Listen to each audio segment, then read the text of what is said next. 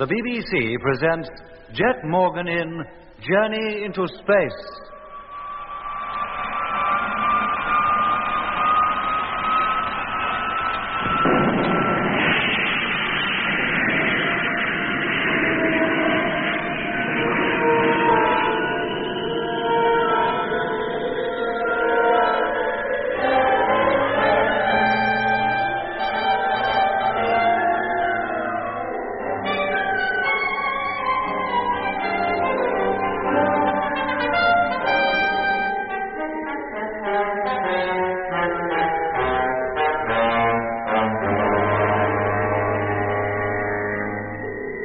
June 15th, 1972.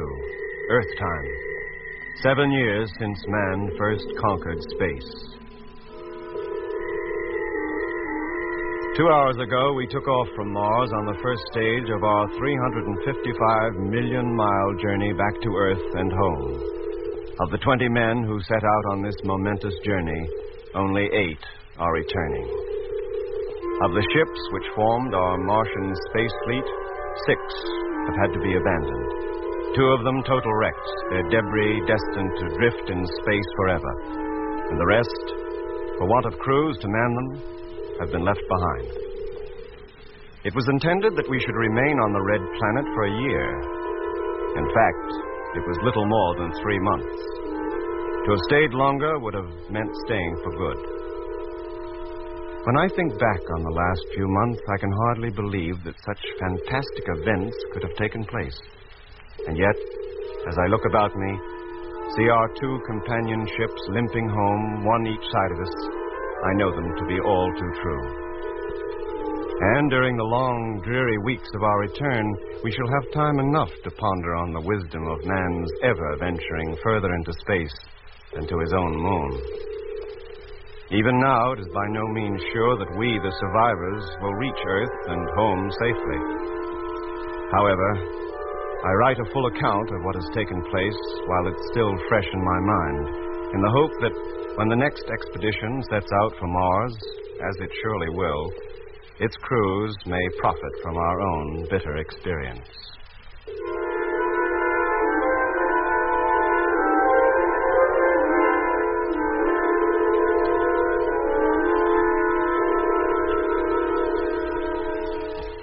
Looking back over the project now, I realized that from the very start it was ill-fated. For even before takeoff, things were against us. Portents, had we then realized it, of what was to come. It all began almost a year ago. Man's first attempt to conquer Mars was to be made in a fleet of 9 ships. 2 years of hard, concentrated work went into assembling them, and by April 1971, they were ready to leave. A few days before scheduled takeoff, Jet Morgan, leader of the Martian expedition, left Earth for the launching ground on the moon.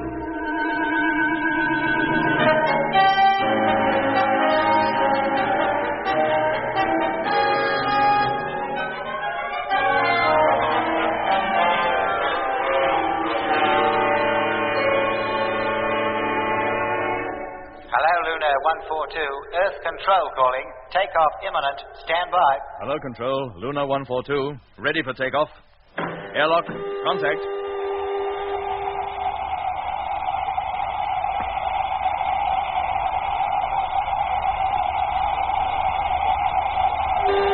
Gyro. Contact. Okay, Mitch? All set. How about the passengers? Well, they look healthy enough now. I hate to think what they'll look like in 50 minutes or so. All right. Stand by for firing. Standing by. Hello, Control. Luna 142, ready for takeoff. Firing in 15 seconds. 10 seconds. 5, 4, 3, 2, 1. Contact.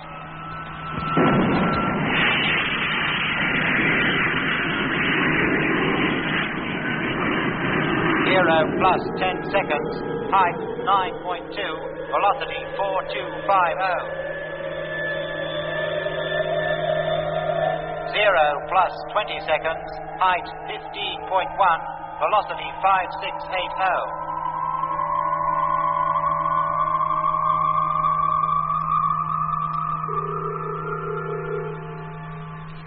0 plus 3 minutes, 10 seconds. Well, that's that. Dead on course. Cut the gyro, Mitch. Yeah, she's cut. Oh, I wonder how those fellas back there made out. Maybe I'd better go and see. I think you had, but make it quick.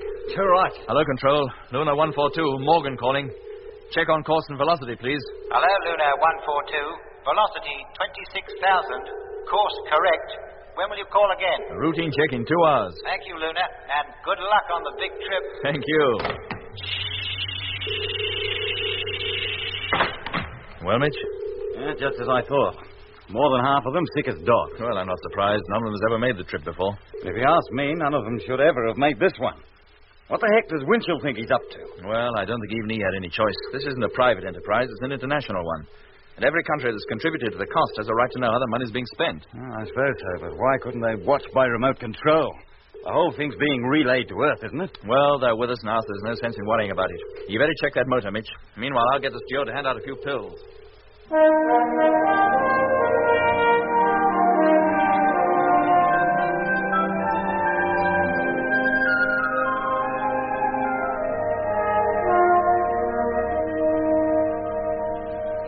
Hello, Luna. Moon Control calling. Receiving you loud and clear. Course X742, track E. Request height and speed. Over. Message received. Course X742, track E. Height and speed to be ascertained. Call you in 5 minutes. Check, and thank you. Daffy. Huh? Landing computation. Course 742, track E. Where are the figures? Right here. Landing within the hour. Oh, they don't give us much time, do they? Get on with it, Taffy. Pilot's waiting. Oh, give me time, man.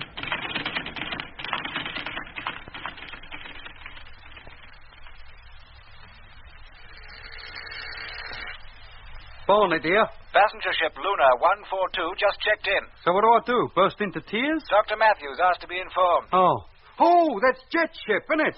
Just a minute, I'll inform the doc. Hey, Doc! Yeah? Luna 142, just coming in to land. Oh, thanks. Let me talk to him, Lemmy. Hello. Yes, sir? What time will she touch down? Well, computing landing time now, sir. Well, when they're through, would it be possible for me to talk to Captain Morgan? I think so, sir. Where will you take it? We'll come up to the control room. Very good, sir. So they've decided to come back at last. About time and all. Well, you know how it is back at base, Lemmy. Endless meetings, last-minute checks. Come on, let's go. Do we need suits? No, we're not going outside. Oh, right, I'm ready. And open the door. Oh, yes.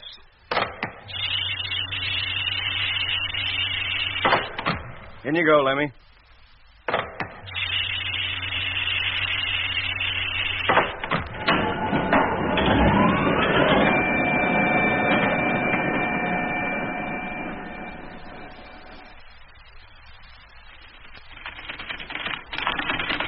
Morning, Taffy boy. How's the gazintas?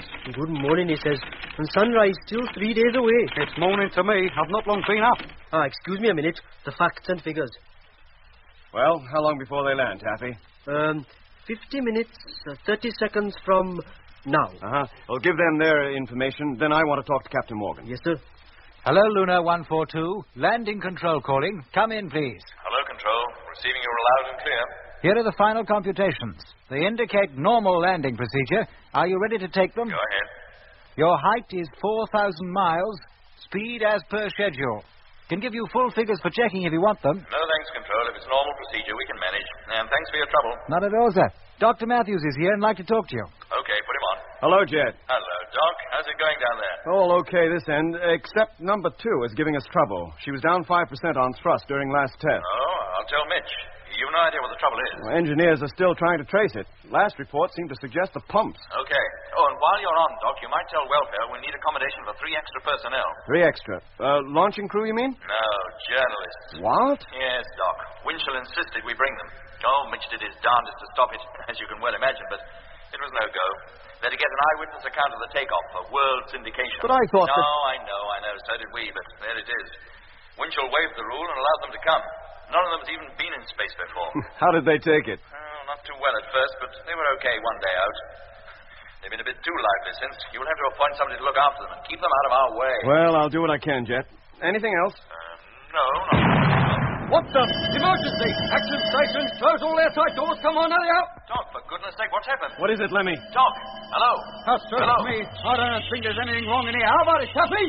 Airtight doors closed, okay. Vents too. Operator, get me engineering section. Yes, sir. Hello. Control here. Hello. Landing control calling. Have Dr. Matthews here. Hello, landing control. Put Dr. Matthews on, please. Hello, engineering. What happened? I'm not sure yet. Seems there was an explosion in the living quarters. Air pressure went down to zero immediately. You better get over here, Doctor. Is it safe for me to leave this block? I have no spacesuit. I'll find out the extent of the damage and let you know. Okay, and make it quick. Yes, sir. Is it bad, Doc? Living quarters. Either an airlock broke down or one of the walls collapsed or something. Blimey. Anyhow, until we hear from engineering, nobody is to leave this room. Is that clear? Yeah. Yes, hey, Doc. What about the men in living quarters? Heaven knows. If the worst has happened, there's nothing we can do for them.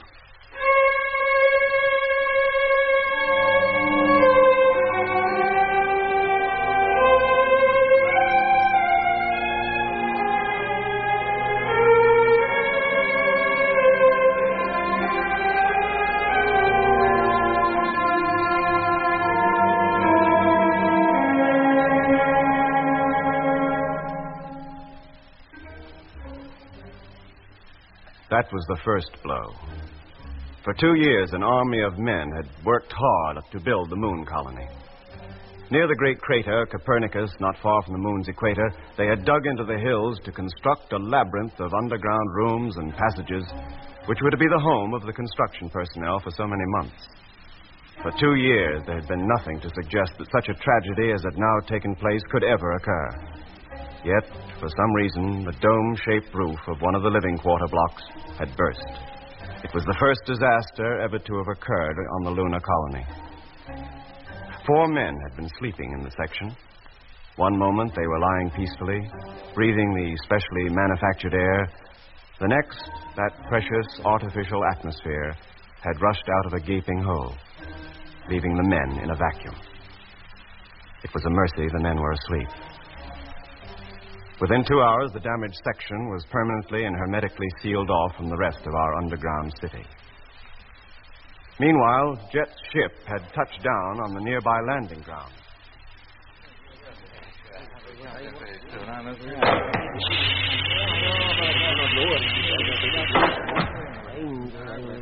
Here he comes now. Good afternoon, gentlemen. Good afternoon, sir. I'm sorry your first visit to the lunar colony should have been marred by such an unfortunate catastrophe. We understand, Captain Morgan. What happened? Well, as far as we can tell, a section of the living quarters was struck by a large meteor. That's a hazard against which up here we have no protection. I'm afraid 4 men lost their lives. Were any of them crew members? Yes, 2, but we will still take off according to schedule. Without them? We have reserve crews standing by. Gentlemen, what you write to Earth is, of course, your own affair, but I should be grateful if you made no mention of this tragedy until the expedition has left. Meanwhile, if there are any specific questions you'd like to ask about the project, now's the time to do it. During the next 3 days, I'm afraid I'm going to be too busy to see much of you. When do we get a look at the ships? Oh, that's already arranged. And you'll be able to watch the takeoff from our observing tower. I will also have you shown around the colony, where I'm sure you'll find much to interest you. How long will the trip to Mars take? 6 months each way and a year on the planet itself. Doesn't that present a great supply problem? Oh, yes. All the ships except one are freighters. They carry equal amounts of water, fuel, food, oxygen, and scientific equipment. We're taking supplies enough for 3 years. We hope to be back within 2. So you're leaving quite a wide safety margin. Well, from our previous experience of traveling into the unknown regions of space, we feel that's essential. The history of our first trip to the moon is well known. We were stuck up here 14 days longer than was intended and got back to Earth only by the skin of our teeth. We were lucky to escape with our lives. Why does the Martian expedition have to start from the moon? Why not the Earth? Surely ferrying the materials to build the ships all this way must have put up the cost beyond imagination. The low gravitational pull of the moon enables us to take larger ships and propel them with far less fuel than be needed to take off from Earth.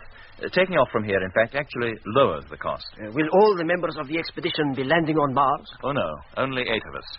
The remaining crews will stay within the freighters in orbit about 1,000 miles above the planet's surface. For a whole year? I'm afraid so. But won't those men feel cheated to have gone so far and yet never actually touched down? Believe me, sir, the freight crews are fully aware of their position, but they'd rather do without landing than not go at all. On what part of the planet will you land? On the northern ice cap. Won't you find it rather cold? Oh, probably, but only on the ice caps can we be sure to find a surface smooth enough. Once we've landed safely, we'll unload the tractors and make our way down towards the Martian equator, exploring as we go. How about living accommodation? Oh, we shall live in inflatable pressurized spheres. There'll be ample protection against the Martian weather. From the books I have read, I gather that people who are well up in these things believe that Mars is one planet on which one might find some form of life. Yes? Supposing that life is intelligent and hostile, how do you protect yourselves? Well, the most advanced form of life we expect to meet is a primitive plant life. What about the canals? Well, what about them? Well, aren't they supposed to be irrigation channels dug by the Martians to water their deserts? That was a popular belief of the 19th century. It's not held now? By some, yes. Can you see the canals? Are they really there? Well, what are known as canals certainly exist, but whether they contain water or are merely discolorations on the planet's surface, I cannot say. I'll let you know in 6 months. Will it be possible for us to look at Mars while we're here? Oh, I'm sure the observatory staff will be glad to accommodate you. If any of you have looked at the planet before, from the bottom of the vast sea of air which envelops the Earth, then you have a very pleasant surprise coming.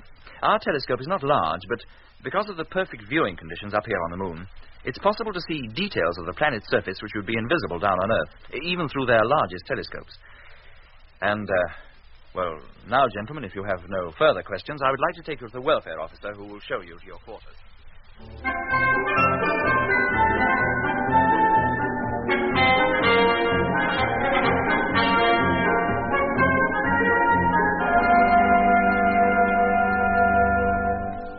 The next few days were a fever of activity.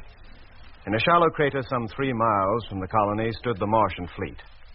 The crater, with its smooth, flat floor and sharp rising circular walls, made a perfect launching platform. The ships were huge, nearly 300 feet tall and 90 feet in diameter.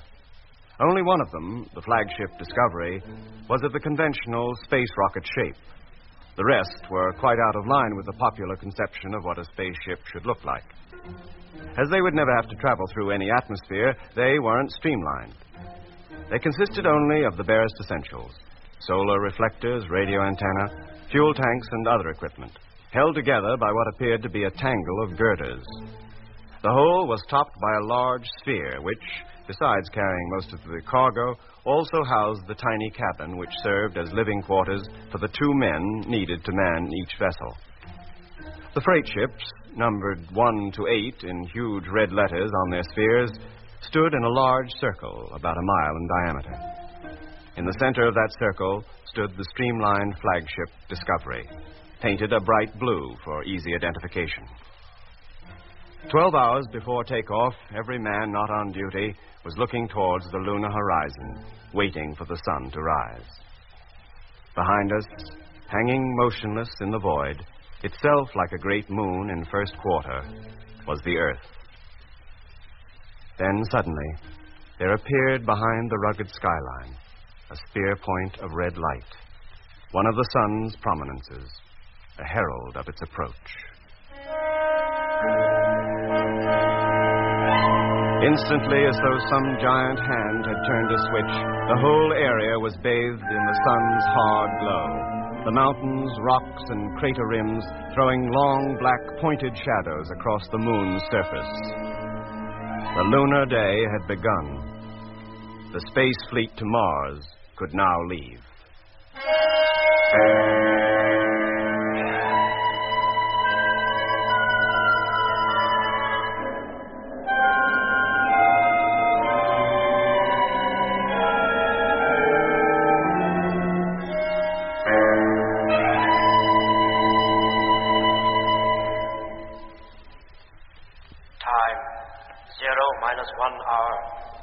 Oh, Doc, this is it.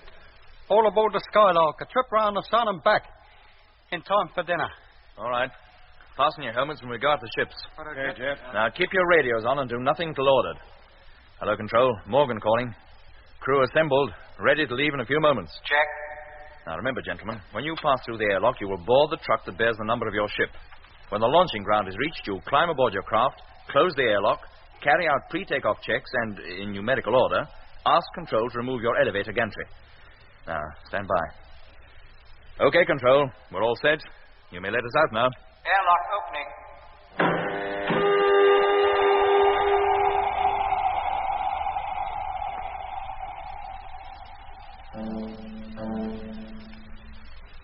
Because of the sharp curvature of the moon, the horizon is usually only a short distance away.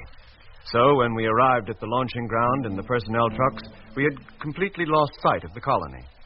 But once we had boarded the little elevator and it had climbed 300 feet up to the main door of the ship, the 5 great domes topped by the observatory were easily seen. Already, the film unit cameras were turning, and the radar operators preparing to follow the course of our flaming exhausts, which to them would look like comet tails. Soon, Jet, Lemmy, Mitch, and I were safely inside our tight little cabin. All right, gentlemen. You may take off your helmets now and stow your suits. Let me call up control. Have the fleet check in. Yes, Jet. Hello, Control. Flagship calling. All now aboard. You may remove elevator gantry. Thank you, Discovery. Removing gantry. Flagship calling Space Fleet. Pre-takeoff check. Come in, please. Flight number 1, check. Number 2, check. Number 3, 4, number 5, number 6, number 7, number 8. Thank you. Stand by for firing. Okay, Jet. All set. Mitch? Doc? Pre-takeoff check, okay. Okay. Then get onto your bunks and strap yourselves in. Well, there's one thing to be said for these new atomic motors. With their slow acceleration, we're not likely to go through the agony we did when we first took off from Earth. You remember? Will I ever forget? Luna was no more than an old crate compared to this job. Lemmy, televiewer on. Televiewer, contact. Rotator, Lemmy. Rotating. Better take a good look. It's the last we'll see of the moon for 2 years. Seems an awful long time, doesn't it? There goes the first flare. Takeoff imminent. 0 minus 30 minutes. That's it, Jet. Full circle. Right, Lemmy. Now, all of you, lie back and relax. Remember, takeoff is fully automatic. Nothing should go wrong. Well, let's hope not. 35 million miles is a long way from home. Now, we'll be first off. The rest will follow at 2-minute intervals. 30,000 miles above the moon's surface, the motors will be cut and we'll be coasting the rest of the way. Next stop, Mars.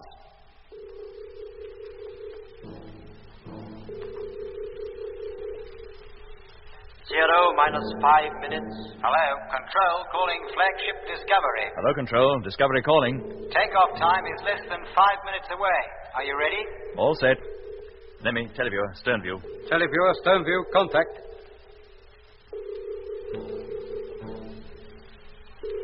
0 minus 45 seconds. Stand by. Won't be long now. Hello, freight number 1. Control calling. Number 1 to Control. Your takeoff time is imminent. Are you ready? All set. 0 minus 15 seconds.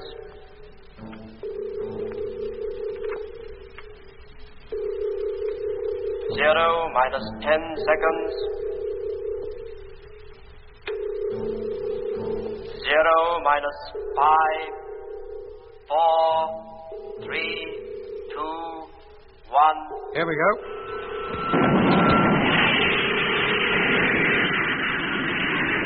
Goodbye, Moon. I'll send you a postcard.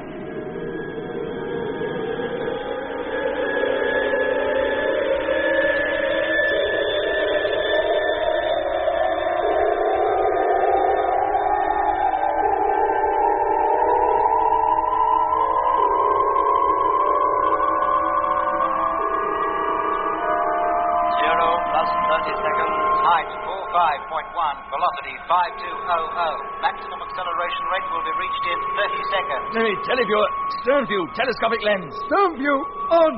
Telescopic lens. Motor, Mitch. Doing fine. All gauge is spot on. Doc? All okay in my section? First-class takeoff. Let's hope the rest of the fleet do as well. Control calling Discovery. Maximum acceleration rate has now been reached. Motors will be cut in 1 hour. Message received. Thank you. Control calling freighter number 1. Stand by for takeoff. 15 seconds. Good luck, boys. See you down there. 10 seconds. Wonder how they're feeling. If they feel like I do before any takeoff, awful. 5, 4, 3, 2, 1. There they go. Well, that's another one safely away. How long before they catch up on us? Oh, not for 2 days. And getting into formation is going to be a bit tricky. Oh, we got 6 months to practice. Wouldn't do to arrive at miles out of line. It would give a bad impression. All right, cut out the chatter, Lemmy, and keep your mind on your job. Yes, Jet. Freighter number 1 coming into view.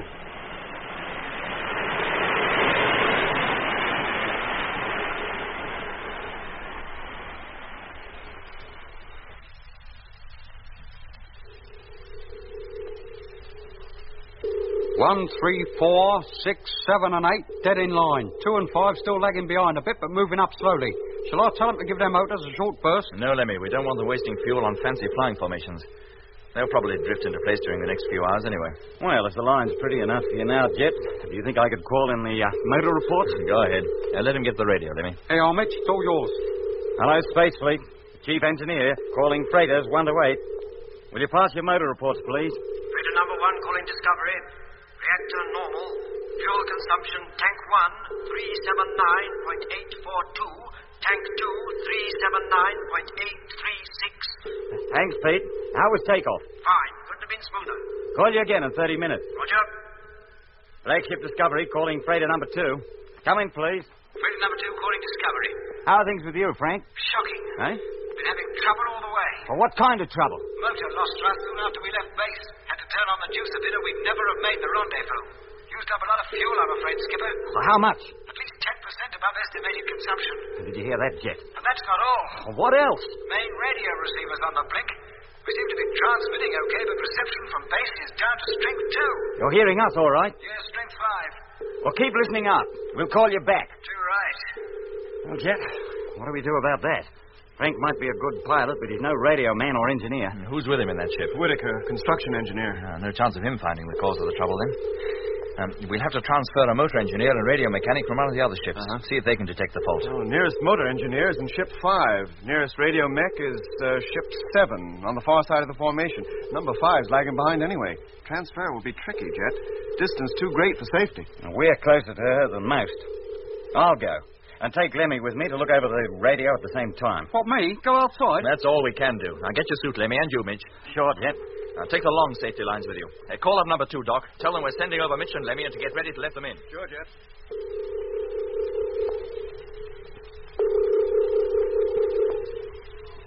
Helmet fastened. Mine too. Dosing airlock.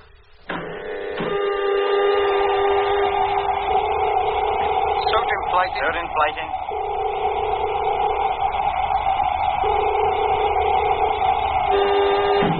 Air pressure 0. Okay, Jet. Open her up. Main door. Contact.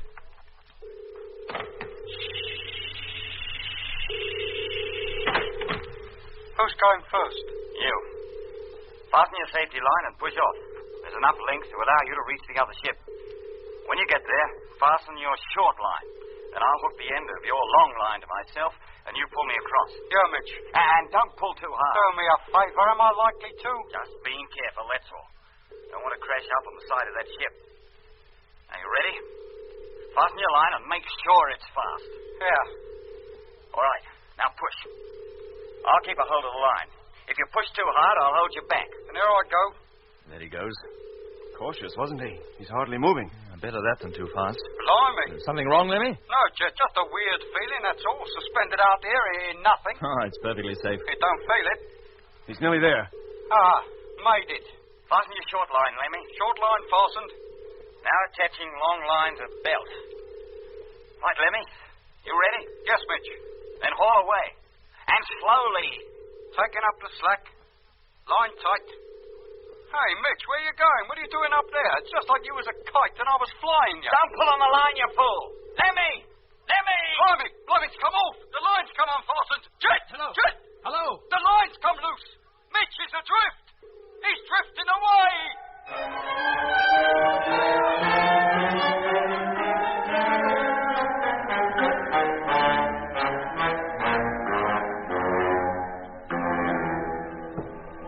You've been listening to the first episode in the new series of Journey into Space, with Andrew Foles as Jet Morgan, David Kossoff as Lemmy, Guy Kingsley Pointer as Doc, Bruce Beebe as Mitch, and with David Jacobs and Anthony Marius. The orchestra was conducted by Van Phillips, who also composed the music.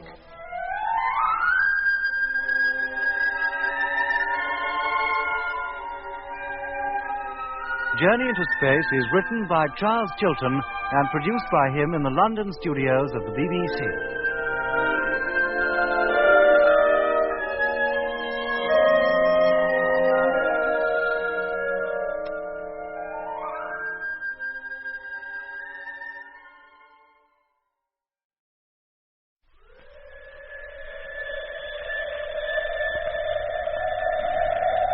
The BBC presents Jet Morgan in Journey into Space.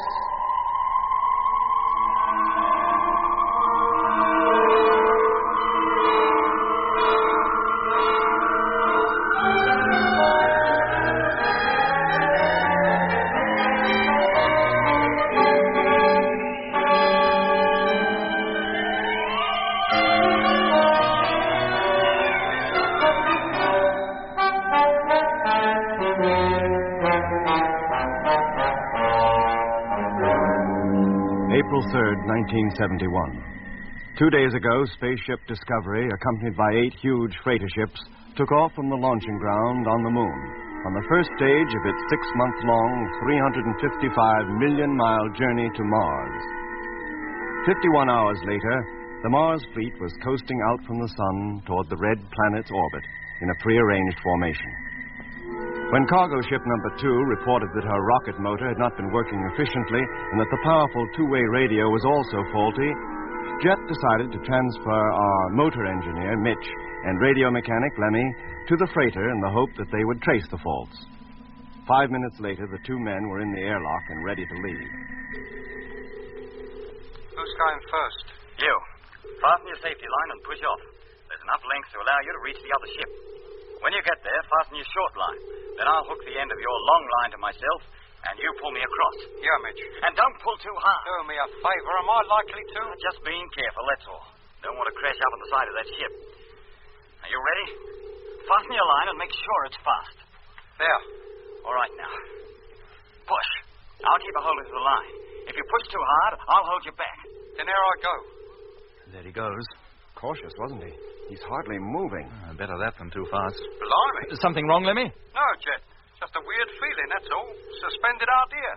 In nothing. It's perfectly safe. It don't feel like it. He's nearly there. Ah. Made it. Fasten your short line, Lemmy. Short line fastened. Now attaching long line to belt. Right, Lemmy? You ready? Yes, Mitch. Then haul away. And slowly. Taking up the slack. Line tight. Hey, Mitch, where you going? What are you doing up there? It's just like you was a kite and I was flying you. Don't pull on the line, you fool. Lemmy! Oh, Lemmy! Blimey, it's come off. The line's come unfastened. Jet! Hello? The line's come loose. Mitch is adrift. He's drifting away. Good heavens, Doc, he is. Jet! Jet! Hold on, Mitch. Don't panic. Lemmy, can you hear me? Yes, Jet. Haul in the line, then throw it towards Mitch. Right. He'll have to look lively. Mitch is definitely drifting off. Yes, but only slowly. The line should be long enough to reach him. You ready, Mitch? Oh, what do you think? And make it a good shot, Lemmy, for Pete's sake. Right. Here it comes. Miles wide of him. I'm sorry, Mitch. I'll try again. Doc, get my suit. I may have to go out there myself. Sure, Jet. Now, Mitch, you ready? Yeah, Lemmy. Now, you try and grab it, boy, as it comes by. Yeah. Now, here it comes. Oh, Lemmy, can't you throw it straighter than that? I'm sorry, Jet. I'm doing my best. It's this suit. It makes it so difficult. All right. Now, just keep calm. Have another try. I'm sorry, Mitch. But take your time, Lemmy. Now, slowly dart it. Mitch must be at least 5 yards further away by now. A good throw this time should make it. And if it doesn't? Call up the pilot to freighter number 2, will you, Doc? Sure. Right, Mitch. I'll do it this time if it kills me. Now, you ready? Yeah, Lemmy. And if you want me to be with you at the end of this trip, make it good. Hello, freighter number 2. Flagship calling. Hello, flagship. Number 2 calling. Stand by. Captain Morgan wants you. Okay. Now, get ready, Mitch. Here it comes. Oh, good shot, Lemmy. Doc, he made... Oh, no. What now? A dead straight throw, but Mitch can't reach it. What? He's drifted too far. Get the airlock ready to let me out. You bet. Stretch for it, Mitch, mate. You might just make it. I can't. It's 6 inches too short. Hello, Mitch? Yeah, Jet. Hang on, I'm coming out. Lemmy, Yes, Jet. get inside number 2's airlock. I'm going to ask the crew to let you in. What? And leave Mitch out there? Drifting away into eternity? Lemmy, do as you're told, and don't argue. Now entering airlock. Hello, number 2. Hearing you loud and clear. Let Lemmy in, will you? And put Whittaker on. Yes, sir. Whittaker here. Whittaker, go into the cargo compartment and get a construction engineer's rocket propulsion unit. When Lemmy gets inside, give it to him. Yes, sir. All right, Doc. Let me out. Airlock contact.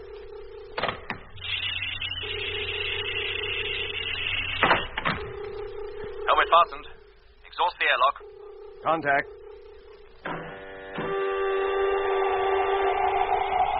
Suit inflating.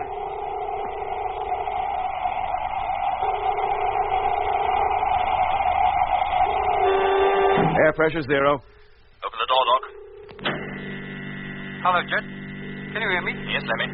I'll be in number 2's cabin any minute. Now, what do I do when I get there? Whittaker will give you a propulsion unit. Take it.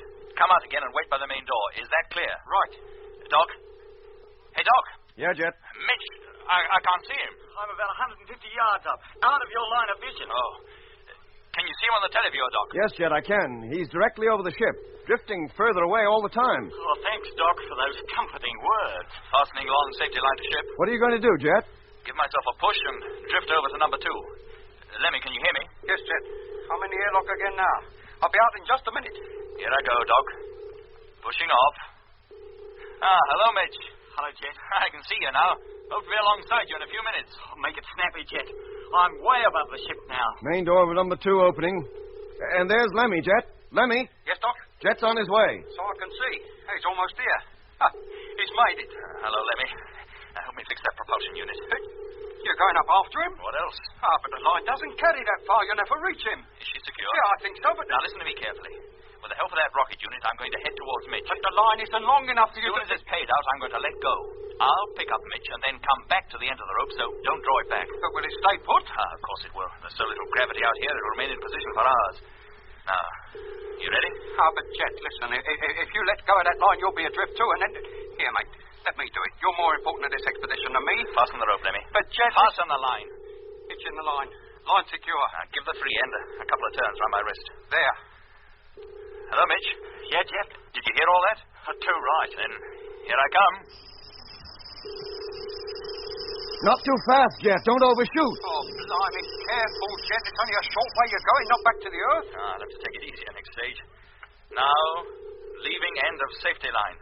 How are you going to find your way back to Mitch travelling backwards? It's up to you to direct me. All right. You're about halfway there. Now, continue slowly in the same direction. You're drifting towards him now, but a little too low. Now, point the nozzle downwards. Smack on. Grab him, Mitch. Right, Jet. Gotcha. Oh, thank goodness. Now, hang on tight, Mitch. I'll have to maneuver a bit to turn us. Nearly round, Jet. About there. Right. Now straighten up. Keep going. Slowly. You'll make it. Now the rope's directly behind you. Easy does it. If you can see it, Mitch, grab that line. Got it! Can you keep hold of it? I think so. All right, Lemmy. Haul us back. Oh, we're safe now, Mitch. The panic's over. Oh, thanks, Jet. I thought I'd seen the last of you discovering everything else. As soon as your boots grip the hull, make your way into the airlock. Too right, I will. Yeah. Oh, that's it, Mitch, boy. Home again. I thought we'd lost you that time. Get into the airlock, both of you. But what about your safety line, sticking out from Discovery like it was performing the Indian rope trick? Oh, we can stay there for now. We'll need it to help us back anyway. Hello, Doc. Matthew speaking. I'll see Mitch safely inside. If he's okay, I'll leave him to get on with the job and then come back. You all right on your own for a spell? Sure, don't worry about me. Good. And I'll call you again from number 2 in a few minutes. Yes, Jet. And nice work. What do you say, Mitch? Too right.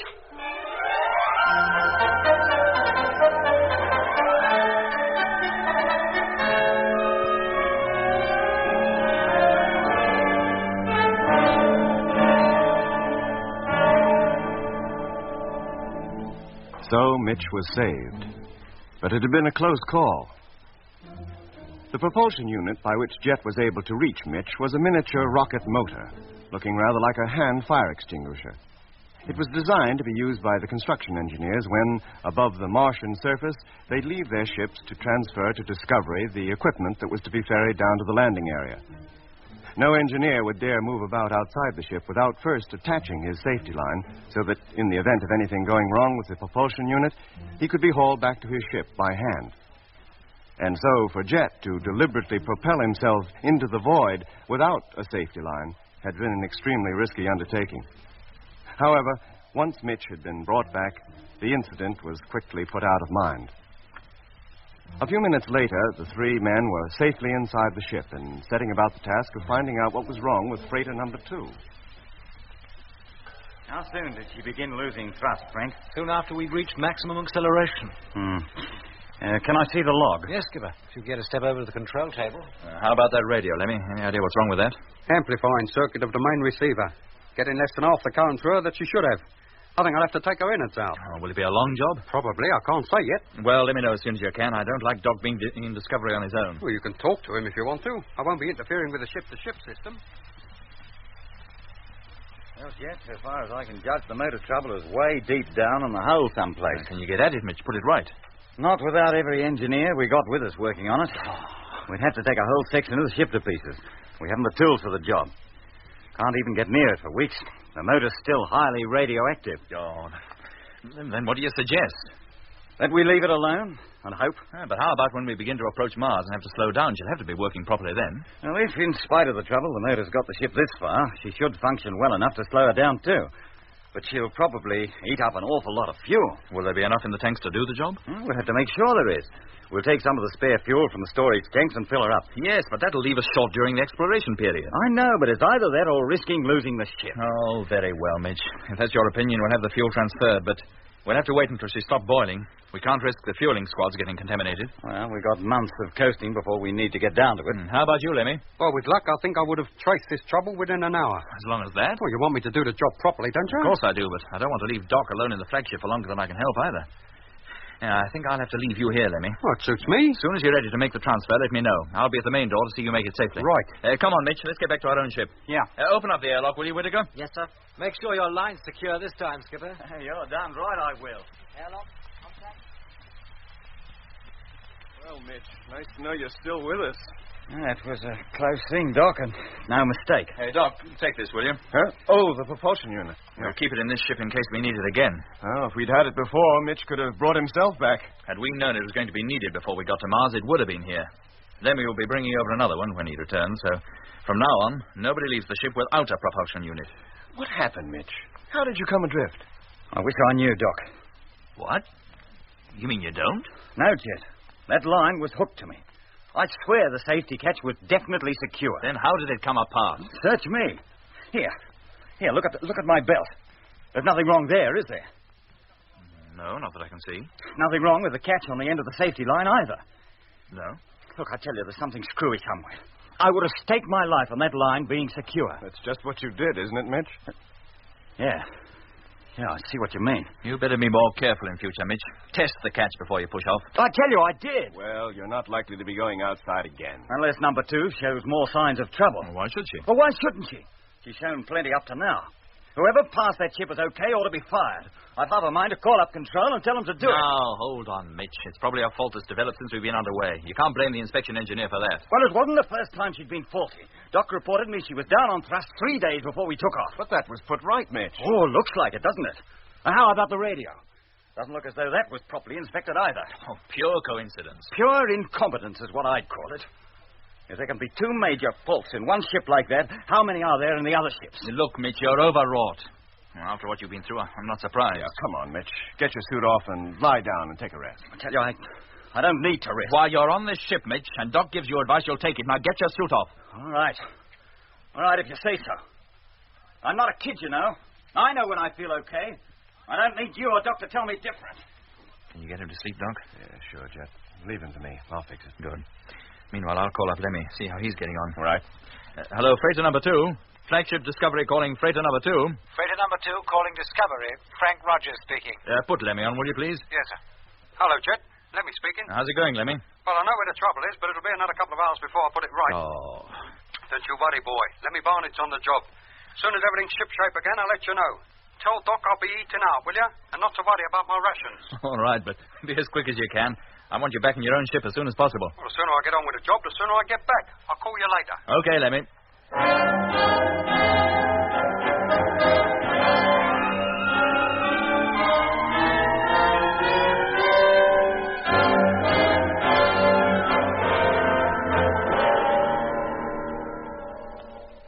Screw this home, and here we are.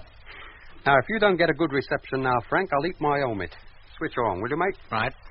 Hello, Discovery. Freighter number 2 calling Discovery. Hello, Lemmy. Discovery calling. I'll finish that radio job now. I request permission to contact base for reception test. Go ahead. And let me know the result. Right. Main transmitter, Frank. Main transmitter on. Hello, Earth. Space Fleet, freighter number 2 calling for reception test. Come in, please. Hello, freighter number 2. Receiving you loud and clear. And the same to you. Well, it seems we're okay now, but give us a little more, will you, just to make sure? Twinkle, twinkle, little star, how I wonder what you are. You might well ask. A star is about what the Earth is beginning to look like. Well, thanks a lot, Control. Thank you, number 2. Well, there you are, Frank. That's that little job jobbed. If you don't get control at full possible strength after this, you can return the goods and you get your money back. I suppose you'll be going over to Discovery now. Yep. Just as soon as Whittaker comes back with a propulsion unit for me. Oh. You almost sound disappointed. You sure you wouldn't like a little more to eat before you go? What's the matter, Frank? I don't owe you any money, do I? How do you mean? Well, the way you're trying to hang on to me, I thought maybe I did. Oh, it's just that I hoped you might have stayed for a bit. Well, you heard what Jet said. I was to return to Discovery as soon as the job was finished. I better call him up, tell him I'm on my way. Well, if you must, I thought we might have had the pleasure of your social company for a bit. Somebody to talk to for a while. You got Whittaker to talk to. No, Lemmy. I can't talk to him. Hey? Oh, don't tell me you two are fighting only 2 days out. I couldn't quarrel with him if I tried. Why? Has he been struck dumb or something? No, it's not that. He just doesn't talk. He's about the most unsociable person I've ever met. Then why did you crew up with him? I couldn't help it. I was supposed to crew with Vivis, but he was killed back in Luna City when the meteor hit living quarters. Oh. So Whittaker's a last-minute replacement? Yeah. I'd hardly time to get acquainted with him before we took off. And after only 2 days out, you decide you can't get along with him? I defy anybody to. But what's the matter with him? Doesn't he pull his weight, or... Well, he works all right about the only thing he does do. Never says a word, unless it's absolutely necessary. Well, he doesn't talk about anything else? His family, or where he comes from, or anything? No. Then how does he spend his time? And he's not on duty, mostly lying on his bunk. Reading? No, just lying, waiting for his turn at radio watch. Oh. He can't wait to get to that receiver. And when I'm at it, he just lies there, staring at me. Go on. Sometimes when I sit there, feeling his eyes boring through my back, I feel like throwing the logbook at him. Frank, you sure you haven't upset him in any way? Well, if trying to be nice to a fellow who half the time acts as though you're not here is upsetting, then yes, I have. Maybe that's the trouble. Huh? Yeah, you're trying to be too nice to him. He just doesn't like it. That's not the reason, Lemmy. It goes deeper than that. He's a queer customer all round. How do you mean? 24 hours out from Earth, I was on watch, sitting at the radio, and he was asleep on his bunk as usual. I was waiting for a velocity check from control. It was late in coming. And? I thought maybe the receiver had drifted off frequency and began to fiddle with the controls. And I happened to turn round and found Whittaker standing right behind me. Gave me quite a shock. I don't know how long he'd been there. What did you say to him? I asked him what he wanted and if he couldn't sleep. But he didn't reply. Just stood there, listening. And then? Mitch came through on the ship-to-ship system asking for routine checks, and Whittaker went back to his bunk and lay down. He wasn't sleepwalking? With his eyes open? I've heard that's possible. No, Lemmy. I don't think he was sleepwalking. You sure you hadn't hypnotized him or anything? I'm not joking, Lemmy. No, mate. Sometimes I think he must be in a trance. Doesn't even know I'm here. Well, if he were, how could he carry out his work? Oh, he does that all right, as well as the next. In fact, he doesn't miss a thing where work is concerned, only sometimes... Well? You don't think I'm crazy, do you, Lemmy? As if I'd think a thing like that. Well, sometimes it's as though he's not the only one here. Yeah, well... Hey? Well, he is, but... Well, it's not him, if you know what I mean. Yeah, I tell you, Lemmy, if I have 6 months of this all the way to Mars, I'll go crackers. Look, Frank. Why don't you tell Jet about all this? Oh, he's got enough on his mind without having to shoulder my troubles, too. Yeah, but we all know that living for weeks in a confined space with somebody you can't get on with is not too easy. You begin to see something wrong in everything they do, the way they eat, the way they walk, the way they hold their cigarettes if they smoke, the way they watch you smoking yours if they don't. All maddening, irritating little things. But they could drive you off your rocker in no time. You might even start getting violent. I might have that. Yeah. Look, if Jet thinks you've got a good case, he'll get either you or Whittaker transferred to another ship before any real trouble starts. Hold it. Here he comes. Oh. Well, you treat her gently, Frank, and she'll treat you kindly. The way she's behaving now, she'll pick up a signal from Jupiter if there's anybody up there to send one, which there ain't. So if you find you're getting nothing, you know just where you're getting it from. Your propulsion unit, Mr. Bonnet. Oh, thank you, Mr. Whittaker. Look, the men on this trip usually call me Lemmy. There's no need for you to be formal, you know. Shall I help you on with it? Yeah. Yes, thank you. Not that I'll be needing it. When I push off from this ship, my line will be fast. You won't find me drifting off, as Mitch did. I'm sure he thought the same thing before his line disconnected. You're a little comfort, ain't you? It's fixed now, Mr. Bonnet. I'll call Captain Morgan. Tell him you're ready. Yes, you do that. And thank you. See what I mean? Yeah. Don't you worry, Frank, boy. I'll tell Jet about this. I'll see what he thinks of it. Thanks, Lemmy. I'll be grateful.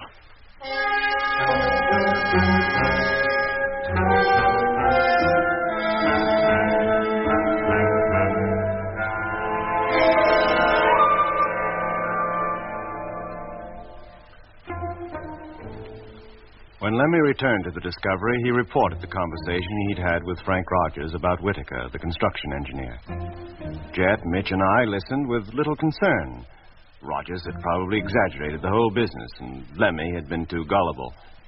Men were bound to be upset by space conditions, particularly during the first day or so after takeoff, before their bodies were fully attuned to the strange sensations brought about by the lack of gravity and the closely confined living quarters. Some men were affected physically, were subjected to violent attacks of nausea. Others became depressed, sullen, even apathetic. But all these space-induced maladies were easily controlled by a little determination and willpower, and after a maximum of 2 days, most crew members felt themselves again.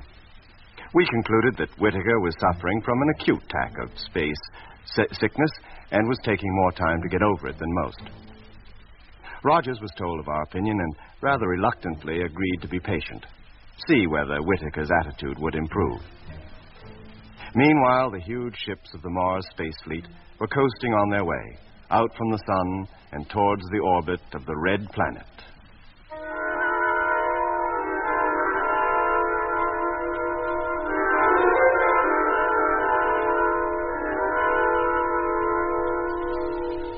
Although we'd left the Earth's orbit, it was still continuing its own course round the sun and was, as it were, pursuing us.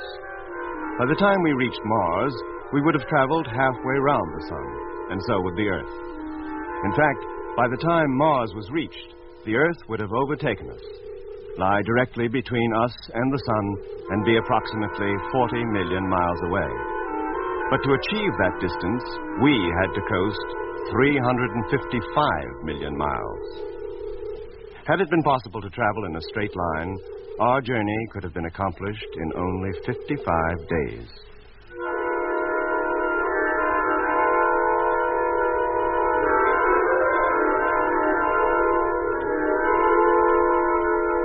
The next 2 weeks were uneventful. All was well with the fleet.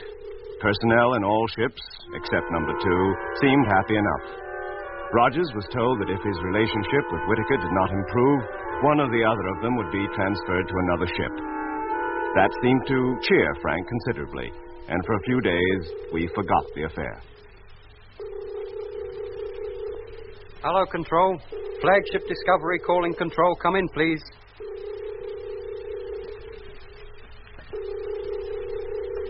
Hello, Flagship Discovery. Receiving you, Strength 3. Over. Have full recorded report on last 6 hours ready for transmission. Are you ready to receive it? Yes, Discovery. Stand by. I'll tell you when to start. Right.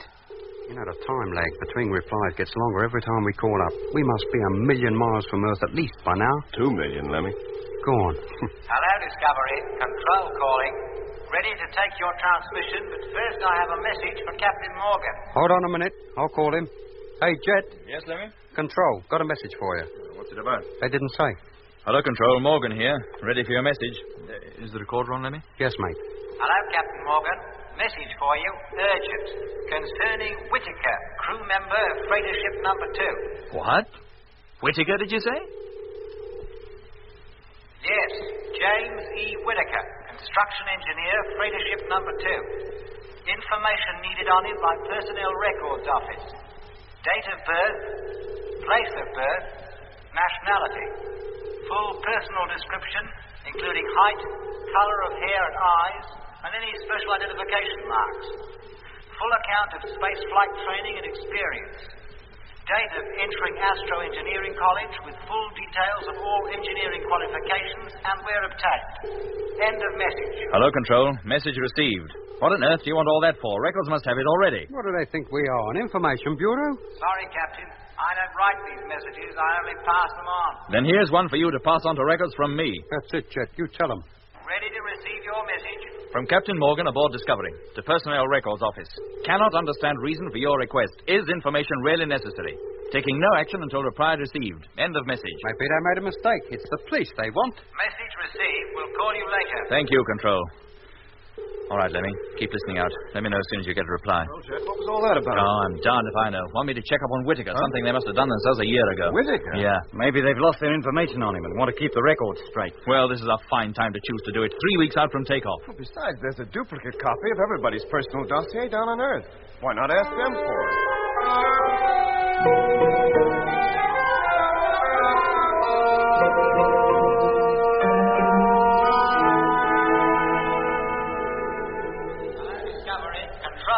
Discovery. Hello, Control. Discovery calling. Hearing you loud and clear. Hey, Jet. Control calling. You're coming, Lemmy.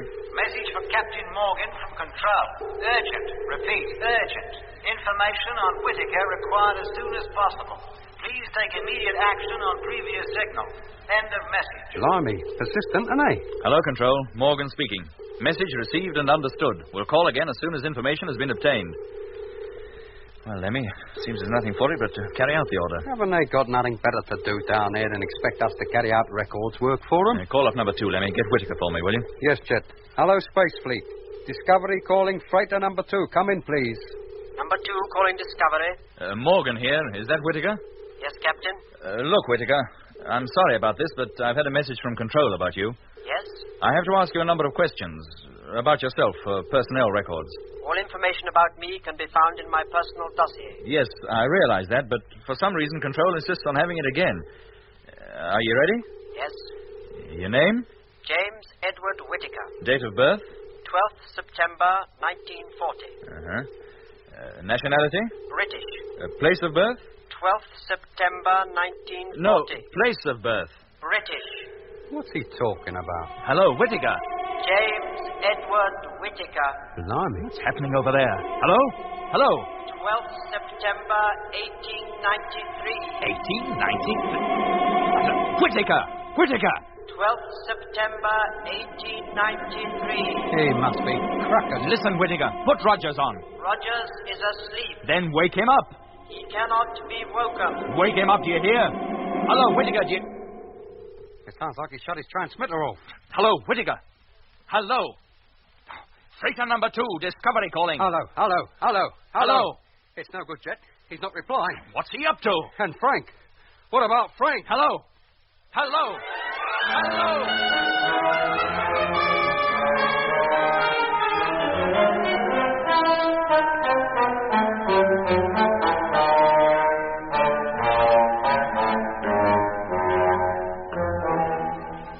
You've been listening to Episode 2 of Journey into Space with Andrew Foles as Jet Morgan, David Kossoff as Lemmy, Guy Kingsley Pointer as Doc, Bruce Beebe as Mitch, and with David Jacobs and Anthony Marriott. The orchestra was conducted by Van Phillips, who also composed the music.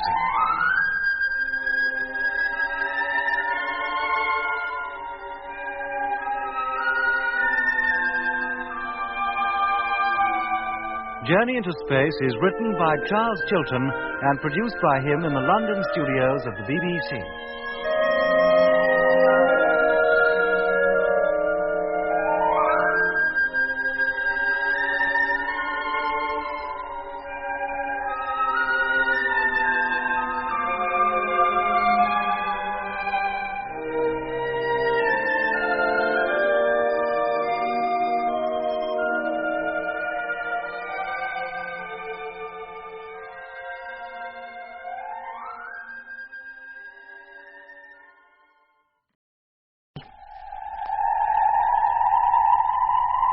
The BBC presents Jet Morgan in Journey into Space.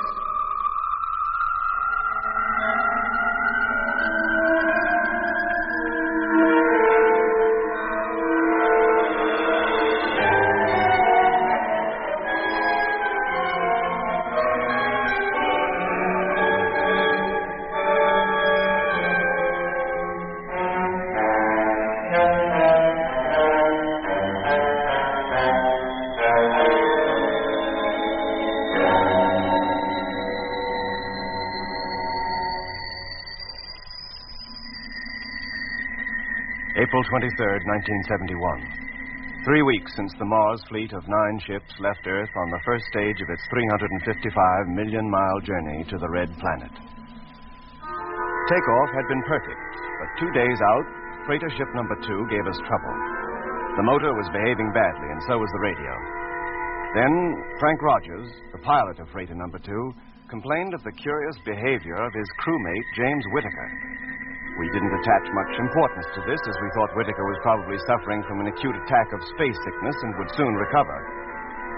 When Control requested certain information regarding Whittaker, we began to have our doubts. Morgan here. Is that Whittaker? Yes, Captain? Look, Whittaker, I'm sorry about this, but I've had a message from Control about you. Yes? I have to ask you a number of questions about yourself for personnel records. All information about me can be found in my personal dossier. Yes, I realize that, but for some reason, Control insists on having it again.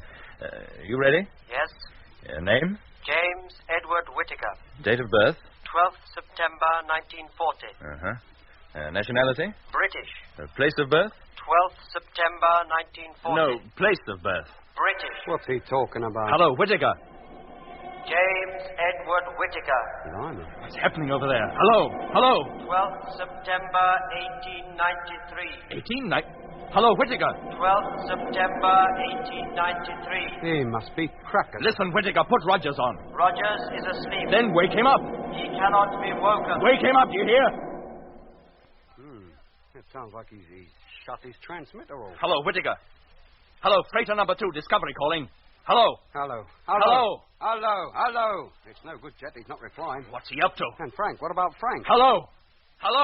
What's up, Jet? I wish I knew. Well, you don't think number 2's radio's gone wrong again, do you? Oh, the ship-to-ship system never was wrong, Mitch. Then you're quite sure it isn't us. Oh, we'll soon see. Hello, Space Fleet.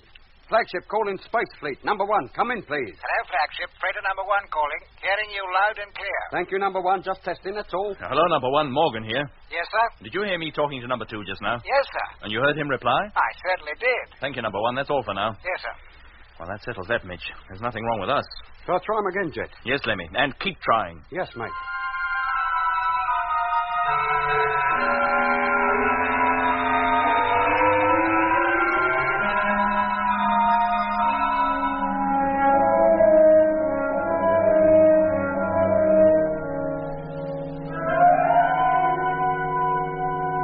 Number 2, flagship calling freighter number 2. Come in, please. Still no luck, Lemmy? No, Jet, I don't believe he's even listening. 15 minutes I've been calling now. No, switch on the teleview, will you, Doc? Let's take a look at her. Sure, Jet. Rotate her, Doc. Rotating. Hold it. There she is. Still in formation. Nothing about it to suggest what's wrong. I'd give anything to know what's going on in there. Well, why don't we go across and see? Oh, fair go, mate. How do we get inside? We can't even ask them to open the door. If one of us went over there and banged on it with a wrench, they should hear that all right. Oh, you big galah. You think they'd realize it was one of us wanting to be let in? Well, I certainly wouldn't think it was a milkman, would they? I think it's worth a try, Jet. We have no other way of contacting them. Very well. Let me get my suit. Shall I get mine and all? And what for? Well, you're not going out there alone, are you? Are we going across alone? Well, supposing their radio is out of gear, you'll need me to put it right. I thought you said that was unlikely. Well, it is. Well, you stay here, Lemmy. Keep trying to contact them. Doc will see me across. All right, Jet. And get those suits and the propulsion unit.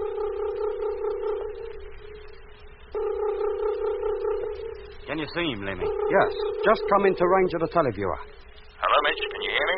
Yeah, Jet. I'm outside the main door of number 2 now. I can see you. Tell Lemmy to give them one more call. Right.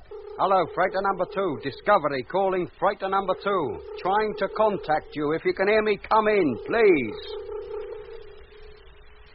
Not a sausage. It's no go, Jet. You better start knocking. Okay. Here I go. Hey, Mitch. Did you hear that? Well, of course I heard it. I'm not deaf. Hey, Jet, do that again. Hey, Jet, we can hear you knocking. Very faintly, but we can hear it. Well, of course. What? That's impossible. Oh, Jet, we must be hearing it over their mic from inside the ship. Then if their radio's alive, why haven't they answered us? I don't know. Yeah, I don't think there's any point in your carrying on knocking, Jet. They should be hitting us calling them. Hello, Discovery. Freighter number 2 calling. Urgent. Come in, please. Oh, Mitch, it's Frank. Answer him. Hello, Frank. It's Lemmy here. What's been happening over there, mate? Can I speak to Jet, please? Yeah, he's right outside your ship at the moment trying to get in. Then hook me up. I must talk to him. Yes, mate. Hang on a minute. Hello, Jet. Frank just called up. He wants to talk to you. Frank, then put him on. Hello, Skipper. Have to report that Whittaker is sick. Very ill, I think. What? Yes, sir. Don't feel too good myself. Well, what's the matter? Why didn't you answer when we called? Have you been calling? I was asleep. Asleep? But, yes, sir. When I woke up, I found Whittaker over here by the radio. He's flat out, Skipper. I can't rouse him. Listen to me, Frank. Yes, sir? Are you fit enough to get the main door open and let me in? Yes. Then do that. Main door, contact. Hello, Doc. Hearing you. Come on over, will you? Sure thing. There's the main door opening now. Well, Frank is safe anyway. What on earth happened to Whittaker?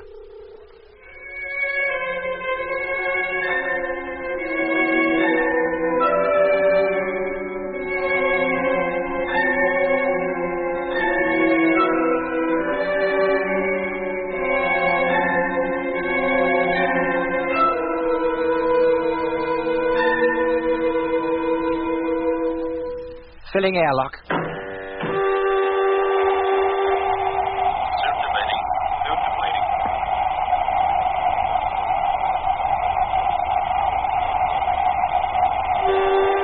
Air pressure maximum. Then open the hatch, Rogers, and let us in. Contact.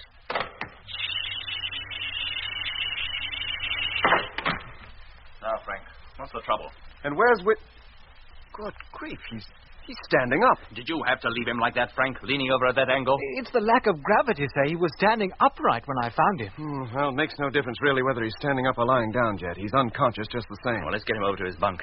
Seeing him like that with his eyes open but lifeless, it's uncanny. Right, Jet. Untie his boots and I'll be able to carry him over. Oh. That's one. Yeah, and there's the other. Right, Doc. He's all yours. Can I help? You stay here, Frank. I'd like to talk to you. Yes. Hello, Discovery. Morgan calling. Oh, hello, Jet. So you made it okay? What's the trouble over there? I'll tell you when I know myself. This was just to let you know we arrived safely. I'll call you later. Right. Now, Frank, let's get to the bottom of this. Why didn't you answer us? If I'd known you were calling, Skipper, I would have. But good heavens, man, the radio's loud enough, isn't it? Do you want an alarm clock, too? I'm afraid it didn't wake me. What time did you go to sleep? About 2 hours ago. Did you take a pill? No, Jet, but while I was sleeping... Well? I had the most horrible dream. One of those nightmares when you know if you don't wake up, something terrible will happen to you. And when I did finally wake, it was to find things as they were when I called you. It was a ghastly experience, Jet. I thought I was back on Earth, but the funny thing was... you don't have to give me details of your dream. No, sir. Now, what was Whittaker doing when you went to bed? Sitting at the radio on watch. You didn't notice anything odd about him then? No more than usual. He didn't have a word to say. Well, Doc? Still unconscious. Any idea why? No. I can't understand it at all, Jet. I can find nothing wrong with him, but I can't rouse him. Well, if it's just sleep, Doc, it must have come upon him very suddenly. It certainly did. That's why he was still standing up when Rogers found him. Anyway, I don't intend to leave him before he's awake again. Look, that may be hours. Maybe. You go back to Discovery, Jet, if you want to. I'll stay here. But that means Frank virtually running the ship on his own. You can't share his watches and stay with Whittaker at the same time. I can manage for a few hours anyway, sir. No. I have a better idea. What? Do you think we could move Whittaker over to Discovery? Well... He doesn't weigh anything, sir. It'd only be a matter of towing him across. Rogers, you almost sound as though you'd be glad to get rid of him. Well, it's not that, sir. Look, under the circumstances, Doc, if we can move him, I think we should. All right, give him an hour. If he doesn't wake by then, I'll consider it. Right.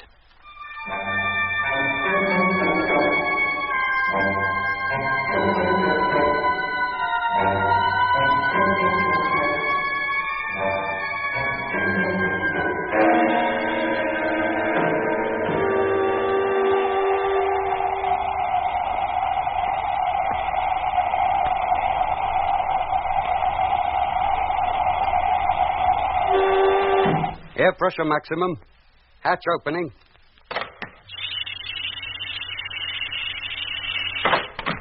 Can I help, Doc? If you don't mind, Lemmy, put him on Mitch's bunk, will you? Hand him up, then. Hello, freighter number 2. Flagship calling. Hi, Flagship. Mitchell speaking. You made it safely, Mitch? Yeah, Jet, thanks. Let me know as soon as it's okay for me to come back. These freighter cabins are a bit too cramped for my liking. Well, that all depends on Whittaker and how soon he's fit to return. I'll call you later. Righto. Hey, Jet. No? He's waking up. Coming. All right, Whittaker. Now take a drink of this. It'll make you feel better. Where am I? You're aboard the Discovery. How did I get here? Doc and I went over to your ship and brought you back. And what was I doing all that time? Sleeping. At least that's what you appeared to be doing. Can't a man sleep without he has to be hauled from one ship to another, without even being consulted? Now, take it easy. You fell asleep standing on your feet. That's not natural. Under gravityless conditions? What I mean is you fell asleep in the middle of talking to me. Oh, yes, I remember. Records had lost my dossier. I didn't say so. I merely said they wanted information about you. Do they still want it? Yes. Then get it over with. What do you say, Doc? I think we'd better wait a bit, Jet. At least until I've looked him over. Ask your questions, Captain Morgan. No, you'll stay where you are until Doc considers you're fit to get up. Later, I'll have you transferred to another freighter. I'm not going back to number 2. No. But number 2 is my ship. I must go back to it. I'm sorry, Whittaker, but under the circumstances, that will not be possible. You and Rogers don't get along too well. One of you has to be moved. Then it'll be Rogers. He's the one who complains. Whittaker, if I decide to move you, you'll move. Yes, sir. Meanwhile, you'll stay here. But if I am to move anyway, why can't it be now? Because I want you to stay here. Now, is that clear? Yes, sir. All right, Doc. He's all yours. I'll question him later. Sure, Jet.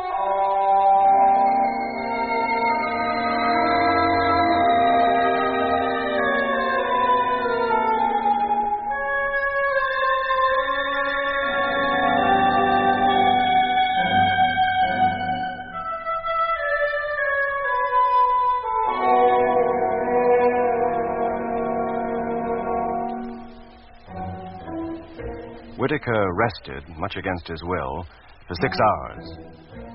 At the end of that time, the only report I could give Jet was that he was fit and well, physically at any rate. In due course, Jet got the information he required and had it radioed back to base. As to the cause of the strange, deep sleep that had so suddenly overtaken Whittaker, I was none the wiser, nor apparently was he. But if I learned nothing else, after spending an hour or so with Whittaker, I could appreciate how difficult Frank Rogers had found him. There was some indefinable, atmosphere surrounding Whittaker that made me uncomfortable just to be near him. I said nothing of this to Jet, not at first. And then I didn't need to. When Whittaker was fit enough to take up his duties again and began moving about the cabin, Jet and Lemmy noticed it too. The tension in the ship began to mount. And then, less than 24 hours after Whittaker had joined us, something happened that drove all thoughts of his behavior from our minds.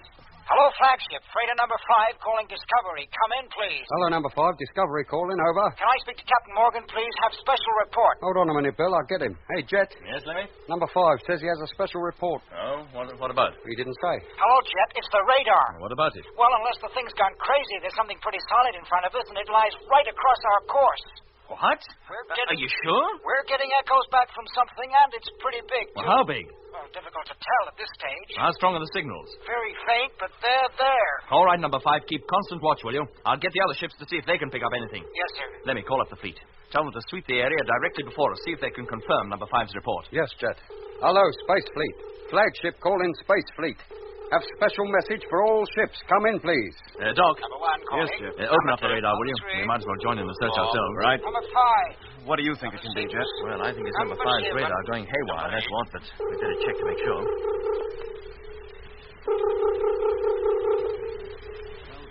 Signals aren't very strong, but there's no denying them.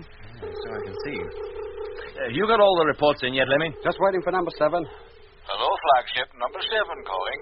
Talk of the devil. Hello, number 7. Receiving you. Have full report of first hour's radar watch on specified area. Can you take it? Go ahead. Echoes definitely received. Estimated distance of object 1,300,000 miles. Position dead ahead. Whittaker. Sir? Limited Take over here, will you? response, Keep watch until further orders. 0.47 Yes, sir. degrees. Come on, Doc. Let's take a look at the report, see what they can tell us. Right.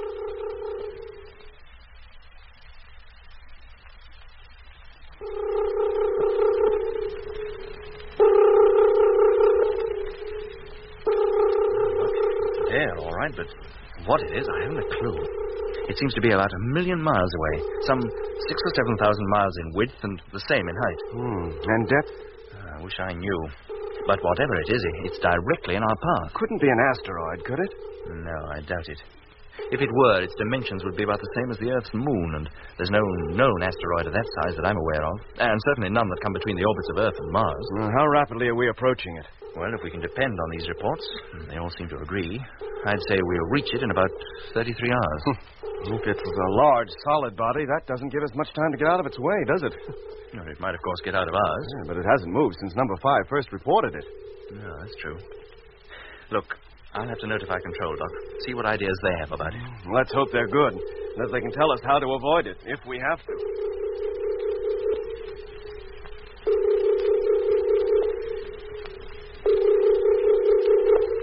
Any reply yet, Lemmy? No, Jet. Well, how much longer are they going to be? It's 4 hours since we told them. Here we are, getting closer to it all the time.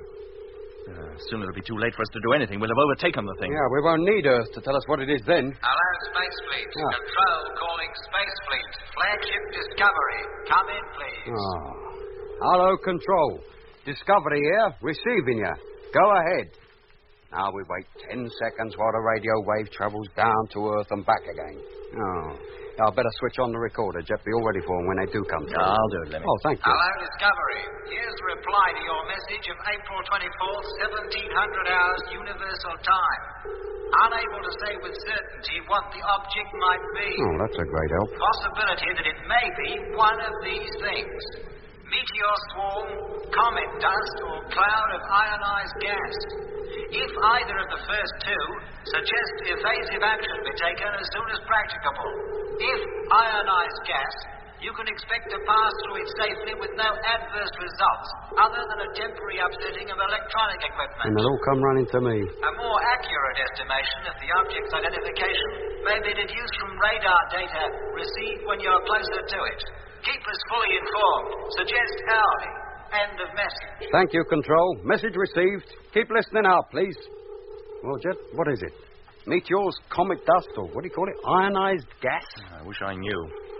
As to the first two, they're much the same thing and equally dangerous. Look, tell Control I'll call them again in 30 minutes. Then get Mitch on the intercom for me, will you? So your guess is meteors, is it, Mitch? For safety's sake, I think we should treat it as though it were. Take evasive action. Yes, but that'll mean changing course. Well, that's better than being battered to pieces, isn't it? Oh, well, we're safe enough for a bit. We're not likely to meet the outer layers of the swarm for some hours yet. That gives us plenty of time to get you back into this ship. If we're changing course, you'll have to be here. I shan't be sorry. Being a member of a freighter crew can get darn dull. Well, think yourself lucky you don't have to do it all the time. I most certainly do. Very well, Mitch. I'll call you again. I'll wait for one more report from Earth. If they still can't tell us for certain what that thing is, we'll act on our own. Wacko. Oh, how's Frank, by the way? Well, fine. Couldn't be better. Having the right man to crew with can make a lot of difference, you know. I'm not sure what you mean by that. I mean, if you've got any sense, you won't send Whittaker back to this ship. Oh, I don't intend to. Okay, hear from you later, then. Okay. Well, Doc, how far from it are we now? About 500,000 miles. 17 hours to go. Less. We'll be well into the outskirts of the thing before that, no matter what it is. Meteors or gas. Well, the most urgent thing is to pick a ship for Whittaker. Get him shifted and get Mitch back here where he belongs. Where do you intend sending him? I don't know. If he has the same effect on other crews as he had on Frank, wherever we send him could well be disastrous. Well, there's Johnson in number 7. He's about the toughest freighter pilot we have. I don't think anything would upset him. Oh, isn't he the chess fiend? Yeah, he's used to silence. Well, I don't know if that'll count for much, but I do know there's very little Johnson can't take. Yeah, I'll send Whittaker to number 7. Look, wouldn't it be fair to call up Johnson and ask if he minds? Well, call him, yes, Doc, but I'm afraid he'll be taking him whether he likes it or not. Well, you better do it now then, Jet, while Whittaker's still asleep. All right, but we better wake him and Lemmy in a minute. Their sleeping period's about over. Maybe what's that? No. It's Lemmy. Help! What on earth's the matter with him? Come on, Doc. Lemmy, what's the matter? Lemmy! Good grief. What is it, Doc? I don't know. Lemmy! Lemmy! Answer me! Lemmy! That's quietened him. Here, Lemmy. Lemmy, wake up, do you hear? Shut up!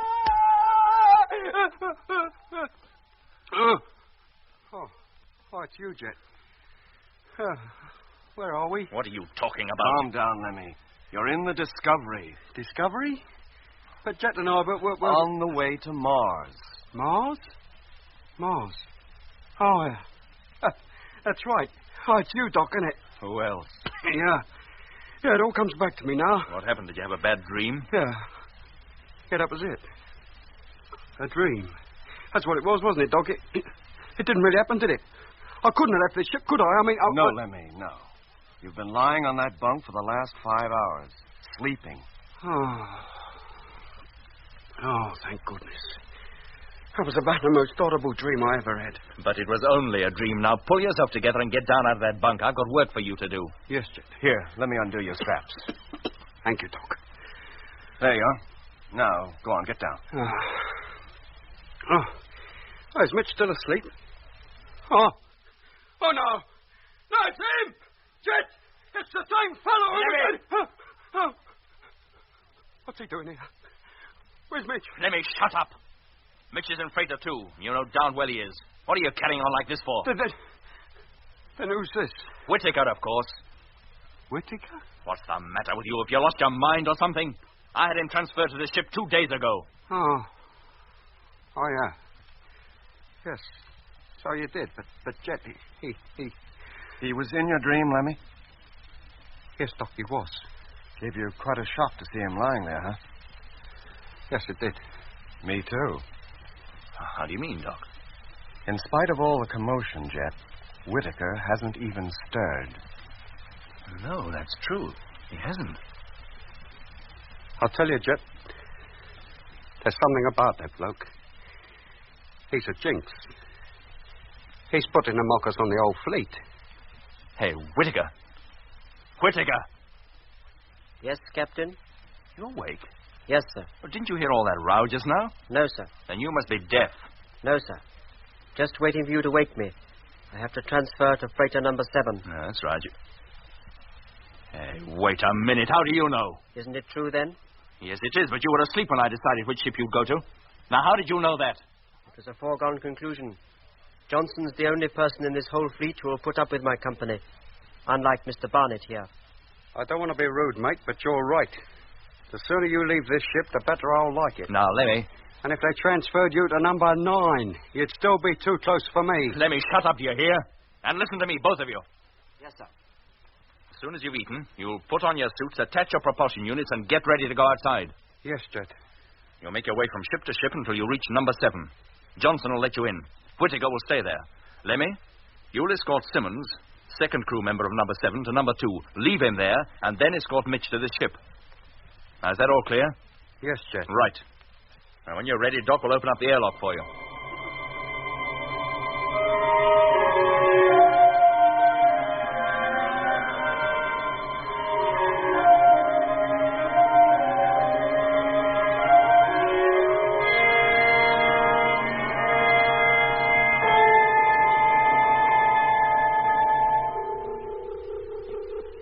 Okay, Doc. Suits inflated. Intercom working satisfactorily. You can let us out. Main door, contact.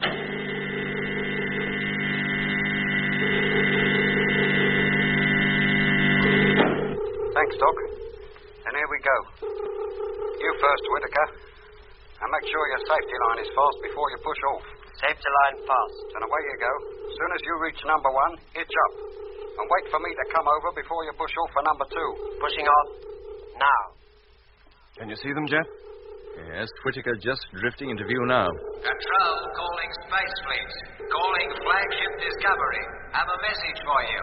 Come in, please. I'll get it, Jet. Oh, let's hope there's something definite for us at last. Hello, Control. Flagship calling. Receiving you. Ready for your message. Over. Whittaker's made it, Doc. Lemmy's just following him across to number 1. Good. They have a long way to go yet, though. Number 7 is on the far side of the formation. Hello, Discovery. Barnett here. I've made number 1 safely. Now preparing to cross to number 2. Okay, Lemmy. I have you in full view. Watch your step. Hello, Discovery. Receiving you loud and clear. Message is for Captain Morgan. Can he take it, please? They want you, Jet. No, I can't leave the televiewer. If it's not urgent, take it down on the recorder and I'll play it back later. Right. Now, there goes Whittaker, heading for the next ship. Hello, Discovery. Control calling. Message concerns James E. Whittaker. Oh, Whittaker. Haven't records given us enough trouble over him already? Shall I take it, Jet? No, either put it on the tape or ask them to let me call in a few minutes. Hello, Control. Captain Morgan can accept the message in a few minutes. Hello, Jet. Now hitch to number 2. Preparing to take off for number 3. Have you in full view? Go ahead, Lemmy. Hello, Discovery. We'll wait for Captain Morgan. Thank you. We'll call you. What's up with Whittaker now? Control certainly started something when they began to get interested in him. Well, whatever it is, Doc, it can wait.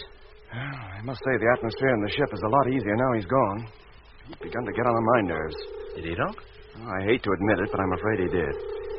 There's something peculiar about him, Jet. The way he walks, the way he looks at you. I know. I felt it myself. But why should he affect us like that? Everybody he comes into contact with seems to find something they don't like about him. It goes deeper than that, Doc. What? Lemmy's dream. What about it? Well, one of the things Rogers complained of was that all the time Whittaker was in his ship, he hardly dared sleep for fear of the frightening dreams he'd have. And then, when Whittaker comes over to our ship, almost the first day he's here, exactly the same thing happens to Lemmy. He wakes up hysterical, sweating all over and yelling his head off. And Whittaker calmly sleeps through it all. Frank had nightmares, too. So he said. But since Whittaker left number 2 and Mitch took his place, he hasn't had one. Why didn't you mention this before? Well, I didn't think it was necessary. Hello, Jet. Now hitched to freighter number 3. Ready to cross over to number 4. Go ahead, Lemmy. Still have you in view. But how can a man's mere presence cause people to have nightmares? Well, search me, Doc, but I can't help feeling that Lemmy's hysterics were no coincidence.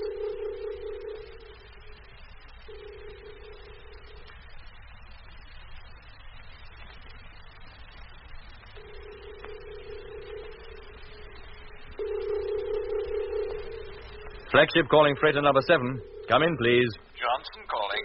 Whittaker and Lemmy are now hitched to number 6. I can see them, Skipper. Stand by to let them in, Johnson.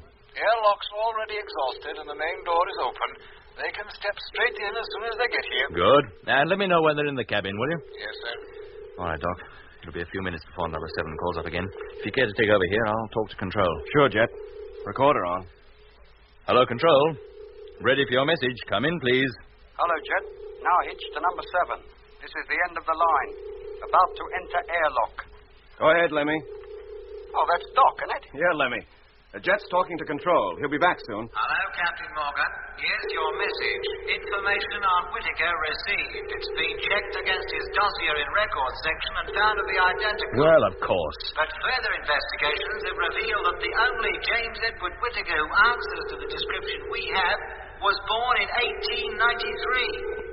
In 1924, at the age of 31 years, he disappeared and was never seen again. But Whittaker is 31. Director of Records requests that he be allowed to talk to Whittaker as soon as possible. Hello, Control. Your message received, but not fully understood. I can put you on to Whittaker in just a few moments. Stand by, please.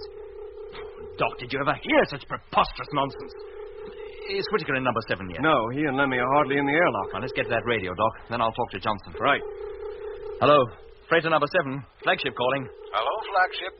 Johnson, number 7 calling. Listen, Bill. The second Lemmy and Whittaker get into your cabin, put Whittaker on, will you? I want to talk to him urgently. As you say, Skipper. I was just about to let... What was that? Sounded like an explosion. Hello, number 7. Hello. Jet, look here at the televiewer. Look at number 7. The crew's compartment is a total wreck.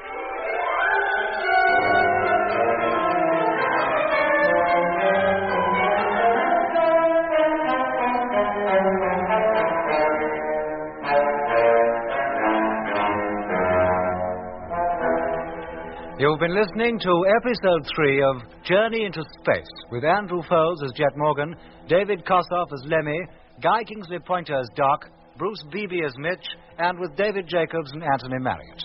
The orchestra was conducted by Van Phillips, who also composed the music.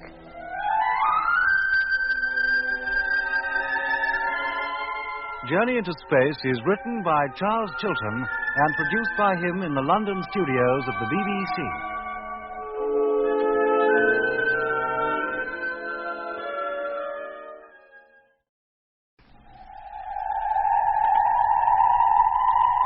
The BBC presents Jet Morgan in Journey into Space.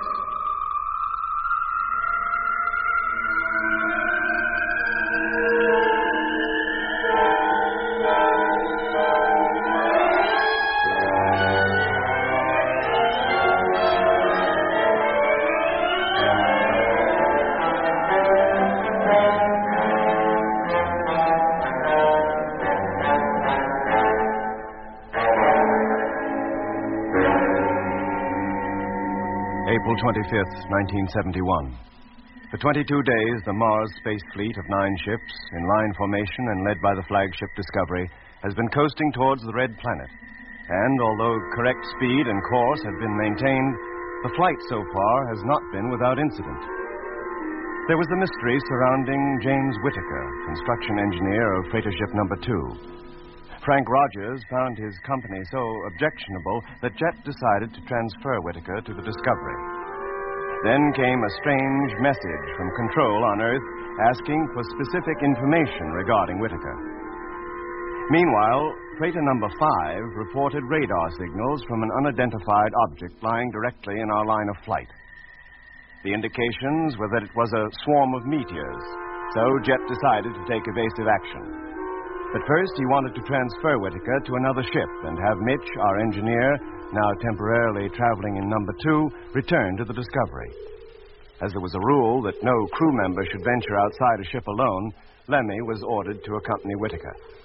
The crossing was made in easy stages, from ship to ship. Is Whittaker in number 7 yet? No, Jet. He and Lemmy are hardly in the airlock. Oh, let's get that radio, Doc. I'll talk to Johnson. Right. Hello, freighter number 7, flagship calling. Hello, flagship. Johnson, number 7 calling. Listen, Bill. The second Lemmy and Whittaker get into your cabin, put Whittaker on, will you? I want to talk to him, urgently. As you say, Skipper. I was just about to let them in. That sounded like an explosion. Hello, number 7. Hello. Jet, look at the televiewer. Look at number 7. The crew's compartment is a total wreck. What? Can't you see, Jet? There's a gaping hole just behind her nose. Hello, Johnson. No point in calling him, Jet. By now, every particle of air that was inside that cabin will have escaped. Yes, but what about Lemmy and Whittaker? They were just about to go into number 7. Hello, Lemmy, can you hear me? Whittaker! How far had they got, Doc, before the explosion came? They just entered the airlock. They must be still in there. Had it filled up? No. Johnson couldn't possibly have had time to do it. Then they're still in the vacuum. It's unlikely they'd have felt anything as a concussion. Except through the floor. Yes, that could be enough to do considerable damage. Might have fractured the helmets or even damaged the suits. Yes, Jet. Hello, Lemmy, can you hear me? He doesn't answer, Doc. Hello, Discovery. Freighter number 6 calling. Request permission to break in on transmission. Go ahead, number 6. Arnott and Whittaker entered the airlock safely, sir. We saw them go in. Doesn't the main door of number 7 face you? Yes, sir. Then can you see into the airlock? Can you see Lemmy or Whittaker? Afraid not, sir. Johnston or Simmons had already started to close the door. It's not tight shut, is it? No, sir. It's open enough for a man to pass through it. I request permission to go over there. Thank you, Barker. I'm prepared to leave then, sir. Yes, but don't go until I tell you. No, sir. Hello, Jet. Lemmy calling. Jet, it's Lemmy. Lemmy Barney, calling Discovery. Hello, Lemmy. Can you hear me? Oh, yes, Jet. What happened? Oh, there was an explosion of some kind in the crew's quarters. Oh. Are you hurt? I don't think so. I felt the shock. It come up through the floor, then I blacked out. How about Whittaker? He seems to be all right, but I think his radio's out of action. I can't talk to him. Listen, Lemmy. You can't get into number 7 through the airlock anymore. But if you feel fit enough, I'd like you to make your way towards the ship's nose and enter the cabin from there. The nose? Yes, there's a gaping hole there now. More than big enough for you to pass through. Aye? Yes, Lemmy. But a couple minutes more and Whittaker and I would have been in that cabin. You had a narrow escape. Thank your lucky stars for it. Yes, Jet. But what about Johnston and Simmons' lucky stars? Lemmy, I want you to get inside the cabin and give me a report on the damage. Think you can manage that? Yes, mate. Barker will be coming out to join you. As soon as he's across, have Whittaker take his place in number 6. Yes, Jet. But how do I make him understand what's wanted? I can't talk to him. Look, Lemmy, put your helmet next to his. Let them touch. When you speak, he'll hear you. Oh, do I have to get that close? To that geezer? Do as you're told, Lemmy, and don't argue. Yes, Jet.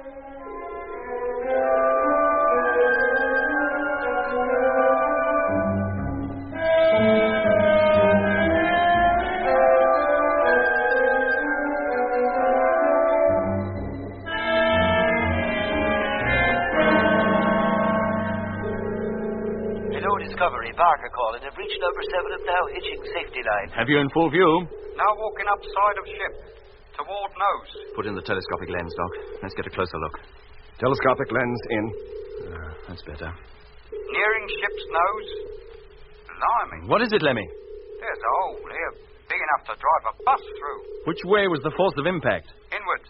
Any vaporization? I'll say. I thought as much, Doc. A meteor. Lemmy?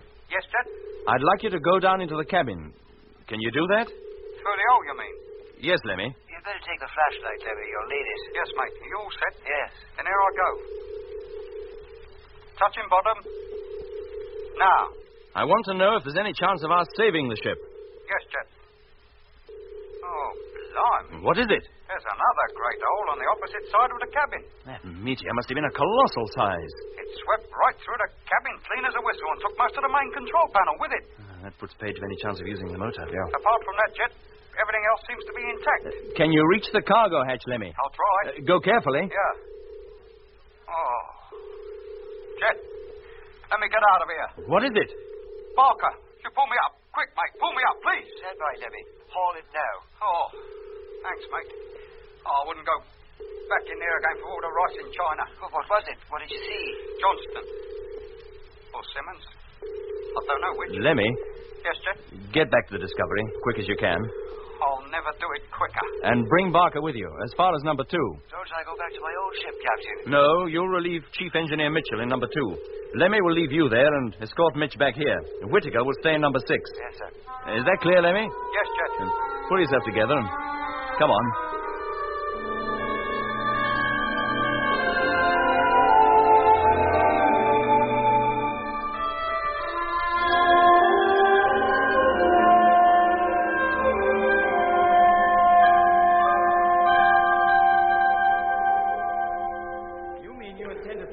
And leave number 7 behind? Abandon her completely? What else can we do?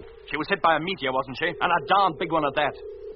It's quite likely it came from the outer fringe of the very swarm we're approaching. We've got to take evasive action at once, and that means leaving number 7 behind. But she's full of cargo, Jet. Valuable cargo. Just the fuel she's carrying is worth its weight in gold. Mitch, to save the fuel alone would take hours. And meanwhile, we're getting closer to that meteor swarm. If it is a meteor swarm. We've hardly time enough to avoid it ourselves, let alone attempt any salvage operations. Okay, Jet. You're the boss. If you say abandon her, we abandon her. Does that go for Johnston and Simmons and all? Yes, Lemmy. I'm afraid it does. You mean we leave them there? Alone? In that wreck? Lemmy, what else can we do? But if anybody dies at sea, at least they're given a decent burial. We're not at sea. If we gave them a decent burial, as you call it, all they'd do would be keep going with the ship. They'd merely be outside it instead of inside. That's all. Oh.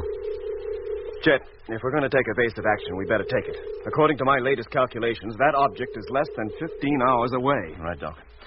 Onto your safety couches and strap yourselves in. All right, Jet. As soon as you're set, Lemmy, call up the fleet. Have them all listening out. Yes, Jet. Okay, I'm all set. Me too. Positioning control panels. Hello, Space Fleet. Flagship Discovery calling. Stand by for Captain Morgan. Thanks, Lemmy. Hello, Space Fleet. We're going to change course. When I give the word, all ships will tilt their noses 25 degrees upwards from line of flight. When we turn on the motors, the ships will take the new course and be carried high above the meteor swarm. In that way, we may avoid it. Stand by. Okay, Doc. Switch in the main gyro. Gyro, contact. Number 1, standing by. Number 2, standing by. Number 3. Number 4. Number 5. Number 6. Number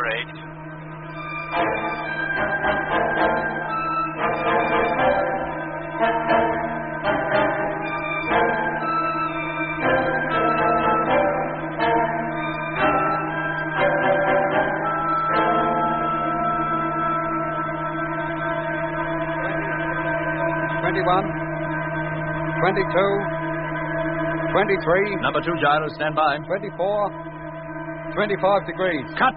Number 2, cut. Bang on. Steady as she goes. Televiewer, Mitch. Televiewer on. 25 degrees. Steady. Cut the main gyro, Doc. Main gyro cut. How's the rest of the fleet, Mitch? All okay. Except number 7. She seems to be the only one that has moved. Nose pointing downwards. It looks that way, but it's actually the rest of us pointing up. Call in the checks, Lemmy. Right. Discovery calling Space Fleet. Stand by now for firing. Check, please. Number 1, okay. Ready for firing. Number 2, All right, check. Mitch. As soon as they've checked in, Number take 3. over, will you? Sure, Jet. Number 4. 5. 6. Number 8. Check's okay. Fleet ready for firing. Hello, Space Fleet. Flagship calling. Firing will be controlled from here. All motors will fire simultaneously. If there's any reason why firing should not take place in 70 seconds, speak up now. Then I assume it's okay. Stand by. Firing in 1 minute. Doc. What'll happen to number 7 when we leave her? She'll just go coasting on, Lemmy. Just as we'd do if we weren't changing course. On to Mars? Yeah. But being out of action and with no crew to control her, she won't be slowing down as we will. 45 seconds. Will she just go shooting past then? Oh, no. No, she's not traveling fast enough for that. She's bound to be affected by Mars' gravitational pull. Oh. She'll almost certainly go into an orbit round her until finally she crashes on the Martian surface. We might see her again, then. Possibly. It all depends on how passing through that swarm affects her. Oh, yes. I forgot about that. She'll still be heading straight for it, won't she? With Johnston and Simmons inside her. Yes, Lemmy. What was that, Lemmy? Nothing, Jet. 10 seconds. Firing imminent. 5, 4, 3, 2, 1. Contact!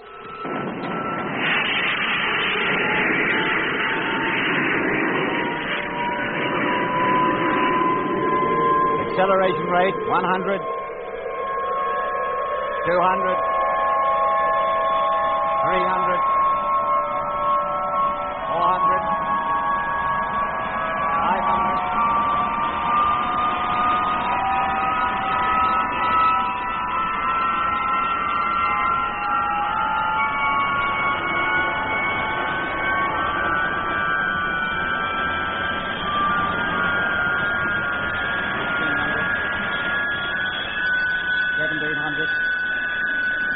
$1,800, 1,900, 2,000. Cut the motor. Televiewer, Lemmy. Televiewer on. They're all there, Jet. Number 5 lagging behind a bit, but the rest still in formation. Right. Get the radar, Doc. That object should be beginning to drop below us. Right. Lemmy, call up the fleet. See if all crews are okay. And then have them get to work with their radar, too. Yes, mate. And when you finish, give me control. I'll give them a full report on number 7 and tell them we've changed course.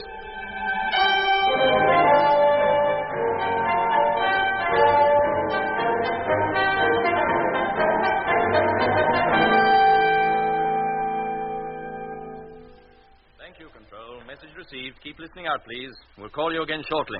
Well, Jet, what did they have to say? What could they say? They're just as sorry about losing number 7 as we are, but they consider we did the right thing in abandoning her. They think the meteor came from the swarm we're approaching, and we might run close to a few more stray ones before we're through. Well, that's a nice, cheerful thought. What are the latest reports on the swarm's position? We're climbing well above it, Jet. Good. As soon as we've passed over it and down the other side, we'll have to increase speed slightly to make up for lost time. Otherwise, we're going to be late for our rendezvous with Mars. Now, I'll get to work on the new computations right away. Yes, please, Mitch. What about Whitaker? What about him? Oh, don't you remember, Jet? The last message we had from Control before the meteor hit number 7 was... Good heavens, yes, I forgot all about that. What was it they said? That the only man they could find answering to Whitaker's name and description was born in 1893, and he disappeared in 1924. What? That was the message we received, Mitch. Did you ever hear anything so preposterous? The Director of Personnel Records wanted to talk to Whitaker. Yes, he did, didn't he? Well, I can hook the main transmitter to the intercom system, Jet. No, Lemmy, I want to talk to Earth about this whole business first. But if Control want to talk to him direct, why not let him? Because, Lemmy, the whole fleet knows of the uncanny effect Whitaker had on you and Rogers. If there's anything else about him that's unexplainable, I don't want any of the crews listening in on it. Particularly the pilot of number 6. He may have to spend the rest of the voyage with him. Oh. Yeah. Hello, Control. Flagship Discovery calling. Come in, please. Are you sure you heard it right, Jet? How could they seriously say Whitaker was born in 1893? They didn't. All they said was the only man they could trace who answered to Whitaker's description was born in 1893. Hello, Discovery. Control calling. Hearing you loud and clear. Got him, Jet. Thanks, Lemmy. Coming. This doesn't make sense to me, Doc. Me neither, Mitch. When does Whitaker say he was born? 1940. If you ask me, that's just about right. That'd make him 31, and that's about the age he looked. Yeah, but don't you see, Mitch, the strange thing about it is that 31 is just the age at which the other Whitaker disappeared, in 1924. Yes, but didn't they check up on him before he joined the crew during his training period or anything? Well, they must have done. Well, if they were going to find anything as fantastic as this, wouldn't they have found it by now? I would have thought so. You know, record section must be crazy as coots. A whole dang lot of them. Well, I agree with you, Mitch, but for one thing. And what's that? Whitaker's odd behavior. You took his place in number 2, Mitch, so you can't know what I'm talking about. But all the while Whitaker was in this ship, I had a strange feeling of foreboding. Jet, too. Well, I reckon you're all jumping to hasty conclusions. Do you? And what about the inquiries from Control? Mere routine. Well, that's what started you off. If they'd asked for information about other members of the fleet, you would have imagined the same things about them, too. Maybe, Mitch. And I hope you're right. Anyway, we'll see what Jet's talk with Control produces.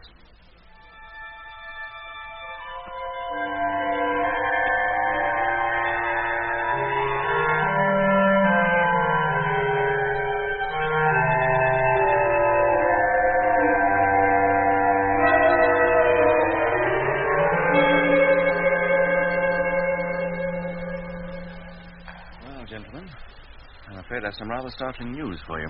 About Whittaker? Yes. What is it, Jet? You remember the journalists who came up to the moon to watch the takeoff? Uh-huh. Well, it seems when they returned to Earth, one of them hit on the idea of a personal angle for a series of articles for one of the national papers. Oh? For what? Well, he thought he'd visit the relatives, wives, mothers, so on, and collect first-hand material on what it's like to be the wife of a spaceman. You know the sort of thing. He'd have a job with me. I'm a bachelor. He'd thought of all that, too. Any of the men who didn't have wives had their parents supply the story. How their sons had always been crazy on space travel since they were kids, always dreamed of going to Mars. Well, he ran 4 separate articles on us, giving our whole life histories. And apparently he left nothing out. Go on. When I get back, I'll sue him for defamation of character. Oh, come to the point, Jet. Where does Whittaker fit into all this? That is the point. He doesn't seem to fit in at all. How do you mean? Well, very little information about anybody appears to escape this journalist. Until he started on Whittaker, and there he came unstuck. How?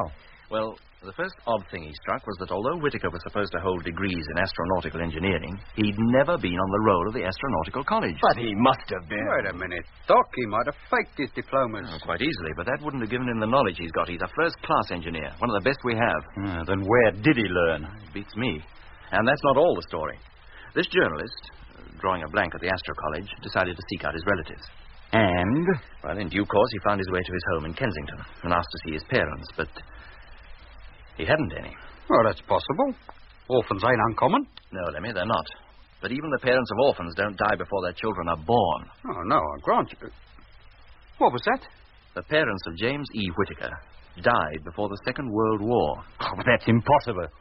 Whittaker wasn't born until 1940. Mitch, let Jet finish. Oh, go on, but if this is a joke, it's a pretty poor one. A joke, he says. I can't keep from laughing here. But living at the same address as Whittaker had given was a family of the same name, headed by a man of 48 who declared his father's name was James.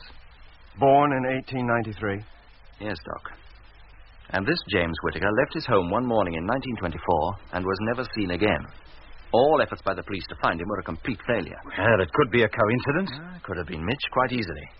Only Edward Whittaker produced a photograph of his father. Control says it bears a striking resemblance to the one records have of the Whittaker flying with us. What did the Whittaker who disappeared do for a living, Jet? Oh, chief cashier in a large London store. Now, Jet, when this geezer disappeared, did any of the takings disappear and all? Not that I'm aware of, Lemmy. Well, that knocks that little theory on the head, doesn't it? Of course, as soon as he realized there was something odd about all this, the journalist took the whole matter up with Control, who then took it up with the police. Police records show that the James E. Whittaker who disappeared was identical in every way, physically, with the Whittaker now in number 6, even to the color of his eyes. Green. How do you know? If he'd looked at you the way he looked at me sometimes when he was in this ship, you'd know they were green. I swear they used to flash in the dark and all, like a cat. Well, it all sounds very mysterious, but I'm sure there's some rational explanation. Why don't you tackle Whittaker about it yourself? I intend to, but not while he's in number 6. Well, how else can you talk to him? Well, when we're safely past this swarm, I'll have him come over here where I can be sure our conversation won't be overheard by the rest of the fleet. Maybe you're right. Until we can get to the bottom of this business, the fewer people know about it, the better. Well, let's forget for now and get back to work. Have you got those figures ready for Control yet, Mitch? Yes, Jet, they're on the table. Lemmy, get in the latest radar reports. Yes, mate. And, Doc, how about some food? It seems hours since we've eaten. It is ours. I'll get it. Thanks, Doc.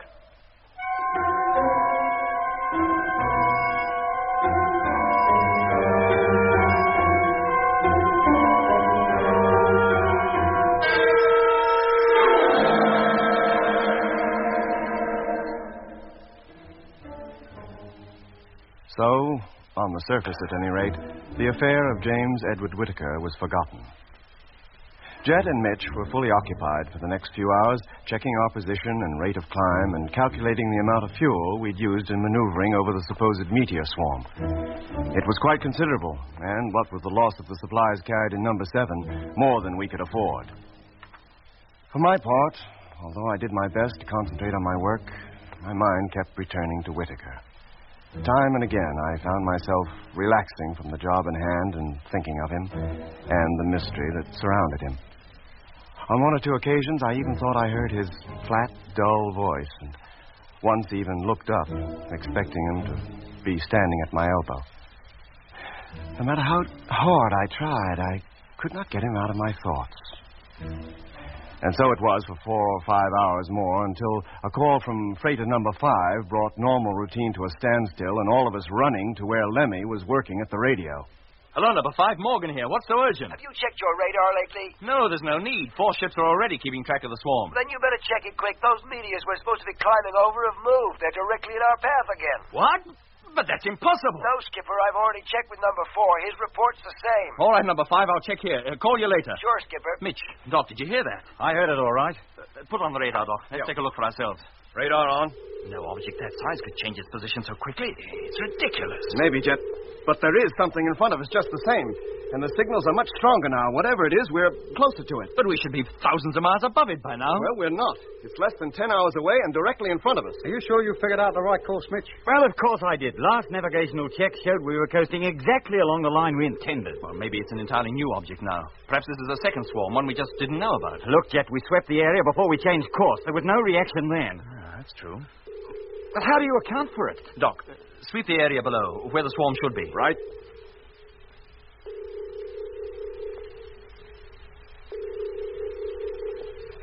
No, Jet, nothing. Either we've changed our course or that thing's moved. I tell you, we haven't changed course. Then we'd better, and quick. If that thing's solid and we hit If it was solid, we'd see it. It would be at least as large as the moon and be reflecting the sunlight. Well, it could have its dark side towards us. In that case, the sun being where it is, it couldn't be directly in front of us. Oh, no, it couldn't, could it? Well, what do we do? Alter course again? Unless it proves to be moving out of our path as quickly as it moved in, yes. But if we go on at that rate, we'll have no fuel left. We'll reach Mars all right, but we won't be able to make a landing. Keep an eye on that thing, Doc. Right. And Lemmy, call up the rest of the fleet. Tell all ships to watch it. Get a report from each ship in turn every 10 minutes. Right.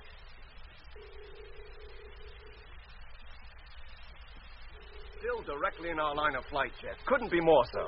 That's it, then. We'll alter course again. Go under it this time, back to our original course. If we make it successfully, we'll keep on it. Call up the fleet, Lemmy. Tell them what we're doing. Right.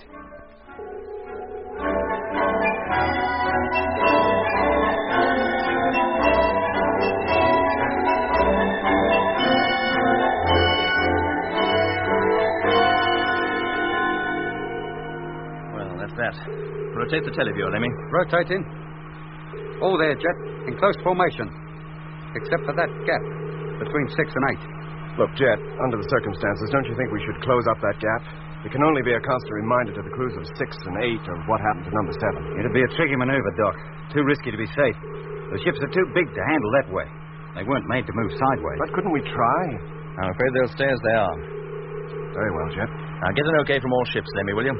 Have them open up radar watches immediately. Yes, mate. And, Doc, open up our radar as soon as you're out of your bunk and get to work yourself. Sure. Well, if we haven't cleared it this time, I'm a Martian. Then maybe it's you that's causing all the trouble. What do you mean by that, Lemmy? Now, come on, you two. Come on. Get down out of that bunk, Lemmy, and stop arguing. We've got work to do.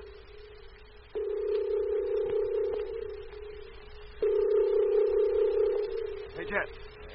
Come over here, for Pete's sake. Now what? That object, that meteor swarm, whatever it is, it's coming back. What? Yes, Jet. Look for yourself. It is, too. What on earth is going on? It's been gradually moving back ever since we changed course. It's as though it's trying to block our way. Well, maybe that's just what it is doing. Don't be absurd, Lemmy. How could it? Well, why not? Twice we've altered course, and each time it's moved with us. That's ridiculous. It would be breaking all known physical laws. And how about the unknown ones? It may not be breaking those. I don't know what to think. There's only one possible answer. There are 2 swarms situated at different heights. And for some reason, whenever we're in front of one of them, we're unable to see the other. Oh, no, Mitch. It must be the same swarm. Well, the same or different. We're approaching it fast. What do we do? Try to avoid it again? We can't, Doc. We'll have no fuel left at all soon. There's only one thing we can do now. What? Go straight on. Plow right through it. Oh, wait a minute. Go through it. You mean the whole fleet? Well, I certainly don't intend leaving anybody behind. But look what happened to number 7, when it met only one meteor. But that must have been of exceptional size. We're not likely to meet another of that caliber in 100 years. But, Jet, if we deliberately go through a whole swarm of them, even small ones, at least one ship is likely to be hit. Not necessarily, Doc. In fact, the chances are against it. And in any case, small meteors will do us no harm. The meteor bumper will take care of them. Then why go to all that bother to dodge them in the first place? Why couldn't we have just coasted on and chanced it? Because, Lemmy, we don't take chances if we can possibly avoid it. But this is different. Well, you'll never get the fleet to back you, Jet. It's too risky. Well, it's that or turn back. Oh, no, we're not turning back. There wouldn't really be much point in trying. It'd take us so long to turn the whole fleet round that by the time we were ready to fire the motors, we'd be as good as on the thing anyway. How far off is it now? Less than 4 hours. Well, how about it? Do we keep going? Or do we rush around in space playing tag with something that's nebulous, that we can't even see in spite of its colossal size?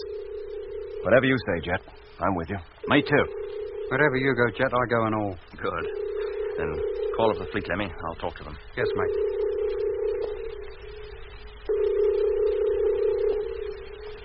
Well, neither I nor crew sure like it, Skipper, but if you think it's best, well, we're with you. Good for you, number 5. Number 6? Freighter number 6 calling. That's Whitaker. Is the pilot there, Whitaker? Yes, sir. I'm listening, Skipper. Well, how do you feel about it? I'm not too happy. I'd prefer to try further evasive action. Isn't that possible? I've just told you we can't spare the fuel. The only course left open to us is to keep on. There can be no turning back. Whatever action you suggest, Captain Morgan, I'm sure it will be right. I wish I could think so too, Whitaker, but thanks all the same. Orders must be obeyed without question at all times. Well, I don't think this is the time to discuss discipline. Now, Peterson, you going to be happy about this? I wouldn't call it happy, Jet, but I'm with you. Whatever you say goes, so far as I'm concerned. Good. Number 8, how about you? Well, as I'm the last to be consulted and everybody else has been already agreed to plow on, well, all I can say is, okay. I don't like it, Jet. I think the risk is greater than you care to admit. Well, that's settled. Now, listen carefully, all of you. As a safeguard, suits will be worn from now until further notice. In the unlikely event of your ship being holed, you'll be safe until you can be transferred to another ship. If the Discovery is hit and put out of action, command will be taken by number 1. Now, that's all for now, but keep listening out. Keep your radios on at all times. How far are we off now, Doc? Less than an hour. No solid object visible on the televiewer? No, Jet. Well, gentlemen, we'd better put on our suits. If it is a meteor swarm, anything might happen once we enter it. But it's a risk I'm convinced we have to take. If a large meteor hits us, we'll never know a thing about it. Now, stay at your post from now until further orders, and good luck. A nice, cheerful prospect, isn't it?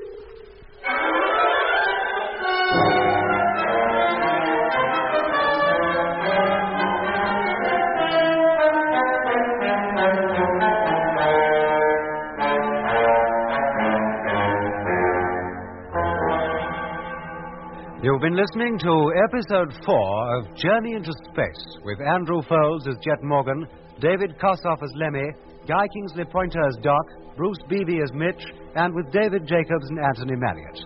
The orchestra was conducted by Van Phillips, who also composed the music.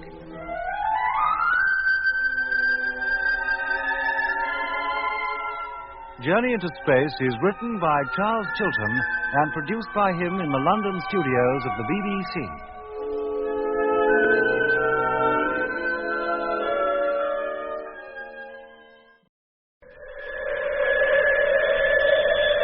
The BBC presents Jet Morgan in Journey into Space.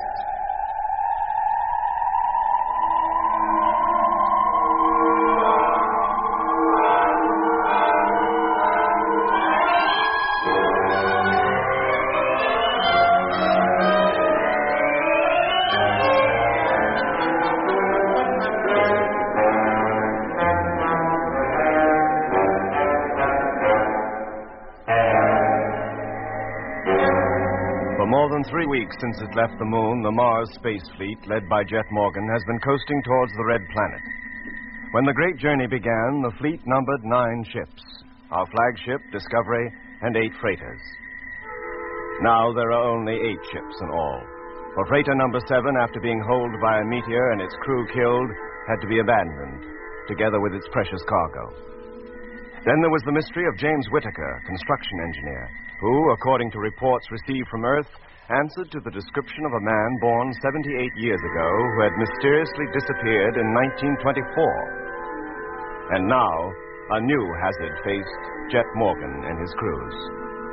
What was thought to be a meteor swarm lay directly in front of us.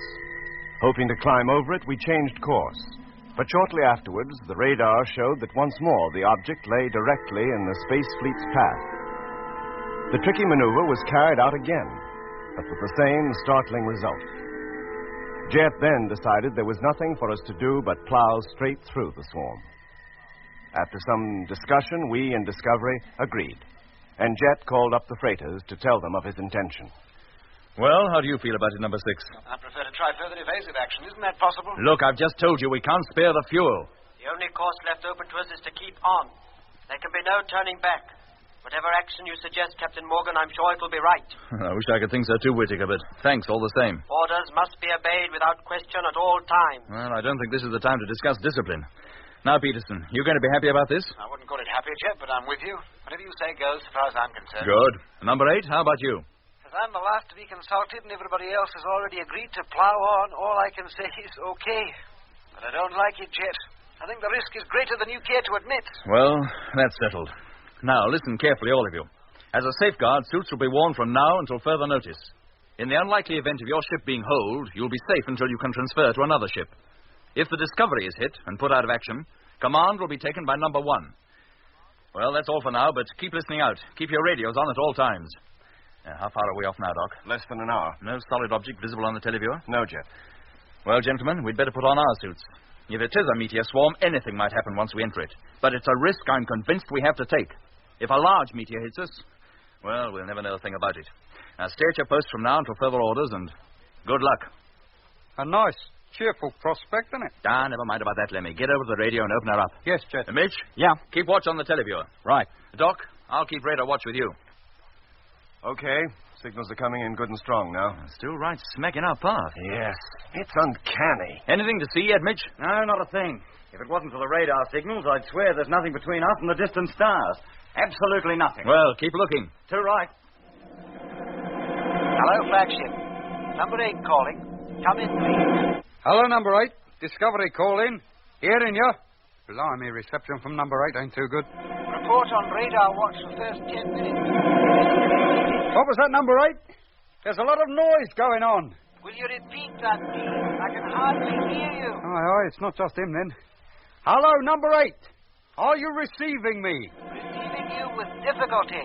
Have radar report for first 10 minutes of watch. Can you take it, please? Heard you that time, mate. Yes, I'm ready to take it, if I hear it. Signals increasing in strength every minute. Angle of reception of signal increasing proportionately. Estimate object now approximately 25,000 miles away. End of message. Thank you, number 8. Is your reception as bad as mine? It's not good, Lemmy. Seem to be getting a lot of interference from somewhere. I'll say we are. Any idea what it is? I haven't got a clue. Reception out there should be as clear as crystal. Right, Lemmy. My next call is in an hour. I hope conditions have improved by then. So do I. Hear from you later, then, mate. Hey, Jet. Yes, Lemmy? First reports from number 8, just received. Right, let's have them. And what a job I had getting them and all. How do you mean? Oh, reception was chronic. Weak? Oh, Jet, but there was such a lot of extraneous noise with it. Oh, is it the same with the rest of the ship? I don't know, but number 6 is due to call in about 5 minutes. I'll let you know then. All right, Lemmy, I'll get back to Doc. Yes, mate. There's something haywire here, Jet. Eh? Screen keeps distorting, as though there were a lot of static around. There, see? Yeah. Now, I wonder if that has anything to do with Lemmy's interference. Oh, he's noticed something, too? Oh, almost certainly the same thing. There. Yeah. Look at that. What hope have we of getting true readings under these conditions? Do what you can, Doc. It may be only temporary. Well, let's hope so.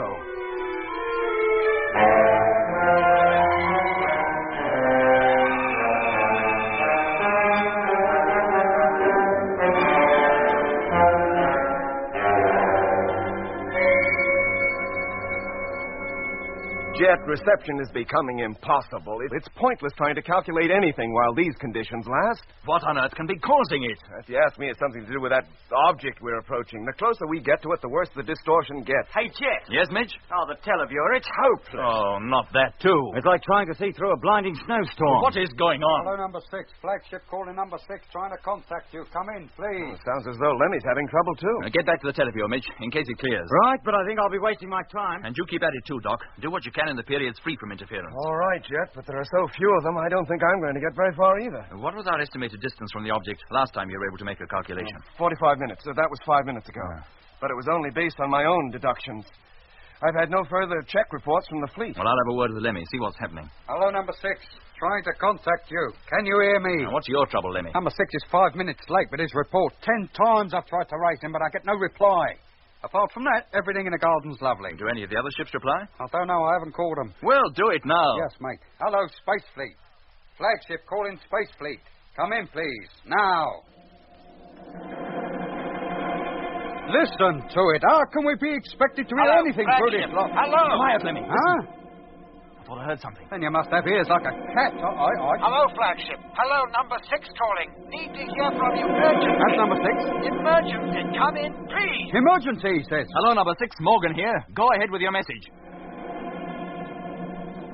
He's gone again. It's no good, Jet. With all that row going on, how can you expect to... Hello, Flagship. Hello. For Pete's sake, answer me. Do you hear? Answer me. Blimey, what's happening to him? Hello, number 6. We can hear you. What's the trouble? Over. There, he's gone again. He seemed pretty upset, too, didn't he? Hello, number 6. Flagship calling. I've lost you again. Come in, please, and send your message. Hello, Flagship. Number 6 calling. It's Whittaker. Hello, Whittaker. What's the trouble over there? Hello, Captain Morgan. There is no trouble. Everything is normal. Aye? What do you mean, everything is normal? What was Peterson panicking about? And you're 10 minutes late with your radar report. I have the radar report already. Are you ready to take it? Not yet, I'm not. I want to speak to Peterson. Put him on. Radar report number 1. Signals powerful and indicate object now less than 20,000 miles distant. He's reading the report. He didn't hear you. I don't want that report for the moment, do you hear? I want to speak to Peterson. Now put him on at once. Is the end of message. We'll keep listening watch and we'll call again in 1 hour as per routine. He couldn't have heard you, Jet. He's still giving the radar report. I'm not so sure that he didn't. Whittaker, I want to talk to Peterson immediately. He cannot talk to you. He is asleep. Hey, Jet, that's exactly what he said about Rogers, remember? Asleep? At a time like this? I cannot wake him. He must remain asleep. Orders must be carried out without question at all times. Orders? What orders? I've given no orders about sleeping. Wake him up, do you hear? He's not answering at all now. There's something fishy going on over there, Jet. Wherever that geezer is, there's trouble. And even if he was answering, we'd never hear him with all that row going on. Hey, Jet, come over here, quick. Coming, Mitch. Now keep trying, Lemmy. If you can't get number 6 yourself, ask one of the other ships to try and contact you. Yes, Jet, but with things as they are, I'll be lucky to get anybody. Hello, number 6. Flagship calling. I've lost contact with you. Come in, please. Now, Mitch, what's your trouble? This tel of yours is completely up the spout. It's just a waste of time sitting here staring at it. There hasn't been any kind of a picture since you went over to the radio. And that's about had it, too. There's some kind of static or interference upsetting everything. Well, it must be coming from that meteor swarm. How are things with the radar, Doc? Hopeless, Jet. Haven't been able to take any kind of a reading for the last 10 minutes. And we must be pretty close to that swarm by now. Then we better put our helmets on and keep them on until we pass through it and out the other side. If we come out the other side. How about the rest of the fleet? If we can't see them, how do we know they're still with us? Any luck yet, Lemmy? No, Jet, I can't race anybody. Well, put your helmet on. You can hitch your personal radio to the main transmitter and still keep calling. Yes, Jet. Now, what makes you think the personal sets will work any better than the main radio? Nothing. I'm just hoping they will. Right, now put them on. I'll call each of you in turn. Righto, Jet. Hey, Jet. Well, that's me fixed. Hello, Mitch, can you hear me? Mitch, can you hear me? Hello, Lemmy, how about you? Doc, you there? Mitch, can you hear me now? Yeah, Jet. But only now your helmet's touching mine. I'll beckon Doc and Lemmy over. If we all put our heads together, we can talk. All touching now? Yes, Jet. I can hear you. Now listen carefully. With the radios not functioning, we can't talk to one another except by this method.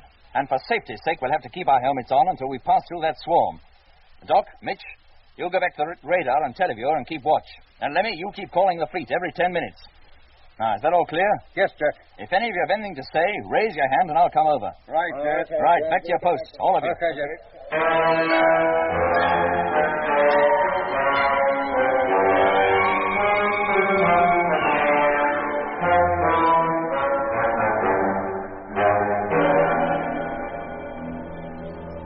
We must have entered the swarm, or whatever it was, half an hour later. By that time, most electronic equipment had gone completely dead. Very soon, it was not only the radio, radar, and televiewer circuits that were affected. The oxygen, fuel tank, air conditioning, humidity, air pressure, speed, and navigational indicators all were jumping wildly about, almost as if they were alive. This went on for nearly 7 hours. It was like a bad dream, a nightmare. The only way we could communicate with one another was by talking with our helmets touching and picking up the sound vibrations.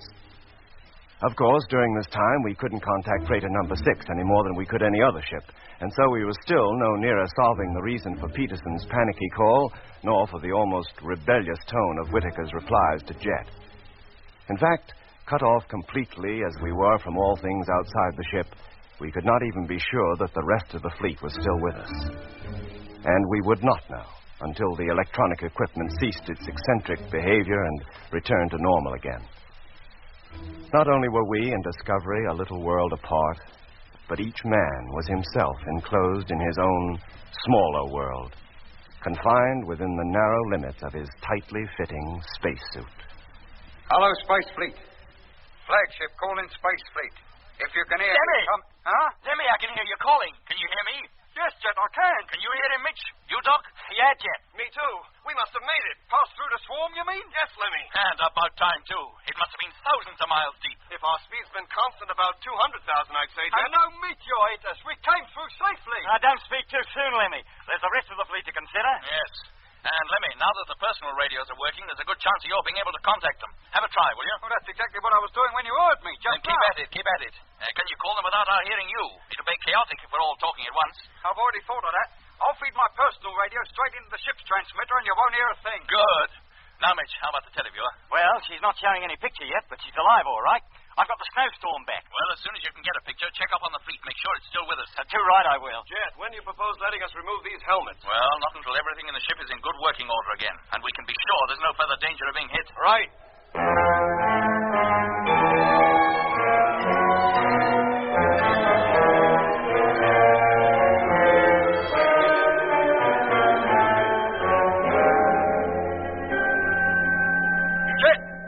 Yes, Lemmy? Make contact with number 1. Do you want to talk to him? I certainly do. Hook me up, will you? Right. Now, go ahead. He should hear you. Hello, number 1. Morgan here. Are you receiving me? Hello, Captain. Hearing you quite clearly. Are you and your ship okay? Yes, sir. Televiewer and radar still a bit haywire, but coming back to normal rapidly. All electronic equipment's been completely out of action the last few hours. Yeah, ours has too. Have you been able to make contact with any of the other ships? No, sir. Lemmy came through before I had a chance. Very well, number 1. As soon as your radar's working again, see if you can calculate our distance from that swarm, and the rate at which it's dropping behind, if it is. Very good, sir. How soon will we take our suits off? Not until I tell you. As soon as you've anything to report, give us a call. That's all. Thank you, Discovery. All right, Lemmy. Now see if you can contact the rest of the fleet. Yes, mate. Mitch, is that televiewer working yet? Yeah, it's getting better, but I still can't get a picture. Then keep at it. You will before long, I'm sure. How about you, Doc? Well, if there's anything in front of us, Jet, I believe I could detect it. You mean the radar's working now? Yes, enough for me to get some sort of a signal. Good. Well, sweep the area astern. See if you find anything there. Sure. Yes, Jet, there you are. As strong as you like. That thing is behind us. We must have passed through it. Good, Doc. Do you think it was meteors, Jet? I wouldn't like to say for sure, but I doubt it. So do I. No ordinary meteor swarm would have upset the equipment like that. And the chances are that at least one of the ships would have been struck. Well, we can't be sure that they haven't yet, Doc. No, I don't think you need worry, Jet. I've got a hunch that everything is going to be all right. I hope so, Doc. I sincerely hope so.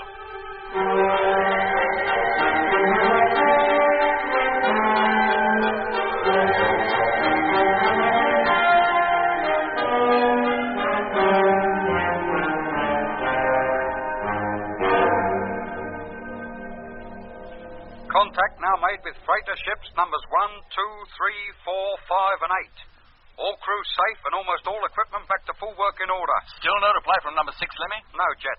None of the other ships can raise him either. Well, that swarm is nearly 40,000 miles behind us now, Jet. It can't be that that's affecting number 6 radio this time. He should reply. How about the televiewer, Mitch? Any picture yet? Coming up gradually. Clearing slowly. Can you get a clear image of the fleet yet? No, Jet, but it won't be long, I'm sure. All right, gentlemen. I think it's safe to remove the helmets now. You can take them off.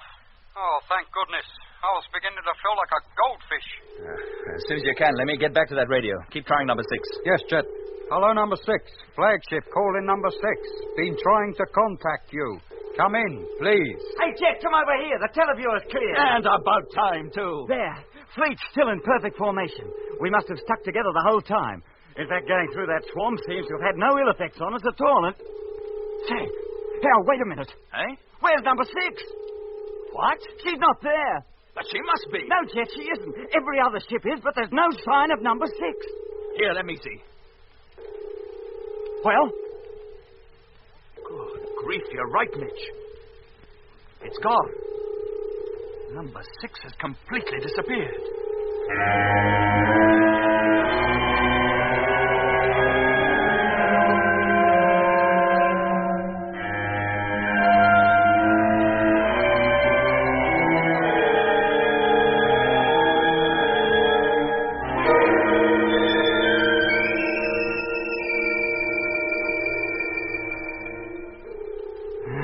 No good, Jet. There's no sign of it.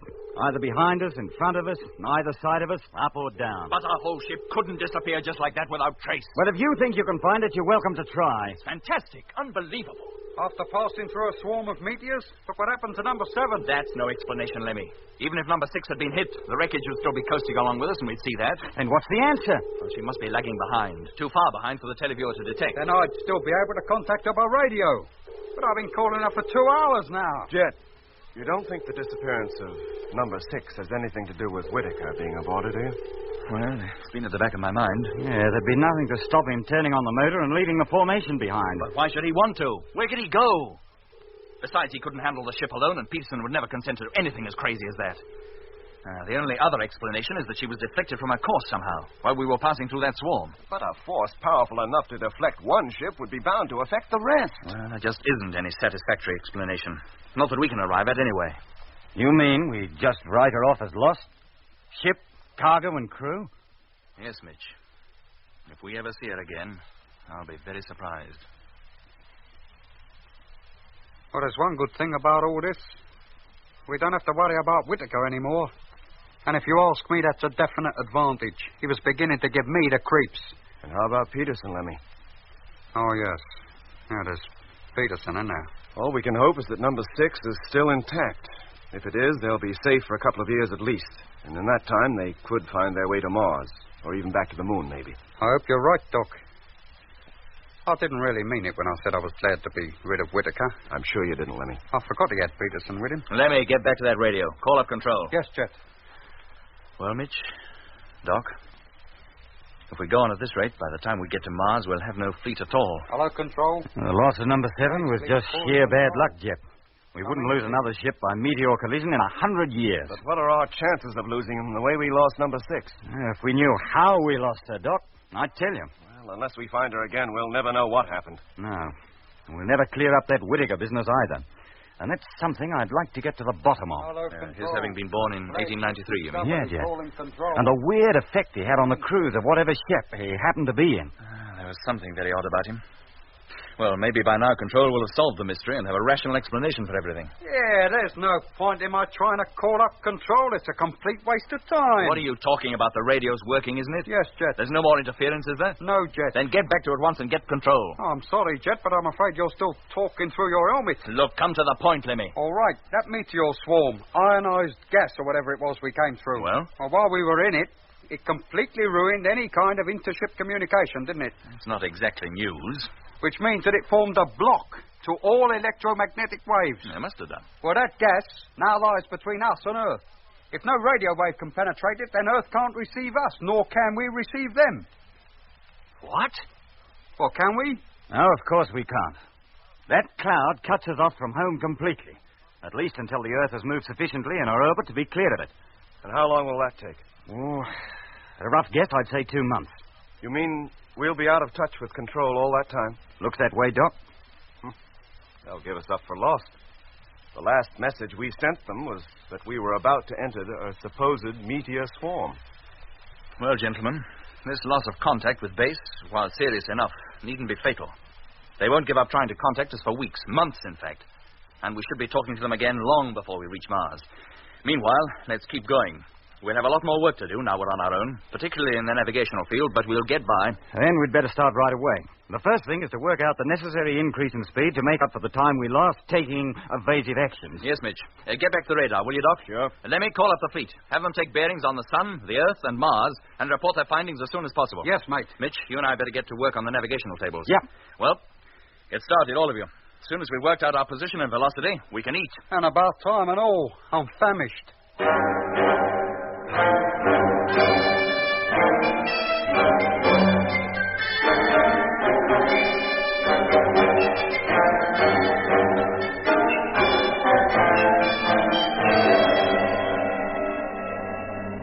though now 2 ships had gone, together with their crews and cargo.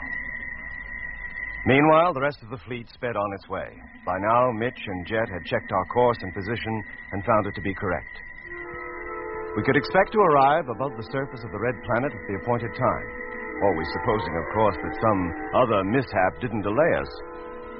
By now, the sun was only about 4/5 of the size it appears from Earth, but because of the clear viewing conditions out in space, was a much more beautiful object. It hung in the sky, a great, gleaming, blue-white disk, surrounded by its corona.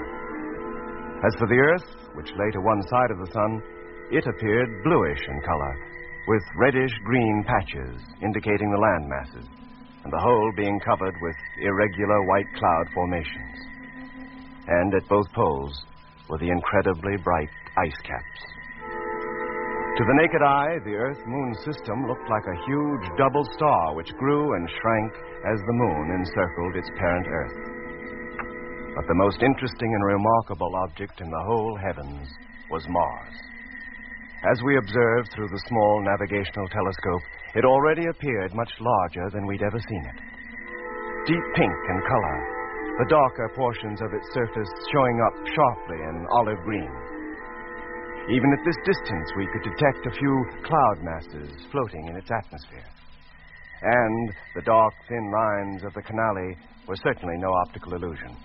But whether they were dry or filled with water, as many people down on Earth believed, it was impossible to say.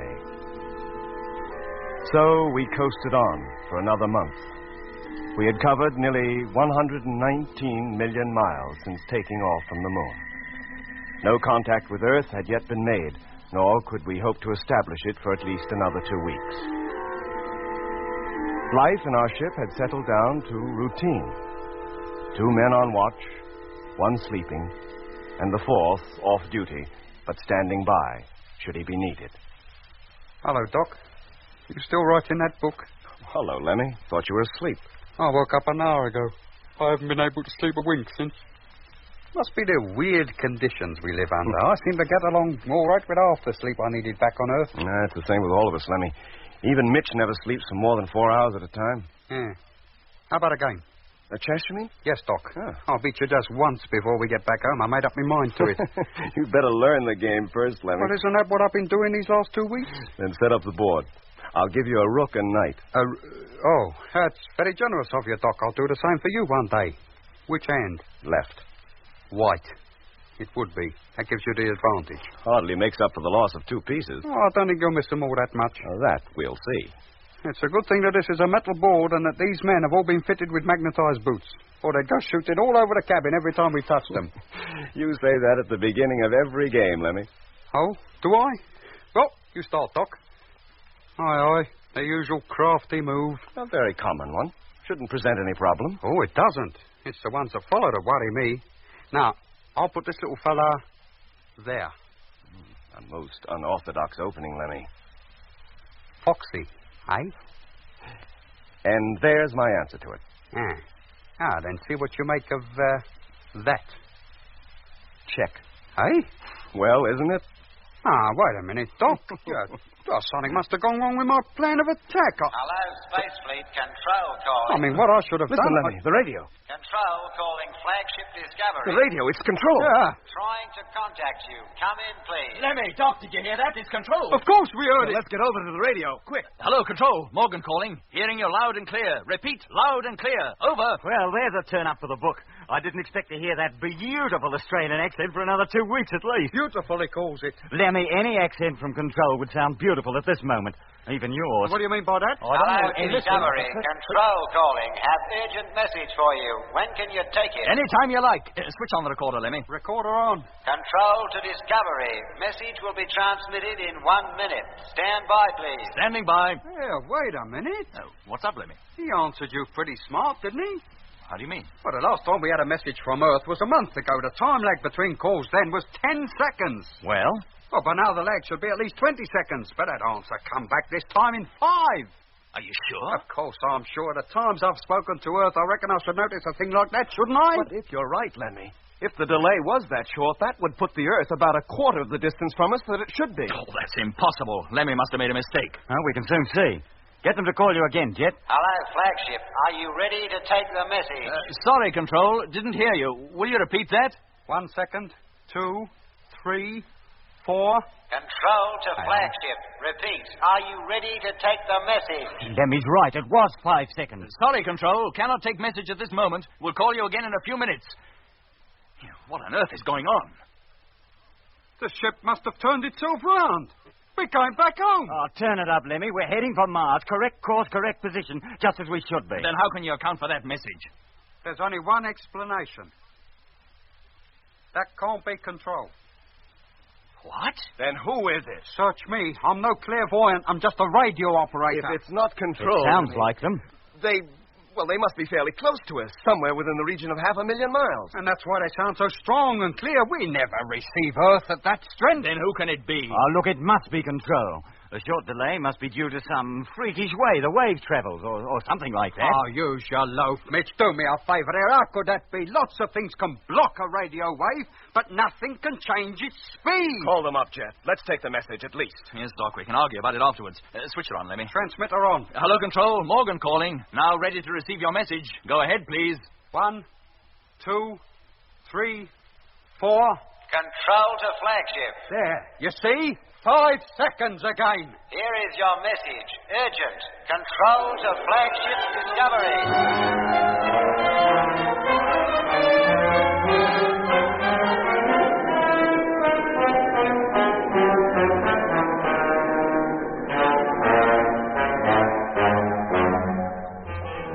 You've been listening to Episode 5 of Journey into Space, with Andrew Foles as Jet Morgan, David Kossoff as Lemmy, Guy Kingsley Pointer as Doc, Bruce Beebe as Mitch, and with David Jacobs and Anthony Marriott.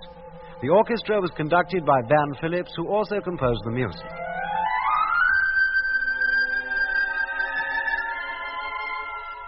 Journey into Space is written by Charles Chilton and produced by him in the London studios of the BBC.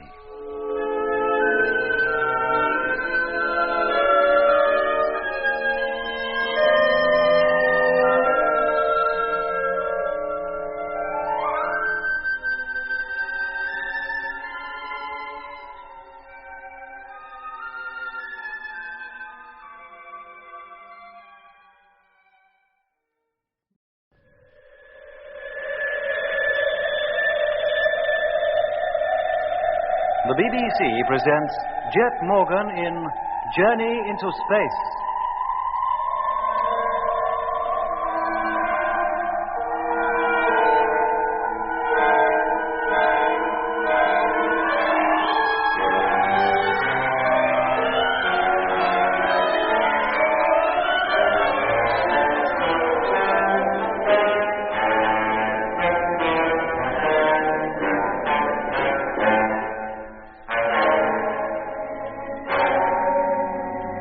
We have now covered nearly 120 million miles of our 6-month-long journey through space to the red planet Mars.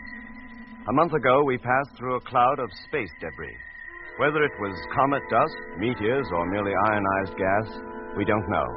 But for 7 hours, all electronic equipment within our ship was completely upset, causing us to lose contact with the rest of the fleet. When at last we were clear, we discovered to our horror that freighter number 6 had disappeared. All efforts to contact her by radio were fruitless, and finally there was nothing for it but to give her up as lost. So now, 2 ships had gone, for freighter number 7 had already been wrecked by a meteor and abandoned. And yet our troubles were not over. The cloud of gas, or whatever it was, now lay behind us, and, as it formed an impassable barrier to all electromagnetic waves, communication with Earth control was impossible. We expected it to remain so for at least another month, or until the Earth had moved sufficiently in our orbit to be clear of the gas cloud. And then one day, while Lemmy and I were passing an off-duty hour with a game of chess, control was suddenly heard. But after only a few preliminary exchanges, Lemmy declared that the 5-second delay between replies was considerably less than it should be in relation to our position from Earth. Are you sure? Of course I'm sure. The times I've spoken to Earth, I reckon I should notice a thing like that, shouldn't I? If you're right, Lemmy, if the delay was that short, that would put the Earth about a quarter of the distance from us that it should be. That's impossible. Lemmy must have made a mistake. We can soon see. Get them to call you again, Jet. Hello, flagship. Are you ready to take the message? Sorry, Control. Didn't hear you. Will you repeat that? 1 second. 2, 3, 4. Control to flagship. Repeat. Are you ready to take the message? Lemmy's right. It was 5 seconds. Sorry, Control. Cannot take message at this moment. We'll call you again in a few minutes. What on earth is going on? The ship must have turned itself round. We're going back home. Oh, turn it up, Lemmy. We're heading for Mars. Correct course, correct position. Just as we should be. Then how can you account for that message? There's only one explanation. That can't be Control. What? Then who is it? Search me. I'm no clairvoyant. I'm just a radio operator. If it's not Control, It Lemmy, sounds like them. they must be fairly close to us. Somewhere within the region of 500,000 miles. And that's why they sound so strong and clear. We never receive Earth at that strength. Then who can it be? It must be Control. A short delay must be due to some freakish way the wave travels, or something like that. Use your loaf, Mitch. Do me a favour. How could that be? Lots of things can block a radio wave, but nothing can change its speed. Call them up, Jet. Let's take the message at least. Yes, Doc. We can argue about it afterwards.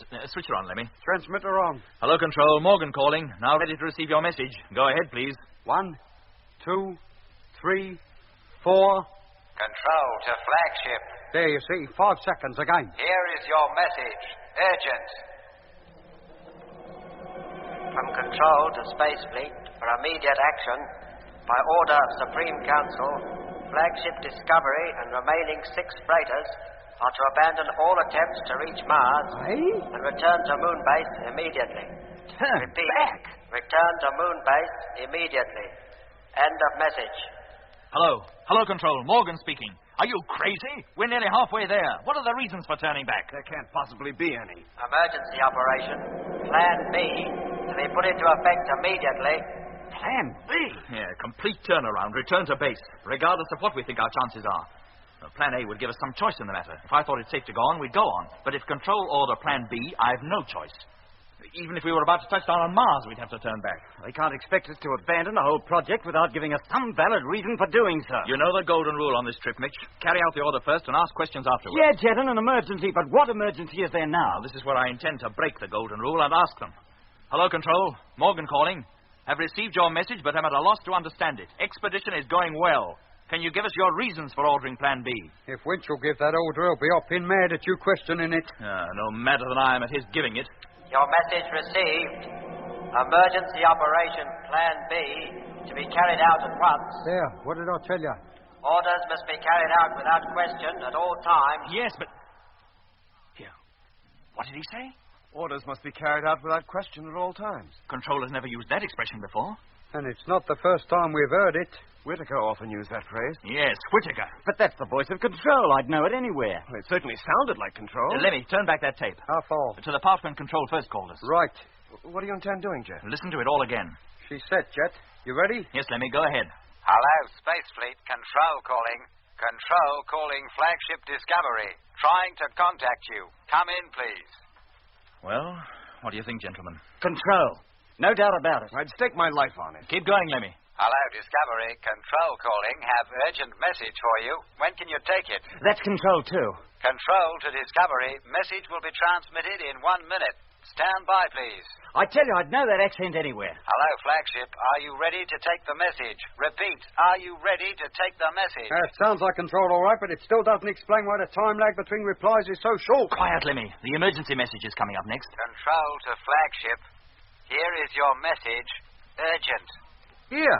Oh, blimey, why didn't I think of it before? Quiet, Lemmy. For immediate action, by order of Supreme Council, flagship Discovery and remaining 6 freighters are to abandon all attempts to reach Mars and return to Moon Base immediately. That's not the same voice. Return to Moon Almost, Base but not quite. immediately. When the actual message came, a new voice took over. Yeah, and what I was about to Play say... it again, Lemmy. Yes, Jet. Here it comes. Control to flagship. Here is your message. Urgent. Now listen, From Control to Space Fleet for immediate action, By order of Supreme Council... It is a different voice. In all the excitement of being told to turn back, we didn't notice it. And if you'll just let me get one word in edgeways, there's another thing. What's that, Lemmy? The freighters. He said the flagship and the remaining 6 freighters was to turn back. Well, there are only 6. But Earth doesn't know that. So far as I know, we've lost only one, number 7. Yes, you're right. We lost number 6 while we was passing through that cloud of ionized gas or whatever it was. And we lost all contact with Earth at the same time, and we haven't re-established it since. Yeah. Lemmy, can you get a bearing on that signal? Yes, if you keep him talking long enough. All right, get ready to do it. I'll call him up. Yes, mate. Hello, Control. Flagship calling. Have message for you. Can you take it, please? You all set, Lemmy? All set. Hello, Flagship. Receiving you loud and clear. Ready to take your message. That's Control's voice again. Did you get the bearing, Lemmy? Not quite. Hello, Control. Sorry, didn't get that. Would you repeat your call, please? Should line up on him this time. Hello, Flagship. Receiving you loud and clear. Ready to take your message. Right. Got it. Hello, Control. Here is my message. Have received your signal regarding the operation of Plan B. Will now consider it and call you back in a few minutes. What is the bearing, Lemmy? 1 degree to starboard. Azimuth reading. Altitude nil, depth nil. He's almost right slap in front of us, whoever it is. That's it, then. It can't be Control. If it were, he'd be behind us. Hello, Discovery. Your message received. Aye, there's the mystery voice again. There's no time for consideration. Action must be taken at once, or we cannot be held responsible for consequences. No, he's trying to scare us. Hello, Control. Your message received. Action will be taken on it if and when I think fit. That is all. And you can pick the bones out of that. Well, gentlemen, I think that about settles that. It's not Control. It's someone using the voice of Control in the hope of fooling us into turning back. But who? Whittaker. Who else? He must have gotten ahead of us. But what could he gain from that? He's got one of our ships, hasn't he? But he can't go anywhere in it. Even if he went onto Mars, he couldn't land her. She's not built for it. And if he just keeps going, he'll eventually cover a full orbit, and in a couple of years be back where we all started, on the moon. And we'd be there waiting for him. There'd be no point in that either. And why try to get us to turn back? If I knew, I'd gladly tell you. Oh, what's he trying to do? Wreck the expedition? He must be raving mad. If he were, he'd never have gotten through the psychiatry test. Oh, there must be some other reason behind it. Something much deeper and stranger than we can comprehend. Something to do with his being born in 1893, maybe. Oh, you don't really believe that, do you? I'm beginning to believe almost anything so far as Whittaker's concerned. The way he behaved the whole time he was with the expedition. The uncanny effect he had on the crew members of the ships he was in. All of it must add up to something. But what? Oh, I wish I knew, Doc. If I did, we might have some idea what to expect next. Well, there's one fellow who can tell you that. Tell you exactly what Whittaker is up to at this very minute. Who's that? Peterson, the pilot of number 6. The last we heard from him, he was yelling for help. Yes, I'd forgotten about him. I wonder if he's safe, even if he's alive. If he were, Jet, he'd have called us up by now on number 6's radio. You're right, Doc. You mean you count him as dead, then? Not necessarily, Lemmy, but if Whittaker is as crazy as he appears to be, we can't hold out much hope. Blimey. Look, Lemmy, keep a constant listening watch on Control's frequency. If anything comes through, call me immediately. Right. But first, get me Frank Rogers in number 2 on the ship-to-ship system. Yes, mate. Rogers? What for, Jet? He spent more time with Whittaker than anybody. I want to get him over here and talk to him.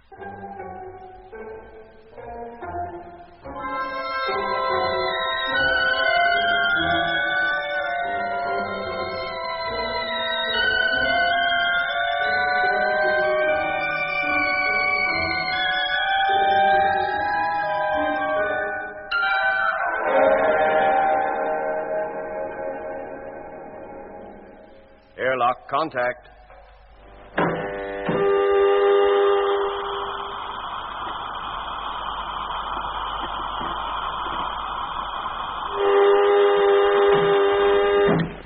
Air pressure, maximum. Okay, Doc. Open it up. Hatch opening.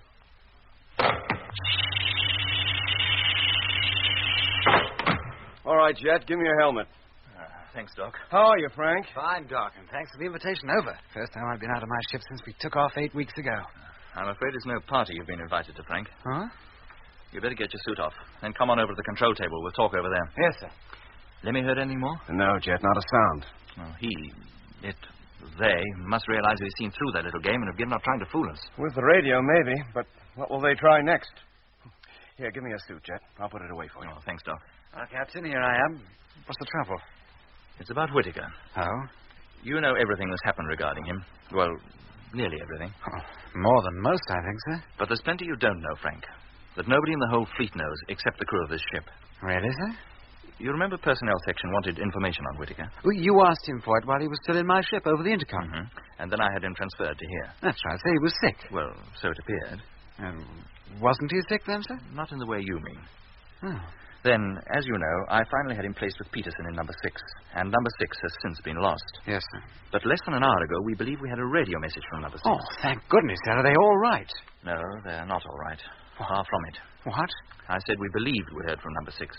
Fact is, when we first picked up their signal, we thought we were in contact with Control. Well, how could that be, sir? Well, it was Control's voice we were hearing, at first anyway. But after taking a bearing on the source of the transmissions, we decided the signals were being radiated from a point some 500,000 miles in front of us. Well, then it couldn't be Control, could it, sir? Not in 1,000 years. We believe it to be number 6. And we also believe Whittaker to be behind the messages we were receiving from her. Well, may I ask what they were, sir? Orders to turn back. This isn't a joke, is it? It's no joke. Far from it. Listen, Frank. We've no way of discovering the reason for Whittaker's odd behavior, except by finding out all we possibly can about him. Now, you spent a month alone with him. Well, about the most uncomfortable 4 weeks I've ever spent with anybody, sir. I complained to Lemmy about him. Yes, he told us, but we thought Whittaker merely had a bad dose of space sickness and would soon get over it. The little time he spent in this ship proved it was something more serious than that. How did you stick it as long as you did? It was the case of having to. Tell me, Frank, just what did Whittaker do that upset you so much? Nothing. Nothing? I mean, it was his doing nothing that upset me. He wouldn't talk unless it was necessary. But what did he do in his spare time? Oh, just lay on his bunk. That all? Well, unless anything came through on the radio, then he'd be up on his feet in a flash, listening, as though the message were for him personally. Oh, that doesn't give us much to go on, Frank. Was there nothing else? Well, if there was, it must have happened while I was asleep. And that wasn't often. Oh? Why not? I was scared to. Why? Well, I had such fantastic, horrible dreams. What about? I can't remember. I seemed to forget them as soon as I woke up. And believe me, Jet, I woke up in a cold sweat at least a dozen times. But as soon as Whittaker left the ship, you slept soundly. Yes. I can't tell you how grateful I was when you decided to have him transferred. He affected Lemmy in the same way, but not so strongly. Had Lemmy been alone with him, it might have been a different story. It might at that. Look, Frank, you really haven't told me anything I don't know already. There really isn't anything more to tell. Oh, except one thing. Yes? He was always asking if he could take my radio watch. Oh, and did you let him? No, it's against regulations, except for emergency. Quite right. It was rather an odd request from a fellow who was always telling me that orders should be obeyed without question at all times. This would be his favorite phrase. And when he did get to the radio, was there anything odd about the way he carried on then? Only once that I'm aware of. What happened? Well, I came out of the cargo hatch after a routine check and found him tuned into control and listening into the messages being passed between this ship and base. Oh? Had he been ordered to listen on control's frequency? No, we were supposed to be on the ship-to-ship wavelength. And the other odd thing about it was that he'd recorded everything Control had said. Only Control's transmissions, not ours? No, Jet, Control's only. Did you tackle him about it? Yes. What did he say? Well, he said you'd called him up and asked him to keep a check watch on Control as reception wasn't too good and you didn't want to risk not hearing anything vital. How long ago was this, Frank? Well, about 2 weeks out from takeoff. Well, it is possible. One ship is often detailed to keep a double watch on Control. We'll check up. Can you let me have the actual date? Oh, when I get back to the ship I can. Or we could call Grimshaw and ask him. No, I'll wait until you get back. Look, Frank, I don't want a word of this mentioned to the rest of the fleet. Is that clear? Yes, sir. Meanwhile, if you think of anything else that might have a bearing on all this, call me up, will you? I will, sir. Well, that's all. Oh, have you eaten? Oh, yes, just before I came over, thank you. Very well. I think you'd better get back. We don't want to leave Grimshaw alone in number 2 any longer than we can help. And thanks for the chat, Frank. What you just told me may well prove very useful. Thank you, sir.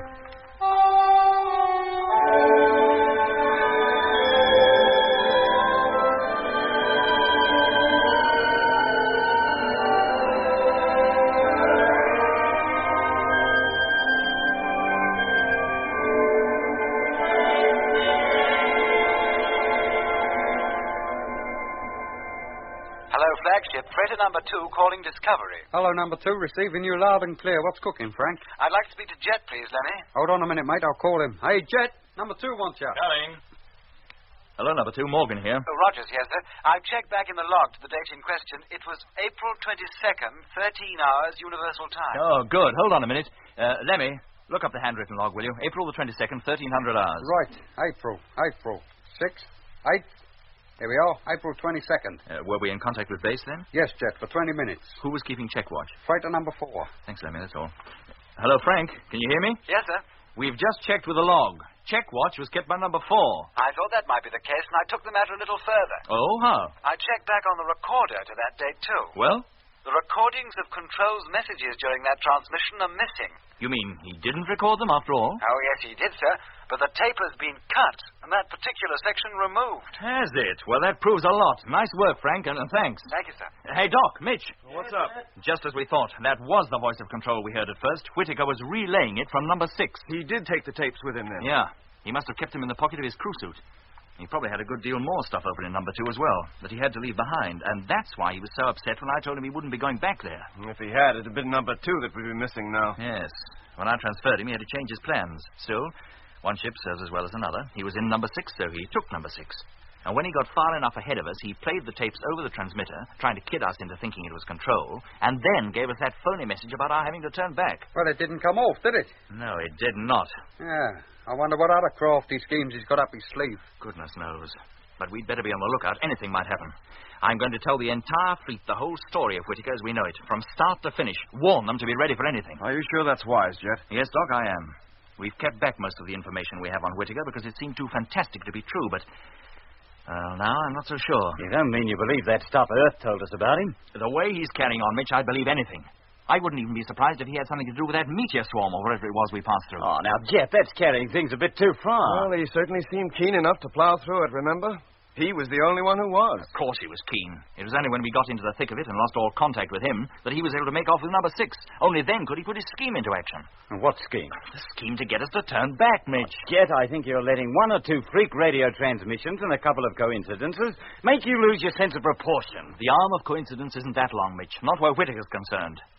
If you ask me, the reason why that meteor swarm, or whatever it was, always remained in our path no matter what evasive action we took, was because that's what it was supposed to do.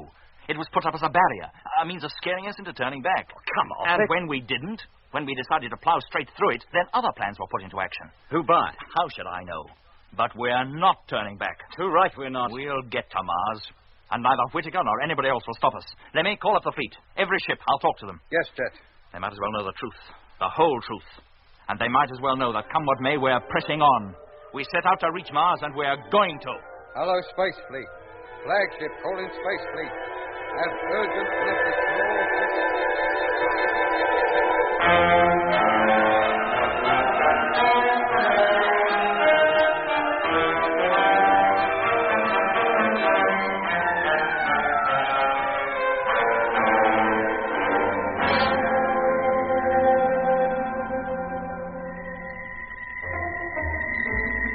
Not one man protested when told that, in spite of everything, we would continue our journey towards the Red Planet according to schedule.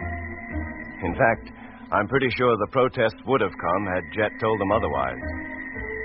Every ship was now put on a rota to keep watch on Control's frequency, to report to Discovery the moment anything was heard, whether the call was thought to be a spurious one from the missing number 6 or a genuine one from Control itself.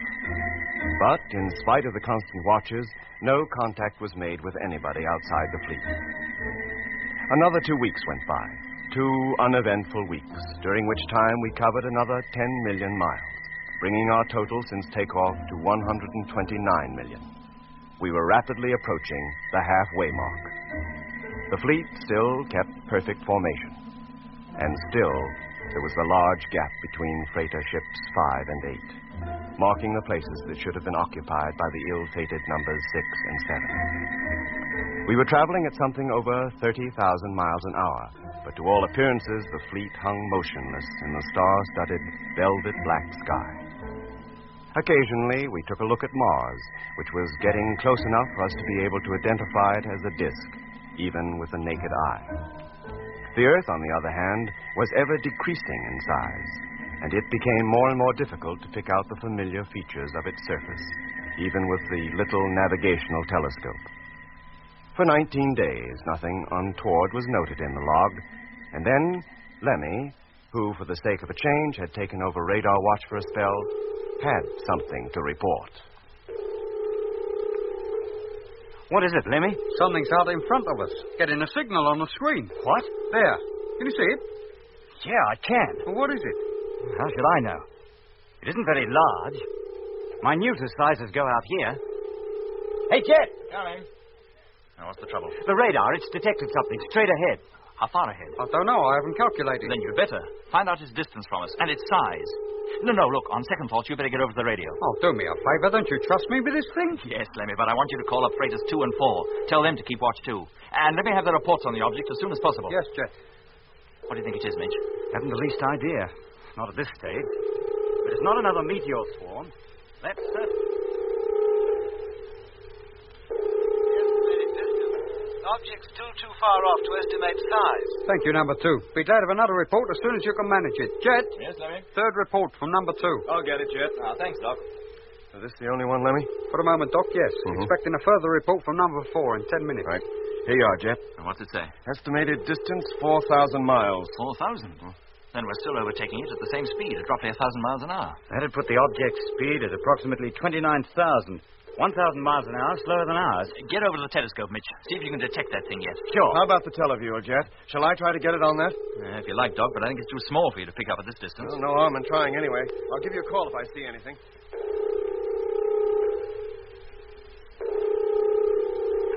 Any luck, Mitch? Not yet. Oh, we should be seeing something now through the telescope anyway. Latest calculation puts it at less than 2,000 miles away, much less. It's possible that I am seeing it, but don't know it. It wouldn't be much larger than a pinpoint. With those stars in the background, Say, wait a minute. Well? Something here, I think. Spot of light a little bigger than it was 10 minutes ago. Any idea what it is? Not yet. Have to wait till we get a bit closer. Did you hear that, Doc? Yeah, Jet, but I don't see anything on the televiewer yet, I'm afraid.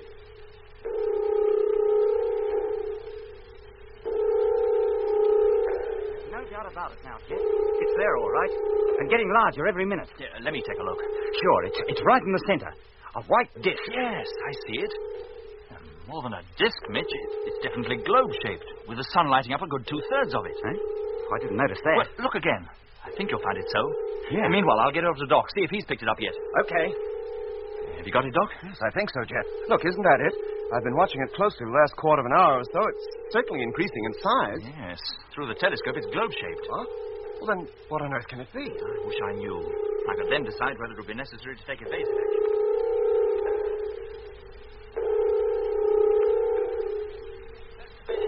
Now 1,200 miles. Object globular in shape. Diameter difficult to ascertain at this distance. Thank you, number 4. I wouldn't let its diameter worry you. Another hour and you'll be able to put a tape measure around it. Here you are, Jet. 5th report from number 4. Thanks, Lemmy. Struth, I know what this is. Eh? It's a ship. What? Yeah, Jet. A spaceship. Eh? One of ours. Are you sure? Well, of course I'm sure. The reason it looks globular in shape is that its cabin is facing us, so that the rest of the structure is blocked out. Here, let me get at that telescope. It's all yours. Yes, Mitch, you're right. She's still very small, but no other object in the heavens could look like that.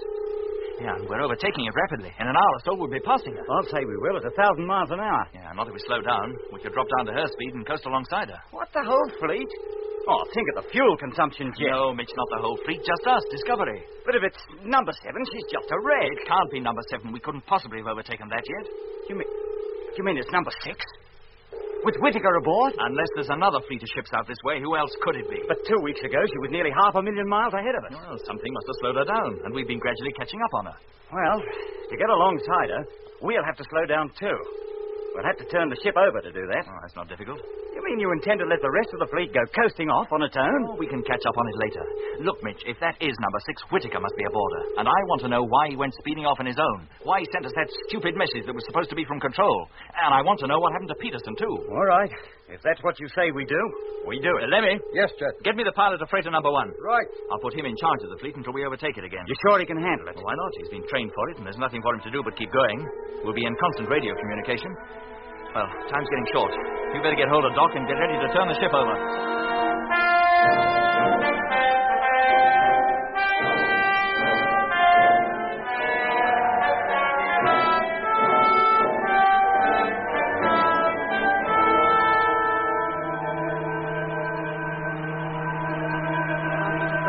Degrees. 176. 177.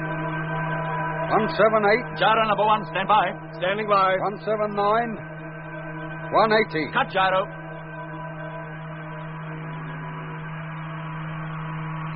Gyro cut. 180 degrees. Steady as she goes. Stand by to fire motor. All set. Televiewer stern view on. Ship in full view. And it is number 6. Ready, Mitch? Now, fire! Contact! So long, boys. See you later.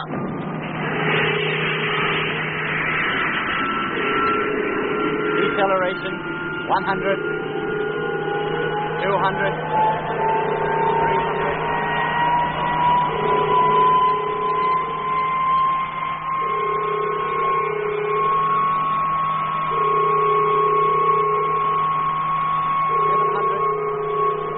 800, 900, 1,000. Cut the motor.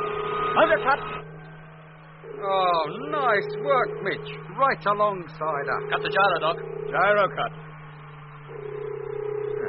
Unfasten your safety straps. Right. Now, Lemmy, as soon as you're ready, open up the radio. Tell number 1, maneuver successfully carried out. Then call up number 6. See if you can raise them. Yes, Jet. Hello, number 6. Hello.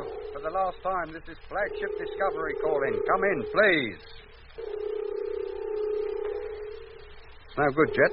Either he don't hear us or he doesn't intend to answer. He can hear us all right. If he's in there. Where else could he be? All right, Doc. Put your suit on. Hey? Oh, wait a minute, Jet. You don't intend going over there, do you? Not before you know everything's all right in that ship. What other choice have we? But the door isn't even on this side. Before you reach it, you'll have to pass out of our sight. The radios will be on. You can talk to us. Well, if you say so, but I'll tell you, mate, I don't like it. Might be a trap, a trick to get you in there. That's a chance we'll have to take. All right, Doc. Let's go. Hatch opening.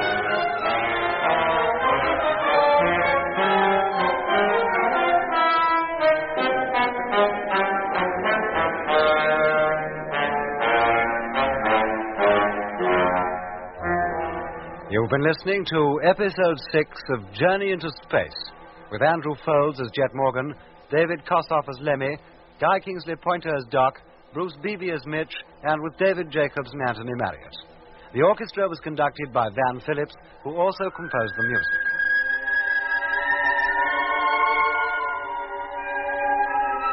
Journey into Space is written by Charles Chilton and produced by him in the London studios of the BBC.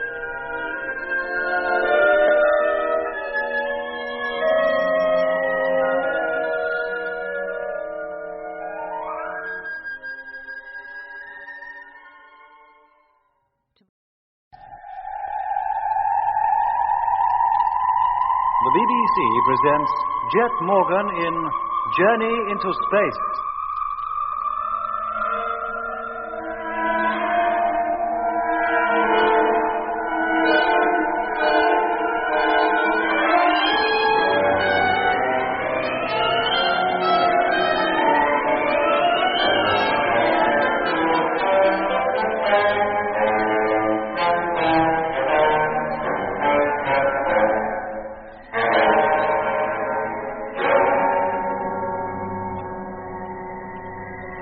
Months since takeoff. Freighter number 7 lost, a wreck which had to be abandoned when our course was changed. Freighter number 6 also lost, or so we thought, with James Whittaker and Peterson aboard. Then came the mysterious radio call which identified itself as Control, ordering us to abandon our project and return to the advanced base on the moon. And finally, the detection of an object on the radar and televiewer screens which proved to be the missing Freighter number 6. Still dead on course for Mars, but traveling 1,000 miles an hour slower than the rest of the fleet, which was rapidly overtaking it. Jet had the Discovery slowed down until we were coasting alongside the wayward ship. And then, when only 100 yards separated us, had Lemmy call her on the ship-to-ship radio. Hello, number 6. Hello. For the last time, this is Flagship Discovery calling. Come in, please. It's no good, Jet. Either he doesn't hear us or he doesn't intend to answer. He can hear us all right, if he's in there. Where else could he be? All right, Doc, put your suit on. Hey? Yeah, now, wait a minute, Chet. You don't intend going over there, do you? Not before you know everything's all right in that ship. What other choice have we? But the door isn't even on this side. Before you reach it, you'll have to pass out of our sight. The radios will be on. You can talk to us. Oh, if you say so. But I tell you, mate, I don't like it. It might be a trap, a trick to get you in there. That's a chance we'll have to take. All right, Doc, let's go. Hatch opening. Can you see him yet, Mitch? Yeah, Lemmy.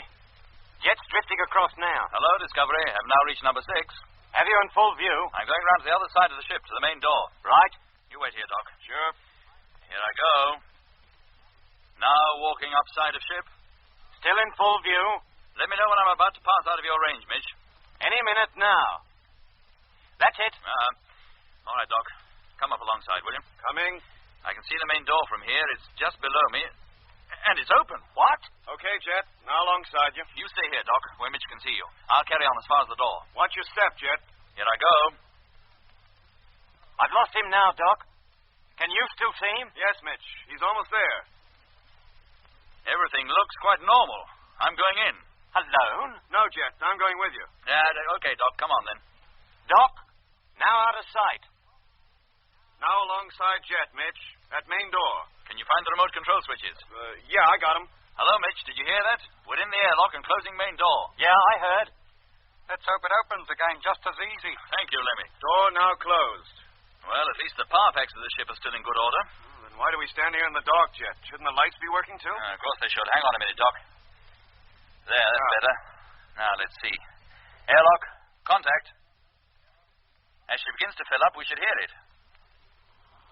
I think I can, Jet. Yes, and the gauge is rising, too.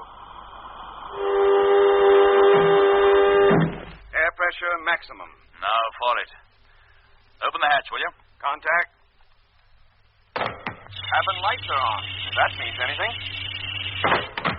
Hello, Mitch. Hearing it, Jet? We're still in the airlock, but we've opened the hatch. The lights in the crew's quarters are burning, but nobody's come to greet us. Eh?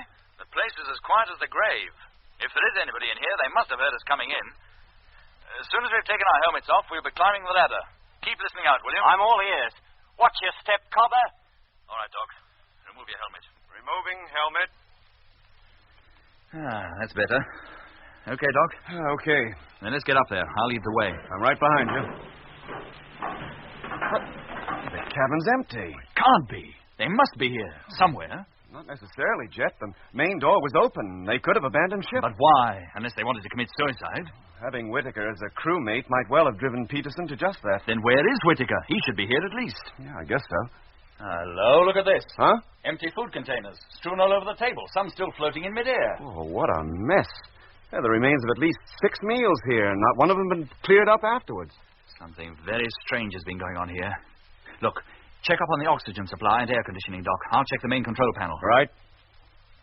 No, Jet, nothing wrong here. How about you? Okay, here as well. Good deal of fuel gone, though. Main tanks are empty. Must have used that when they put on that spurt to get away from the rest of the fleet. And to slow the ship down again. Huh? Well, somebody must have turned her over and slowed her down, Doc. And I'd say that somebody was Whittaker. Well, what was Peterson doing meanwhile? I don't know, Doc. Let's get over to the radio panel. Right. Hey, what's all this? Recording tape all over the floor. But a great part of it is still in the machine. Yeah, it's just as though somebody had been tearing it out of the recorder and was interrupted. Try and get it back on the spool, Doc. Later, I'll play it over, see if there's anything on it. Right. I wonder if the radio works. Hello, number 6. Discovery calling. Come in, please. Right, Dad, that's Mitch. Hello, Discovery. Morgan speaking. What's going on over there, Jet? You tell me to keep listening out and then leave me hanging on here. Sorry, Mitch. I forgot about you. It's a good thing we didn't forget about you. Well, what have you found? The cabin's in chaos. Half-eaten meals on the table, recording tape all over the floor, no sign of the crew. No wonder we got no reply to our calls. What was that? I said no sign of the crew. You mean they're missing? Yeah. We think they must have abandoned ship. Then they must have been stark raving mad, both of them. I'll call you every 10 minutes, Mitch, okay? Okay, and don't forget this time. I won't. All right, Doc. Let's continue the search. Well, how about the cargo compartment? Well, let's look in the personal lockers first. See if they hold any clues. Huh? Whose locker is this? Peterson's. And his crew suit's gone. Oh, maybe they had some trouble outside. Went out to fix it and drifted off. Both of them? Well, why not? But that would more or less put Peterson in league with Whittaker. They'd have to be working together. Yes, it would. The last we heard from Peterson, he was yelling for help. No, Doc. I don't think that can be the explanation. Well, maybe not, but everything points to their having gone outside for some reason or other. The main door open, the suit missing. Yeah, that still doesn't explain the empty food containers and the mess this place is in. Let's take a look in the second locker. Right. Well, Just as I thought. Whittaker's suit is still here. You're sure it's his? Well, there's the construction engineer's flash on the shoulders, Doc. Who else could it be? Well, then he couldn't have left the ship. Unless he went out without his suit. Look, I'm going down to the cargo hold. One of them, even both of them, might be there. Meanwhile, you keep searching the cabin. Right. Make sure the air pressure's up to full rate before you open the cargo hatch. I'll watch it, Doc. Don't you worry. I'll start over at the motor panel. And don't miss a thing, Doc. I won't. In fact, Hey, wait a minute. Hey, what's the matter? The inspection hatch. It's partly open. The inspection hatch, you say? Yeah, the light's on down there, too. I wonder we didn't notice it before. Open her up, Doc. Well, where's the switch? I'm not familiar with the controls in these freighters. On the main control panel. Bottom left, blue section. I've got it. Hey, there's somebody down there. What? Well, who is it? He's all of a heap. It's difficult to say. Come on, let's get down there. Hello, number 6, Discovery calling. Come in, please. Blast, that's Mitch. You go down, Doc. I'll follow you in a couple of minutes. Right. Hello, Discovery. Morgan here. Your 10 minutes is up. You were going to call me, remember? I'm sorry, Mitch. I've got other things on my mind. Well, what do you think goes through my mind when I think of you and Doc stuck over there in the Mare Celeste and me not knowing what's happening because you don't call up and tell me? Look, Mitch, Doc and I are quite okay. But we just found something that needs our immediate attention. I'll call you again later. 10 minutes? 10 minutes. And if you don't want me and Lemmy to go grey with worry, make it 10 minutes, will you, Jet? Hey, Jet. You better come down here and take a look at this. On my way. Look who it is. Whittaker? Yeah, and out cold. Badly beaten up about the head, too. But Whittaker, he was the last person I expected to... Where's Peterson? Your guess is as good as mine. You were going to look for him in the cargo compartment, remember? I'll get up there right away. How about you, Doc? I'll get Whittaker up onto one of the bunks in the cabin. By the time you get back, I should know just what shape he's in. Okay, Doc.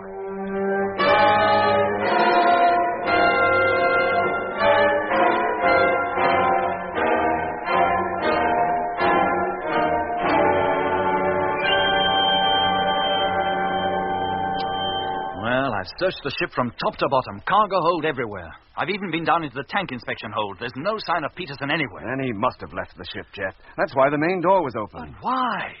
He must have known he'd never be picked up, not in a million years. He must have known he was stepping out of the ship to certain death. Well, there are an awful lot of things which need explaining, Jet. Why the cabin is in such chaos.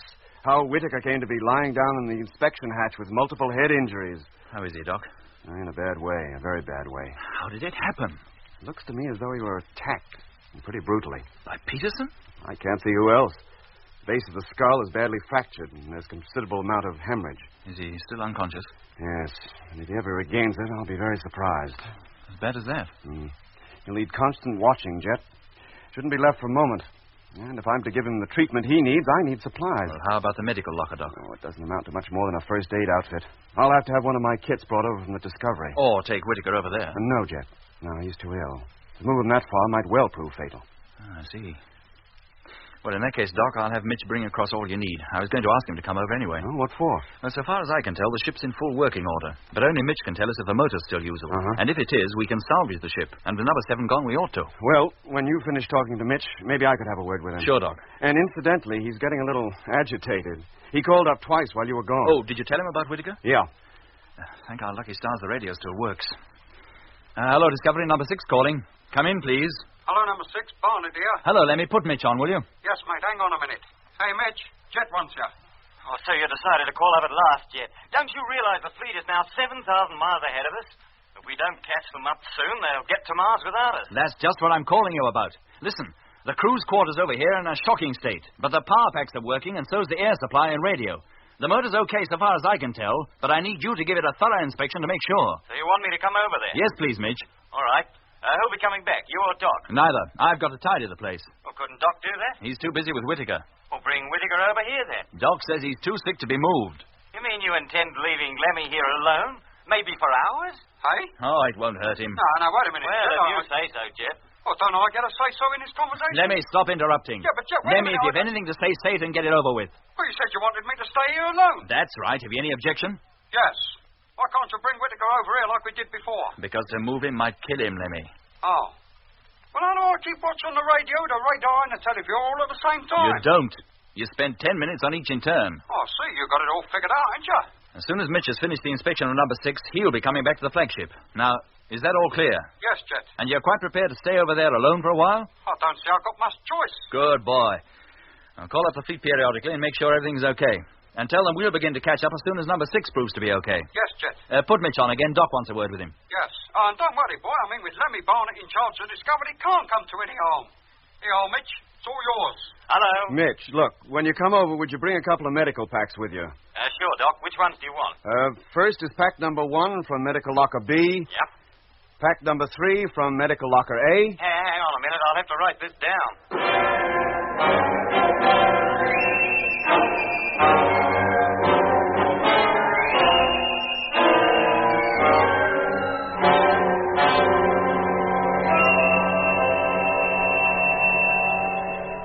are, Doc. Some food. Well, thanks, Jet. How is he? If anything, a little worse. Oh, no sign of his regaining consciousness? I'm afraid not. Doc, what chance is there? It's a toss-up. We can only wait and hope.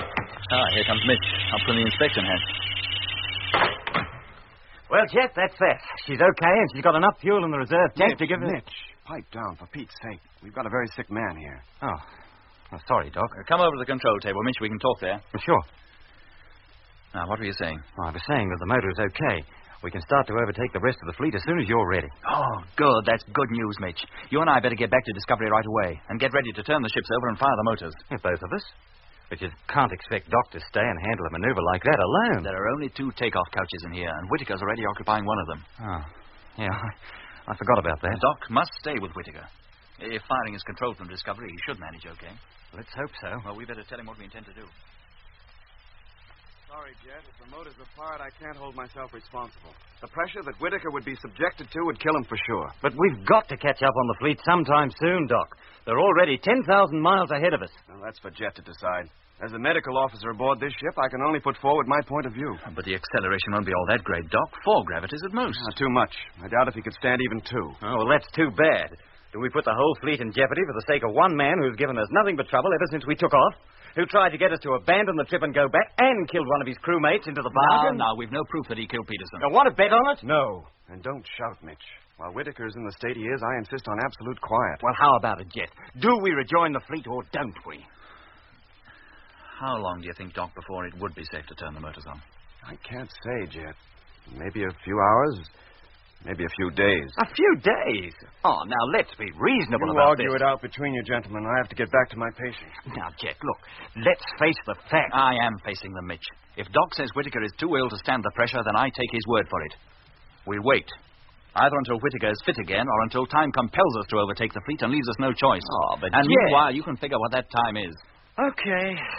Where do they keep the navigational tables on this ship? Same place as in any other. In the locker under the control table. Good. Come over here, quick. What is it? I think he's coming round. He was trying to say something a moment ago. What? Oh, I didn't catch it, I'm afraid. Leave me alone. What did he say? Leave me alone, I think. But nobody's touching him. Whittaker. Whittaker, can you hear me? This is Captain Morgan. Turn back. Turn back. Whittaker. You must turn back. I can fight them, but you can't. What's he talking about? I wouldn't try to make sense of it, Jet. He's delirious. You do not know the power they have. He must be. I don't think he even realizes I was talking to him. I defy you. Do you hear? I defy you. Whittaker. I must go back. Whittaker. Back to my wife and my children. Has he a wife and children? If he has, I should think this is the first time he's ever mentioned them. They've gone to the exhibition. Everybody's going. Hello, number 6, Discovery. Calling. Come in, please. I'll get it, Doc. Right. Hello, Discovery. Morgan here. Oh, hello, Jet. Look, I don't want to break up your little party over there, but the time has come for routine inspection and fleet reports. Number 1 has already called up. He wants to get cracking. Well, can't you take them, Lemmy? Of course I can take them, but what about our own routine? You can't expect me to keep radar, radio, and televiewer watch and inspect every part of the ship and all. It's a big enough job for the 4 of us. They're running a special train from Baker Street. What was that, Jet? Oh, it's all right, Lemmy. I'm sorry to have left you over there alone for so long. I'll attend to it. Well, somebody will be coming back then. I'll tell number 1 to wait until they get here. One of us will be coming across in just a few minutes. Right. Oh, incidentally, Jet. They must turn back. How's Whittaker? I must tell them to turn back. Still in pretty bad shape. Oh. Oh, well, I'll get the main door open, Jet. Be all ready for whoever comes across. Yeah. Thanks, Lemmy. Mitch, did you hear that? Yeah, Jet. Want me to go back? If you don't mind. You finished that inspection job anyway. I'll stay here with Doc. Okay, I'll put the tables back in the locker and put my suit on. I'll finish the computations in Discovery after we've carried out routine inspection.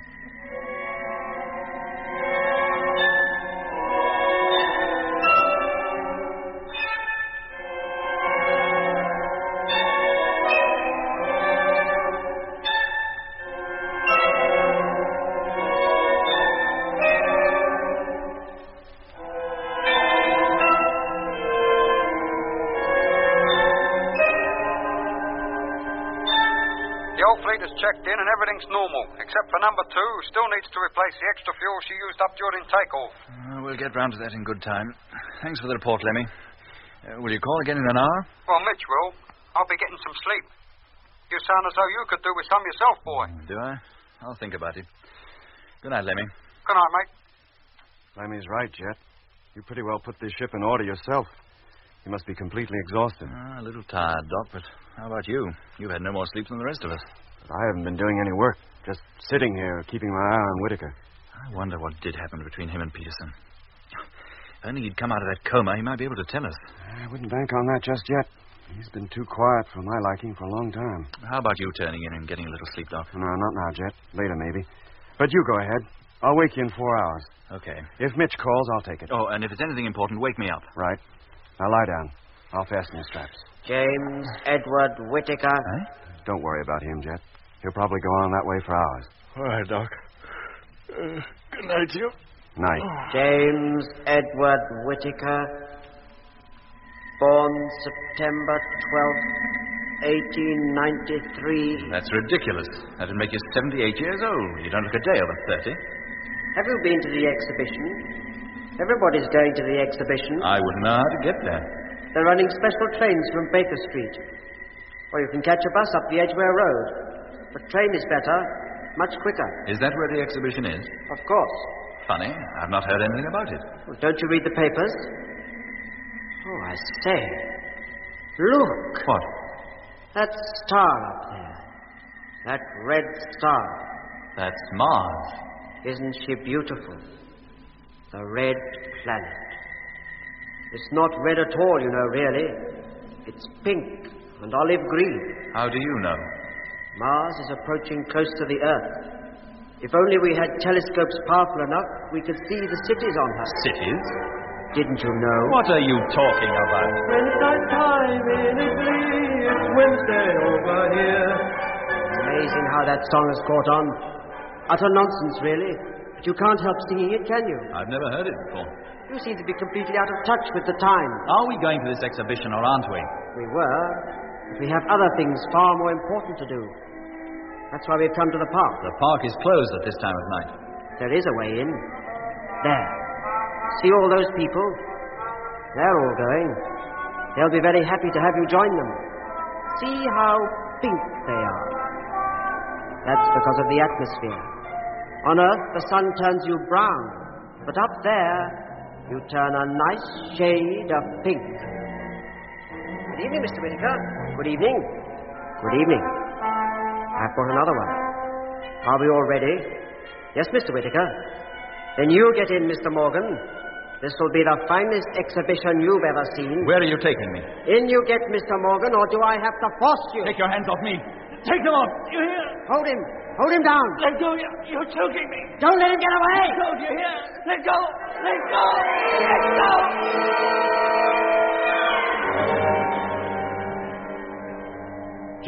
Jet, wake up. Let go. Let go. Jet, wake up. What are you doing? Let go. Oh, it's you, Doc. You were raving like a lunatic. What's the matter? A dream, Doc. I had such a fantastic dream. A dream? Yeah. I dreamt I was back in London. Not a London I knew, a London of the past. The buses were open-decked at the top, and everybody was going to an exhibition somewhere. Some buildings I knew. In other places were older buildings where new ones now stand.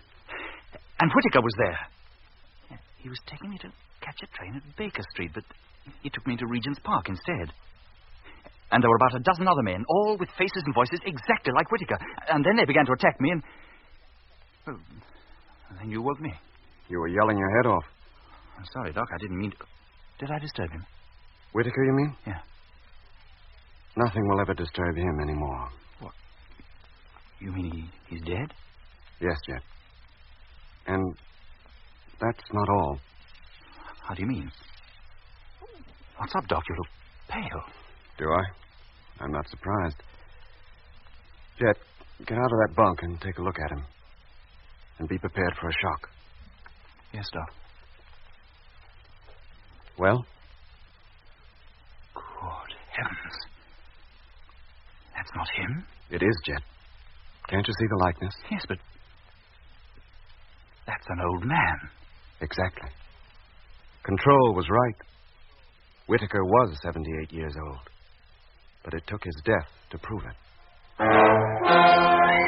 The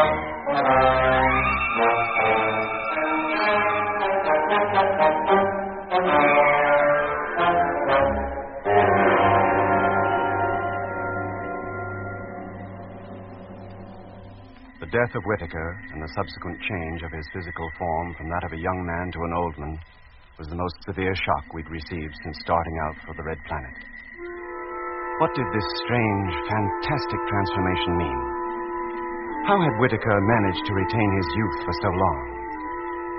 Where had he been between 1924 and the time he joined the expedition as a reserve crew member more than a year ago?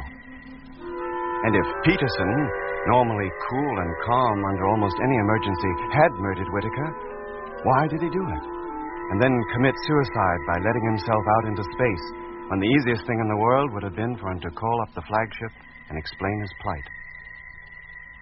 Had there been some strange power in control of Whittaker that compelled him to do things against his will, a power that prolonged his life until death cut off the controlling medium, so making the wear and tear of 47 years overtake the now lifeless form in a matter of minutes? Well, if there was an answer to all these questions, neither Jet nor I were able to supply it. The fact remained, Whittaker was dead. Now there was no longer any point in lagging behind the rest of the fleet. 12 hours later, the ships had been turned over, their speeds increased, and we had taken our place along with the rest of the fleet of ships to continue our journey towards the Red Planet. With Mitch and I now running freighter number 6, extra work was placed on Jet and Lemmy, who now constituted the crew of the Discovery. In addition, Jet had also set himself the task of sorting through Whittaker's effects, which he had had transferred to the Discovery. From Control to Flagship, have a message for you. Can you take it, please? From Control to Flagship, here is your message. Urgent. And that's the finish of that reel. That's merely the recorded voice of Control. Would these be the same tapes that Whittaker used to try and bluff us he was Control? No, they must be. Why else would he have had them in the ship with him? Well, there's only this reel now, Jet. This is the one that Doc found under the control table. But it doesn't look to me as though it's been used. I might as well put this straight back into store. No, play it, Lemmy, just in case there's something on it. We don't want to miss it if there is. All right, mate, if you say so. There. She's all set. You can switch her on. Right. On. Not a sausage. That is a new tape. Yeah, but what was it doing under the control table? What was anything doing anywhere in that ship? It's just another of those unsolved mysteries, like what happened to Peterson. Why did Whittaker try and get us to turn back? Or why had number 6 already been turned round when we overtook her? I'd give anything to know the answer to just one of those questions. Oh, well, we can forget these tapes, Lemmy. They obviously can't tell us anything we don't know already. Give me a hand with the minor inspection, will you? Then it'll be time to get the reports in from the rest of the fleet. Yes, mate. Then grab hold of the logbook and we'll begin. Logbook grabbed. Air pressure, 10.5. Air pressure, 10.5. Say, Jet. Yes, Lemmy? I was thinking about Whittaker. What about him? Well, he was originally second crewman of number 2, wasn't he? Oxygen, tank 1, 18.760. 18.760. As I was saying, he was first in number 2 with Frank Rogers. Lemmy, let's concentrate on the job in hand, eh? We can discuss Whittaker later. Yes, mate. Let's get over to the main control board now. Yes, mate. When it's night time. Power pack number 1, blue section. Over here. Lemmy. When it's What were you singing? It's just I said, what were you singing? It's just a song. Sing it again. An encore, you mean? Sing it again, Lemmy. Go on. Yes. When it's night time in Italy, it's Wednesday over here. When it's midnight in Germany, you can't get a... That's it. It's the same one. The song Whittaker sang in my dream just before he died. Hey? Where did you learn it, Lemmy? Tell me, where did you hear that? I don't know. It's been running through my head for an hour or more. I don't remember learning it anywhere. Did you know it before you came on this trip? Can you remember ever learning it down on Earth? Oh, no, I can't. Think, Lemmy. Think hard. It's very important. All I know, Jet, it's been running through my mind. Hello, Flagship. Freighter number 6 calling Flagship. Well, there's the radio. I better answer. Want to hear from you urgently. Come in, please. No, Lemmy, wait. Hey? He said he was calling from number 6. Hello, Flagship. Number 6 calling. For God's sake, answer me. Number 6? But, Doc, and Mitch are in number 6. But that voice ain't either of them. No, Lemmy. That's the voice of Peterson.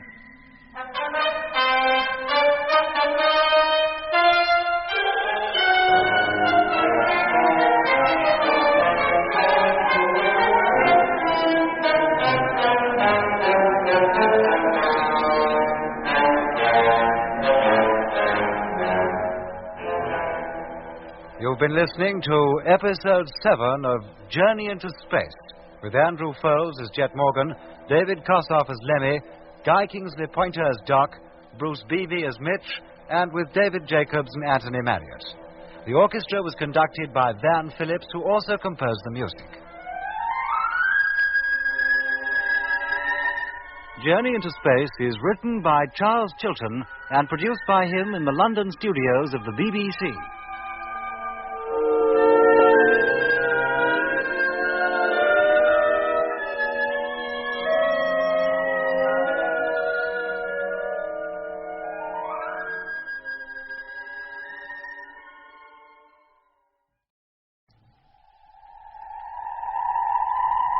The BBC presents Jet Morgan in Journey into Space.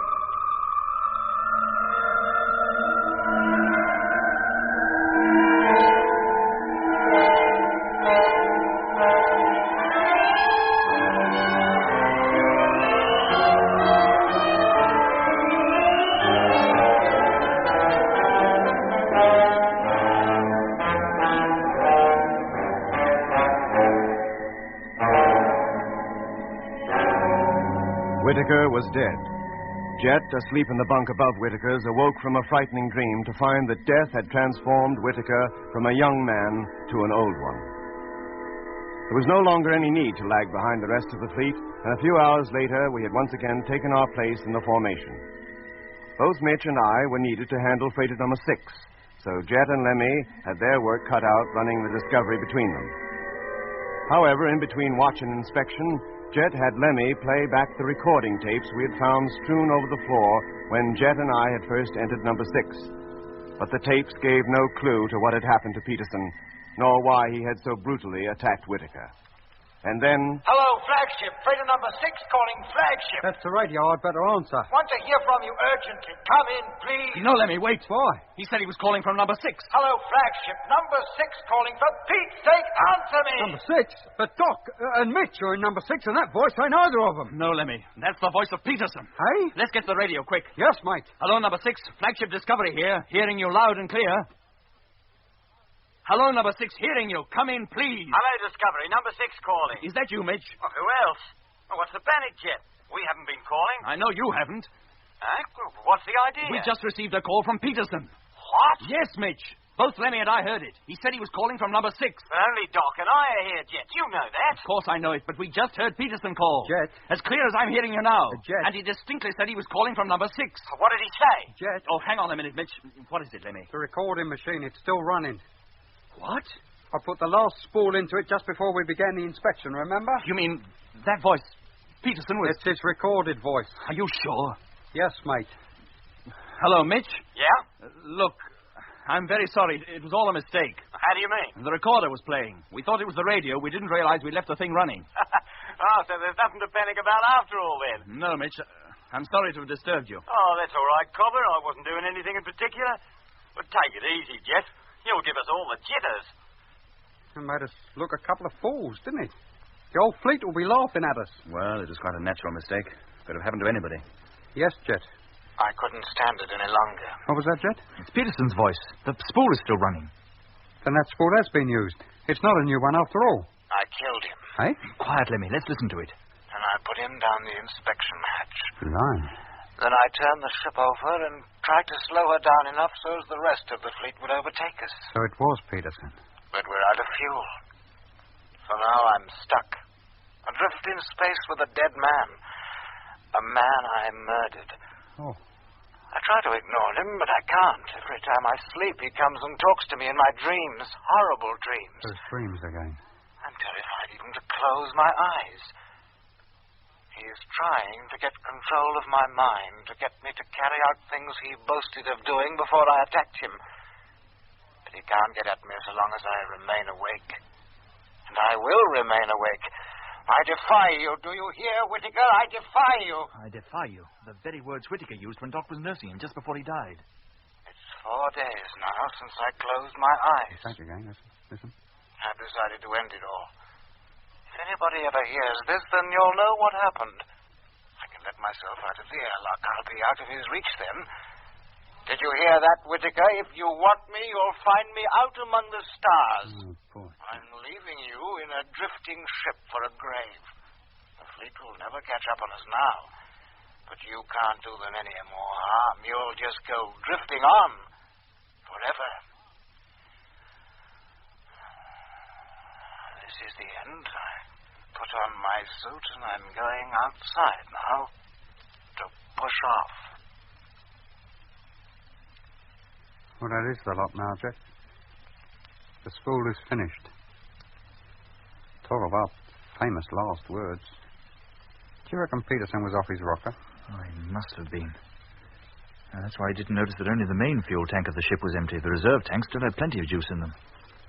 Why on earth didn't he call us up on the radio? He just murdered a man, or thought he had.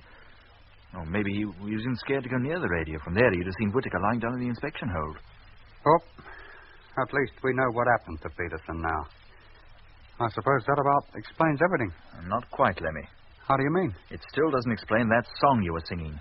Whittaker's song that I heard in my dream.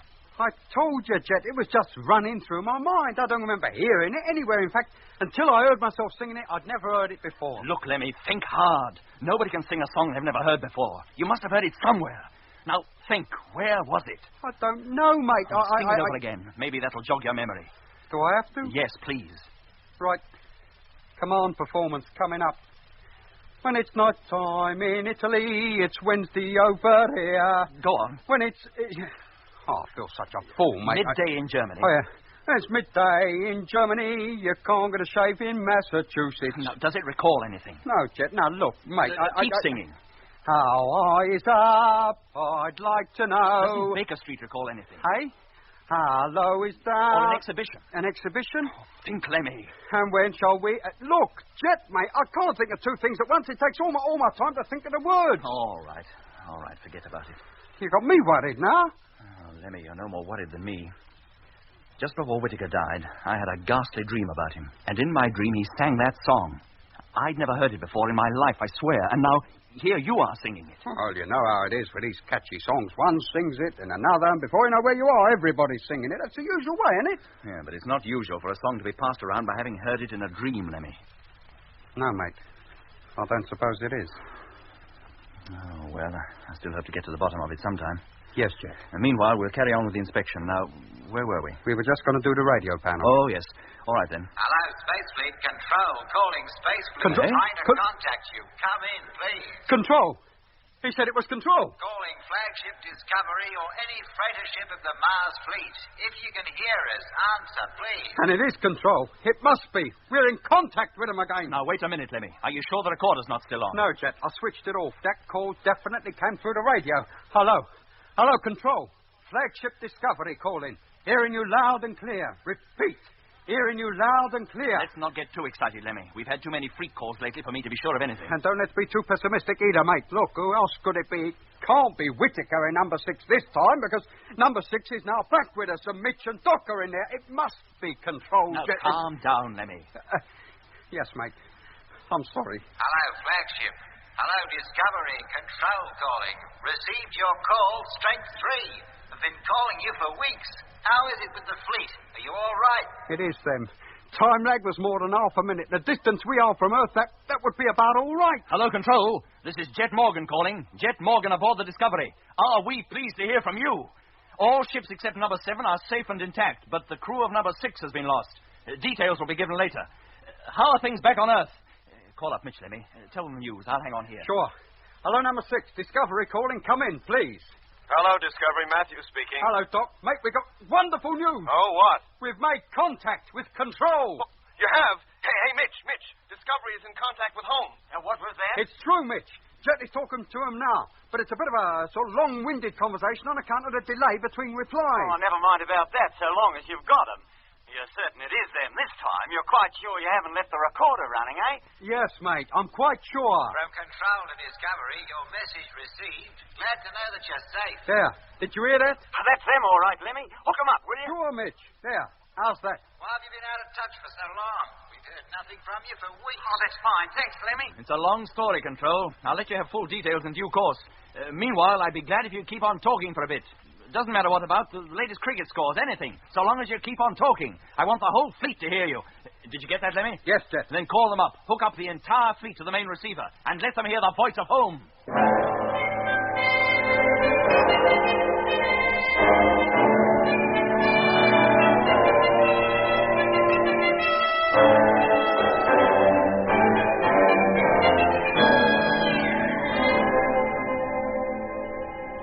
Well, Mitch, what do you think? It's indisputable, Jet.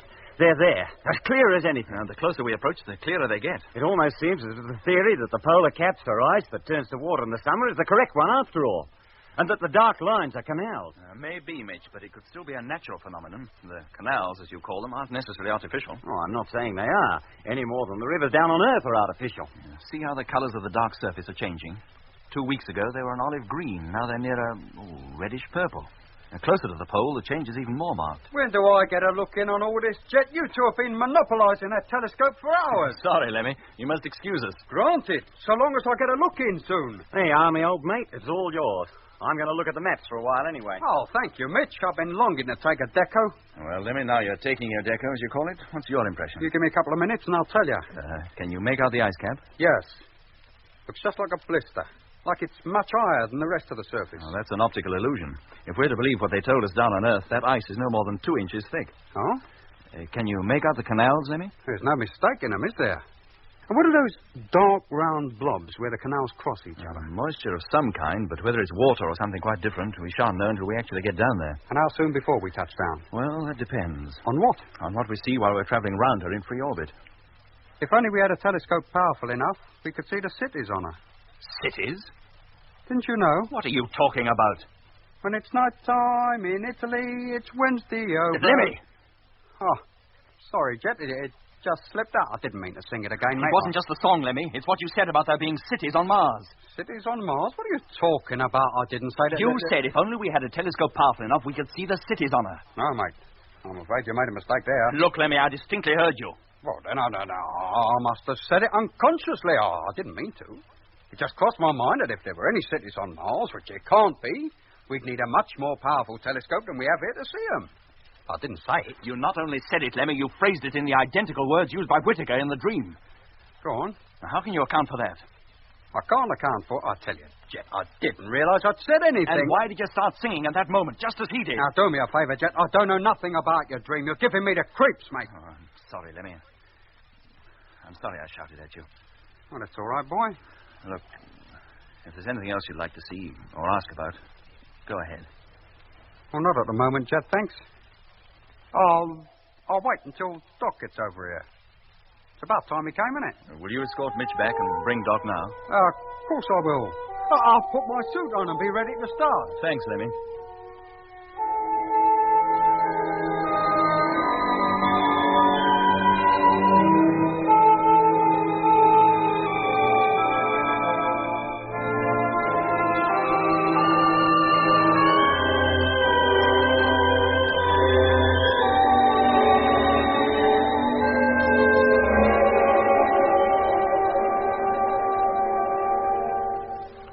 Well, Doc?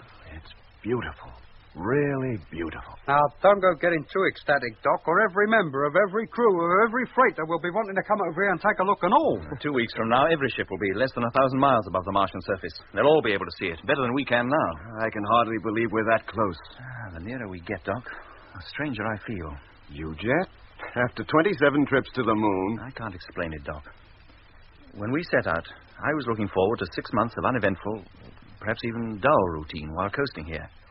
Well, this trip has been anything but that. And I have a feeling that our exploration of Mars is not quite going to be what we expected either. In what way? I wish I could tell you. I can hardly wait to set foot on Mars, and yet, at the same time, I'm full of apprehension about it. Hey, Jet, what's the big dark patch? Looks a bit like India in shape. Has it got a long, curving prominence running towards the north? Yes. That's the Syrtis Major. Oh, is it? Let's get over to the map table, Doc. Yeah, sure, Jet. Sorry about that, but there's something I want to tell you. What is it? Something very odd happened just now. I was over at the telescope with Lemmy when he suddenly came out with a remark about there being cities on Mars. Well, that's the question that must have passed through the mind of every man in the fleet at some time or other. Yes, but that's not the point, Doc. Whittaker said the same thing in my dream, and Lemmy used the identical words. Huh? And then the whole conversation I'd had with Whittaker in that dream came back to me. I remembered what I'd said to him and repeated it to Lemmy. And again he came back with the identical replies. But, Jet... And to crown the whole thing, he suddenly broke out into that song again, at exactly the same point in the conversation as Whittaker had done. What? You know, it's almost as though Whittaker was still with us. But he's dead, Jet, and whatever influence he had must have died with him. Yes, but whatever it was that influenced Whittaker is not necessarily dead. You mean we might still be subject to it? You, me, everyone in the fleet? I don't know what to think, Doc. Have you told Earth about this? Well, I told them Whittaker was dead. Did you tell them about his transformation? No, I did intend to, but I checked up on a few other things first, and, well, then I decided against telling Control anything but the bare essentials. Well, what did you check up on, exactly? You remember I told you that in that dream, Whittaker kept talking about an exhibition? Yeah. From the impression I got of the London I was dreaming about, I guessed the period to be sometime in the 1920s. Uh-huh. So I asked Control to find out if an exhibition had taken place during that decade, and whether it was possible to reach it by train from Baker Street. And had there? Yes. The Empire exhibition of 1924-25, held at Wembley. Good grief. I'd no idea such an exhibition had ever been held. Well, it was a little before your time, wasn't it? After that, I asked them to check up on the song. You know, the one that Lemmy keeps singing. Well, apparently it was a popular song of the same year, 1924, the year Whittaker disappeared. But that's fantastic. What did Control say about it? Well, I didn't tell them. But weren't they curious to know why you wanted the information? Oh, I told them I needed it to settle an argument. Look, Jet, do you think it wise not to tell Control everything? Yes, I do, Doc. But why? Look, suppose I did tell them. About that meteor swarm apparently trying to block our path. About Whittaker making that bogus call and trying to get us to turn back. Well? Isn't there a chance that Control might tell us the same thing? To turn back, you mean? Why not? On the face of it, somebody, or something, using Whittaker as a go-between maybe, seems to have been trying to get us to do just that. Yes, it would seem that way, but... Well, somebody down on Earth might consider that the risk of carrying on is too great and order us to return. Well, they're more likely to scoff at the whole thing and put it down to imagination. That, Doc, is a polite way of saying I'm unstable, mentally unbalanced. Oh, I wouldn't go that far. I'm not so sure that Control wouldn't, nor the rest of the fleet. Now, surely, Jet, you don't think the crews imagine that you... Why shouldn't they? Only three of us have been really seriously affected by Whittaker. Frank Rogers in number 2, Lemmy, and myself. And both Lemmy and Rogers seem to have got over it long since. And you haven't? Well, I'd have thought no more about it, Doc, but for the information I got from Earth and the conversation I had with Lemmy not 2 hours ago. What are you going to do, Jet? Press on. And what if there is something in it after all? And then we'll fight it. And risk the lives of maybe the whole fleet? Do you think they'd want to turn back after coming this far? No, Jet, I don't. What are you thinking, Doc? Of Whittaker, in his delirium. What about him? Pity I didn't record everything he said. Why? Well, it might have been very useful. He talked of an exhibition then, just as he did in your dream. Did he? Yeah. There were a few other things he said, too. You don't know the power they have was one of them. Now, as his exhibition references certainly had some foundation, those words could have, too. But who was he referring to? And what is the power they have? Who are they? You tell me. I don't care if we find that Mars is inhabited by a whole race of Whittakers. We can't turn back now. All right, Jet, calm down. Nobody's suggesting we turn back. You almost talked yourself into it. Nobody else did. I'm sorry, Doctor. I didn't mean to get so excited. Look, Jet, may I suggest that I stay here in the Discovery and that Lemmy goes over to number 6 with Mitch? No, thank you, Doc, but no, I'll be all right. Okay. Well, it won't be long now, and I won't be sorry. Well, what won't be long, Lemmy? Well, the landing on Mars. I can't wait to get my feet on terra firma again. It's a pity about the atmosphere down there, Doc. I'd give anything to have a good, deep breath of fresh air. You'll have to do without that, Lemmy. The oxygen content of the Martian atmosphere is far too low. One breath would probably kill you. Is it too low to support life of any kind, Doc? Almost certainly. Yeah. Well, I'll lay you 6 to 4. There's a couple of Martians sitting down here looking at the Earth, and one is telling the other that there couldn't possibly be any life on our planet because the oxygen content of its atmosphere is too high. Lemmy. Yes, Jet. Would you mind seeing Doc safely across to his ship? In a couple of hours, we'll be turning the whole fleet over. Yes, mate. Well, if you'd like to get your suit on, Doc, I'll see you to your own front door. Thanks, Lemmy. And thanks for a pleasant evening. Not at all, Doc. Glad to have you. You must come again sometime.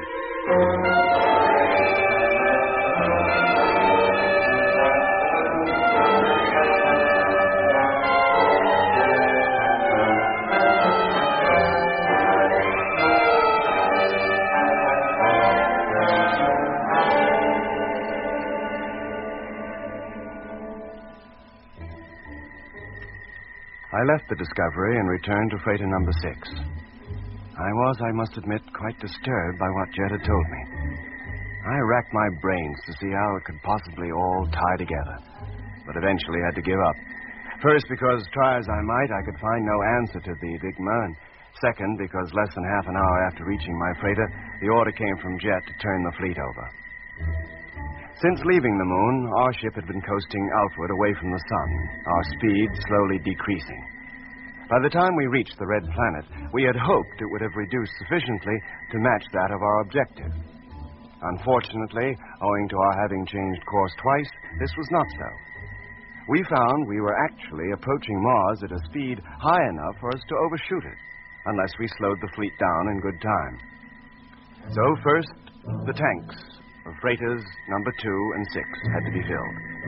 On Jet's orders, 4 construction engineers left their ships and, trailing their long fueling lines behind them, began the task of pumping fuel from the reserves into the main tanks of the 2 freighters.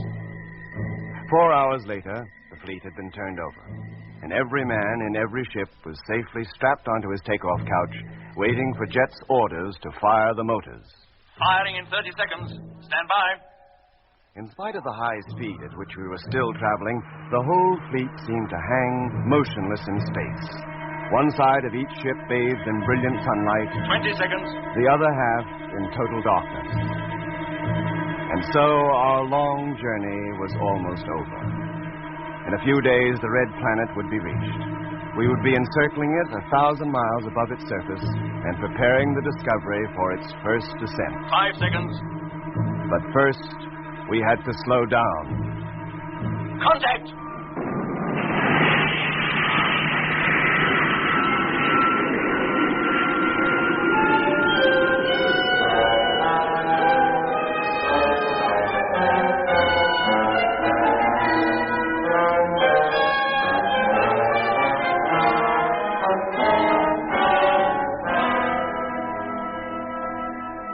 Well, Lemmy, you can open her up.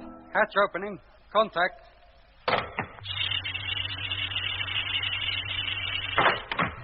Well, nice to be back in the Discovery again, eh, Doc? Oh, sure is. Well, what's cooking, Jet? Well, we've encircled the planet 4 times now. I think we should try to make the landing as soon as possible. What do you think, Doc? I can't wait, Jet. She's such a fantastic sight from up here. I'm longing to see what she's really like on the surface. The fantastic sight is right. The place seems to be one vast red desert. You mean all that red stuff down there is sand? If not sand, Lemmy, then something very like it. Well, what are all the dark patches? Vegetation. What else could it be? And it must be a very peculiar kind, too. The telescope doesn't show us as anything that we can definitely recognize. How long before number 1 is ready to descend, Mitch? The ailerons are already fitted, Jet, and the atomic motor disconnected. She should be ready in about 4 hours. Then we'll start as soon as our crew is settled in. First landing will be attempted at 1500 hours Universal Time. Lemmy, call up the fleet and tell them, will you? Yes, Jet. Hello, Space Fleet. Discovery calling. Have message for all ships. Come in, please. Very well, gentlemen. We'll go over the procedure once more. Now, once the motors have been fired, we should enter the Martian atmosphere within a few minutes. We will use the resistance of the atmosphere to reduce our speed even further. Let's hope there's enough of it to make the necessary difference. That we'll find out. If there isn't, then we'll attempt a tail-first landing as we normally make on the moon. Now, you all set? Okay, Jet. Okay. Okay. Positioning control panels. Lemmy, televiewer. Televiewer on. Motor, Mitch? All set. Then I'll go up into the pilot's cabin. Hook me up to number 1, will you? Right. You're hooked. Hello, number 1, Morgan here. Come in, please. Hello, Jet. Receiving you. We'll be on our way in just a few moments.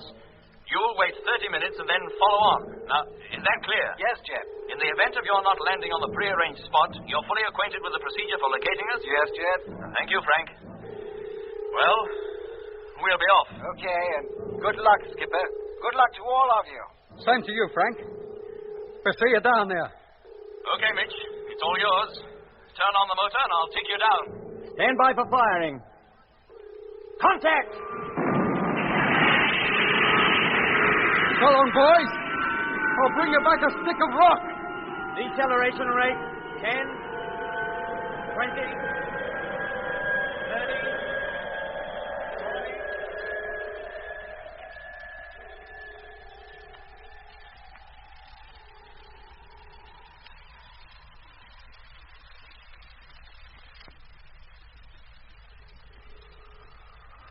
How we doing, Jet? Fine, Mitch, fine. Check airspeed, will you? 350. Right. Now on the last lap and approaching the pole fast. I can see the snow shining in the sun, if it is snow. Aren't we going a bit fast? Yeah, just a little. I'll put out another parachute brake. That should about put things right. Hello, flagship. Number 1 calling. Hello, Frank. Flagship here. Receiving you. Landing procedure still going according to plan. How is it with you? We're doing all right, mate. Where are you now? We're just about to pass over the northern hemisphere. Still out of your sight. Well, we expect to make a landing soon. Approaching the ice cap now. We'll keep a lookout for you. Seen any Martians yet? No, Frank. Jack keeps me so busy with the radio I don't get time to even get near the televiewer. For all I'm seeing of what's outside, I might as well be in a submarine. It's a wonderful sight, Lemmy. Everything's pink, like it was perpetually bathed in the light of a beautiful sunset. Is that right, Doc? Yes, Lemmy. That's as good a description as any. Yeah, I wish you'd take over the radio for a spell. Let's have a look. Okay, Lemmy. Come on, then. Televiewers pointed directly below us, but don't take too long over it, huh?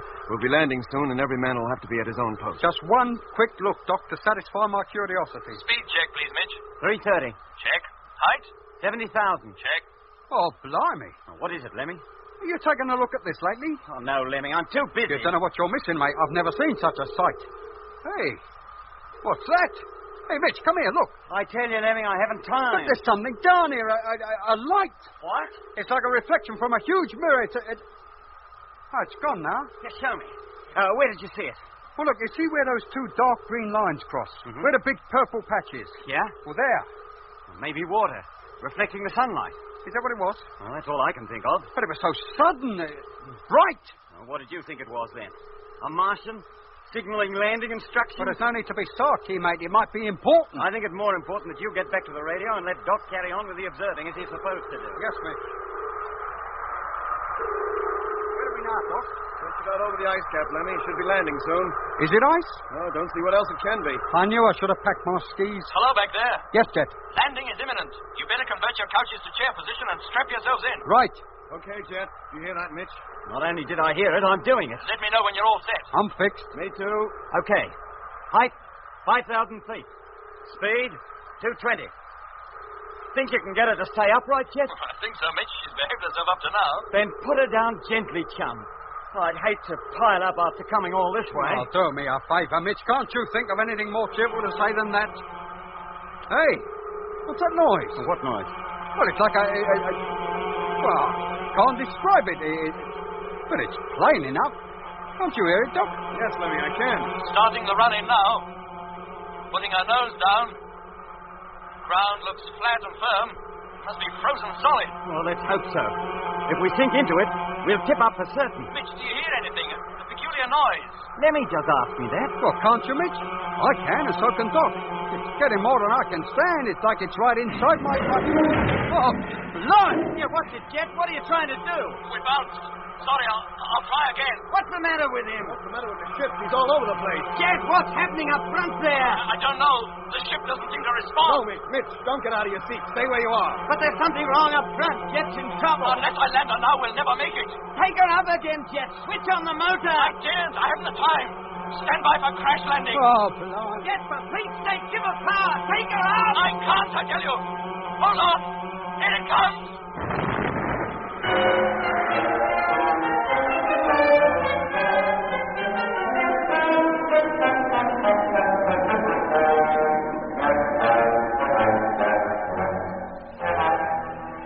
You've been listening to Episode 8 of Journey into Space with Andrew Foulds as Jet Morgan, David Kossoff as Lemmy, Guy Kingsley Pointer as Doc, Bruce Beebe as Mitch, and with David Jacobs. The orchestra was conducted by Van Phillips, who also composed the music. Journey into Space is written by Charles Chilton and produced by him in the London studios of the BBC.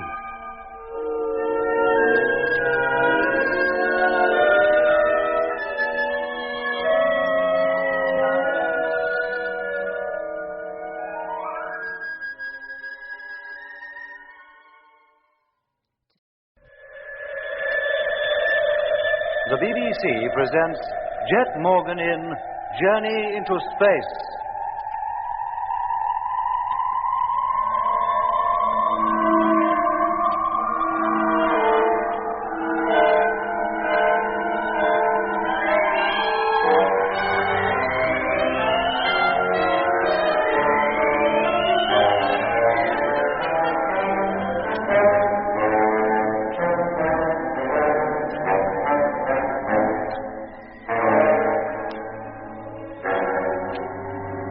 6 months after leaving the moon and traveling 355 million miles through space, flagship Discovery, accompanied by the remaining 7 freighters of the Mars fleet, reached the Red Planet.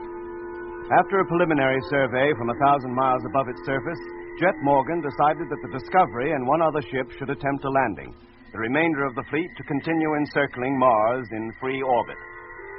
So, leaving freighter number 1, now completely transformed into a landing craft by the construction engineers, to follow 30 minutes behind the flagship, the Discovery began its spiral descent towards the southern pole cap.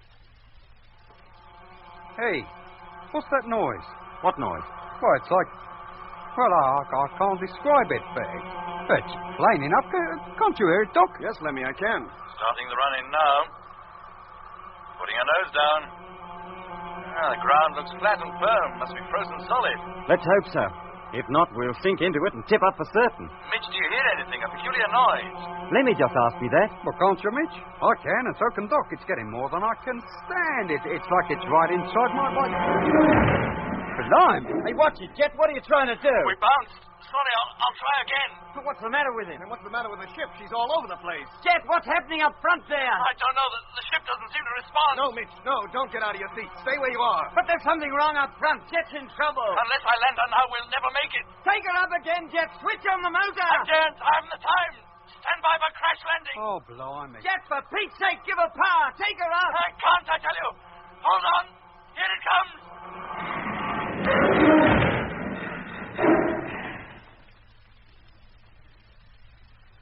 Oh.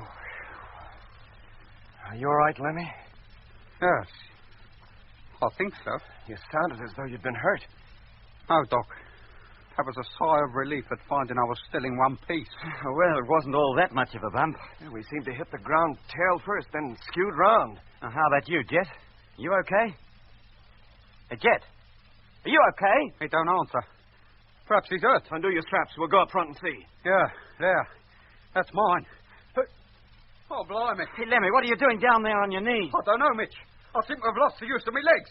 My legs? What's happened to my legs, Doc? Lemmy, for the last 6 months, we've been living under gravityless conditions. Now, for the first time gravity returns, you try to run. Your legs just aren't used to it.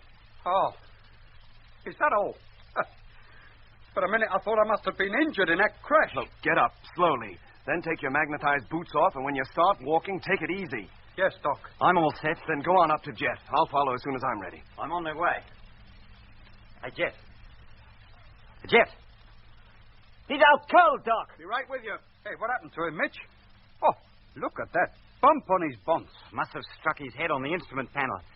Here, help me undo his straps, will you, Lemmy? Yeah. Oh, blimey, look out there. Christmas on Mars. Oh, never mind that. Give me a hand to lift him out. Yes, Mitch. Oh, he seems heavy. Yeah. No weightless objects anymore, Lemmy. Not now we've landed. Can you manage, Mitch? Yeah, thanks, Doc. You'd better reconvert one of the chairs into a bed. Right. There. Now, put him on that, and I'll take a look at him. Yeah, lower him gently, Lemmy. Yes. Now, that's it. Can I get you anything out of the medical locker, Doc? Yes, please, Lemmy. A number 4 dressing. Right on, mate. Is he badly hurt? I don't think so. Bruise on his forehead seems to be the only injury. He's coming round. Here you are, Doc. Thanks. Hello, Jet. How are you feeling? What happened? We made a crash landing. You bumped your head and were knocked cold. Did we get down safely? What do you think? We're all here, aren't we? Now, hold your head back, will you? I'm going to put something on that bruise for you. None of you were hurt. No, mate. We didn't bump all that much, and the chair saved us. What was wrong, Jet? Why the crash landing? I couldn't help it. I was blacking out. What? I nearly lost control of the ship completely. I've no recollection of anything after we touched down. You mean you were unconscious by then? Well, of course he was. He hit his head, didn't he? Must have happened the second we hit the deck. Do you remember striking your head, Jet? No, Doc, I don't. All I remember was that fearful noise. And the louder it got, the hazier everything became. Didn't any of you hear it? Yes, we all did, but it didn't seem to bother us all that much. Never bothered me at all. In fact, I don't think I would have even heard it if you hadn't drawn my attention to it, Doc. Well, that must have been because of where you were sitting, Mitch. Aye? Well, Jet obviously heard it louder than any of us, and he was in the pilot's cabin. Nearest chair to that is Lemmy's, and of us 3, he heard it first. It was loud to me, too. It was like it was right inside me. Oh. I sat behind Lemmy, and although I heard the noise, it wasn't strong enough to worry me. finally, Mitch, comes your place, farthest away from Jet. And you heard it hardly at all. No, the sound, whatever it was, must have centered round the pilot's cabin. But what's in there that could make that kind of noise? Well, nothing. And it wasn't the noise itself so much, Doc. It was the way it seemed to affect me. And I was powerless to do anything about it. But how can just a sound do that to anybody? I know a noise can do a lot of damage if it's strong enough and powerful enough, like breaking wine glasses and smashing windows. But to send anybody off to sleep, to knock them out, that I've never heard of. Well, we have no proof that it was responsible for Jet's blacking out, Lemmy. The two things coming together might be pure coincidence. Oh, possibly, Doc, but I'd still like to know what that noise was. How does it matter, boy? You landed us safely in spite of it, and you got nothing worse than a bump on your head. And there's certainly nothing bothering us now. No, Lemmy. But supposing that noise did cause the trouble, isn't number one likely to be affected by it too? Look, when did we first notice it? Well, just as we was coming into land. We weren't more than 4,000 feet up. But then if they do hear it, it'll be when they're only a few minutes off touching down. Here, let me get over that radio. No, Jet. Stay where you are, will you? Mitch, you do it. Yeah, Doc. Hello, number one. Flagship calling. Come in, please. Number one to flagship, receiving you. How's it going, Frank? Oh, fine, thanks, Mitch. We'll be alongside you in about 25 minutes. I'll call you before I make the run in. No trouble? No, everything going smoothly and according to plan. Wacko, we'll be listening for you. Well, you heard that. Nothing has affected them up till now, and it'll be another 25 minutes before they attempt a landing. Well, let's hope it's better than the one I made. There, Jet. How's that?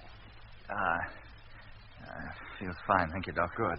Now drink this and lie back for a few minutes. Thanks, Doc.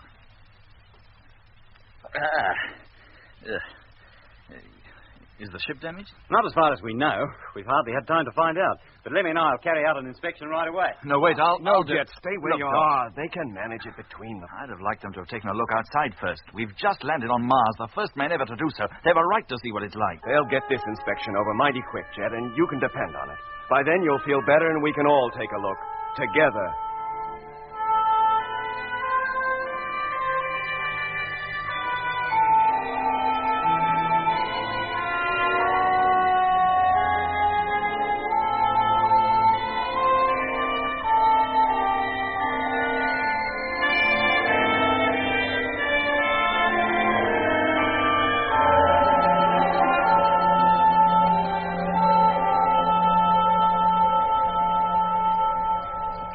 Get up, Jet. It's not easy to walk at first. That's it.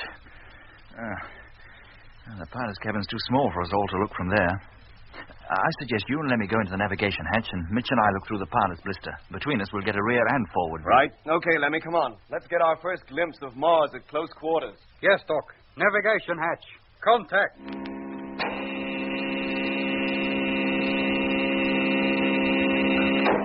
Okay, Lemmy, after you. Thank you, Doc. But I've already had one glimpse when I helped pull Jet out the pilot's cabin. It's nothing but a white, flat plane, and it... Hey. What's over there? What, Lemmy? It's our skid marks. We turned almost completely round. Hey, Doc, look at the sky. It's a deep mauve. Yes. I thought it would be blue like it is down on Earth. Would the sky be that color all over this planet? Almost certainly. It's because of the thin atmosphere. Go on. I wonder what color the soil is under that ice. Well, the part the skid marks have revealed looks black to me. It may look black in contrast to the whiteness, but it could be almost any color. Well, we'll find out soon enough when we go outside. Yeah, but that won't be for some hours. We've got to be sure it's safe to go out first. Hello, flagship. Number one calling. Hey, listen, that's Frank on the radio. I better get back. He'll be landing soon. Away you go, Lemmy. Hello, number one. Morgan here, receiving you. Oh, you're here already, Jet? Yes, Lemmy. Hello, Jet. We're rapidly approaching landing point and are preparing for the run-in. Just take it easy and you'll do all right. How did you get on? I fluffed it, I'm afraid. Oh? But we're all in one piece. So's the ship, so far as I know. You shouldn't have any trouble. Okay, Jet. I'll keep in touch all the way in. And we'll keep a lookout for you. Remember, you've got some valuable cargo aboard. Good luck, Frank. Thanks, Skipper. Hey, Jet, what did you tell him you fluffed the landing for? Well, didn't I, Lemmy?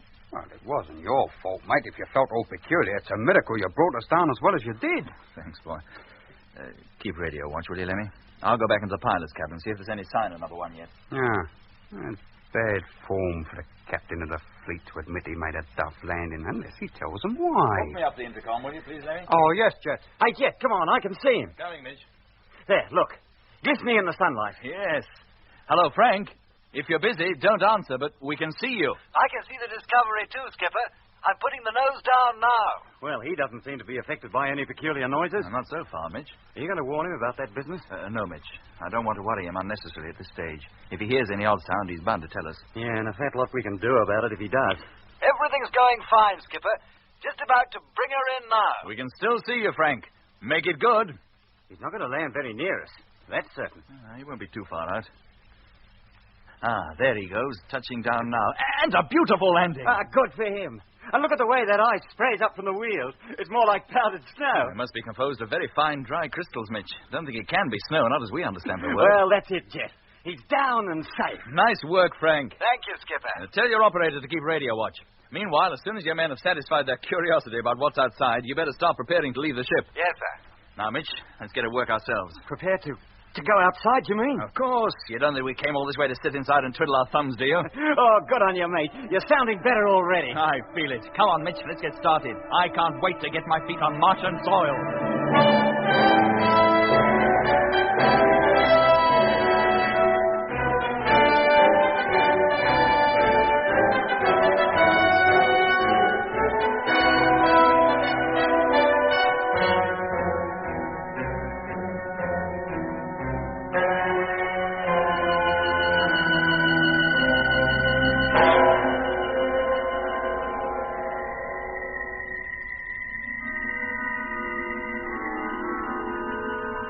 So, 6 months after leaving the moon, the landing on Mars was made.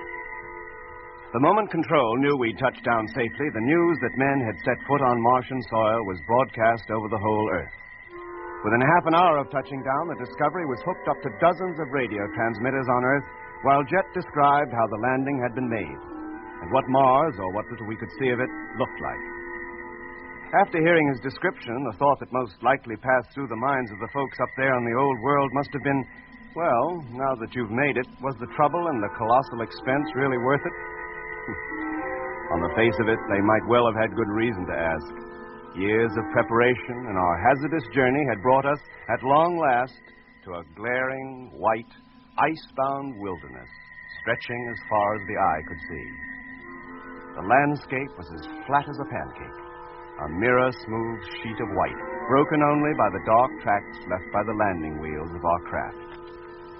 The two great ships, separated by no more than a mile, stood motionless in the eerie silence, their undersurfaces reflecting the glare from the ice, and enclosing all, a huge hemisphere of deep mauve that was the Martian sky. As Lemmy remarked, but for that sky, we might just as well have landed on a flat, frozen plain near either of the poles of the Earth. And the effort, up to now at any rate, had been just about as rewarding. But we had no intention of remaining in our white wilderness for longer than we could help. It had been chosen as a landing place because it was the one spot where we could be sure of finding a smooth surface. But now that we had landed, it was our intention to leave the ships, begin the exploration of the pre-selected regions down towards the equator. The prospect excited us all.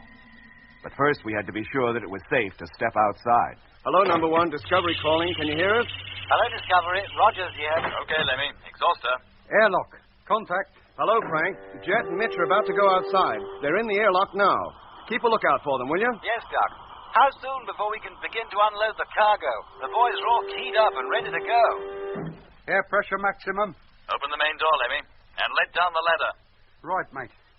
One ladder. Coming up. Well, Frank, that depends on Jet. Shouldn't be long now, though. Okay, Doc. We'll be listening. Now about to descend. After you, Mitch. No, Jet. After you. I was the first man to set foot on the moon. You'll be the first to step out onto Mars, eh? Thanks, Mitch. Well, here I go. I'm going into the pilot's cabin, Lemmy. Watch them from there. Right, Doc. I'll just hook up the radio and I'll be right with you. Hello, Doc. Yes, Jet. I'm now down on the deck, actually walking on the surface. Well, on the ice anyway. And I'm just descending the ladder and touching down. Now, truth, ice is all crunchy.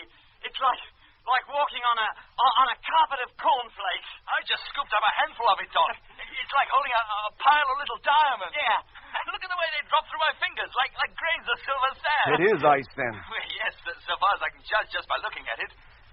We're about to walk from under the ship, Doc, and Round towards the nose so you can see us. Okay. Come on, Mitch. Right with you, cobber. Hey, Doc. Have they come into sight yet? No, not yet, Lemmy. Give them time. There they are. Hello, Jet. We can see you. Hello, Doc. We can see you too now. How's it feel out there, boy? And it cold? Well, if it is, it doesn't penetrate the suits. Not yet, anyway. No knowing what it'll be like after an hour or more out here, though. It's my guess we'll have to put the heaters on. Thermometer's already down below freezing point. We'll move out into the open now, Doc. Over towards number 1. We'll set up the instruments midway between the ships. Right, Jet. Can you hear us, number 1? Yes, Skipper. And I can see you, too. I wish I was out there with you. Don't be too impatient, Frank. Tomorrow, if this survey shows all is well, you can start unloading. Hello, Doc. Morgan calling. Oh, hello, Jet. Here are the first reports of our findings up to now. You ready to take them? Yep. Switch on the recorder, will you, Lemmy? Recorder on. Okay, Jet. All set. Right. First temperature and atmospheric readings coming up. Surface temperature is 22 degrees Fahrenheit. Atmospheric pressure at ground level, 3.5 inches. Just about what was expected. We've had to put the suit heaters on now, Doc, but we're warm and comfortable and have no difficulty in moving around. Uh-huh. We're going to send the balloon up. As soon as we have some readings on the upper atmosphere, I'll give you a call. Right.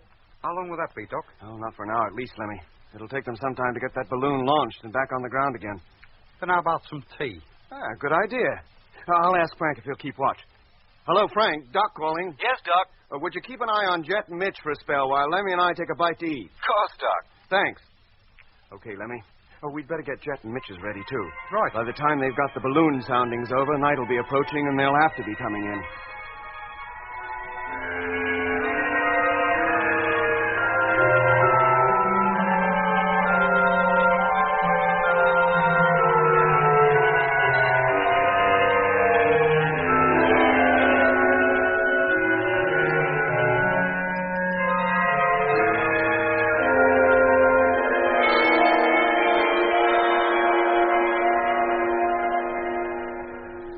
How about it, Doc? You want any more? No, thanks, Lemmy.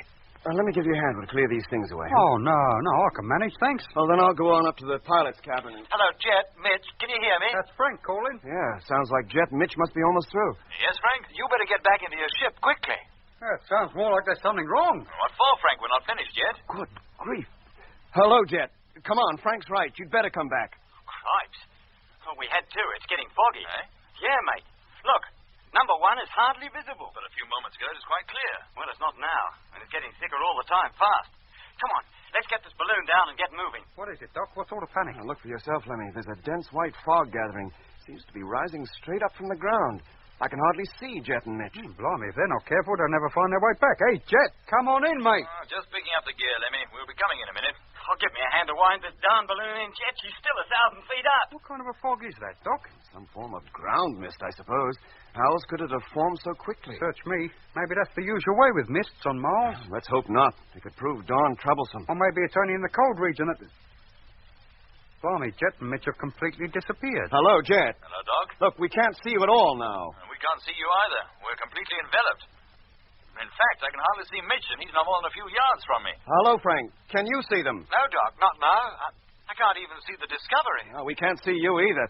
Jet. Yes, Doc? How are you going to find your way back? We'll manage. Ship is only about 1,000 yards away. We shouldn't miss it. We're just collecting the last of the gear together now. We'll be on our way in just a few moments. Okay, but hurry up. You ready, Mitch? You got everything? I think so. Anything we've forgotten, we'll have to stay out here all night. All right, then. Now, let's keep close together. Okay, Doc. Coming back now. Good. I'll put on the main landing light. Maybe you'll see it. There, can you? No. We can see nothing but this white wall of fog. Visibility is down to 0. We can't even see our own feet. Oh, blimey, Doc. Hey, Doc, what's the temperature likely to be out there at night? Somewhere in the region of minus 100 degrees, Lemmy. And it's not far off nightfall now. They'll freeze to death. If they're caught out there all night, they certainly will. Their suits are no protection against such severe cold. Not without the sun rays to help warm them. Oh, what about the heaters in the suits? They're not powerful enough to combat the kind of cold to be found during a Martian polar night. Hello, Jet. Yes, Doc? How you doing? Can you see the light of the ship yet? No, this mist is so darn thick. I doubt if we will see it before we're almost on top of it. Still, don't worry, Doc. It's bound to come into view soon. Lemmy, call up Frank. Tell him to take a bearing on Jet and Mitch. And you do the same, huh? Try to fix their position. Right. Hello, Frank. Yes, Lemmy? Next time Jet or Mitch speak to us, take a bearing on them, will you? And let me know what it is. Okay. Well, there's no need for that, Lemmy. We're not lost. Not yet, we're not. Well, we're just being cautious, that's all. If you've been walking in a straight line, Jet, you must be pretty close to us by now. You should see the light. We will in a minute, Doc, I'm sure. We're not walking as fast as you think. We've a lot of gear to carry. Jet, hello. Yes, Doc? Stay where you are. Don't move. What's up? We figured out your position. You've been walking in the wrong direction. What? Are you sure? Yes, mate. You're well south of us, about half a mile or more. Bearing from Discovery, 182 degrees. You've missed the ship completely. But we couldn't have done. I'm telling you, Jet, this fog has made you lose your sense of direction. You'll have to turn completely round to come anywhere near us. But what's the guarantee we'll stay on course if we do?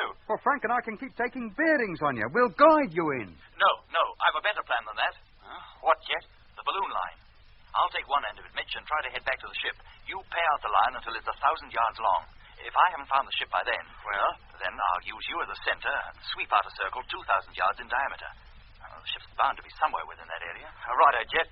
We should have done that in the first place. Did you hear all that, Doc? Yes, Jet. Okay, then, Mitch. I'll get going. Start paying out the line. Keep checking on him, Lemmy, just in case. I'll keep him talking. Right, Doc. Hello, Frank. Yes, Lemmy? Keep at it, will you, mate? Just on Jet this time. Roger. Hurry up, Jet. Just standing here, I'm beginning to get darn cold. Is your heater working, Mitch? Yeah, Doc, going full blast, but my feet are starting to freeze up. You'd hardly believe the mere blocking out of the sun's rays could make all that difference. How far have I gone now, Mitch? 70 yards. And don't let go of the end for Pete's sake.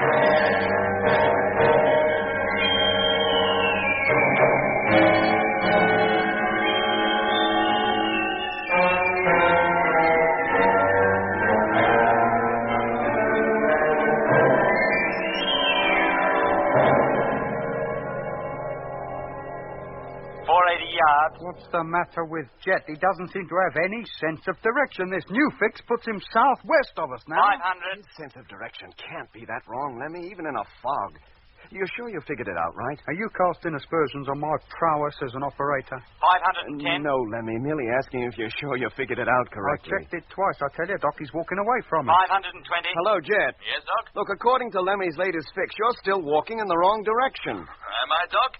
And maybe you can explain why I can see the ship's headlight. Hey? Can you see it, Jet? Yes, Mitch, just shining through the fog. Well, thank goodness. Are you sure, Jet? Are you telling me, Lemmy, I can't believe my own eyes? Oh, no, mate. But according to the last fix that we took... You'd better check it again, Lemmy. Yes, Doc, but I could have Keep a sworn... tight hold on the line, Mitch, and I'll tug you to where I am. From here on, it's plain sailing. Haul away. You'd better get ready to let him in, Lemmy. They'll be wanting to enter the airlock in just a few minutes. Yes, Doc. And while I'm doing that, maybe you'd like to check this fix yourself. Look, Okay. here's Frank's bearing, and that's mine.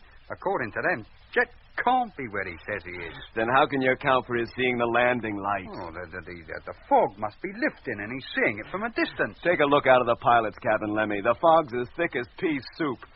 Well, then something must be wrong with the direction finder. We'll argue about it later, Lemmy. Now go on, get to the airlock, and don't let's have any more fuss. Yes, Doc. Hello, Discovery. Hearing you, Jet. Mitch is now alongside me, and we're walking towards the light. Good for you. This fog seems to have a most peculiar effect on it. It looks a deep orange, not a white light. Yeah, it'll probably get whiter as you get closer to us. How are your feet, Mitch? Still darn cold, Doc. I'll be glad to get back in the warm again. Temperature out here must be down to 0 at least. It's very strange that with the atmosphere so thin, this fog can be so thick. I'd have thought the densest fog we'd see here would be a thin haze. Well, it's far from that. And there must be some reason for it, some peculiarity of the atmosphere that we don't know about. And why should it come up so suddenly? It seemed to envelop us almost before we realized it was here. Thick fogs of this kind are quite common in high latitudes. What was that, Jet? Thick fogs of this kind are quite common in high latitudes. Oh, that's what I thought you said. What a beautiful orange light the ship has. It sends a warm glow right through you. It's like a miniature sun. Mitch, is it still orange? But you must be getting quite close to us. Yes, it's almost directly above us. We're completely bathed in its light. It's so warm, comforting. It's like a great sunland. Hey, what's the matter with you two? Why don't you come out here, Doc, and bring Lemmy with you? We can strip down to our skins and bathe in its rays. Jet, what's wrong? Have you gone crazy? If the light's above you, you must be right under the ship's nose, not 20 yards from the airlock. Come on inside. Lemmy's waiting to let you in. And you too, Mitch. Oh, I don't want to come in. But you must. Night will soon be falling. You'll freeze to death. What's the matter with them, Doc? Have they gone crackers or what? Can you see them out there? No, Lemmy, I can't. But if they're directly beneath the light, shouldn't we see them? It penetrates as far as the ground, doesn't it? Yes, Lemmy, but they're not there. Then where are they? Hello, Jet. Look, can you hear me? Yes, Doc. Just now you said you were standing directly in the landing light. But we've looked through the pilot's window and we can't see you. Look, this is no time for practical jokes. Hello, flagship. Number 1 calling. Come in, please. Answer that, will you please, Lemmy? Yes, Doc. Hello, Frank. Lemmy here. I've been listening to you talking to Jet and Mitch. Well? And I've been lining up on them with the radio. They can't be anywhere near your ship. At the moment, they're west of us and getting further west all the time. Hey? Yes, Lemmy, our last fix must have been the right one. Jet wasn't anywhere near the Discovery when he said he saw a light. Hello, Frank. There's something screwy somewhere. Nothing seems to add up. Well, I've checked up on them 3 times, Doc. I swear they're nowhere near you. Then how come they're so sure they can see our light? Search me, Doc. I'm as much in the dark about this as you are. Look, how long would it take you to unload one of the land transport trucks and get it ready for service? Well, if we work fast, with all the men on the job, about 45 minutes. Right. Then do it, Frank, will you? And when you've unloaded it, turn the heaters on and get inside. Stand by to drive it over here. Okay, Doc. I'll get started right away and call you when I'm ready. What's the idea, Doc? Maybe your fix wasn't so wrong, Lemmy. If Jet and Mitch are walking away, as they seem to be, we may have to go out after them. What? In this Scotch mist? We'll never find them. There's a chance it'll lift as rapidly as it descended. Maybe after the sun has set. And how long will that be? Roughly about half an hour. It'll be dark by then. How will they keep warm? Lemmy, listen. Huh? That noise. Can't you hear it? Yes.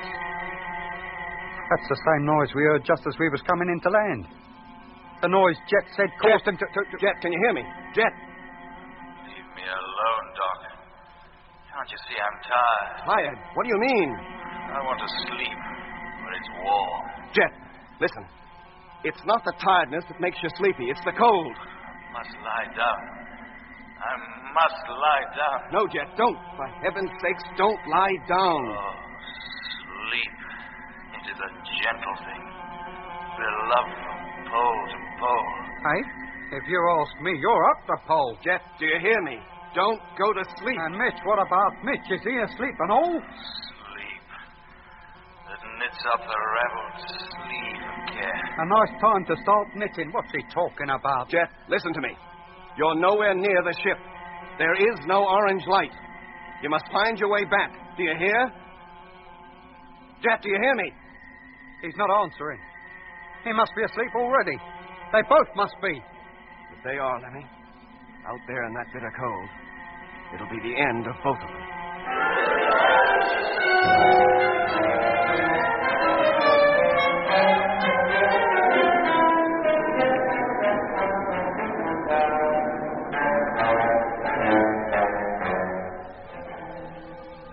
You've been listening to Episode 9 of Journey into Space with Andrew Folds as Jet Morgan, David Kossoff as Lemmy, Guy Kingsley Pointer as Doc, Bruce Beebe as Mitch, and with David Jacobs.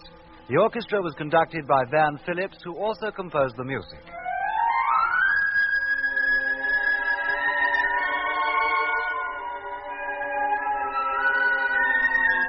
Journey into Space is written by Charles Chilton and produced by him in the London studios of the BBC.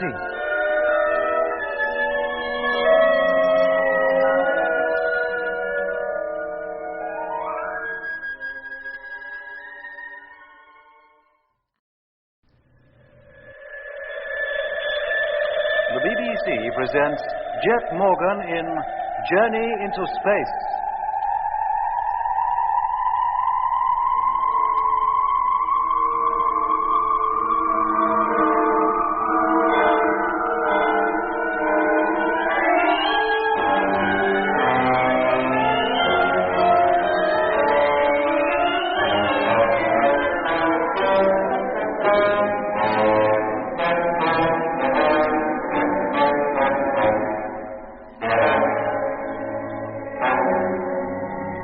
In October 1971, 6 months after they had left the launching base on the moon, 2 ships of the Mars Space Fleet landed on the southern ice cap of the Red Planet, leaving the remaining freighters to continue encircling it in free orbit.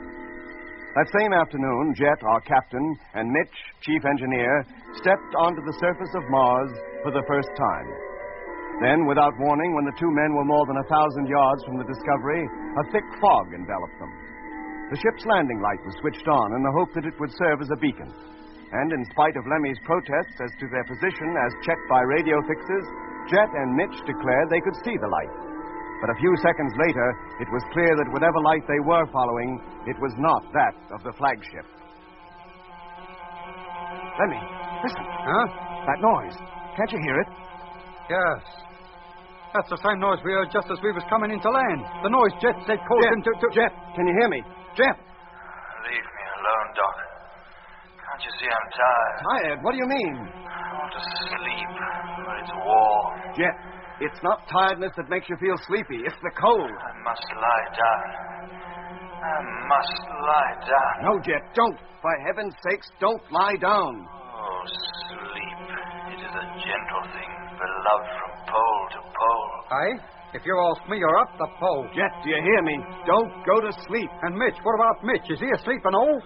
Sleep that knits up the raveled sleeve of care. A nice time to start knitting. What's he talking about? Jet, listen to me.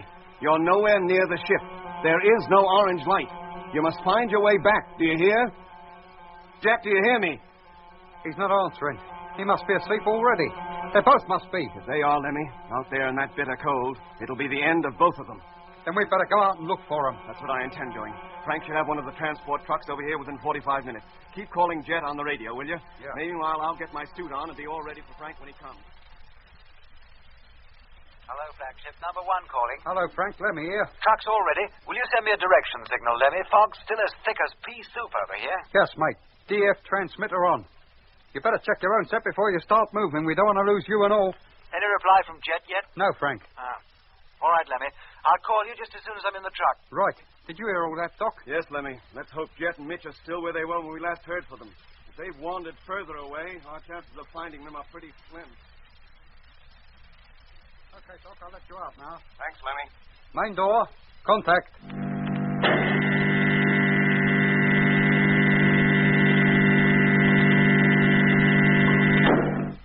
Can you see the truck, Doc? No, not the truck, but I can see its headlight.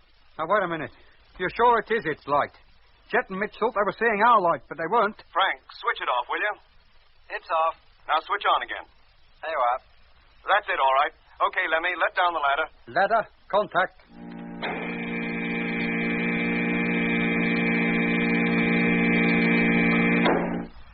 About to descend to ground.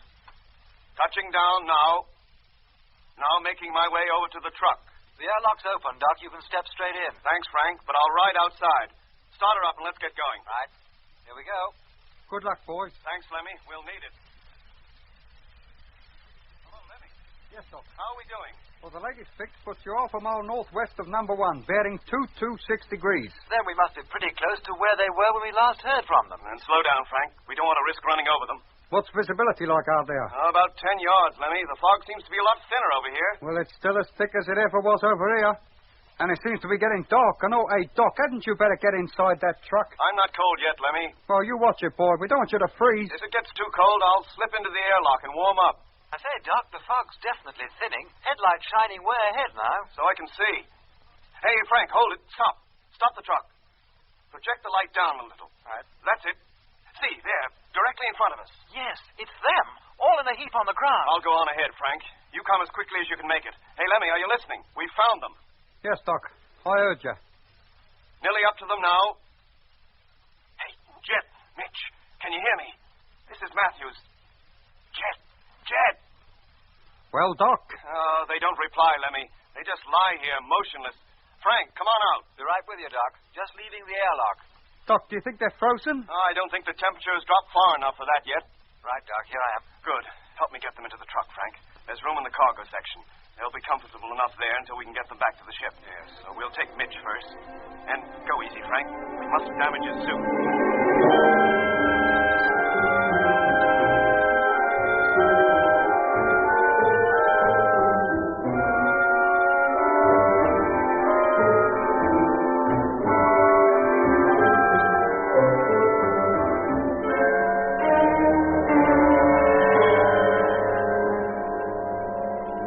Airlock. Contact.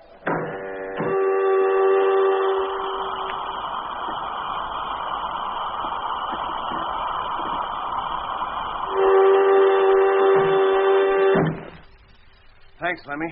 Now give me a hand with Jet, will you? Help me get him over to his bunk. Sure, Doc. That's it. Now, lay him down gently. Yeah. Fine. I'll get his suit off while you give Frank a hand with Mitch. Yes, Doc. All right, Frank, boy. Over here. Blimey, these suits feel chilly, don't they? And look at the condensation on them. It's cold out there, Lemmy. Darn cold, and it'll stay that way until the sun rises again. Easy does it. That's it. Now, will you take his suit off, or will I? You got those hot drinks Doc told you to have ready? Of course I have. Well, then you better get them, Lemmy. I'll deal with Jet's suit. Right. I expect you could do with a drink yourself, couldn't you? I certainly could, but let's tend to Jet and Mitch first. Here you are, Doc. Thanks, Lemmy. Just put them down, will you? And leave them in the vacuum flask. Don't pour them yet. How are they, Doc? To me, they just seem to be asleep. Can't you wake them up? No, Lemmy, I can't. And until their temperature gets back to normal, I'm not even going to attempt to. Is it that low, then? Yes. Lower than I could possibly have imagined. Go on. Then, aren't they likely to have frostbite or something? Strangely enough, except for the drop in body temperature and the deep sleep that's overtaken them, there seems to be nothing wrong. It's the case of Whitaker all over again. How do you mean? Oh, Frank here will know what I mean. Me, Doc? Yes, Frank. Remember, less than a week after we took off on this trip, how you woke to find Whitaker apparently asleep on his feet? Oh, will I ever forget it? Well, he was impossible to wake, too. It was hours before he came around. When he did, it was in his own good time, and not because of anything I'd been able to do for him. I remember now, his temperature was abnormally low. As low as Jet's and Mitch's? Oh, no, Lemmy, not quite. But it might well have been. It was a couple of hours before I got to him. And by then, his temperature could have well started to arise again. And it continued to do so until it reached normal, and he woke up. Just as though he'd had nothing more than a good night's sleep. Yeah. And Jet and Mitch seem to be behaving in just the same way. Well, Doc, they've been out in the cold. People's temperatures do drop, and they do get sleepy when they've been exposed to severe cold. Yes, Lemmy, but it wasn't that severe. Then why did they go into that stupor? Why did they collapse out there on the ice? If I knew the answers to those questions, Lemmy, I'd be glad to give them to you. But only Jet and Mitch know exactly what happened out there, and until they wake up, we can only guess at the truth.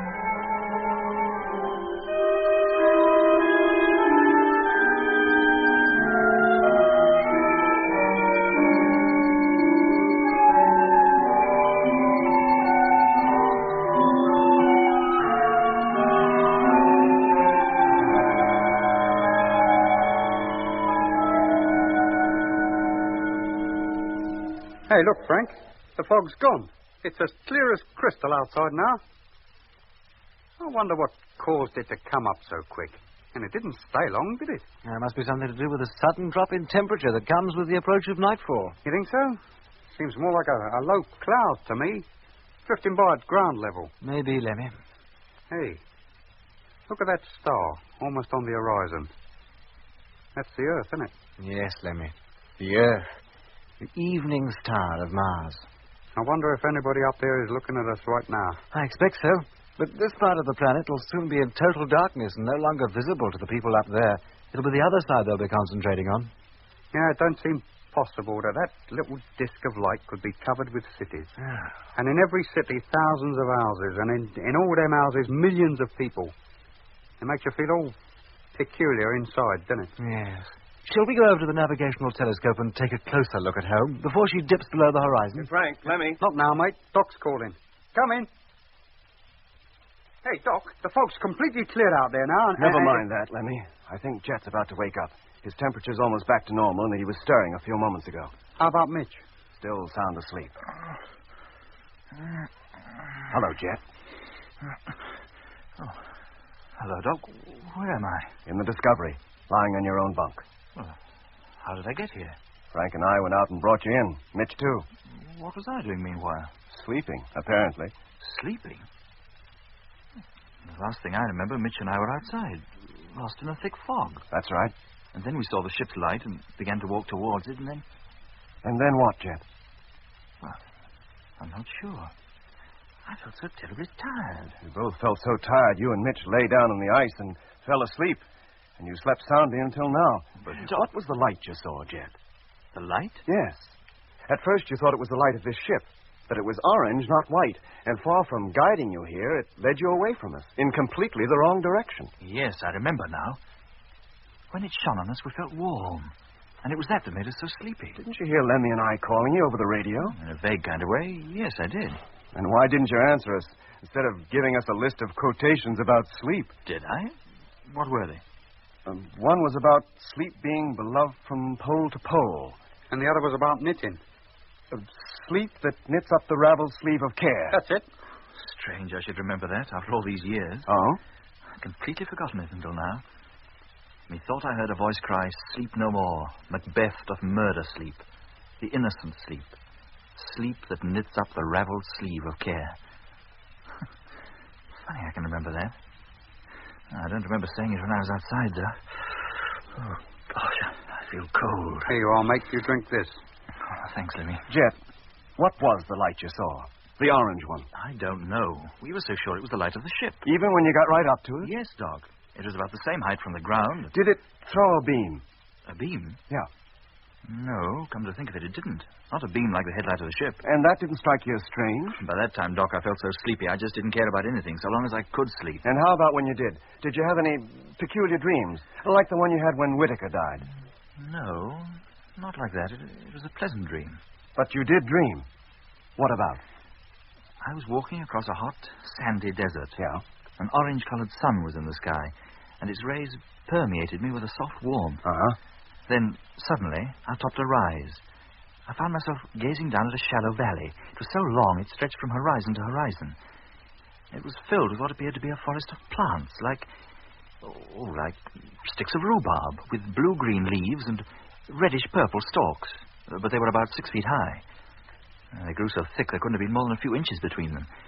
Then, right in the center of the valley was a city, built of, red stone or mud. I couldn't tell from where I was. All the houses were rectangular in shape, with flat roofs. And they were built terrace fashion, like those old pueblos you find in Southwest America. Were there any people there? Well, if there were, I didn't see any. The place seemed to be a ruin, and the rhubarb forest had grown right up to its walls. Oh, it was a walled city. Well, in a way, yes. How do you mean in a way? Either it was walled or it wasn't. Well, what I took to be walls at first turned out to be the sides of a colossal artificial plateau on which the city was built. Oh. The rhubarb had even got up there. I could see it growing on the rooftops.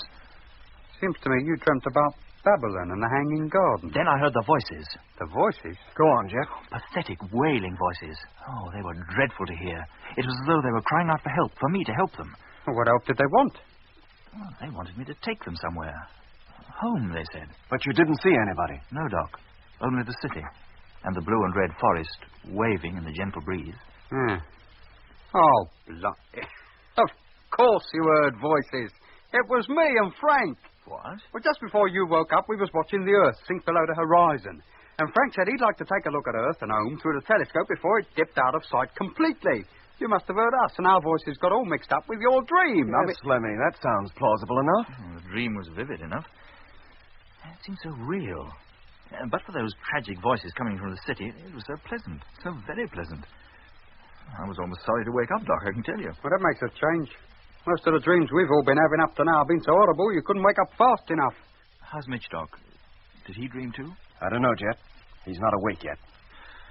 Pass me another drink, Lemmy. I still feel cold, deep down inside. Yes, mate. 1 cup of tea. Coming up.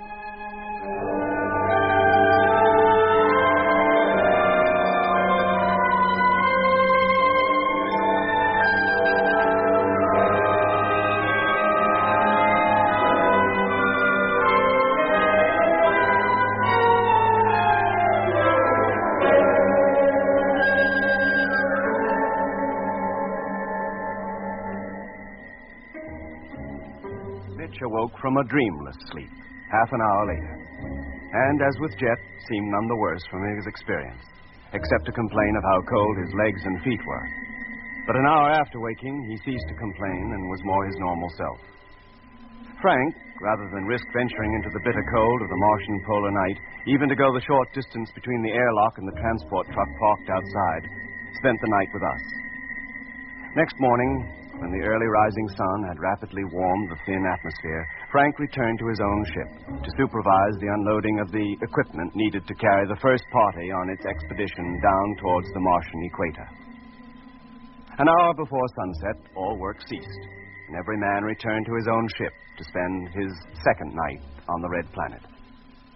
On the third day, we were ready. The first expedition could now start out on its 3,000-mile journey. Hello, Space Fleet. Flagship calling freighter number 2. Come in, please. Hello, Flagship.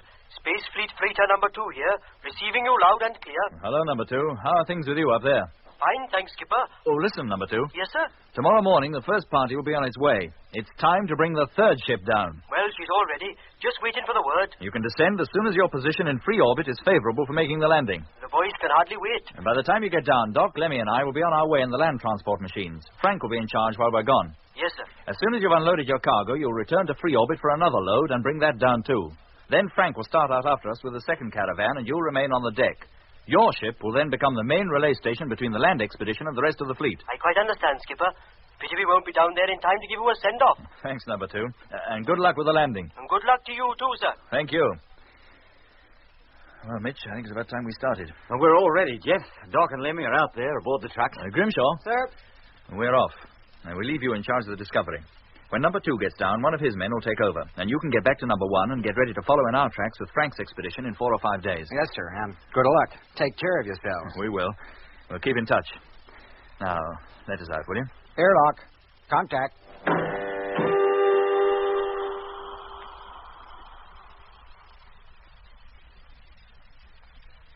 Hello, Lemmy. Step me in, will you? Right.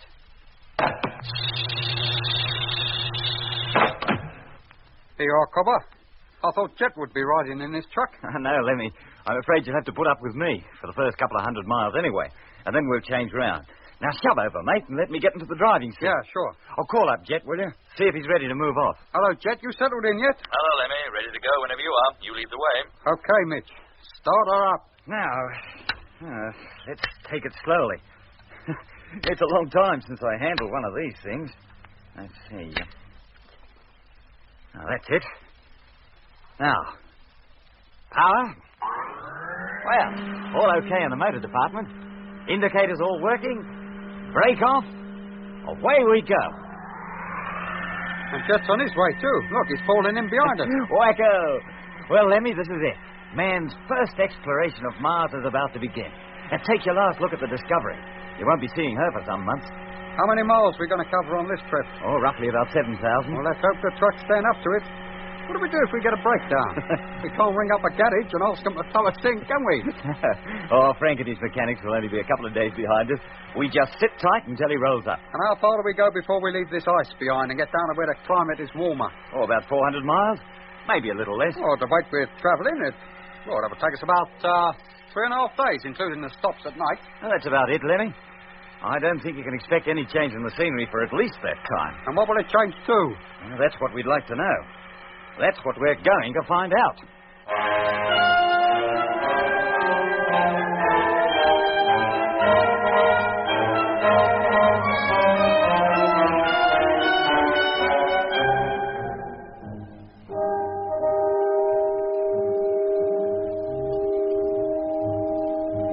And so we set out across the glaring white wastelands of the South Polar ice cap towards the warmer climes of the temperate zone nearer the equator.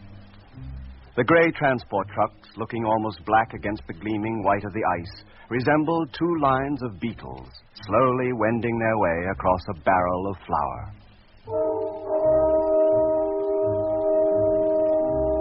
There were 3 trucks in each caravan. First came the tractor, with its roomy, airtight cabin, in which sat its crew of 2 men, one to drive, the other to navigate. In tow was the living quarters vehicle, a huge tank-like machine which, in its base, carried the food, water, surveying tools, spare clothing, and other personal equipment essential for the trip. On the upper deck, hermetically sealed to the circular platform, were the living quarters themselves, looking like transportable Eskimo igloos. And finally came the cargo truck, carrying the necessary fuel, oxygen tanks, and other equipment too bulky to be stored beneath the living quarters.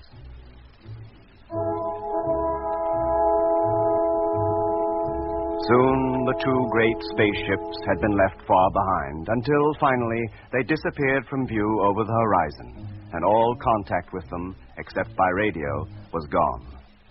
We were alone, just the 4 of us. two in each caravan, slowly plowing our way across the great white desert. That first day, we covered 160 miles. At sunset, we stopped the trucks and prepared to bed down for the night. Darkness fell, and with it came the bitter cold of the Martian night.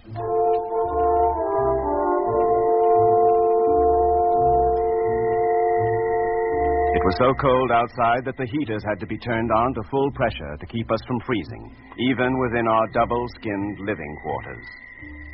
All night, the two caravans stood under the black, diamond-studded sky while we slept.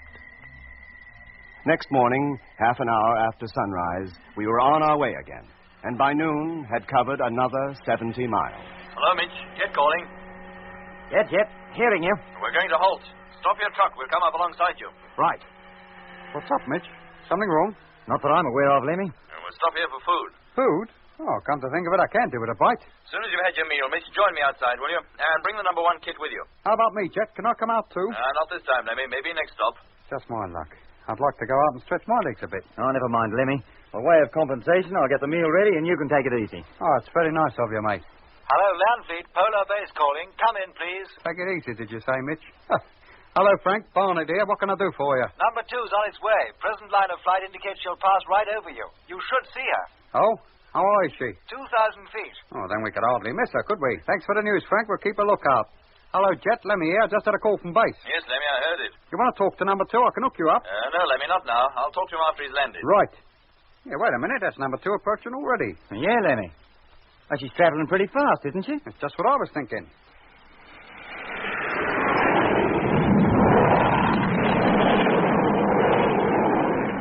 Blimey. Passed over us like a streak of lightning. Happy landings, boys, and keep your noses in at night. It's perishing cold down here. Hello, Jet. Number 2 was pretty low and traveling fast, too. Yes, Mitch. I suppose she's all right. Oh, they got plenty of time to slow down to landing speed before they get to base. Tell Lemmy to keep in contact and let me know when number 2 touches down. Right. Okay, Lemmy, let me in, will you? Yes, mate.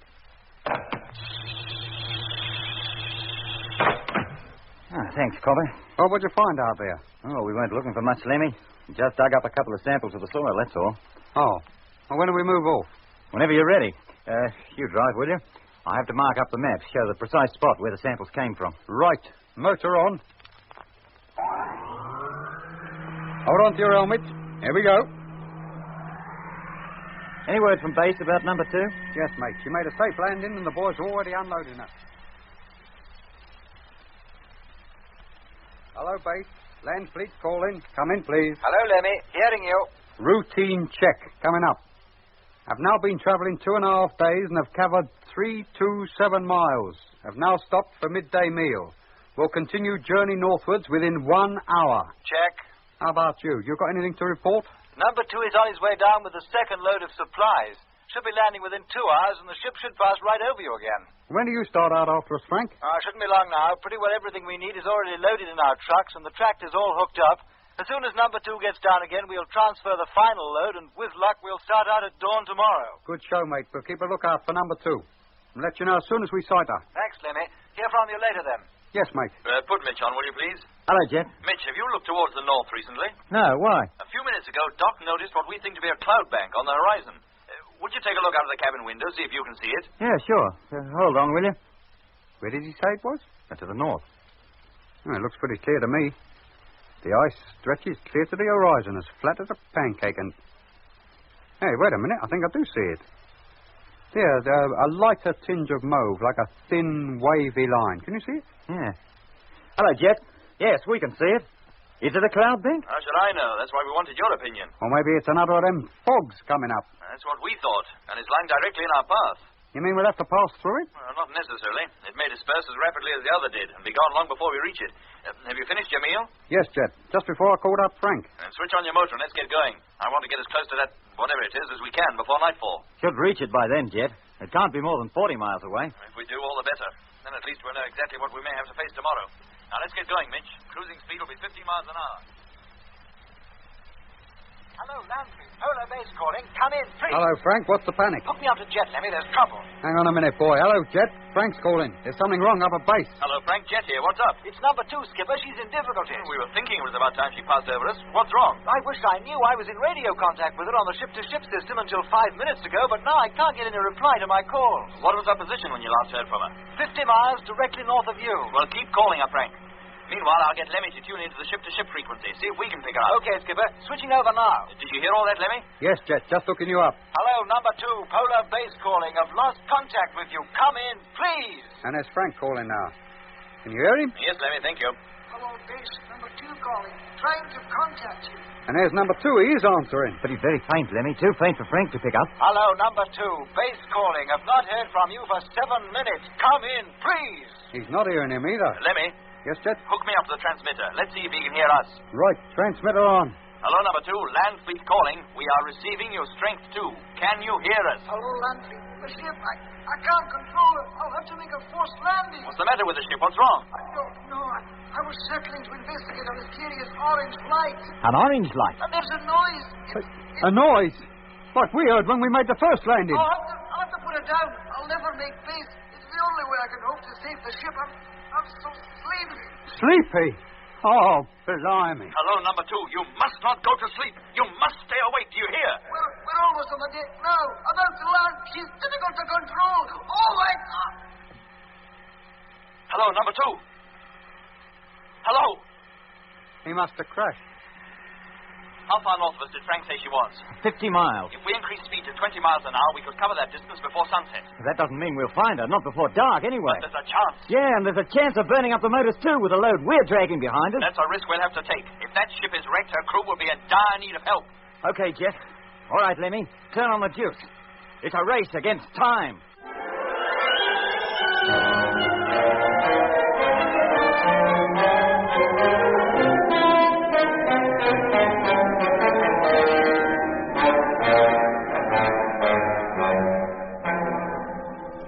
You've been listening to episode 10 of Journey into Space with Andrew Foles as Jet Morgan, David Kossoff as Lemmy, Guy Kingsley Pointer as Doc, Bruce Beebe as Mitch, and with David Jacobs and Anthony Marriott. The orchestra was conducted by Van Phillips, who also composed the music.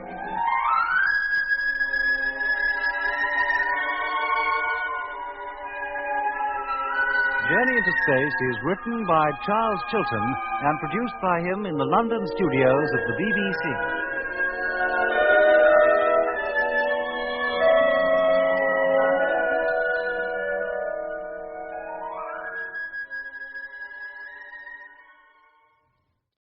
The BBC presents Jet Morgan in Journey into Space.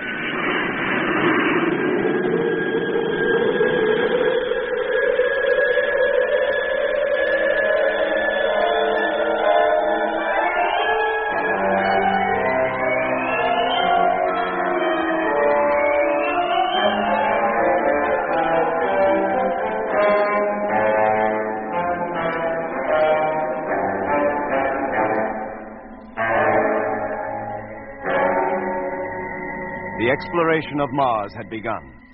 After the landing of the Discovery and the converted freighter ship number 1, the first land fleet, led by Jet Morgan, headed northwards for the more temperate climate near the equator. For 3 days, the two caravans slowly made their way across the great polar ice cap. Meanwhile, further supplies were being ferried down from the rest of the fleet, still revolving in free orbit 1,000 miles above the Martian surface, by freighter number 2, the only other freighter capable of making a landing. We had covered nearly 400 miles and were hoping to sight the northern limit of the ice cap when news came through from the polar base that freighter number 2, coming down from space for the second time, was in trouble. Hello, land fleet. The ship, I can't control it. I'll have to make a forced landing. What's the matter with the ship? What's wrong? I don't know. I was circling to investigate a mysterious orange light. An orange light? And there's a noise. A noise? Like we heard when we made the first landing. I'll have to put her down. I'll never make peace. It's the only way I can hope to save the ship. I'm so sleepy. Sleepy? Oh, blimey. Hello, number 2. You must not go to sleep. You must stay awake. Do you hear? We're almost on the deck now. About to land. She's difficult to control. Oh, my God. Hello, number 2. Hello. She must have crashed. How far north of us did Frank say she was? 50 miles. If we increase speed to 20 miles an hour, we could cover that distance before sunset. Well, that doesn't mean we'll find her. Not before dark, anyway. But there's a chance. Yes, and there's a chance of burning up the motors, too, with the load we're dragging behind. That's a risk we'll have to take. If that ship is wrecked, her crew will be in dire need of help. Okay, Jet. All right, Lemmy. Turn on the juice. It's a race against time. Right. Hello, Frank. Morgan calling. Can you hear me? Yes, Jet. We picked up number 2's calls, but they were very faint. I heard you talking to them. Are they all right, sir? I'm afraid not, Frank. We think they must have crashed. Oh, no. We're heading in the direction you gave us as fast as we can, hoping to find the ship before sunset. If only there was something we could do up here. We feel so helpless. I understand from Lemmy that your caravan is almost ready to leave. Almost. There were a few things we needed to unload from number 2 before we were complete. But you could start out at a pinch? Yes, we could. We've got enough supplies to last us at least a month. Good. Then I want you to start out right away. If we find the ship and she's badly damaged, we'll need all the help we can get to salvage her and the cargo she's carrying. But it'll take us 3 days to reach you. No, Frank. Head straight here. Don't bother with any surveys or tests. Come here direct. And don't stop. Keep going night and day. While one drives, the other can sleep. Now, follow our tracks. How soon can you start? Within the hour, sir. Good. Then we hope to see you sometime tomorrow. Keep in radio contact all the way, and good luck. And to you, sir, in finding the ship. Thank you, Frank.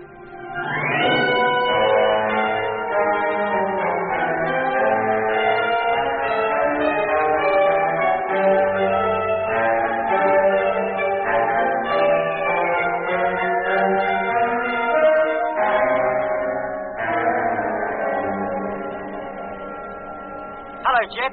Mitch calling. Yes, Mitch? Do my eyes deceive me, or do I see hills ahead? Hills? It's not a fog bank, after all, nor a cloud bank. It's a range of hills, and all covered with ice. Yes, I think that's just what they are.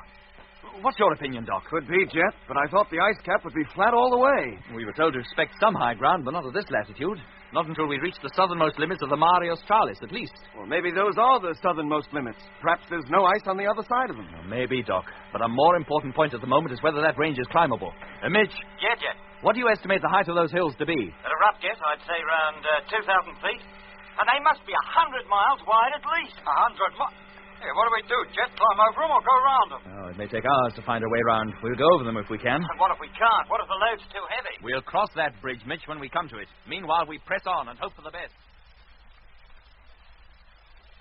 Hello, Landfleet. Rogers calling. Hello, Frank. Jet here. We've left the base now and on our way. Good for you. How are you doing? Had any luck yet? No, Frank. We barely covered 30 miles since we last spoke to you, and we're now approaching a range of hills. Hills? We're going to attempt to climb over them. In fact, we're already on the lower slopes. Are you going to make it? I can't say yet. Have you kept a constant listening watch on number 2's frequency? Yes, Skipper, but we haven't heard a thing. Neither have we. Oh, let's hope the reason for the silence is nothing more serious than that the radio's been put out of action by the forced landing. Well, keep listening, Frank, and call us again in an hour. Okay, Skipper. Well, we're certainly getting up this far, all right, Jet. The gradient's no more than 1 in 3, Mitch. How high have we come? Oh, about 1,000 feet. Oh, the worst part is still in front of us. Let's hope we make it. And let's hope we make it before darkness falls. The sun's almost touching the horizon. And let's hope when we do get to the top that we can get down the other side. It'd be just our luck to find ourselves poised above a precipice. Looks as though we might do it, Doc. There's only a few hundred yards to go. Hello, Jet. Jet! And what is it, Mitch? Our treads are not gripping. We're beginning to slip. Well, take it easy. We're nearly there. It's no good, Jet. You better go on without us.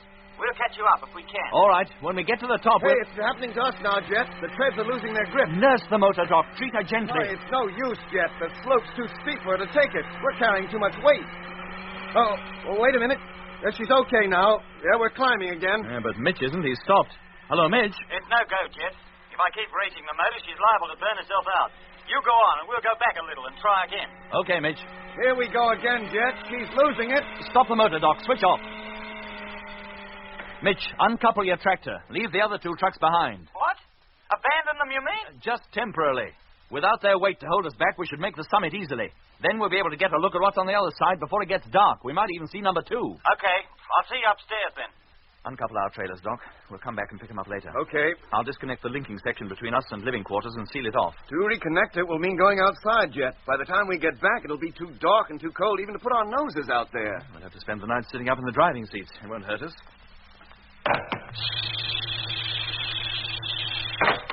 Well, that's the air pumped out. Now to break the vacuum. That's it. Okay, Doc, is she uncoupled? Yeah, Jet. Well, let's get started. Motor on. Ah, that's better. She's almost flying up now. How are you doing, Mitch? We'll be on your tail in just a minute. You go ahead. Okay. We'll wait for you when we reach the top. Okay, Doc, we've made it. Stop her and we'll take a look around. Right. Ah, here comes Mitch, almost alongside us. All right, Mitch, stop here. Right. Now, can you see any sign of number 2? Blimey, talk about the Ides of Abraham. Hey, look down there. The ground changes color from white to sort of deep purple. Yeah, it's the end of the ice. It ends down there on that plain. Ah, never mind the scenery. Look for the ship. Well, there's hardly enough light for that, Jet. And it's getting darker every minute. Well, Mitch? Lemmy? There's no sign of a jet that I can see. I'm afraid we're too late, Jet. Had we arrived half an hour earlier, we might have stood a chance. But the light hadn't completely gone until just now. Well, maybe she's not down there. But she must be, Doc. According to Frank, she was 50 miles directly north of us before she crashed. But that was 7 minutes before she crashed, Jet. She could have drifted miles off course in that time. All we can do is go down there and search for her. In the dark, with absolutely no clue in which direction she lies? But what about the ship and her crew, Doc? Look, Jet, there's no point in throwing your life away. If we could see her, I'd agree to make an attempt to reach her, but to wander around down there in the dark might be suicide. You mean we made all that effort to get here to no purpose? Oh, we can start out again in the morning as soon as it's light. There's nothing we can do now anyway. We can't even see the plane anymore. Nothing but pitch darkness and the stars in the sky. Oh, you're right, Doc. Hey, Jet, a light. What? Yes, mate, you see it? Directly below us. You can just make it out. Where, Lemmy? Here, there, you see? Yeah, I can. It's hardly more than a pinpoint. Yes, I can see it now. It must be them. Huh? Of course it is, Doc. At least one of the men must be all right. And he's put the headlight on in the hope that we'll see it and that it'll guide us to where the ship is. We must let him know we've seen him. How, when his radio's out of action? With our headlight in Morse. Then we can learn exactly how bad their position is. If they're okay and merely stranded, we can spend the night here and go down to them in the morning. Here, let me get to the switchboard. No, don't. Wait a minute. Eh? That light, it's moving. What? Well, isn't it? It's quite distinctly traveling towards the west. Good grief, it is. And it can't be the ship. No, Jet. It can't. And who is it? And what is it?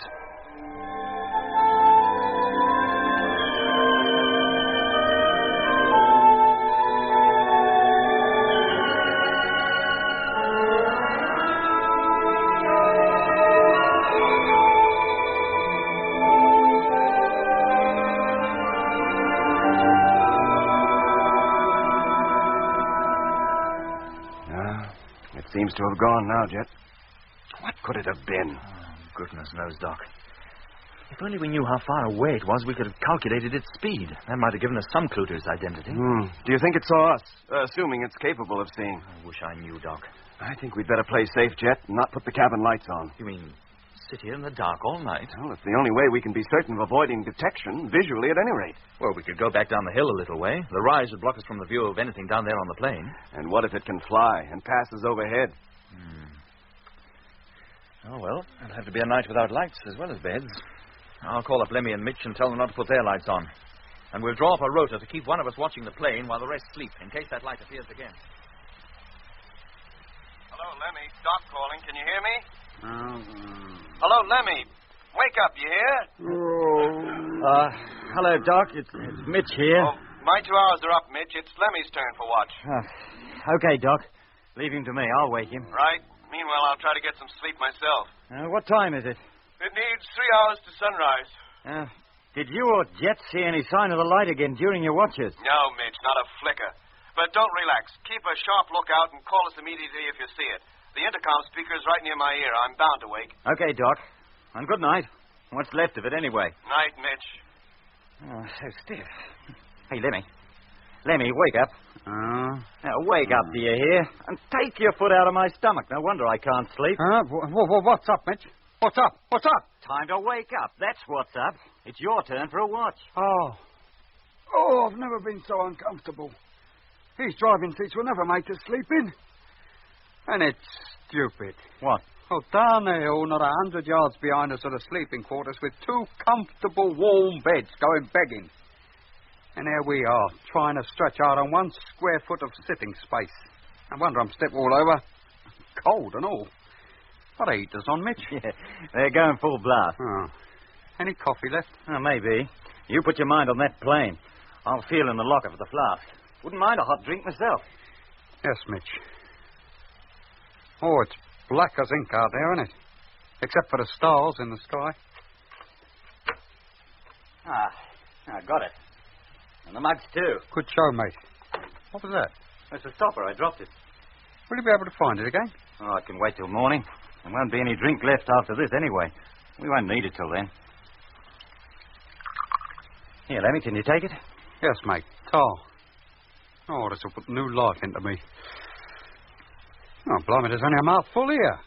Is that all there is? You're lucky. There's even less for me. Well, it looks like we've had coffee until we get into living quarters in the morning. Oh. Any grub left? We finished that up yesterday, during the noonday halt. Oh. Well, I'll just have to sit and suffer. Reckon you will, Lemmy. I'll sit and suffer with you. You mean you're going to stay awake and all? Well, hardly seems worthwhile trying to sleep again. Oh, well, in that case, you can take the watch and I'll go back to sleep. Oh, no, it's your watch. You take it. Besides, I might get sleepy again after all. Mitch, boy, there's no sense in two of us sitting up. Look, Lemmy, I've already had one bash, remember? I took first watch before Jeff and Doc took theirs, and you slept like a log all through it. Oh. Do you think that light will come back? Well, how should I know? I'm a stranger here. What is it, I wonder? Here, you don't think it has got something to do with number 2 after all, do you? How could it? If number 2 has been wrecked, it couldn't move. Oh, but maybe one of the boys left the wreck and came out onto the surface with a flashlight. Well, he'd have more sense than to come outside at night in this latitude. Besides, that light was moving far too quickly and smoothly for a man to have been carrying it. Yeah, I suppose it was. Yeah. Perhaps it was some animal or an insect, like a firefly or something. Maybe, but unlikely. Well, maybe unlikely, but not impossible. Well, I wouldn't say that an insect was completely out of the question, but an animal, no. Or maybe nocturnal animals down here on Mars carry lights at night, like some insects do up on Earth. Why not? No reason at all, Lemmy. If animals could exist up here, but they can't. Not what we mean by animals. Oh, do me a favour, Mitch. I'm not talking about Earth animals. Martian animals could be quite different. Would have to be, or how could they exist? So far as we know, Lemmy, they don't. No form of animal life could survive the kind of cold you meet up here at night. It'll be frozen right out of existence. Well, somebody or something must be connected with that light. It couldn't get up and walk, could it? And Oh, blimey. Oh, what's the matter? It's here. It's come back. What? Oh, where do you see it? There, look. Directly in front of us. Down there. Cripes, yes, it is, too.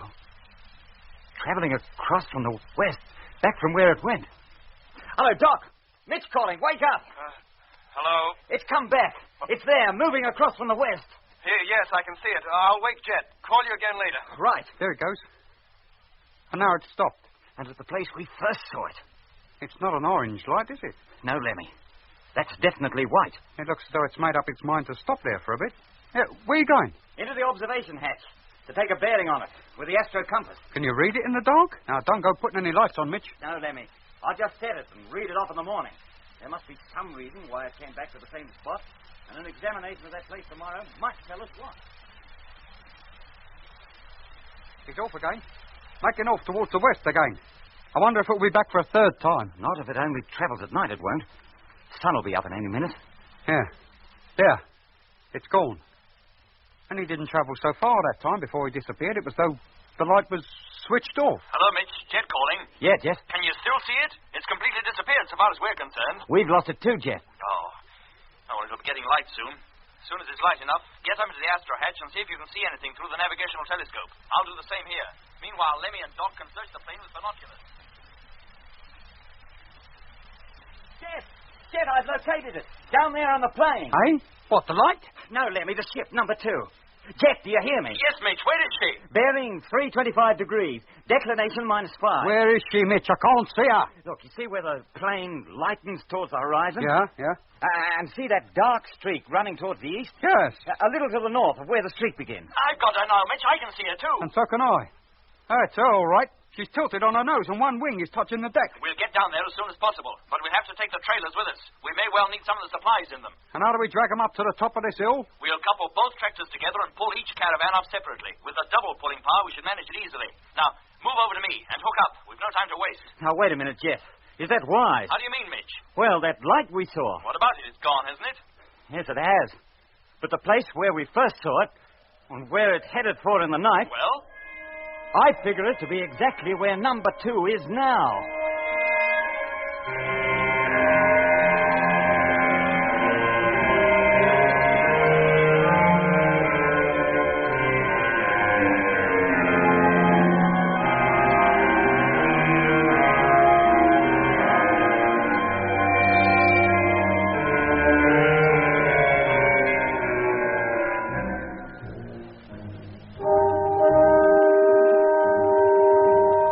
Mitch's announcement didn't deter us. As quickly as was humanly possible, we hooked the 2 tractors together and dragged up first one caravan from the hillside and then the other. Once the trailers had been hauled up to the summit, the tractors were reconnected, each to its appropriate train, and the long descent down towards the purple plain began. We reached the bottom in about 30 minutes, and when we were once again on level ground, increased our speed to maximum. Now the ice began to thin out, and patches of the purple soil showed through the frozen sheet. An hour later, we had left the ice behind altogether and were traveling across a moist, almost marshy expanse of country stretching as far as the eye could see.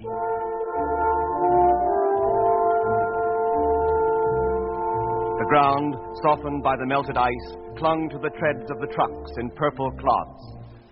For the first time since we'd arrived on the planet, we saw high in the sky a thin, pink, feathery cloud formation. It was probably one of the most colorful scenes we had ever witnessed. But we had little thought for the glorious view. Somewhere out there on the purple plain was the wreck of number 2. Our aim was to reach her as quickly as possible. From the top of the hillside, she had been invisible, except through navigational telescope and binoculars. But now, nearly 2 hours after leaving the vantage point, number 2, no more than a speck on the vast plain before us, became visible to the naked eye.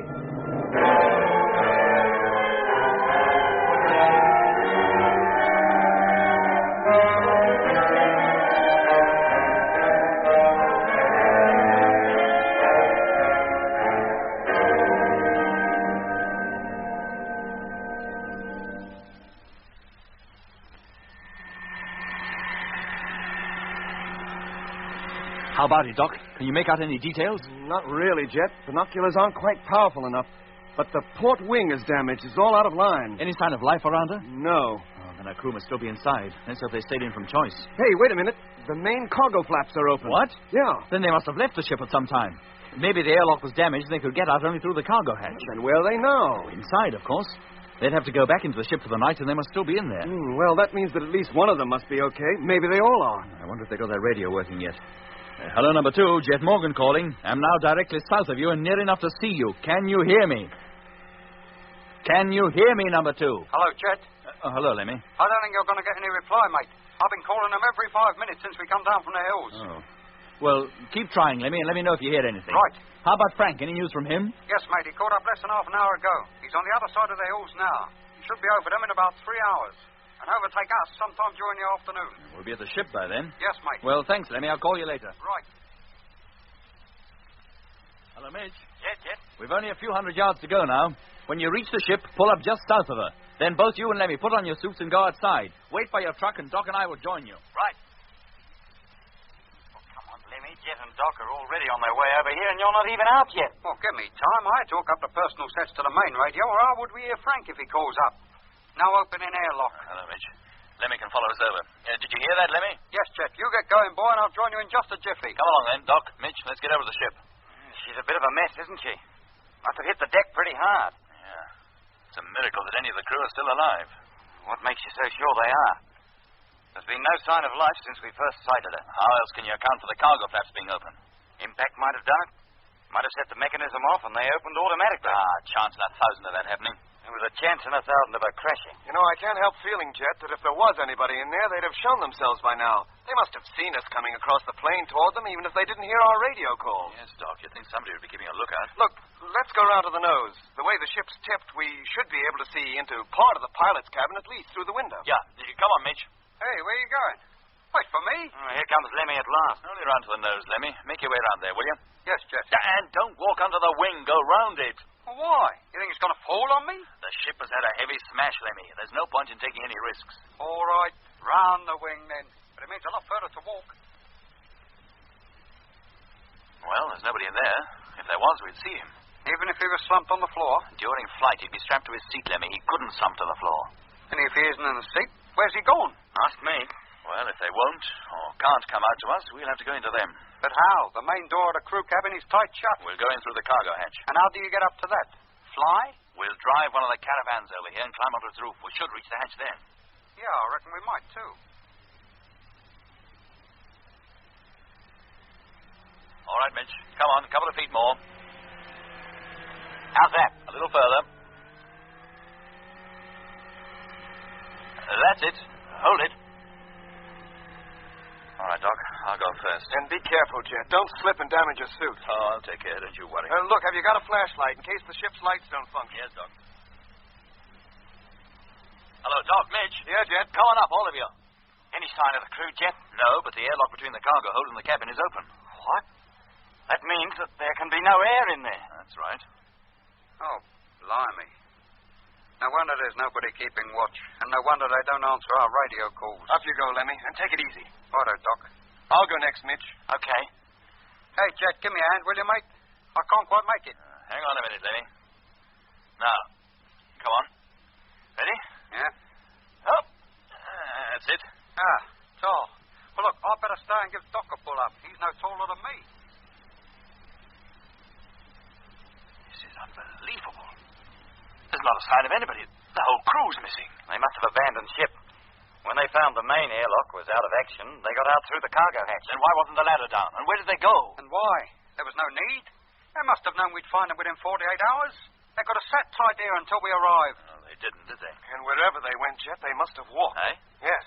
This ship carried only one land truck, and it's still in its stowage. It hasn't been moved. In that case, they're frozen to death. Unless they spent the night here and left the ship this morning before we came up. In which case we would have seen them, Jet. We've had this ship under constant watch through the telescope and glasses since dawn. Look, Jet, if they left the ship, they must have gone on foot. Well, the ground outside is soft and moist from the melted ice. Anybody walking on that ground would have left footprints. Let's go back outside and see if we can find any. Yeah, come on. Well, all the prints out here seem to be ours. Of course they do, Lemmy. We all wear clothes and boots of identical design. And except for their size, these prints are barely distinguishable from one another. No, we don't look here. Let me directly under the cargo flaps. We look over parts of the ground we know we haven't walked on. If we find any prints there, we know they can't be ours. Oh, yes, mate. I didn't think of that. Now, let's see. We left the trucks over there, walked round to the front of the ship, and then back here over the same route. Doc, you better take the area towards the ship's stern. Right. Mitch, you take the starboard side of her. Roger. And let me now cover the port side. Hey, Jet, over here. What is it, Lemmy? I found them. You have? Yes. Come on. But there's something fishy somewhere. What? How do you mean? When you get here, you'll see for yourself. Well, Lemmy? Are they footprints? All right, they. Yes, they are, But they're not the same type as ours, are they? Whoever made them marks wasn't wearing regulation boots spaceman for the use of Mark III, was they? Good gracious. Hey, Doc, Mitch, come on over here. I'm already on my way. Me too, Jet. Whoever left these prints behind must have had 2 left feet. Or 2 right ones. And flat feet at that. That's certainly not the regular boot shape, I must say. What do you think, Doc? No, not a pattern I'm familiar with. Well, why doesn't somebody say it? Say what, Lemmy? Martians. These are their footprints. Who else could they be? Now, don't let's go jumping to any hasty conclusions, Look, Lemmy. do these prints lead right back under the cargo hatch? They seem to. Let's follow them. Now, what's all this about peculiar footprints? Well, you take a look at them, Mitch, and you'll see. There, right under the hatch. We might have noticed them before if we hadn't driven the caravan right over them. How far away from the ship do they lead? We can soon find out. Come on. Here we go again. If people back on Earth could see us now, they'd think we were playing it. Boy Scouts. This is where they stopped, nearly half a mile from the ship. But there must be some more of them. They can't just disappear into thin air like that. Hey, look at this. What, Mitch? A deep circular depression. Here, about 3 feet wide. Yes. Now, what could have made that? And here's another one over here, exactly the same. And there's one more, Jet. That's 3 of them all together, like the corners of a triangle. An equilateral triangle, sides about 20 feet long. I know what this is. It's the light. The light? Yes. Or whatever was carrying the light. It must have come here to investigate the ship after it had crashed. Maybe it even caused it to crash. Eh? What else could it be? You mean some machine or other's been here, been messing around with our ship? Possibly. Then those footprints must have been made by somebody or something coming out of it. Exactly. And what about our crew? What's happened to our crew? Well, it's pretty certain that they, or their bodies, if they were dead, had been taken from our ship and transferred into something else. But where have they been taken to, and who took them? That's what I intend to find out. That light.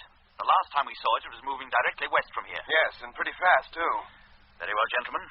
The exploration route has been changed. From now on, we travel westwards. You mean you're going after that thing? Yes, Lemmy. We'll leave Frank to look over this ship and check up on the salvage possibilities. Now, what if we don't find anything? Then we'll come back and continue our journey towards the equator as originally planned. Now, wait a minute, Jet. We haven't time to wait even a second. Now, come on. Let's get back to the trucks, call up Frank, and get on our way. Yes, Jet.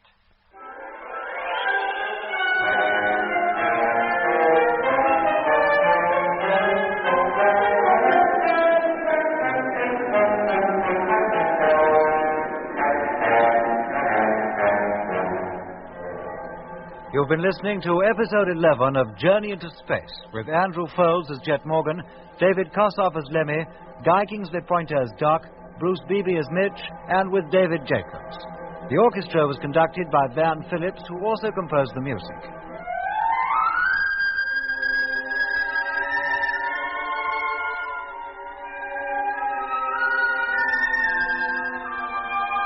Journey into Space is written by Charles Chilton and produced by him in the London studios of the BBC.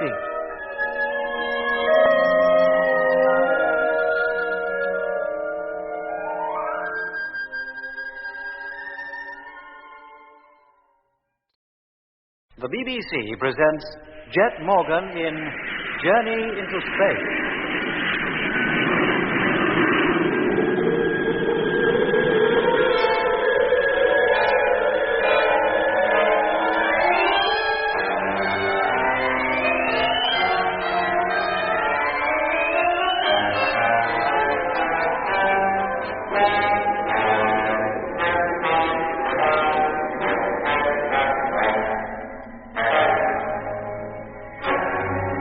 The landing on Mars had been accomplished.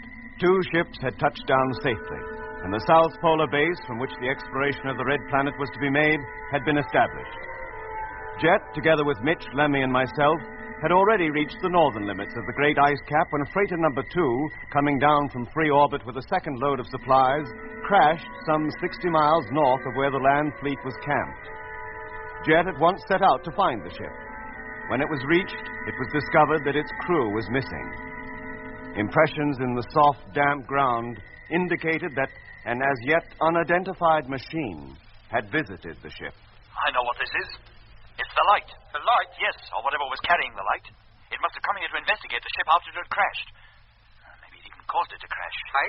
What else could it be? You mean some machine or other's been here, been messing around with our ship? Possibly. And those footprints must have been made by somebody or something coming out of it. Exactly. And what about our crew? What's happened to our crew? Well, it's pretty certain that they, or their bodies, if they were dead, have been taken from our ship and transferred into something else. But where have they been taken to? Who took them? That's what I intend to find out. That light. The last time we saw it, it was moving directly west from here. Yes, and pretty fast, too. Very well, gentlemen. The exploration route has been changed. From now on, we travel westwards. You mean you're going after that thing? Yes, Lemmy. We'll leave Frank to look over this ship and check up on the salvage possibilities. And what if we don't find anything? Then we'll come back and continue our journey towards the equator as originally planned. Now, wait a minute. We haven't time to wait even a second. Now, come on. Let's get back to the trucks, call up Frank, and get on our way. Yes, Jet. Well, how far have we come now? 25 miles. Yeah, except for the fact that number 2 is now behind us, you wouldn't know we'd moved at all. Did you ever see such a dull, monotonous landscape? If you got lost out here, you'd never find your way home. Look at the way the ground stretches on and on. Not a change in it. Clear from here to the horizon. Not quite, Lemmy. How do you mean? See there, just on the horizon, to the northwest. A pink tinge. Oh, yeah. Well, what's that, then? One of the bright patches. Either the southernmost tip of the region called Noakis or the southeastern tip of Argeir. Go on. Are they marshy regions like this lot? I doubt it. Probably as dry as the Sahara. The ground here is damp because until a few weeks ago it was ice-covered. That ice has now become moisture. Except at night when it turns to ice again. Look, Jet Boy, I know it's none of my business, and I'm here to obey orders the same as the rest of us. Well, Lemmy? Do you honestly think there's any chance of us finding that ship or whatever it is? Very little, Lemmy. It'll probably find us first. Yeah, well, that's right. Eh? Whatever kind of machine it is, it flies, and at a very high speed, too. It must do, to cover the distance it did when we saw its light moving across the plain last night. Well, then what's the idea, then? I mean, compared with that thing, we're like a car trying to overtake an aeroplane. By nightfall, Lemmy, we'll have covered about 200 miles. Well? And be 200 miles nearer the place from which that light came. So? Perhaps tonight it will return to the ship along the same course, in which case we should see it. And then? We'll have an even clearer idea of where it comes from. And tomorrow we set out in that direction until we come to its base. But that might be anywhere. And what if it sees us? Lemmy, whatever it is, it took 4 of our men with it yesterday. We've got to try to get them back. Who knows what might be happening to them? And who knows what'll happen if that thing does see us and decides to come down and investigate us. I almost hope it does. Hey? So far as is known, Lemmy, the highest form of life that Mars can support is vegetable life. You mean the men that fly in that ship are a bunch of carrots? Vegetable men? No, Lemmy. And it's my belief they're not Martians either. Then who are they? You remember the time travelers, Lemmy? On the moon. Will I ever forget them? At first, we thought they were moon men, that they lived on it, but they didn't. Hey, you don't think that ship belongs to the time travelers, do you? I wish it did. I'd have no fear then for the safety of Evans and his crew. No. No, Lemmy, the impressions left by that craft were not those of a time traveler's machine. The point I'm trying to make is that whoever flies that ship is a visitor to this planet, as we are. In which case, they must have a base established somewhere, and I hope the strange machine with the light will lead us to it. And how are we going to approach it without being detected? And once we are detected, how do we know a human turnip isn't going to carry us off like they must have carried off Evans and his lot? We don't know. But so long as Evans, his navigator, and the 2 freighter men are missing, it's up to us to try to find them. But doesn't that mean walking straight into trouble? We don't know what these flat-footed cabbages can do. It might mean the end of us all. It might be safer to keep out of their way, not let them know we're even here. Oh, it's a little late for that. They already know we're here. That orange light Mitch and I saw the first day we landed. The noise we heard that caused me to black out. The fact that after freighter number 2 had crashed, a flying ship of some kind made its way directly to it. All these things show that somebody or something on this planet is fully aware of our presence here. We're bound to meet them face to face before very long. And so far as I'm concerned, the sooner the better. Then at least we'll know what we're up against. Oh, well, I'll say this for you, Jet Boy, you got guts. But it's tough on us weaker types who have to string along with you. Hello, Landfleet. Rogers calling. Oh, that's Frank. Hello, Frank. Barney here. Hello, Lemmy. This is to report that we've now topped the hill and are about to descend down the other side. Good show, mate. Did you have much trouble getting up? Yes, we did. I had to unhook the caravan and drag it up in 3 parts. We can see number 2 from up here, through the glasses at any rate. Let me talk to him, will you, Lemmy? Yes, mate. There you are. Go ahead. Hello, Frank. Oh, hello, Jet. When you get to number 2, start looking her over straight away. And give me a report on the chances of salvaging her cargo and getting it back to Polar Base. Yes, sir. You can enter her by the cargo hatch. The airlock into the crew's quarters is jammed, so you won't get in that way. Right. We left the ladder extended so you wouldn't have our trouble getting up. We also closed the airlock between the cargo hold and crew's quarters and left the air supply to build up, so you can spend the night in there if you wish. Oh, thank you, sir. Power supply to most of the ship still works, and so does the main transmitter and receiver. So you'll be able to keep in touch with us and the main fleet still in free orbit. Right. Keep in regular radio contact. And Frank... Yes, Jet? Wherever you decide to spend the night, be sure to be inside with all hatches tightly closed at least an hour before sunset. And make no attempt to leave the ship or your trucks between then and sunrise, no matter what happens. Roger. Now, keep a permanent watch throughout the night. If you have any visitors, call us immediately. You're darn right I will. And hide your lights, Frank. Seal the door leading into the pilot's cabin, if you're in there, and keep watch with the aid of the televiewer. Yes, sir. Now, our position at the moment is longitude 11 degrees, 34 minutes approximately, latitude minus 53 degrees, 22 minutes. We're heading directly westwards along the latitudinal line. Call again as soon as you reach the ship, Frank, and good luck to you. Thank you, Skipper. And if you ask me, he'll be needing it.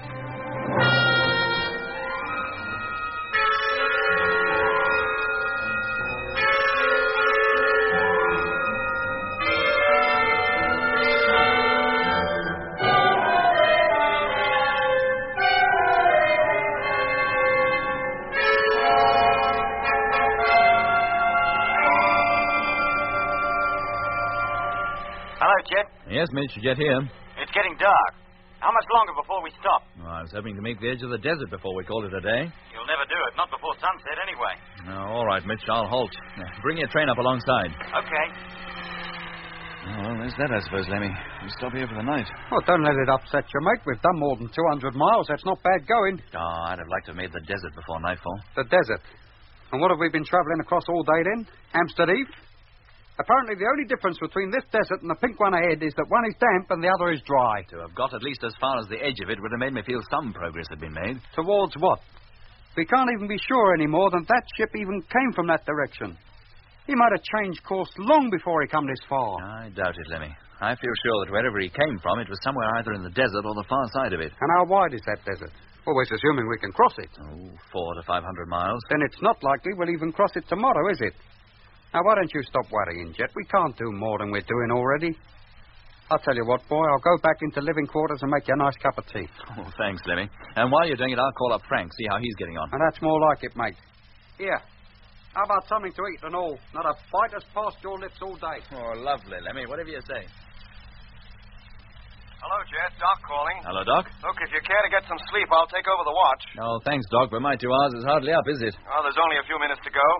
How about it? Did you see anything? No, not a thing. But it's less than 4 hours since sunset. Uh-huh. There's still plenty of the night left for something to happen. That's as still and lonely as a tomb out there. Any word from Frank? He decided to spend the night in the ship, as I suggested. And he and Grimshaw have kept a constant watch, but have seen nothing either. Well, get some sleep, Jet. I'll give you a call if I see anything. When Mitch takes the watch, I'll get him to do the same. Okay, Doc, thank you. I'll move back into the sleeping quarters. I'll leave the radio on, and if you call, I'll hear you. And check with Frank every half hour, will you? Okay. Hello, Jet. Hello. Now, wake up, do you hear? It's arrived. Oh, hello, Mitch. What's that? The light, it's here. To the northwest of us and approaching fast. Thanks, Mitch. I'll get out of the driving cabin right away. Hey, Lemmy. Lemmy. What's up? The light, it's here. Follow me out into the cabin as soon as I pass through the airlock. Yes, mate.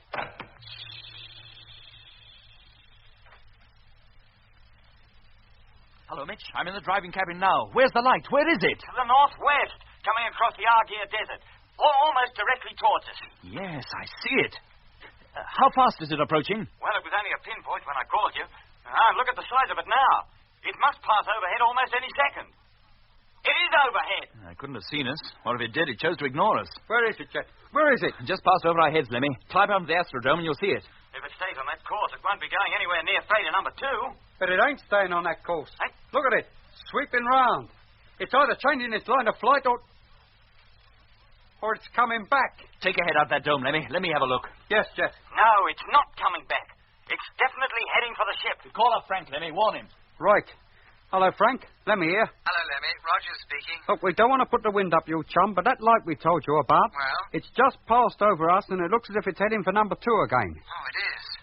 Yes, mate. You keep a lookout for it, and if you hear anybody knocking on the door, you pretend you're out. Oh, don't worry, Lemmy. We're sealed up tighter than sardines in a tin, and there's no way of opening the cargo hatch from outside. We've broken the remote control circuit. Good for you, mate. Did they see you? Oh, we don't see how they could have missed us. They passed right over us, but it didn't even hesitate. How high was it flying? Oh, we couldn't say for sure. About 10,000 feet, maybe. It's completely gone now. It must be traveling at a cracking pace. Apparently, Frank, it's passed out of sight now.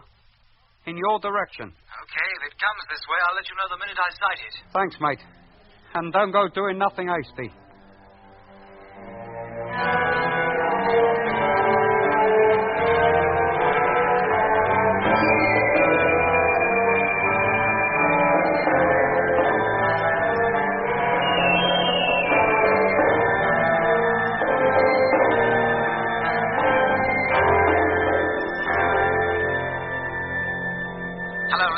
Rogers calling. Yes, Frank. Barnard here. We can see it. It's coming straight at us. Oh, blimey. Let me talk to him, Lemmy. And hook up Doc and Mitch. Let them hear this. Right. Hello, Frank. Yes, Jet. Where are you keeping lookout? From the pilot's window? No, Jet, through the televiewer. Have you a clear view all round? No, Jet, the tilt of the ship doesn't allow it, but we've got a clear view forward and almost 90 degrees either side. Where is the light now? Directly in front of us, height about 45 degrees.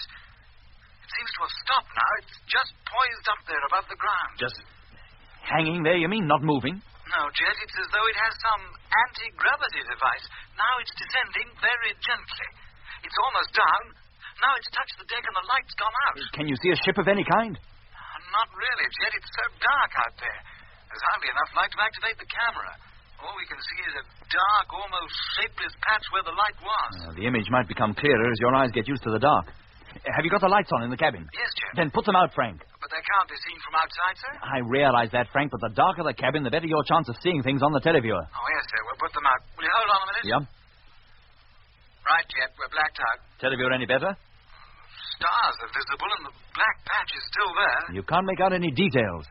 No, sir, but maybe it'll get clearer later when our eyes are adapted to the darkness. All right, Frank. We'll keep listening. Give me a call the moment you've anything to report. Yes, sir. I wouldn't like to be in Frank's shoes right now. Not with that thing sitting on his doorstep. No, Lemmy.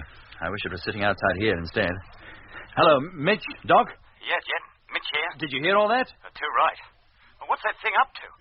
Do you think it realizes Frank and Grimshaw are in there? I don't know. But why did it put its light out? That's a point. Hello, Jet. Frank calling. Yes, Frank? Things are happening. The patch is definitely circular. That thing out there must be globular in shape like a ball. And that's not all. Oh? A pale green oval-shaped light has appeared in the underpart of it. Some kind of door? Well, possibly. It's probably a circular door, too, but looks oval because of the position from which we see it. It's foreshortened. Anything else? Not at present, Jet. Then keep calm, Frank, and give me a full commentary on everything you see. Yes, sir. Oh, Jet, something is coming out. Oh, blimey. What do they look like? Oh, it's difficult to tell. All we can see are faint shadows. The green light is so pale, like luminous paint. It's only because parts of it are being obscured occasionally that I know anything is moving there at all. There's 1, 2, 3 shadows passed across it, apparently towards the ground. Listen, Frank. Yes, sir. They must be going to approach the ship. Almost certainly they're not aware that you're even in there. They probably expect to find the cargo flaps still down as they left them yesterday. Oh, then they're going to have a big surprise coming, aren't they, sir? Unless they've something like superhuman powers, they can't possibly get inside, so just sit tight and wait. Yes, Jet. So what else can he do? Oh, Frank, where did you leave your land trucks? About half a mile away to the east. The globular craft is directly in front of us to the west. Let's hope they don't see them. What if they drive them off? Grimshaw and I'll be stranded here. Oh, what's that? What is it, Frank? There's a clicking coming from the control board. Sounds like relays of some kind. Are you working or breaking any of the circuits? No, Jet, neither of us have moved. We're just sitting here watching the screen. There it goes again. Can we put the control board lights on, Skipper, to see what's happening? Yes, Frank, if you must. All right, Bill, switch them on. That's it. They're on now. Well? It's the remote control relays from the cargo flaps. Somebody outside is pressing the switch. But they can't get in, can they? I hope not, sir. The switch won't open the doors, that's for certain. I broke the circuit. Oh, they stopped now. They must have given it up. Well, now what will they do? That remains to be seen. Poor old Frank. I bet right now he wishes he'd stayed at home. Or at least up in free orbit with the rest of the fleet. He must be scared stiff. If he is, he's not the one to show it. Hello, Jet. Yes, Frank? Look, sir, it's so dark outside, it's impossible for the televiewer to show a bright picture. Well? But if I went into the pilot's cabin and looked through the window with my own eyes, I might see much more. May I have permission, sir? Very well, Frank, but be careful. Switch off the televiewer and the control board lights before you go in case they should be seen when you open the pilot's cabin door. Yes, sir. Televiewer off. And now the control lights. I'll put Bill on the transmitter and get him to hook me up to the pilot's intercom so I can still talk to you. Okay, Frank. And be careful, boy. Don't let them see you. Oh, I'm too much in love with myself not to be Lemmy. Don't you worry. I'm about to enter the pilot's cabin. Okay, Bill, open her up. Contact! Well, let's hope them Martians or whatever they are don't hear that door opening. Well, if they do, they must have ears like a cat. Maybe cat's ears is just what they have got. I'm in the pilot's cabin now, Skipper. Can you see any better? Yes, a little. The green light is an opening into that sphere. How big is it? Can you tell? Oh, not without exactly knowing how far away she is. At a rough guess, I'd say between 20 and 30 feet in diameter. But I can't make out any details. It's too dark for that. Does the opening allow you to see inside the thing? Hardly, Jet. It's too low and What is it? It's crew. I can just see them. Vague shapes.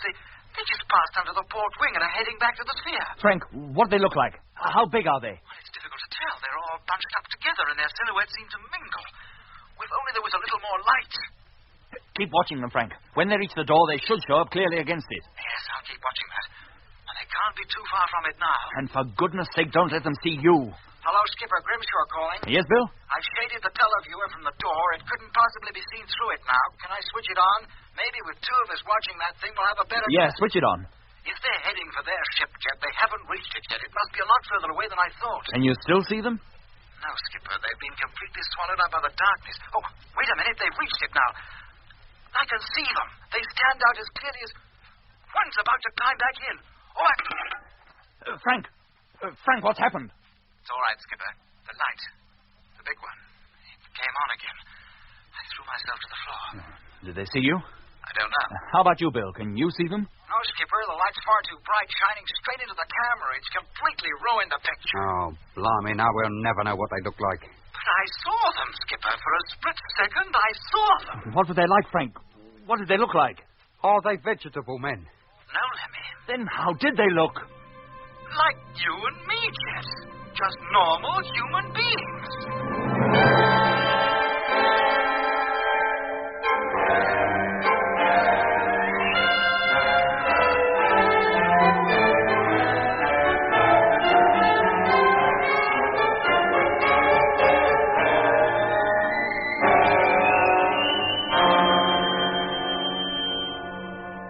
Frank, are you sure?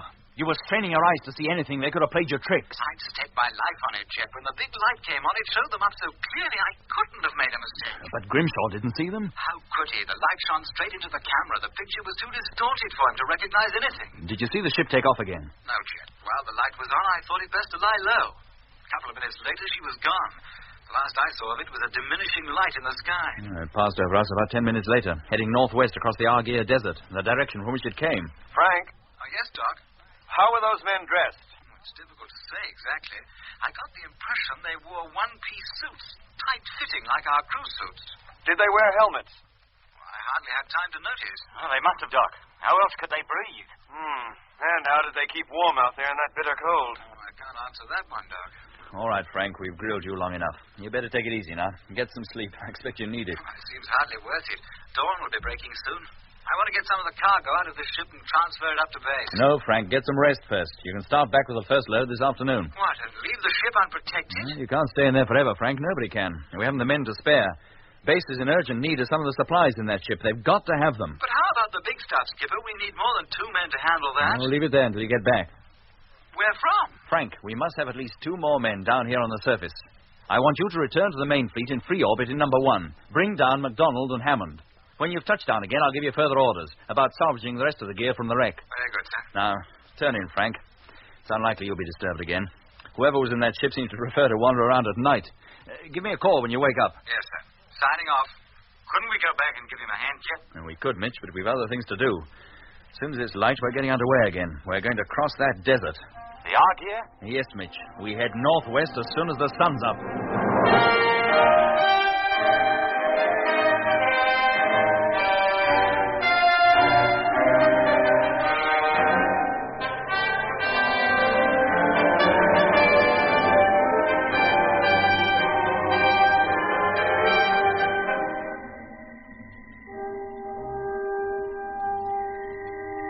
The first rays of the morning sun had hardly lightened the sky when our 2 caravans once more set out on their journey. We traveled steadily in a straight line towards where the light of the strange ship had disappeared over the horizon the night before. 3 hours and 60 miles later, the soft, damp, purple soil of the Mare Australis began to give way to the sandy pink of the Argier Desert. By noon, the Mare had been left behind. Now the 2 trains of vehicles plowed through the soft sand, each trailing a miniature dust storm behind it. For the first time since landing on the planet, the sun's rays, shining through the windows of the driving cabins, were hot enough to allow us to travel through the day without the need of the heaters to keep us warm. The desert scene was unbelievably beautiful. The sand pink and, unlike the flat plain of the Mare Australis, gently undulating. Slowly, as the day wore on, the copper-colored sun made its way across the mauve northern sky. At noon, we rested, refreshed ourselves, and stretched our legs by walking ankle-deep in the sand. By then, we were well into the desert, surrounded on every side by low pink hills, with not the tiniest living plant to relieve the monotonous, if colorful, scene.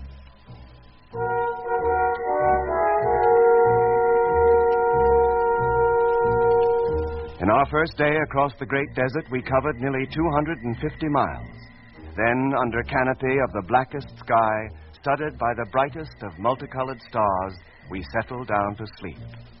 We kept a constant watch, but no sign of the mysterious ship was seen. Hello, Landfleet. Freighter number 1 calling. Hi, Frank. Mitch here. Sorry to disturb you. Well, that's all right, Frank. I wasn't asleep. It's my turn for watch. I'm up with the Space Fleet now. We made the journey up here without incident. Oh, wacko. When do you return to Polar Base again? Oh, in 24 hours or so, as soon as the ship's loaded. Well, don't leave anything behind, Frank. I doubt if we can spare any fuel for any other trips upstairs.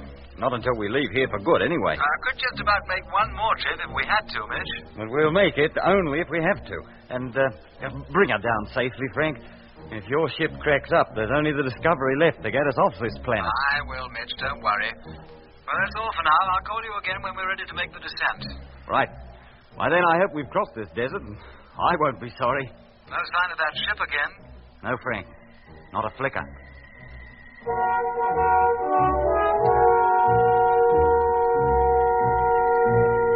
Next morning, we were off again, hoping to make the far side of the desert before nightfall.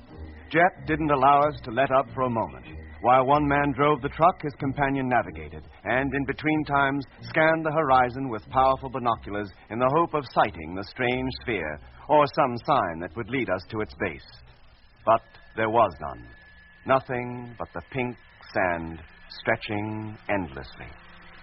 Then, less than 2 hours before sunset... Hey, Doc. Doc, what's happening? I don't know, Mitch. The motor seems to be giving out. Oh, treat her gently, Doc. You're pushing it too hard. Well, how else do we keep up with Jet and Lemmy? They're already at least a mile or more ahead of us. Oh, we've been traveling too fast for too long. Hasn't Jet got any feeling for the insides of these tractors? Hello, Jet. Yes, Mitch? Oh, can you slow the pace down a bit? Our motor's heating up. Oh? Ours isn't giving any trouble? Oh, well, this is. We ought to stop. Let it cool off. All right, then. We'll halt here for a while. Come up alongside, will you? Right. Hey, Mitch, the output meter, it's dropped to half of what it should be. Are you giving her a full power? Yes. Now, stop her, Doc. Stop her right here. Okay. Hello, Jet. Yes, Mitch? There's something definitely wrong with the motor. We'll have to stop and find out what the trouble is, or we may ruin her completely. Oh.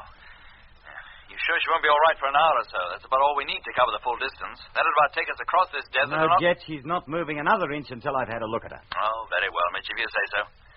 Look, do you mind if Lemmy and I continue? At least as far as the top of the next rise. I want to see what's on the other side. Jet, don't go out of sight. We've got to stick together. I won't be out of your sight. We'll stop at the top. You'll still be able to see us. It's not more than 2 miles away. Well, I guess that far won't hurt, so long as you don't go down the other side. If the stand stretches still further, I'll come back and join you. All right, but you'd better be back here before it gets dark. Oh, I will. Don't you worry. All right, Lemmy. Start her up. Head up the rise and stop when you get to the top. Yes, mate. Motor on. Well, this is about the highest hill we've met on this desert. And it rises pretty sharpish and all. We're nearly there, Lemmy. Get ready to stop. All right, hold it. This is far enough. Well, was it worth it? Pink desert and more pink desert. And another rise bang in front of this one. Uh-huh. And did you notice anything about it? No. What? Towards the top, it changes color from pink to brown. Oh, yes. I come to mention it, it does. I'd like to look on the other side. But to do that means dipping down out of sight of Doc and Mitch. We just told them we wouldn't do that. They'd start getting worried. Oh, it wouldn't take a couple of minutes to get over there and back. I could almost walk it in the time. Yeah, that's what I'll do. What, leave the cabin? Oh, why not? I'll go over there, satisfy my curiosity, and then come straight back. But, Jet, it's less than an hour to sunset. Supposing you break your leg or something, what happens then? I promise not to get out of your sight, Lemmy. Whatever's on the other side of that ridge, I'll just take a look at it, and that's all. Well, if you must, you must. But why can't you wait until the morning? I don't know, Lemmy. I have a strange feeling that I must see the other side. And if I don't, it'll keep me awake all night wondering about it. I don't like the sound of that. Pass me my helmet, Lemmy. When I've got it on, fill the airlock and let me out. Hello, Lemmy. Can you see me? Of course I can. How could I miss you? Good. And here I go. Now remember, just to the top, boy, and no further. The sun's already low in the sky. And look at the color of it. A deep orange. The sun. A deep orange. You said that once before. How could I until a few minutes ago to this normal color? A long time ago, I mean. Or was it so long ago? Nearly at the top. I've made it. Good heavens. What is it, Jet? What can you see? Lemmy, the other side of this hill leads down into a valley, a great wide valley. And it's full of plants like giant rhubarb. And it stretches from west to east as far as the eye can see. Rhubarb plants. Any custard trees growing up with them? This must be one of the canals. Then you'd better come on back here before a barge horse comes along and tramples you to death. It must be at least 15 miles wide and... Yes, there it is. It's there exactly as I saw it in my dream. What? What was in your dream? The dream I had when Mitch and I got lost in the fog. When you dreamed about seeing a city, you mean? Yes, Lemmy, and it's here. What? The city? Yes, identical in every detail.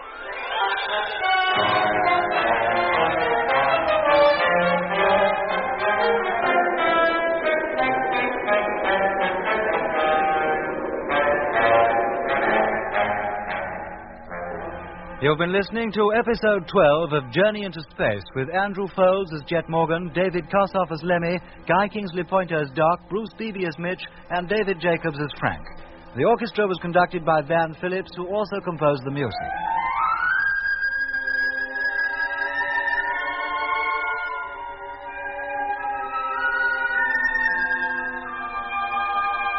Journey into Space is written by Charles Chilton and produced by him in the London studios of the BBC.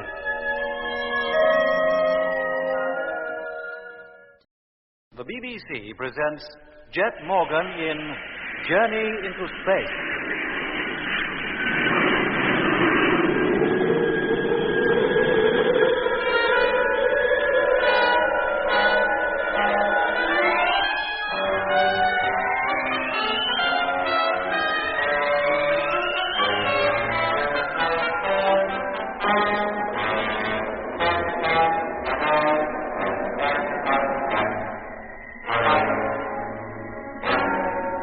Landing for the second time, freighter number 2, carrying a load of supplies transferred from the rest of the fleet, crashed some 400 miles from the polar base.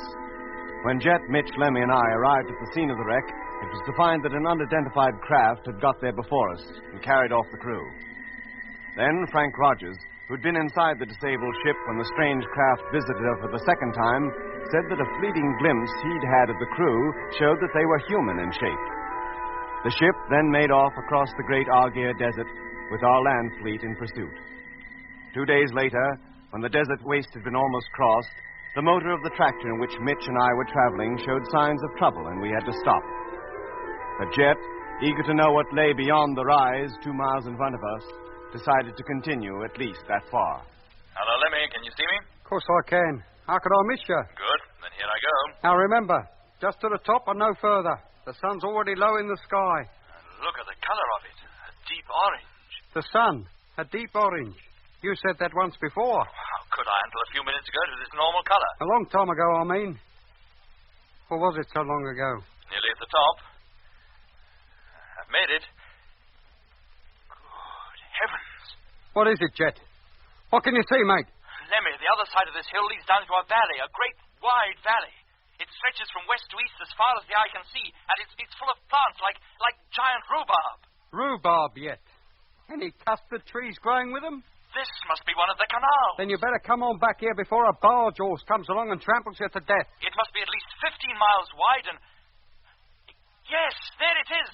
It's there, exactly as I saw it in my dream. What is? What was in your dream? The dream I had when Mitch and I got lost in the fog. When you dreamed about seeing a city, you mean? Yes, Lemmy, and it's here. What, the city? Yes, identical in every detail. Jet, are you sure you're not dreaming again? No, Lemmy, it's there, I tell you. Even to the plants growing on the rooftops of the houses. Then if there are houses, there must be people. Or passes for people on this planet. Now, come on back, Jet, before anybody sees you. Just a few more minutes, Lemmy. I must take in all I can. Look, mate, in a few more minutes the sun will be setting. Now, are you coming back, Jet, or do I have to come out there and drag you in? All right, Lemmy. I'm coming. I should think so and all. Now, let's get back to Mitch and Doc, or we won't make it before dark. I tell you, Doc, I saw it exactly as it was in my dream. And I knew I'd see it the moment I stepped outside and began to walk up that hill. Did you see any sign of life, Jet? No, Doc, only the curious red and blue plants. Do you think that city or whatever it is has any connection with the ship we've been following? Well, it certainly led us here, but it might have passed right over and gone beyond it. Oh, Jet, why didn't you ask Lemmy to call us up on the radio? We could have come up there and seen the canal, too. With your motor out of action? Well, we could have walked. It wouldn't have been more than 3 miles. You'd never have made it, Mitch. Not there and back by sunset. Now, how soon before your motor will be in full working order again, Mitch? Oh, a couple of hours, I should think. Fortunately, I can get at the trouble from inside, so I can keep working even though it's dark. She should be right in the morning. Good. Then as soon as it's light, we'll go as far as the rise and see what the chances are of bulldozing our way through that rhubarb forest and reaching that city.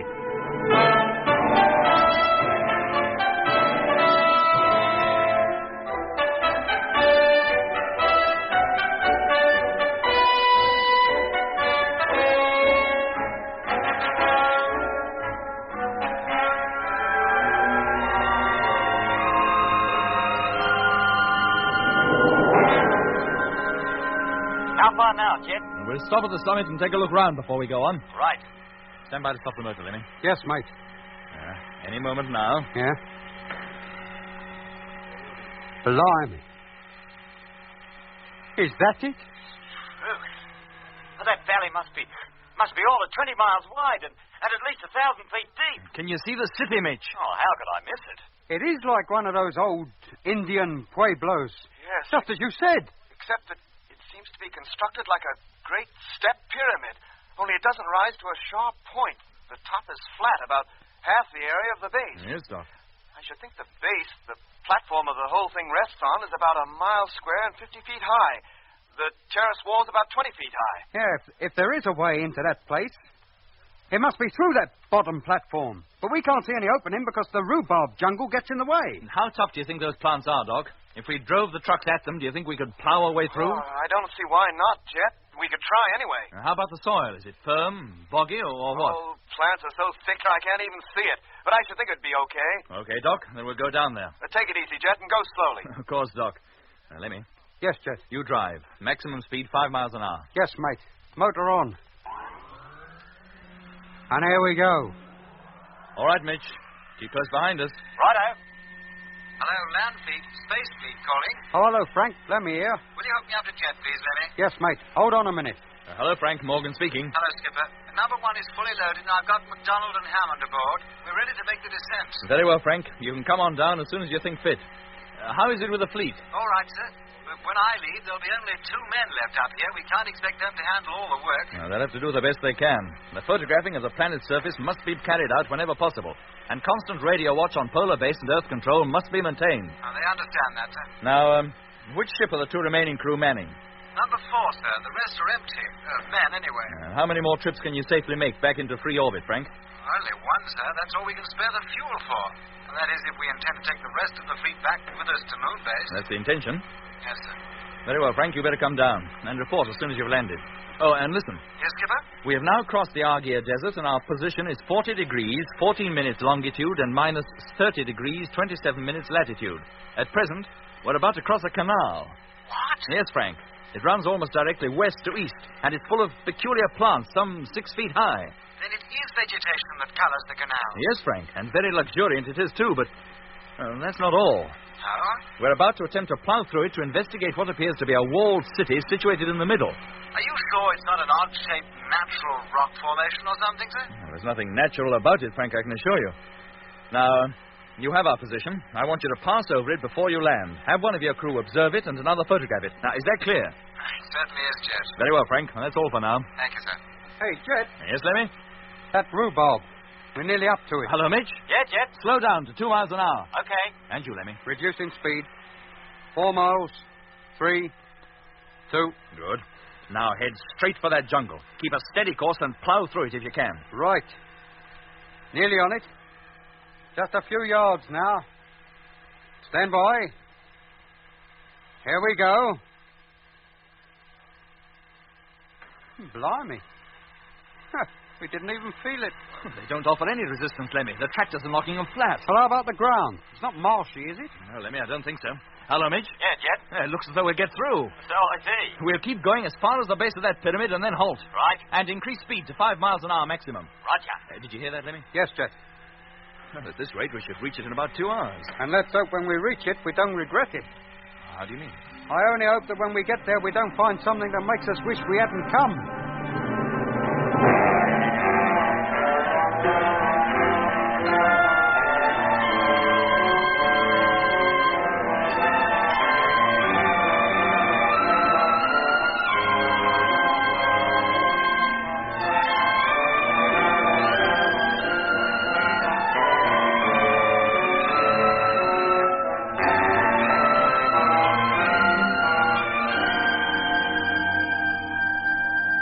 Jet. I'm outside now, standing beside my tractor, but I can't see a thing for these darn rhubarb plants. I'm outside, too. And don't worry about these plants. The slightest pressure and they break off like matchsticks. Do they?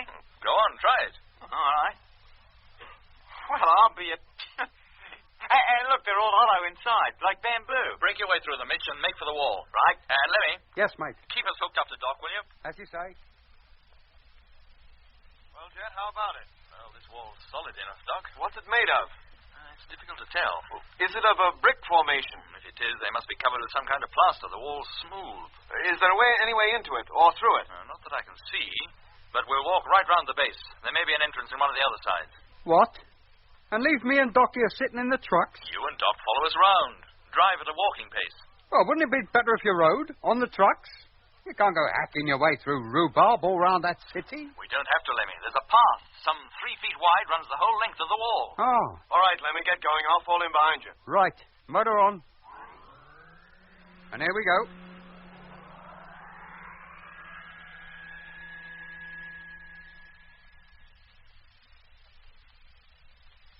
Hello, Jet. Yes, Lemmy? A thought has just occurred to me. Oh? What? I think we're wasting our time expecting to find a way in from down here. Why? Well, it stands to reason. Anybody approaching this city from the valley would have to fight their way through this jungle, and there would be paths leading through it. But there ain't a sign of a path. They must fly in. Hey, Jet, look what I found on the ground. Good heavens. You sure it's not yours? Mine's still attached to my belt. Jet, what is it? What have you found? A safety line, Doc. Exactly the same pattern as we wear. Yeah, it's uncoiled, too. It must have been dropped by one of the crew of number 2, either accidentally or as a sign to us. They must be here, then. And why don't they show themselves? I don't know, Lemmy. Perhaps they can't. We've got to find a way into this place. This wall is pretty high, Jet, and solid. There are 3 others to examine yet. Let's keep going. If there's no kind of opening to be found when we've walked right round the place, then we'll think up some way of scaling that wall. Did you hear that, Lemmy? Doc? Yes, mate. Yeah, Jet. Then recall that line, Mitch, and let's keep walking. Too right.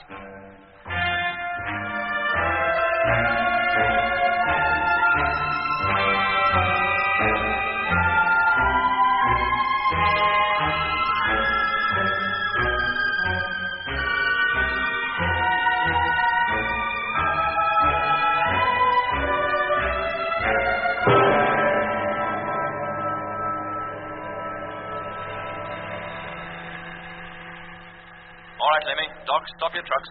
Put on your suits and come out. What is it, Jet? Have you found something else? I'll say we have. Right here at the corner of the wall. A flight of steps leading up to the first terrace. What, no lift? Be with you in about 5 minutes, Jet. All right, gentlemen. I'll lead the way.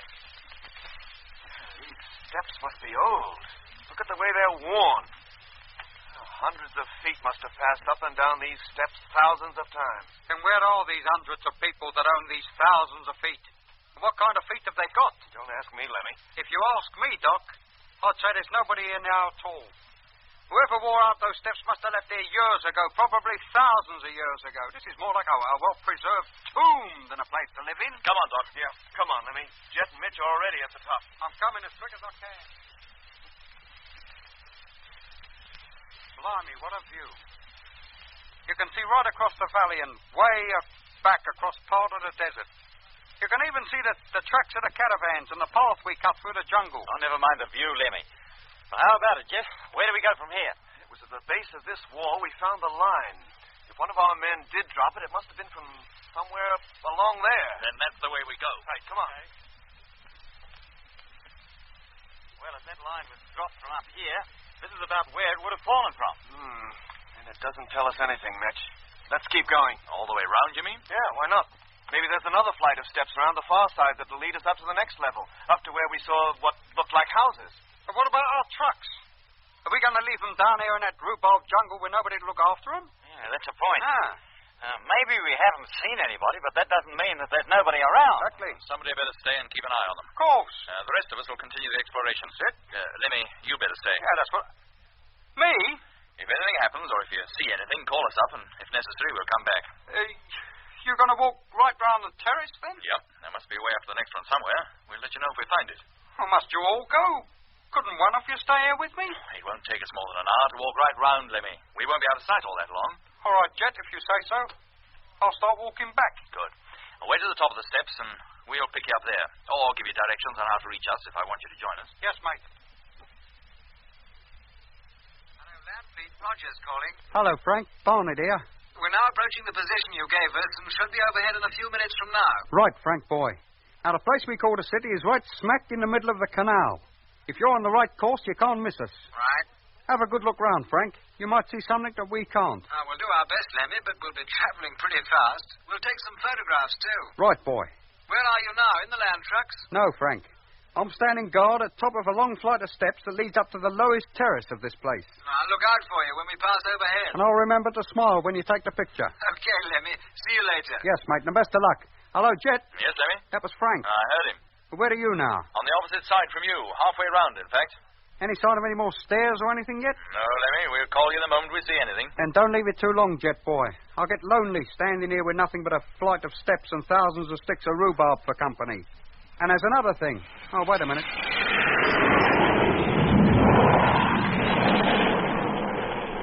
That was Frank going over. And what a racket he kicked up and all. Well, let's hope he got some good pictures. Hey.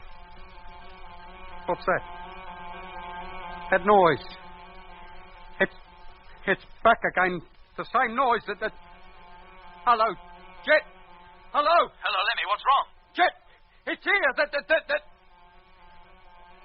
do you hear me? Oh, what wouldn't I give to have 40 winks right now? Huh. I'm so tired. Lemmy, answer me. Lemmy! Oh, shut up.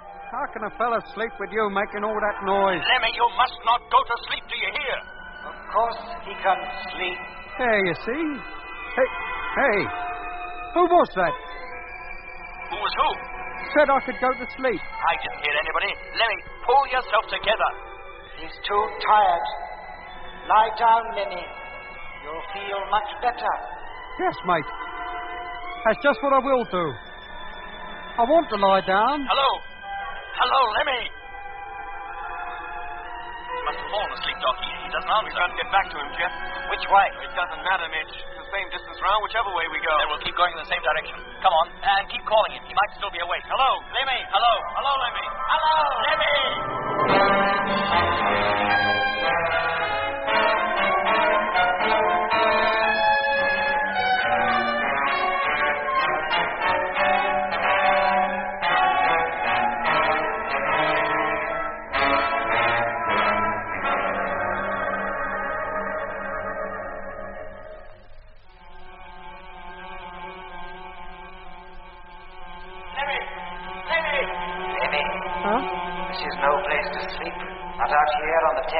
But I feel so tired. And you just said I could lie down. Of course you can. But you can lie down in your own comfortable bed. Hey? Jeff, didn't I hear Lemmy then? Thought I did too, Doc. Hello, Lemmy. Hello. Where is this bed? That's him again. There's something about a bed. Walk along the terrace, along the inner wall. No, not that way, the other way. Lemmy. Along here? Lemmy, what's the matter with you? That's right. Oh, I'm so tired. And it seems to be getting so cold. You'll feel warmer soon. Now he says he feels cold. This is that business out on the ice all over again. I don't think there's much point in our constantly calling him. Best thing we can do is to get back where we left him, and quick. All right, Doc. It sounded as though he was talking to somebody. So more likely. Now let's hurry. It'll take at least 10 minutes to get back. That's far enough, Lemmy. Now, go down those steps. Where do they lead to? A place you know well. I don't know any place on this planet. Look, all I want is to get warm and to get some sleep. Then go down the steps. All right. And it's only because I'm tired. I wouldn't do a thing like this normally. On this planet, none of us is normal. What do you mean by that? All right. All right, I'm going. What are you doing to me? I'm going, I'll tell you. What's happening? Lemmy!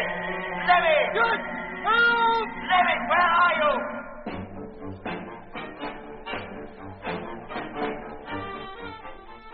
There, Lemmy. Feel better now? Where am I? Do you still feel tired? No. No, I don't. I feel wide awake, and I feel much warmer. In fact, I feel better all round. But where am I? Where did all them people come from? Walk around a bit. Go on. But I'd never get through that mob. Yes, you will, Lemmy. Go on. They'll make a way for you. Head straight up the street. Turn left to the next corner. There's a shop where you can get Lokshan soup and bagels and schmaltz. Bernstein's. I thought you didn't know this place. Of course I know it. I was brought up here. This is the Sunday morning market. And further down is Sam's, where you can get the finest pickled herrings in London. Straight out of the barrel. Oh, it seems years since I tasted a nice pickled herring. Just keep walking, Lemmy. They'll make way for you. They don't even seem to notice me. Why should they? Just one in a big crowd. Did you expect them to put the flags out? Oh, there's no need to be sulky. Hey, look. Well, I'll be... Here, over there by the cosmetic stall. Somebody you know? Noah? I'll say I do. Hey, Becky! Becky, it's me, Lemmy. Becky... Oh, pardon me, I thought you were somebody else. Well, there's no need to be like that about it. I mean, anybody can make a mistake. Not the person you thought. Did you see that? Way she acted, I might as well not have been there. She completely ignored me. Yes. Come to think of it, everybody seems to ignore me. That's right. Well, what do you mean, that's right? What sort of a welcome home is this? Me, just back from the other side of the sun. But for all this lot cared, I might have just got back from the pictures. Have you forgotten the soup? You were on your way to Bernstein's or to Sam's for a herring. I'll settle for the soup and bagels. Lemmy, where are you? Hey? Who's that? Somebody's calling my name. The Lokshan, Lemmy, the best in town. Never mind the Lokshan. I distinctly heard somebody call my name and it wasn't any of the crowd here because for all they notice they've taken me, I might as well be invisible. Invisible. Is that why that girl ignored me? Looked straight through me as though I wasn't here at all. Yeah. There's something fishy going on around here. Sam stocks the best fish in the market. His herrings can't be beaten. And who are you? Just one of the crowd. Then why don't you show yourself? You've already looked at me twice. Hey? Where? Which one? Which one is you? Hey, wait a minute. There's that noise. What's happening? Everything's getting blurred again. What are you doing? No! No! No!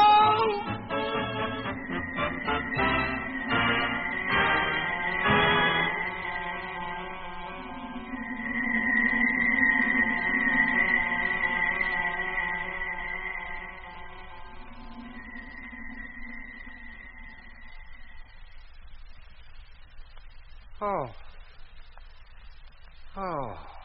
Feel better now? Yeah, that's more like it. The most comfortable bed I ever slept in. Even if it is a bit creaky. There's no place like home. No? Hey? What do you mean, home? Isn't this your home? Yeah, it is, too. That's my room, my own room. And there are my autographed pictures on the wall. Neville Duke, Charlie Chaplin, and my Uncle Solly on the stage with best wishes. Which day is it? Sunday. I always go over the lane on Sundays. Here, what's the time? Must be getting late. Sun is high in the sky. Oh, blimey, and I promised Mr. Bernstein I'd give him a hand in his delicatessen at 9 o'clock. Why didn't somebody wake me? Hey, Mama! Wakey, wakey! Yeah. Listen, it must be 1:15. That's the Billy Cotton Band show starting up. On Mr. Van Berg's radio. It's always the same on Sundays. You can't hear yourself speak down here for the noise going on up there. Why can't he turn that thing down? Hey, Mama! She's out, Lemmy. Hey? Gone out looking for a bargain for you in Great Sauce, the tailor. Oh, not that suit in the window, the one with the pinstripes. She was saying it was a wonderful piece of material. At a wonderful price, and all I've told her before. Great suit charges too much. I'll have to go down there and stop her wasting her money. Hadn't you better dress first? Hey? But what's this I got on there? Then my birthday suit? Take off your helmet. How can you talk to her, or to Sam, or Sully, or anyone else? Well, I'm talking to you and I.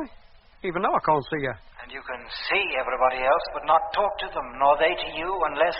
Unless what? Take off your helmet. But I can't take it off. The atmosphere down here on Earth contains too much oxygen. One whiff of it would kill me. The people in the marketplace seem lively enough. Of course they are. They're used to it. You can get used to it. Just lift your helmet for a second. Try it. No. Orders are that helmets are to remain fixed at all times, except when within the pressurized cabins. Orders are that you remove your helmet. And orders must be obeyed without question at all times. What was that? Yeah. Who do you think you're giving orders to? And who gave you permission to come in here, in my room, and give orders to anybody? Take off your helmet. I won't take it off. Take it off when I tell you. My life, did you ever see such a boy talking back to his mama yet? But I don't want to take it off, Mama. This room isn't pressurized. Pressurized. I'll pressurize you if you don't do as you're told. Your papa's waiting down at Gratzel's for you to try that suit on. Now, do me a favor. Are you coming, or do I go and get him? What is going on in here? A riot? How can I hear the program with all that shouting going on? Now you're disturbing the upstairs tenants, Mama. Mr. Van Berg can't hear his radio. With a radio like he's got, who would want to hear it? But it's a good radio, Ma. It's so good he couldn't even get it wholesale. Then more fool him for buying it. Now, do you take that helmet off and come on down to Great Souls, or do I take it off for you? No, Mama, I can't come yet. I've had no breakfast. And you think to eat it with a fishbowl over your head? No, don't. No, Mama, if you take it over, I'll suffocate. A Martian can't breathe the Earth's atmosphere. Let go. Take your hand away. No. Don't take it off. You don't know what you're doing. What are you trying to do? Murder the boy? You get back upstairs and mind your own business. Don't let her take it off, Mr. Van Berg. She doesn't know what she's doing. Take your hand away, do you hear? Let me be a good boy and do what your mama asks. No, I can't. You don't understand. Oh, she's undone the hook. Mama, please. I always said a spacesuit was not a good thing for a boy. Such ideas it gives them. You should have bought him a good book. Well, don't stand there. Help me get it off. Yes, Mrs. Barnett. I'll hold his arms and you unfix the head. Let go of me. Please, Mama, let go. Now, Lemmy, that's no way to talk to elders. There, he's coming. Hold him a little longer. No. I shall die. Quiet, Lemmy.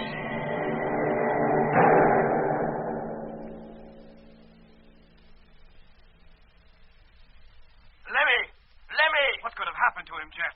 Oh, here comes Mitch, back from the trucks. Well, Mitch? Not a sign of him. You looked in both cabins? And in the living quarters trucks. He's not there. Then he either walked round the top of this wall in the opposite direction from us, or he's wandering about somewhere in that valley. In among all those plants, Jet, he'd be bound to leave a trail. Well, the only trails through that forest are those the caravans made. Then he must still be up here somewhere. Or up even higher, on the next terrace. How could he get up there? Well, there was a way up this far from the ground level. I think we can reasonably expect a way up even higher. We searched two sides of this terrace thoroughly. There was no sign of stairs or an opening of any kind. Then we'd better search the other two, hadn't we? Just came around those two, Mitch. Almost at the run. If there had been an opening along those two walls, we could easily have missed it. And what if Lemmy has wandered round in the other direction? Well, if he keeps going, we should meet him halfway, on the opposite corner to this.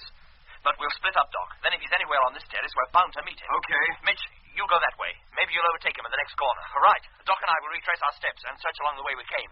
If you find Lemmy, give us a call. If we find anything, we'll call you. That's right. I'm on. Keep talking so I won't get too lonely. All right. And good luck, Mitch. Now, come on, Doc. And keep your eyes open. Now halfway along the terrace, but no sign of him yet. How about you? No, Mitch. Just the long, blank wall and the forest down below. Wait a minute, Jet. Look at this. Has Doc found something? Oh, there I have, Mitch. A narrow staircase cut into the base of the next terrace. Do you think Lemmy went up there? Possibly. We'll go up and see. You carry on, Mitch. Go right round the perimeter if you have to. Jet, this staircase is so narrow it's almost a squeeze to get up it. Keep going, Doc. Up here is about the only place he could be. Almost up now. There, that's it. Well, how does it look? No different from down below. Not in this direction, anyway. And in the other... Good heavens, Doc! Look, along there, almost at the corner. What? It's Lemmy. Yes. And who's that? Bending over him.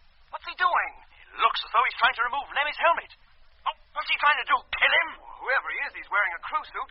Oh, there, he's seen us. He's getting up. Doc, do you see who it is? It's McLean. Pilot of number 2. But how can he be alive? How does he breathe? What do you mean? Don't you see, Doc? He's not wearing a helmet.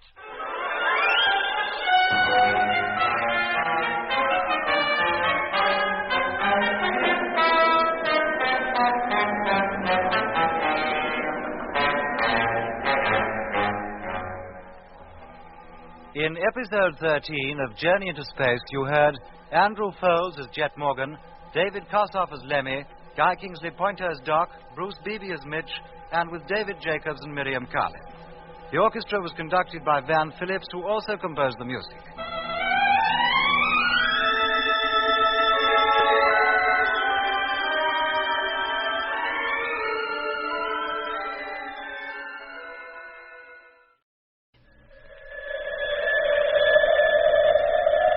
The BBC presents Jet Morgan in Journey into Space.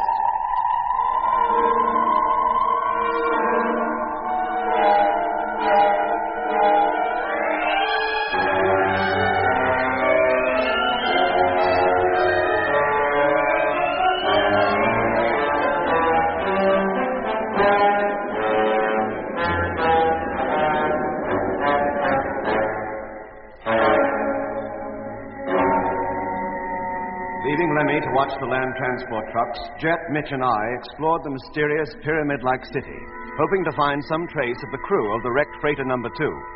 But once Lemmy was alone, we heard him calling for help. The base of the pyramid was at least a mile square, and at the time of hearing Lemmy's cries, we were on the far side of it. By the time we returned to where Lemmy had been left, he had disappeared. Then, first sending Mitch to search the lowest terrace, Jet and I found our way up to the next, which was reached by a flight of narrow stairs, almost too narrow to negotiate in our bulky spacesuits. Well, Doc, how does it look? No different from down below. Not in this direction, anyway. Yep. Good heavens, Doc, look! Along there, almost at the corner. Huh? It's Lemmy. Yes. And who's that? Bending over him. What's he doing? It looks as though he's trying to remove Lemmy's helmet. Oh, what's he trying to do? Kill him? Whoever he is, he's wearing a crew suit. There, he's seen us. He's getting up. Doc, do you see who it is? It's McLean. The pilot of number 2. But how can he be alive? How does he breathe? What do you mean? What, don't you see, Doc? He's not wearing a helmet. Come on. Jet, don't run. You'll damage your suit. Slow down. But McLean, he's running away. How else can I catch him? Slow down, Jet. Take it easy, for goodness sake. But if he gets away, we may never find him again. What does it matter? Lemmy is more important. Let's see to him first. All right, Doc. Lemmy, it's Jet. What happened to you? Well, he seems to be out cold. How about his helmet? Is it still in place? Yes, Doc. The catch has been opened, but the helmet's still airtight. Seems we came up here just in time.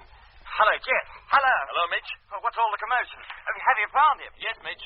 Call off your search and go back to the trucks. How is he? Where did he get to? He was on the upper terrace, and he's out cold. You must be closer to the trucks than we are, Mitch. Open up the living quarters of number 2, will you? We'll take him in there. Right.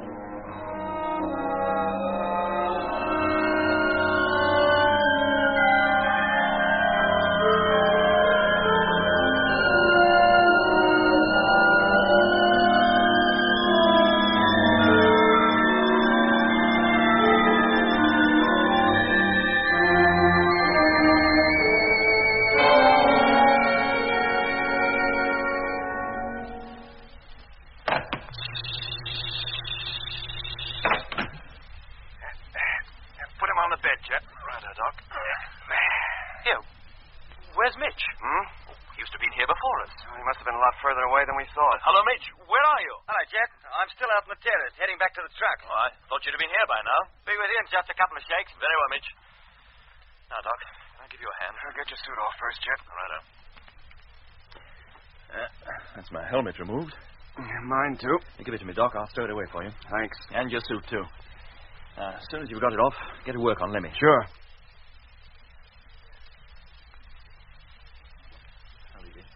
Still unconscious, Jet.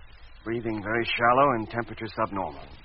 What does that mean? I wish I knew. It was the same with you and Mitch when Frank and I brought you in from the ice. The same with Whitaker when we found him unconscious in number 6.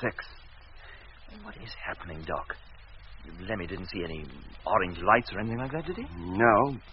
He didn't mention any lights anyway, but just before we lost contact with him, he did say he'd heard that peculiar noise. Just as you did before you blacked out during the first landing at the pole. And as McLean did before number 2 packed up. He also saw the light. Yes, McLean. What is he doing up there on the terrace? Look, you sure it was him, Jet? I'd stake my life on it, Doc. But how on earth did he manage to breathe when he wasn't wearing a helmet? And why was he trying to remove Lemmy's? Jet, do you remember Dr. Samuel? Uh-huh. Why? Do you remember, quite early in the training period, he once gave us a lecture on the possibility of life existing on this planet? Yes, Doc, of course. He told us to expect fairly advanced forms of plant life up here, particularly near the equator. That was about all he did tell us to expect. There was something else. Eh? He said that if any form of animal life did exist here on this planet, body temperature couldn't exceed 68 degrees Fahrenheit. Yes, Doc, I remember him saying that. But he also said not to pay too much attention to it, as there could be no animal life up here anyway. I'm beginning to think that's one thing we'd better start paying a lot of attention to. How do you mean? Because, Jet, look, whenever you, Mitch, Lemmy, or anybody else has been affected by either a mysterious light or sound, you've all lapsed into unconsciousness and your body temperatures have dropped to abnormally low figures. Fortunately, somebody has always been close at hand to drag you back to warmth and safety. You mean somebody or something might be able to condition our bodies so that we could live quite normally in the Martian atmosphere? That's too fantastic for words, Doc. Yes, it's becoming clearer to me now. Whittaker was a man already under the control of some powerful influence that used him as a tool, that somehow contrived to get him into one of our ships in the hope that he would wreck the whole project. That's why there was no record of his ever being to the astronautical college. But Whittaker was a normal human being, Doc. No, not normal, Jet. Far from it. For 47 years, he was just a name in the Bureau of Missing Persons, and then, in 1971, he suddenly turns up as a member of our space fleet. Then where had he been during those 47 years? Up here, on Mars. What? Yes, Jet. Walking around, breathing the Martian atmosphere just as McLean is doing now. You mean McLean has already been conditioned? Has become another Whittaker? And that Lemmy, if we hadn't found him in time, would... Yes. Or at least that's how it seems to me. Well, let us assume that's true. In the case of McLean, at any rate. Well? He was already here, on Mars, but... How did Whittaker get up here? He was kidnapped and brought here. In 1924, when space travel was no more than a wild dream. That ship that visited number 2 and carried off the crew was no wild dream, Jeff. You mean you think it's capable of reaching Earth? I don't know. Oh, Doc. All I do know is that Mars is a planet at least as old as the Earth, maybe millions of years older. If it has no animal life now, it did once, Jet. How else can you account for that city out there?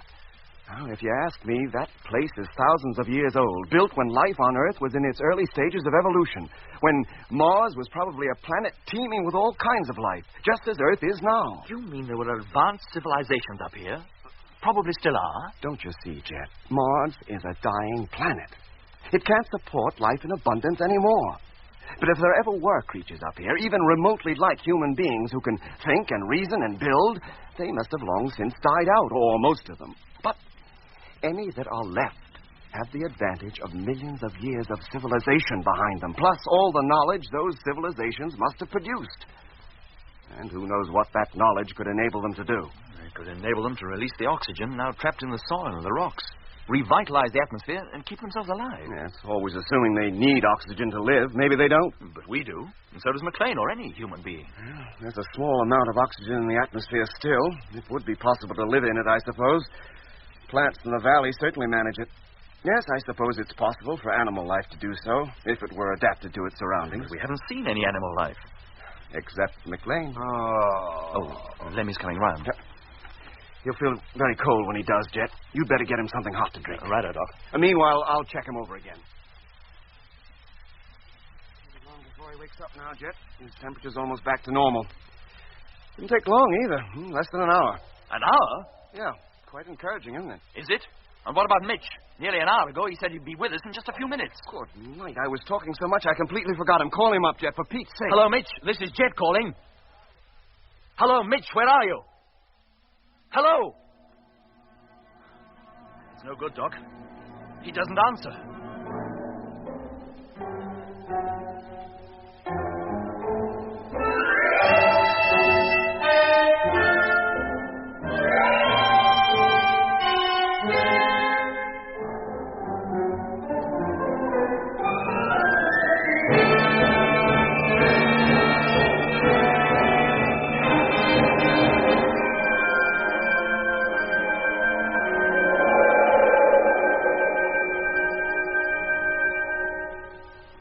must go out there, Doc. Go out and look for him. No, Jet, wait. I haven't time to wait, Doc. Anything might have happened to Mitch. He might already be in a far worse position than Lemmy was. Loction soup. And bagels. What did he say? Must be waking up, Jet. Then look after him, Doc. I'll put my suit on and get ready to go. No, Jet, wait. I want to come with you. Hey, but what about Lemmy? Well, give him just a few minutes. I'm sure he'll be okay once he wakes up. Then we can leave him here while you and I go out and look for Mitch. I can't wait that long, Doc. Mitch has got to be found, and quick. But what if you go out there and get lost? Supposing whatever's happened to Mitch happens to you, I'll too. keep in radio contact. You'll know if I'm okay. Lemmy was in radio contact with us, but he wasn't okay. And Mitch was supposed to be in contact, too, but we haven't heard a peep out of him for an hour. Then go into the driving cabin and watch me through the window. I promise not to get out of your sight. Now, if there's no sign of Mitch, I'll wait for you to come out or come back myself. Let go. I won't take it off. I shall die. You let go of my arm, do you hear? Jet, help me hold him. You're crying out loud. He thinks he's in a fight or something. Yes, Doc. Lemmy. Lemmy. Let go of me. Let go. Lemmy. He's awake. His eyes are open. Lemmy. Listen, it's me, Doc. My helmet. Where's my helmet? You give me back my helmet. I shall suffocate. You don't want your helmet, Lemmy. You're in the truck, in the living quarters. You don't need your helmet. Oh, Jet. And Doc. Oh, mate. I thought you was Mr. Vanberg. Who? Vanberg. The fella from upstairs. Look, Lemmy, drink this and take it easy. Hey? Go on. It's nice and hot. Oh, thanks. I'm all cold inside. I need something to warm me. Oh, what wouldn't I give for a nice bowl of Loction soup? Tea is always stuff that's hot, Lemmy. Now, you drink it. It'll do you good. Yeah. Tar. Where am I, did you say? In one of the trucks, Lemmy. In the caravan. Well, the last thing I remember, I was back on Earth, at home, in my own room, just off the commercial road. You had a bad dream. No, Doc. It was no dream. It was real. So clear in every detail, even to the pictures hanging over my bed. And the radio program, it came on at exactly 1:15. Just as it always did in those days. What days? When I was a kid, before we moved out to Hampstead. And my mother was there. And I was wearing my spacesuit, helmet and all. And she wanted me to take it off and go down to Great Sauce to be fitted out in a new suit, but I wouldn't. I knew if I took that helmet off, it would be the end of me. It nearly was, Lemmy. When we found you, you were out cold. No, Doc. Leave it there for the moment, anyway. Lemmy, did you dream anything else? Yes, Jet. It was a Sunday morning, and I was back home in London, in the market. It was crowded with people, as it always is on Sundays, but I couldn't talk to them. They couldn't hear me. I don't think they could even see me. But a voice from nowhere kept talking to me, telling me to go on to Bernstein's, where I could get some soup and some bagels and schmaltz, which I'm very fond of. But, Lemmy, if you were dressed in your spacesuit, how could you have eaten it? He told me to take my helmet off, but I wouldn't. And next thing I knew, I was a kid again, and back in my room. And then my mother came in, and she tried to get me to take it off. And then the next thing I knew, I was here. Lemmy, the voice you heard, did you recognize it as belonging to anyone you knew, or see the person it belonged to? No, I didn't see him. But the voice was familiar. Whose was it, Lemmy? Now, think. Think hard. Well, if it was anybody's at all, I'd say it was McLean's. But it wasn't his normal voice. McLean? That's what I thought you'd say. But how could it be? Look, Lemmy, there's some strange power at work here. You were induced to think you were at home, where you'd be happy, somewhere where you'd feel safe and comfortable. And then, having hypnotized you into this state, somebody, using McLean's voice, tried to induce you to remove your helmet. Well, what for? I can't be sure, Lemmy, but I have a good idea. You don't know it, but while you were under that illusion, you somehow found your way up to the next terrace. And that's where we found you, with somebody who looked like McLean bending over you and about to unfasten your helmet and take it off. What? I'm beginning to see how it all ties up now, Doc. When Mitch and I saw that orange light out on the ice, we imagined, and were led to imagine, that it was the sun, and that it warmed us, made us feel safe. So safe that I wanted to remove my suit and bathe in its rays. Now, if you hadn't come up when you did, Doc, I might even have done so. Then you would have died, if not for suffocation and from the bitter cold. Maybe that's just what was intended. And in Lemmy's case, too. But what harm have I done anybody? Why should anybody want to kill me? I can think of no reason, Lemmy. But McLean isn't dead, Jet. We saw him up on that terrace as large as life. Now, how about the rest of the crew of number 2? Are they here, too, walking around with no helmets on? And if they are, how can they do it? What makes you so sure it was McLean? How do you know you weren't hypnotized as well? Because, Lemmy, when we got up to you, the catch on your helmet had been unfastened, although the helmet itself hadn't been removed. Had we arrived just a minute or so later, it certainly would have been. But Lemmy's right about one thing. The man we took to be McLean might not have been. He might only have looked like him. If only we knew which. Well, if you ask me, the only way you'll ever know is to find him again and ask him. How do you feel now, Lemmy? All right, Doc. Just all cold inside, that's all. Yeah. Look, we want you to stay here, alone for a while. Huh? Well, where are you going? Mitch should have been back nearly an hour ago, but he hasn't returned yet. Oh, blind. We want to go out and look for him. Doc thinks it's safer for two of us to go, which means you will have to remain here. But what if that noise comes back? What if it starts hypnotizing me again? You must fight it, Lemmy. Just as you fought against taking off your helmet in your dream. Now, when we're gone, seal yourself up tight.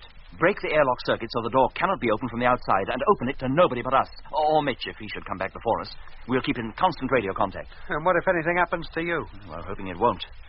Now we're aware of what can happen, maybe we can fight it too. If you ask me, you're heading straight for trouble. We should get away from this place. It's got the mockers on it, and the sooner the better. Maybe we will, Lemmy, but we must find Mitch first. Yes, Jet. All right, Doc. Put on your suit and we'll go. We've got to find him. Right.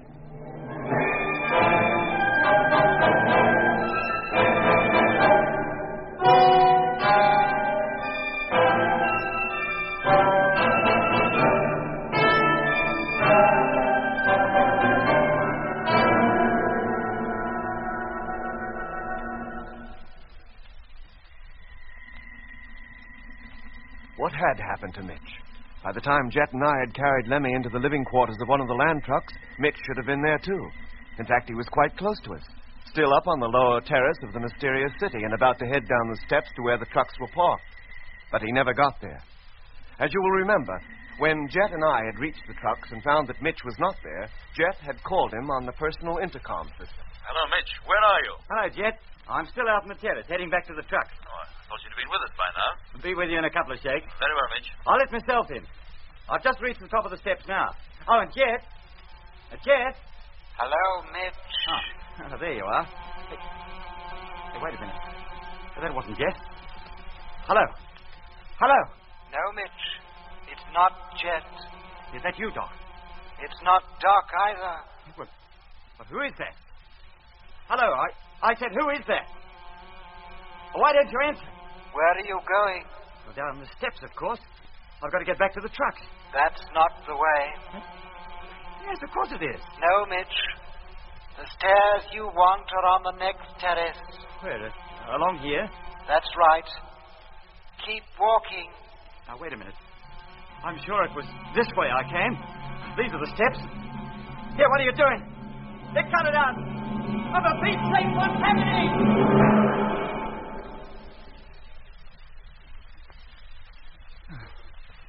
Where am I? How did I get here? What the... Hello, Jet. Hello. Hello. Hello there. Huh? Over here, copper. Oh, where did you spring from? Might ask you that. Come on over. I've got a fire going and the billy's on. You'd like a cup of tea, wouldn't you? Yeah. Like it's fine. Come on, mate. Sit down. Oh, thanks. What's that? Dingoes. Sun's going down. They're starting up early tonight. You hunting scalps? Hey? Dingo scalps for the government bounty. I've got a swag bag full of them. No, I'm not hunting dingoes. I'm lost. I need help. And where do you have to get to? The city. I must get back. The nearest settlement they hear is Udnadata, 200 miles to the south. And city is a fancy name for it. 200 miles? Maybe a little more. Oh, what is going on? Look, a little while ago I was in it, up on the terrace. The sun was high in the sky, and the next thing I know, I'm wandering through this desert and night is falling. You've come a long way since noon. Huh? Apart from Udnadata, there's no city within 500 miles of here. They should count Marugi, and that's in ruins anyway. Is it in a valley? A long, wide valley? That's the place. Then take me to it, will you? The others will be looking for me, and worried stiff. You got a camp there, then? Yeah, we parked our caravan there. Oh, show me which way to go. You've been in this part of the outback before? No, never. Oh, I'll take you, then. Well, how far is it? About a mile, just over the next drive. Oh, come on, then. What are we waiting for? Well, there she is, down there. Where's your caravan? Oh, this isn't the place. You said a ruined city in the valley. But the city I'm looking for is at least a mile square and built up in steps like a great pyramid. And the valley is full of plants, like rhubarb. Look, I tell you, you brought me to the wrong place. There's no other place to take you. You better come on back to my camp. But I must find the valley. I must find Jet and Doc. Hello, Jet. Where are you? Hello, Mitch. Where are you? Hello, Jet. Hello, Jet. Hello. Hello. Nothing but an echo. That valley's full of them. When the dingoes get down there, you'd swear it was a choir singing in the church. Now, come on back to the fire, Digger. It'll be dark directly, and you'll be getting cold. But the city. I must find the city. You can find it tomorrow. Now, sit down. Put this blanket around your shoulders. Oh, thanks. There's Matilda in the bag. Tastes pretty good roasted over the red ashes. Like a bite? No, thanks. Just the tea. That's all I need.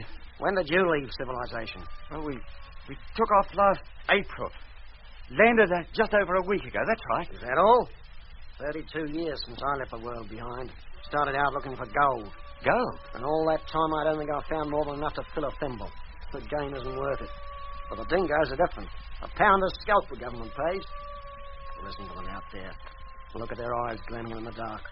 With my rifle, I could drop them all right now if I wanted to. They just stand there waiting for it. Then why don't you? Wouldn't be good business. In the dark, you can't tell the dogs from the bitches. I only collect dog scalps. Is that what the government wants? I don't give a hang what they want. To me, a female dingo is capital. What are you doing out here?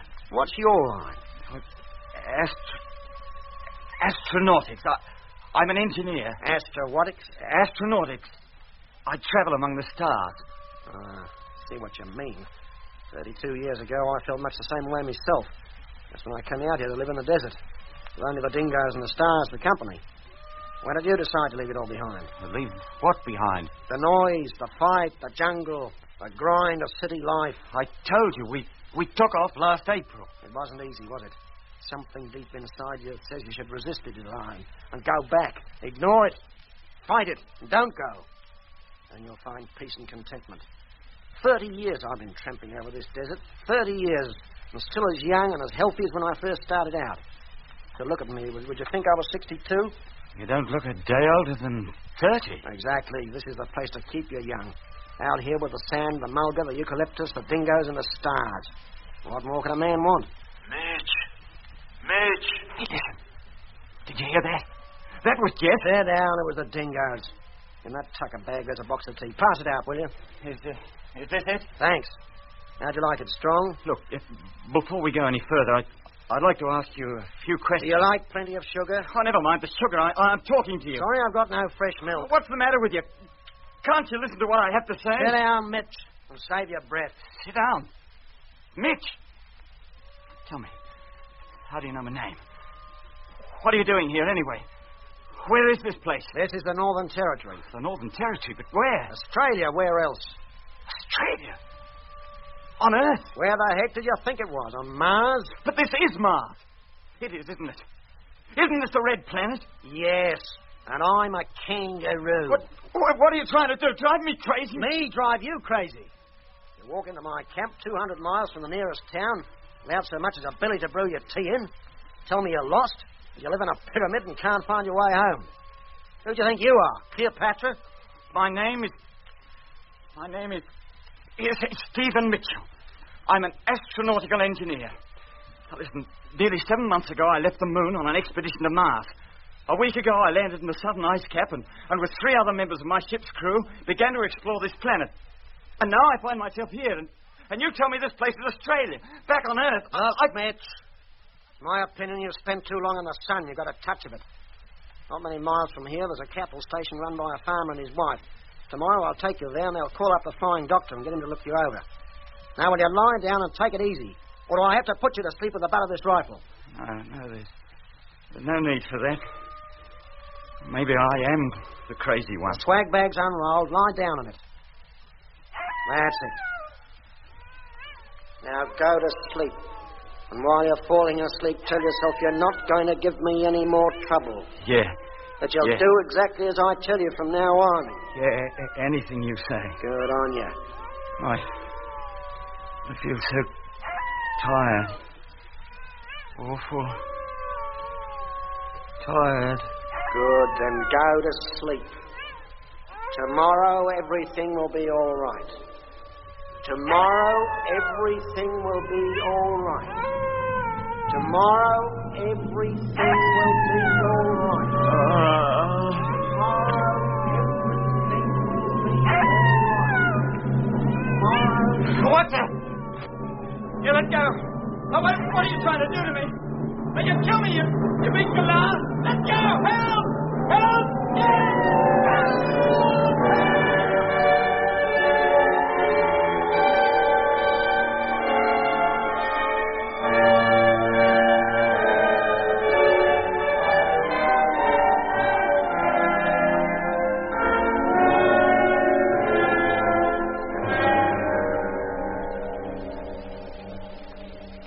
Hello, Jet. Can you hear me? Yes, Lemmy. How you doing? Oh, it's no good. There's not a sign of him anywhere. Look, Jet, how about me coming out there and helping in the search? With three of us looking, No, I mean... Lemmy. You stay where you are.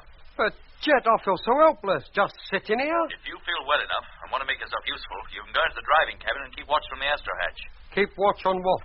On this place, on the jungle, on anything within view. All right, boy. I'll do that. I'll call you again as soon as I'm settled. Righto. Come on, Doc. Right. How many hours of daylight have we left to us? About 2. Well, if we don't find him by then, he's not safely under cover somewhere. Hello, Jet. Yes, Lemmy? I'm in the driving cabin now. I'm just taking up position in the astro hatch. Good. I can see you and Doc. Climb in the steps. Well, there's no need to watch us, Lemmy. You keep your eye on the places we can't cover. Yes, Doc. And in particular, keep your eye on the upper terraces. Let's get going, Jet. Time is definitely against us now. Let's look at the spot where we found McLean bending over Lemmy. No, Doc. Let's start this way. Hello, Jet. Hello, Lemmy. Jet, he's here. Mitch, I can see him. Where, Lemmy? Walking along the path that runs along the lowest wall. Where are you now? Round on the far side of the second terrace. Are you sure it's Mitch? Well, he's seen me and he's waving at me. Who else could it be? Hello, Mitch. Can you hear me? Hello, Mitch. Why doesn't he answer? Lemmy, have you spoken to him? No, mate, but if his radio's working, he should have heard me call you. Hello, Mitch. Are you receiving me? Hello? He doesn't seem to hear the ship's radio either. How far away is he? Only about a couple of 100 yards. Hey, wait a minute. What's up, Lemmy? He's waving his hands about. Waving? Like he was a tic-tac man at the dogs. How do you mean? Oh, blimey, and no wonder he's trying to tell me his radio's out of action. No wonder he doesn't answer our calls. Look, I'd better get back into the main cabin, Jet. Get ready to let him in. Very well, Lemmy. Doc and I will get back as quickly as we can. Come on, Doc. Right. Well, thank goodness we found him at last. And just in time, too. Another half an hour and the sun would have set in our hopes of finding Mitch with it. Oh. The first thing to do is to reconnect the door circuit so he can let himself in. Yeah, that's it. I wonder where he's been. And what kept him so long? Must have been in some trouble for his radio to be on the blink. Hello, Lemmy. Yes, Jet? Has Mitch reached the truck yet? No, but he can't be far away. What's that knocking? Huh? Oh, that's him knocking on the door. Who does he think he is, the milkman? He must think the circuit's still broken. I'll open the main door for him, Jet, and then... Oh, he's doing it himself. Now, Jet, will you be coming back into this truck and all, or you're going into the other one? We'll come into that one. It's going to be a bit crowded, isn't it? Oh, we can put up with it for a little while. Well, he's about in. He's just coming through the airlock now. And there he is. Hello, Mitch, boy. Where you been all this time? We've all been... Hello, Lemmy. What's the matter? Surprised to see me? You. Oh, no.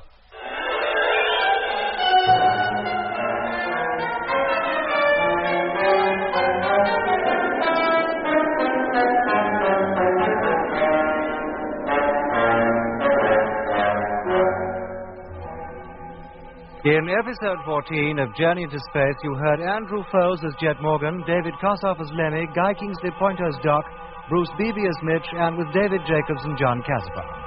The orchestra was conducted by Van Phillips, who also composed the music.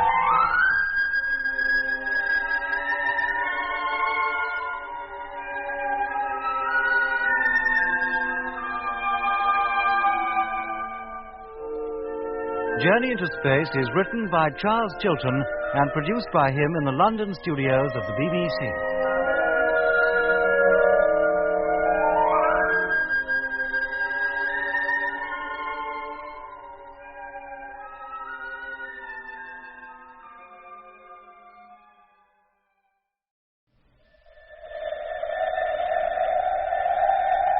The BBC presents Jet Morgan in Journey into Space.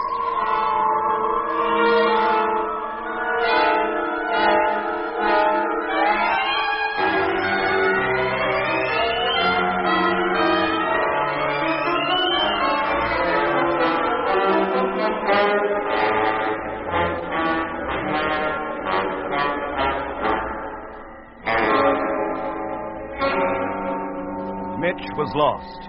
The last we saw of him, he was walking along the lowest terrace of the pyramid-shaped city in search of Lemmy. Lemmy was found by Jet and me, But by the time we got him back into the living quarters of one of the land fleet trucks, Mitch had disappeared. So, leaving Lemmy in the truck to keep a lookout for Mitch from the driving cabin window, Jet and I again returned to search for Mitch. No trace of him was found on the lower terrace. And then, when our search along the next elevation was half completed, Lemmy sighted Mitch on ground level, heading back to the caravan. Hello, Lemmy. Yes, Jet. Has Mitch reached the truck yet? No, but he can't be far away. What's that knocking? I don't know. Ah, that's him knocking on the door. Who does he think he is, the milkman? He must think the circuit's still broken. I'll open the main door for him, Jet. And then... Oh, he's doing it himself. Well, will you be coming back into this truck and all, Jet? Or are you going into the other one? We'll come into that one. Well, it's got to be a bit crowded, isn't it? Oh, we can put up with it for a little while. Well, he's about in. He's just coming through the airlock now. And here he is. Hello, Mitch, boy. Where you been all this time, mate? We've been so... Hello, Lemmy. What's the matter? Surprised to see me? You? Oh, no. Yes, Lemmy. Where's the rest of the crew of number 2? What happened to them? Evans was killed when the ship crashed. And the others? They're quite safe. But where are they? I've come to take you to them. Hey? Put on your suit, Lemmy, and come with me. Oh, no. We'll see what Chet has to say first. He gives the orders around here. Orders must be obeyed without question at all times. Well, of course that... What was that? Put on your suit and come with me. You take off your suit and wait until Jet gets here. We must be gone before he gets back. Oh, we must we? Well, I'm not leaving this place with you or anybody else until Jet gets here. Now move away from that radio. I want to talk to him. Put on your suit, Lemmy. Get away from that radio, McLean, if you are McLean, because although you look like him, mate, you certainly don't sound like him. None of us are ourselves anymore. Well, I don't feel like anybody but myself. Now, are you going to move out the way, or do I have to move you? And don't put your helmet down there. There's a proper place for everything in this truck. Do you hear me? Now put your helmet in its stowage. It is not my helmet. Then whose is it? The helmet and the suit both belong to Mitch, and he doesn't need them anymore. Mitch? Then what are you doing with him? And what's happened to Mitch? How can he breathe? How can he live out there without his suit? He must be dead. He is not dead. How do you mean? But he will not be returning neither to you, to the fleet, or to Earth. I shall leave his clothes here. Now put your suit on and come with me. I'm not putting it on, and I'm not coming. It is an order, and orders must be obeyed without question at all times. Yes, but this is one time when they're not going to be. Now, you're here, McLean. You're staying. And nobody's leaving this truck, and this jet says so. Now, get away from that radio. Do you hear me? Get away. And there's no point in looking at me like that. What are you trying to do? Now, keep away from me. Keep away, do you hear? Oh, blimey. Your hands. They're cold. They're stone cold. Hello, Lemmy. Jet calling. Let go of me. Hello, Lemmy. This is Jet. Doc and I are outside. Close the airlock, will you? We want to come in. Oh, no, you don't. You take that. And that. That'll teach you. Oh, blimey, he's up again. Lemmy, do you hear me? We want to come in. Oh. Lemmy. Must get to the control panel. You want to play rough, do you? Right. That settled you. Now, the switch. Sounds like the airlock's closing now, Jet. About time, too. Hello. Jet. Lemmy, what's going on in there? McLean. He... Blimey. Oh, you dirty... Lemmy. Lemmy, answer me. What's happening in there?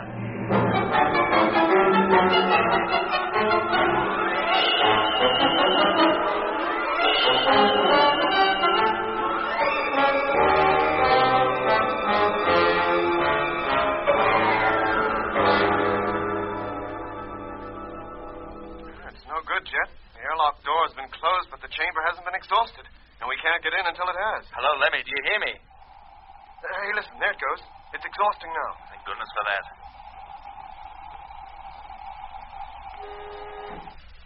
All right, Doc. See if it opens now. Yeah, it does.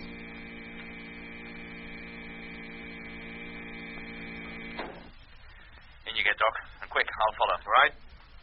Okay, you in? Yep, you can close her now.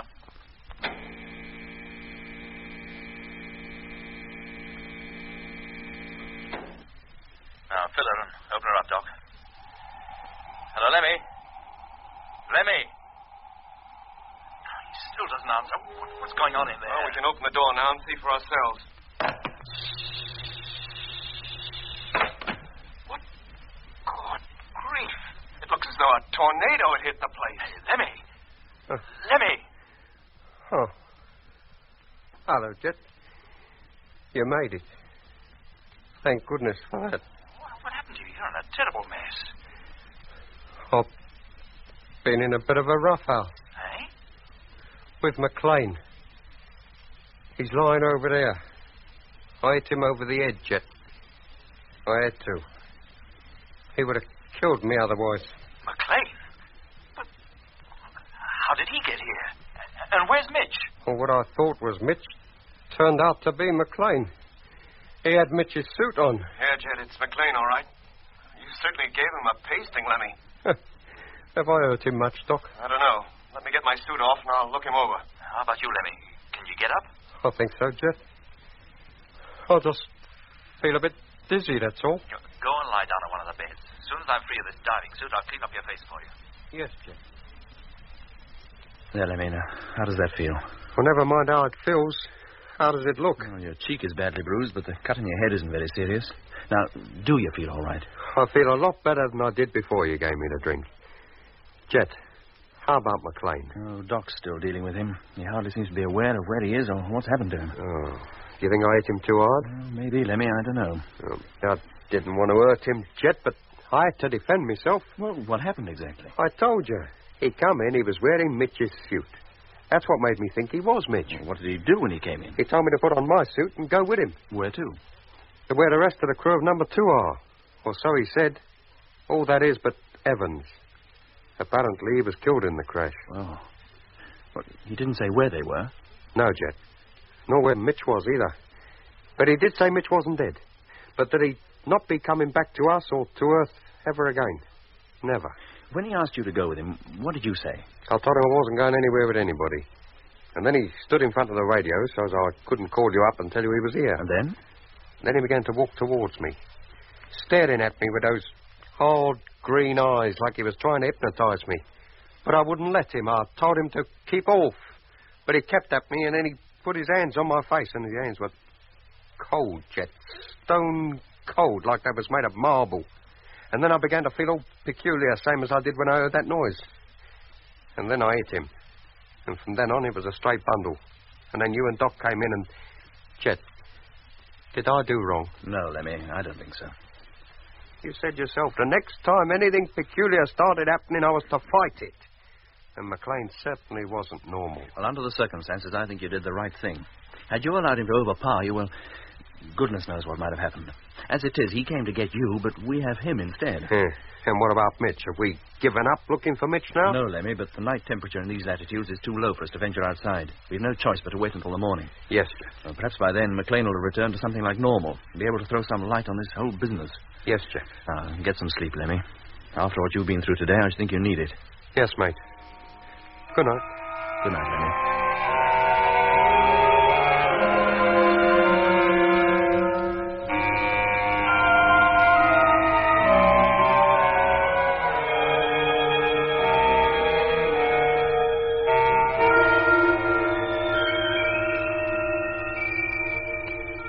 Any change in McLean's condition, Doc? No. He just lies there, his eyes fixed on a point in the ceiling. He's in a deep hypnotic sleep, Jack. What? Yes. Anything he does is because he's told to do it. Now, watch this. Yeah? McLean, sit up. Sit up, McLean. There. Good grief. Now, lie down. McLean, do you hear me? Lie down. There, see? But How did he get like this? Who did it? Yeah, who showed you the orange light and put you into the state you and Mitch were in when I picked you up from the ice? Who got at Lemmy and hypnotized him? Made him think he was back home in London, Yeah, whether he was led to believe that, I don't know. All I do know is that when a subject is put into the deepest stage of induced hypnotic sleep, there's a great widening of the memory. Impressions of childhood, of the past, are revived in the mind as though they happened only yesterday. Is that why, when I came under the influence of that light, I took to spouting Shakespeare? Speeches I learned at school years ago? Probably. I suppose it could account for Lemmy imagining he was back on Earth. But it doesn't account for that voice. Talking to him and trying to get him to take his helmet off. And it doesn't explain why McLean is able to walk about outside with no helmet on. No, it doesn't. But it does show, Jet, that whoever, whatever, is capable of conditioning us to survive out there in the Martian atmosphere must first of all get us into a deep hypnotic state. Only then can they persuade us to do things our own minds tell us we oughtn't to do. Yeah, like taking off our helmets. Exactly. It's a well-known fact that no matter how deeply a subject may be hypnotized, it's extremely difficult to get him to do things he wouldn't usually do. Hence the fight Lemmy put up in his dream. Oh, but McLean and Whittaker, they must have been easy meat, as you might say, once they were caught. Seems they put up no fight at all, merely obeyed orders. What orders, Doc? The orders given to them by their operators, either orally or telepathically. You mean whoever induces this hypnosis can get our men to do anything he wants without even seeing them? I don't know, Jet. That's merely an assumption on my part. But if that's true, they can keep us, or whoever they have, in their control for years. In the case of Whittaker, 47 years. And how many people are there on this planet living in a dream and not knowing about it? I hate to think, Jet. But unless we're very careful, there'll be a few more soon. Us, you mean? Unless we find some way of combating it, yes. But how can we, Doc? We don't even know what we're fighting. This much I do know, Jet. There's nobody more difficult to hypnotize than an unwilling subject. If we're all determined to fight this thing, as Lemmy did a few hours ago, maybe we can render ourselves immune to it. If it were a physical thing, Doc, yes, Jet, up to now, everyone who has come under the influence of this telepathic, hypnotic power has had prior warning. In your case, when you blacked out just before we landed here, there was that strange sleep-inducing sound. When there's no sound to be heard, there's the orange light, which McLean said that he'd seen just before number 2 crashed. And now look at him. 3 days ago, he was a normal man, a member of our expedition, working for us and with us. Now he isn't even in control of his mind. Does nothing unless ordered to. But who gives him his orders? Who sent him here to get Lemmy to leave this truck and go with him? And where would he have taken Lemmy? And how on earth did he get hold of Mitch's suit? And where is Mitch? Lying there on the bed, Jet, is the only man who might know. McLean. Of course. What hope of reviving him, Doc, of bringing him back to normal? I don't know. But even if I did manage to wake him, I doubt very much whether he'd be able to help us, Jet. Well, why not? Because a person as deeply affected, hypnotically as he is, seldom retains any recollection of what has happened to him when he comes back to normal. No. What are we going to do? I suggest we keep McLean here until morning anyway. And then? If he's sufficiently recovered to walk out of this truck, maybe we'll let him and follow him. He may lead us to Mitch. That's an idea, Doc. Now, look, you get some sleep, Jet. I'll stay up and keep an eye on McLean. You can relieve me in a couple of hours. I'll wake you.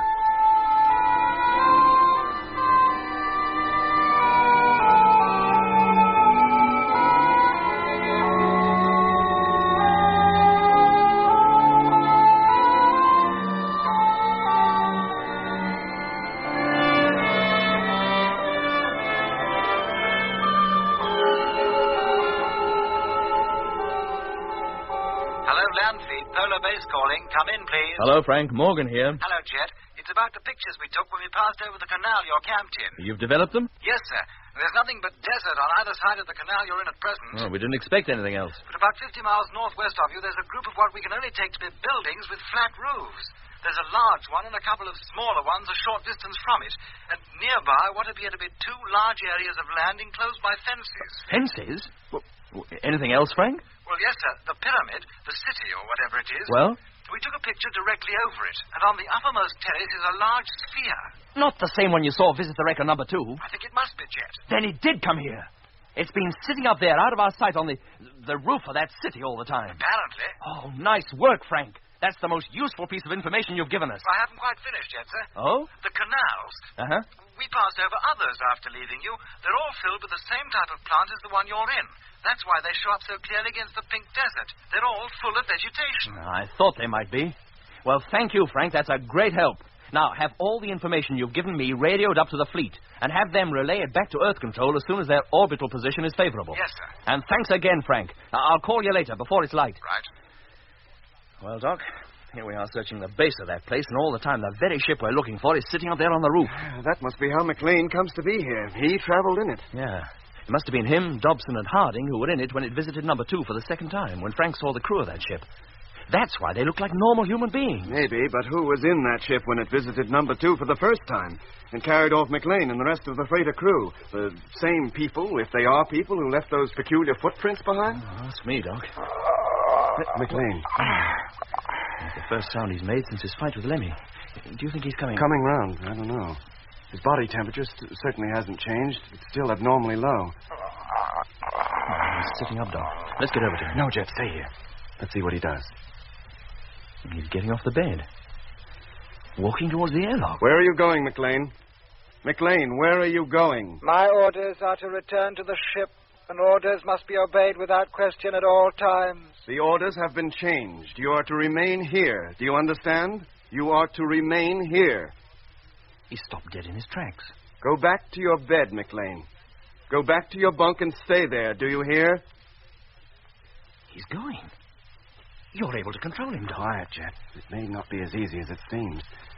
Well, he's certainly lying down. Do you think he'll sleep? I hope so. He's getting up again. Lie down, McLean. The ship. I must get back to the ship. The others are waiting. You must remain here. Now lie down. Lie down. That seems to have done the trick. If it lasts. What do you mean? There must be great conflict going on within his mind, Jet. Somehow, from somewhere, he's been receiving orders to go back to where he came from. To that ship, on top of the pyramid. He tries to obey those orders, and yet at the same time, he receives mine. It's a question of which of us, me or the unknown something that put him into this state, is strong enough to hold him. Well, the odds seem to be in your favor at the moment, Doc. I think they'll remain that way. Why? Because, Doc, no matter how strong a hold that other power has over him, he's still a physical being. And so long as that airlock remains closed, he'll stay here, whether he likes it or not. You mean to keep him here, Jet, regardless of what he may try to do? Yes, Doc. We must. He's one of us. Well, he was, but whether he still is, I very much doubt. Well, that remains to be seen. But until we have definite proof of what harm our keeping him here is likely to do to him, here he's going to stay. Well, he may start getting violent again if you try to keep him against his will. Well, that's a risk we'll have to take. But he looks peaceful enough now, and we'll keep a constant watch. Later, when the sun has risen and we can go outside again, perhaps we'll take him with us. And, well, as you say, he may even lead us to Mitch. Maybe. And what if we find Mitch in the same state as McLean is in now? I hate to think, Doc. But whatever state he's in, one thing is certain. I intend to find him, and the rest of McLean's crew as well.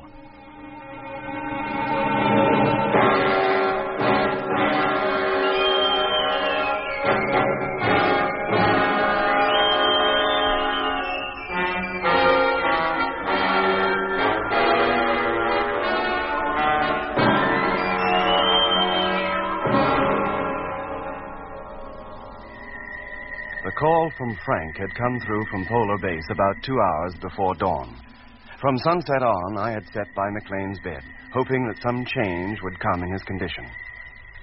Meanwhile, Jet and Lemmy took it in turns to sleep in the only other bed available to us inside the truck. So while I kept watch on McLean, either Jet or Lemmy kept watch on the highest point of the city, where, according to Frank's report, the strange spherical craft that we had been pursuing was situated. In all probability, waiting for McLean to return to it, with Lemmy. Hey, Lemmy. Lemmy, wake up. Yeah? What's the matter? It needs only 30 minutes to sunrise. I want you to continue the watch until dawn. Yes, Jet. I'll get up into the hatch right away. Righto. Well, Doc, how is he? Just about the same, Jet. Except now he seems to have forgotten about leaving here. He's made no attempt to get off the bed for more than an hour. He seems to accept me as his only control now. I told him to sleep. Do you think by keeping him here and controlling him yourself, you might cut him off from the outside control completely? I'm hoping so, Jet. Well, what chance is there of bringing him back to normal, as he was before he crashed? I wish I knew. I don't know how he got into this state, and I don't know how to get him out of it. It certainly can't be done by any normal methods. I've tried them already. Oh. You mean He is, in fact, another Whittaker? At the moment, yes. But there's one big difference. Whittaker was up here on Mars and presumably in a similar condition for some 40 years. Now, McLean has been here a little more than a week. You think the time he's been under the influence of whatever it is might make a difference? Probably. Well, let's hope you're right, Jet. In which case, the sooner we get hold of Mitch and the rest of the lost crew members, the better. Hey, Jet, Doc, come out here, quick. Lemmy, you've seen something. You wait here, Doc. Right. Jet, come on, mate, quick. Coming, Lemmy. Now, what's the trouble? Look up there, at the top of that pyramid. That light. It must be coming from that sphere parked up there. What's going on, Jet? How should I know, It Lemmy? lights up everything as bright as day. It did. It seems to be getting dimmer now, but it's still very strong. Here, what? Hey, it's taking off. There it goes. And look at the rate she's climbing. Now she's just hovering. No, it's not, Lemmy. It's pulling out. It's giving us the slip. Oh, it's almost as though it's showing us that they know we intended going up there. It's heading directly southwest across the desert. Yes, mate. Lemmy, as soon as the sun has warmed the atmosphere, I'm leaving this truck and going into the next. Huh? I want you to remain here and drive this one. And take it easy over the bumps. Remember, Doc is still tending McLean in the living quarters truck behind you. And where am I supposed to be driving to? You fall in behind the other truck and follow me. Well, where are you going, then? After that ship.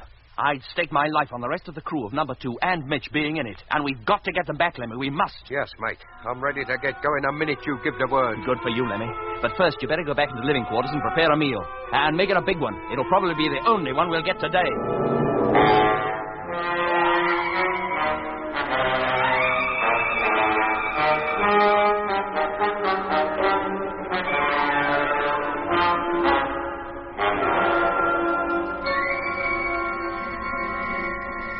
An hour later, we set out, the 2 lines of trucks crashing their way through the jungle of curious plants.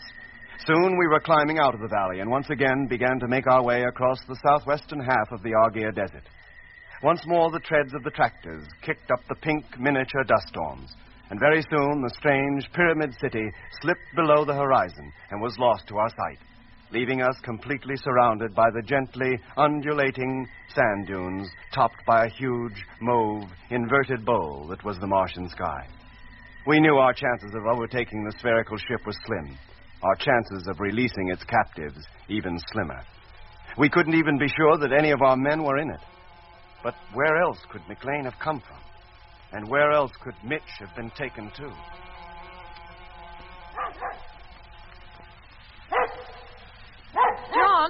John! What is it? What's the matter with the dog? He's been going on like that for nearly 20 minutes. How should I know?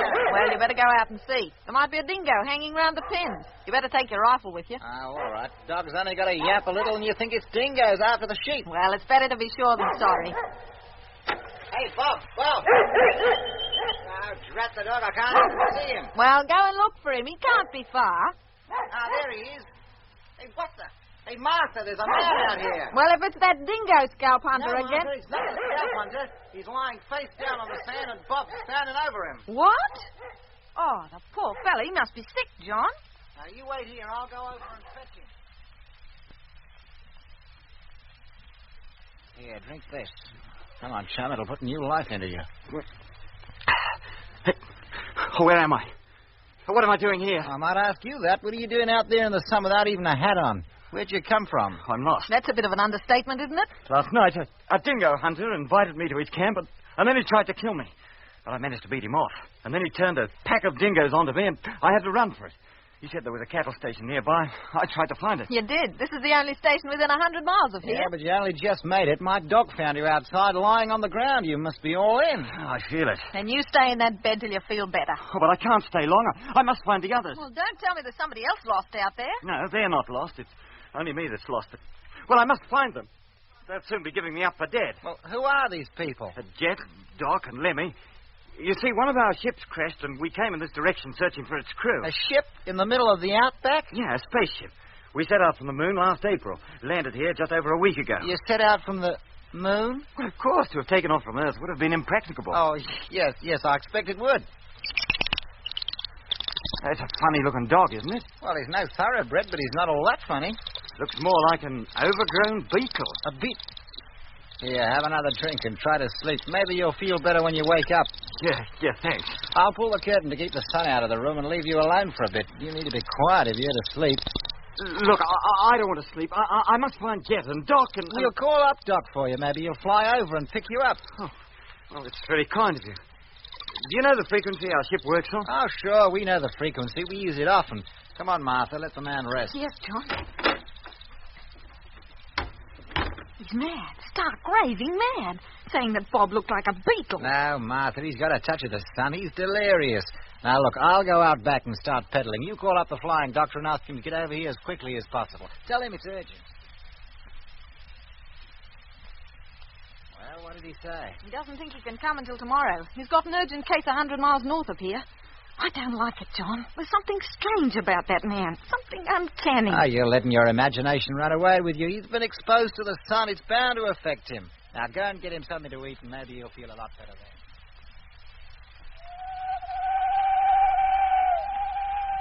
How are you feeling now?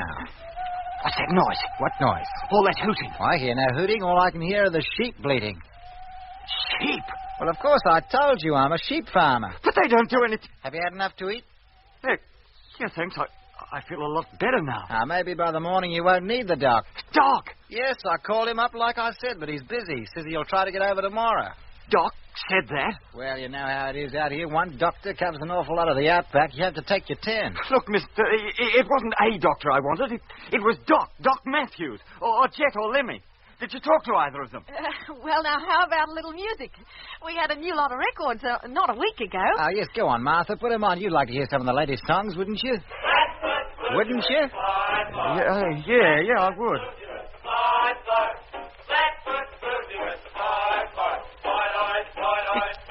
Is that the latest song? It most certainly is. They're playing it on the radio all the time. Oh, I've never heard it before. You haven't? Why, that song's so well known, even the black fellas are singing it. Just take it off. Take it off, do you hear? What's the matter? Don't you like music?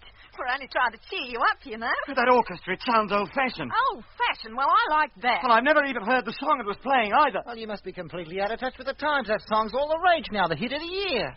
Of what year? Of this year, 1939. What's the matter with him? What are you trying to do to me? I was only 2 years old in 1939. Now, calm down. You're not well. Aren't I? Or maybe I'm not. Or maybe you're not. Neither you or that dingo hunter I met up with last night. I tell you, it's a conspiracy. It's a plot to send me mad. Lie down on that bed. I won't lie down. Not until I get to the bottom of this. I said lie down. And I said I won't lie down. Martha, hand me that rifle. No, John, be careful. I said give it to me. Now, you keep your distance. Not before you tell me what's going on.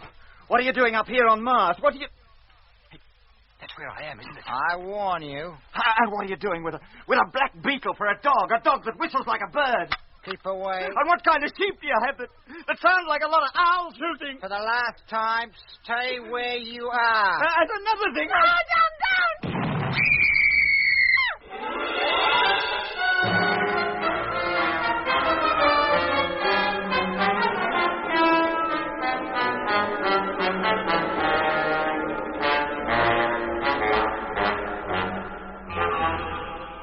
In episode 15 of Journey into Space, you heard Andrew Folds as Jet Morgan, David Kossoff as Lemmy, Guy Kingsley Pointer as Doc, Bruce Beebe as Mitch, and with David Jacobs and Matty Head. The orchestra was conducted by Van Phillips, who also composed the music.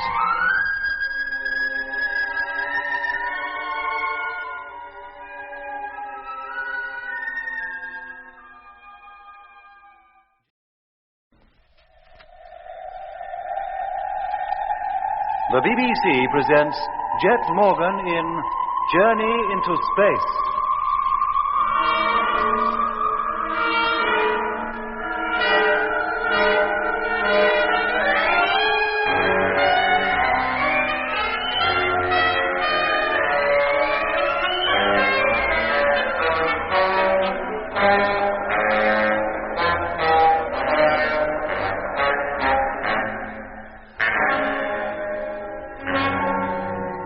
Mysterious spherical ship, which we'd pursued across the Argeir Desert, had, although we were unaware of it for 2 days, landed on the uppermost terrace of the pyramid-shaped city lying in the wide Martian Canal.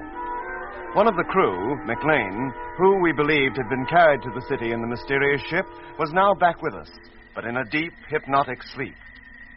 When the spherical craft took off again, Jet, Lemmy, and I followed in the land trucks in the direction it had taken. We believed that, besides the rest of McLean's crew, this strange craft also contained Mitch, our engineer. But we were wrong. At that time, Mitch was, or imagined he was, back on Earth, in Australia, being cared for by a sheep farmer and his wife, who believed the engineer to be suffering from sunstroke. Now, calm down. You're not well. Aren't I? Or maybe I'm not. Or maybe you're not. Neither you or that dingo hunter I met up with last night. It's a conspiracy. It's a plot to send me mad. Lie down on that bed. I won't lie down. Not until I get to the bottom of this. I said lie down. I said I won't lie down. Martha, hand me that rifle. Oh, no, John, be careful. I said give it to me now. You keep your distance. Not before you tell me what's going on. What are you doing up here on Mars? What are you... That's where I am, isn't it? I warn you. Well, what are you doing with a black beetle for a dog? A dog that whistles like a bird. Keep away. Well, what kind of sheep do you have that sound like a lot of hooting owls? For the last time, stay where you are. And another thing, No, John, don't! Now, get back on that bed. Next time, I won't shoot over your head. Do you hear me? All right. I'll go back. You're a sick man. We're trying to help you. Yes, I'm sick. I'm going to lock you in here. What for? Because I can't trust you. How do I know that the minute my back is turned, you won't try to attack me again, me or my wife? I won't. I promise you. I'll make sure you won't. I'll call up the doctor again, see if he can get over today. Very well. Maybe he'll bring the flying ambulance and take you to his place where you can be properly looked after. Martha and I have enough to do without having a raving lunatic on our hands as well. Anything you say. I won't give you any more trouble. Well, I'll leave the tray here. If you want anything more to eat or drink, you can help yourself. Thanks. I shall leave you now. Don't try to break out. Remember, I'll have this gun with me from now on. All right, Martha, we'll call up the doctor again. Yes, John. What's going on? What's happening to me? I'm going crazy, that's it. There never was any space fleet. I never even left the Earth. I'm as crazy as a goose. Stark raving mad!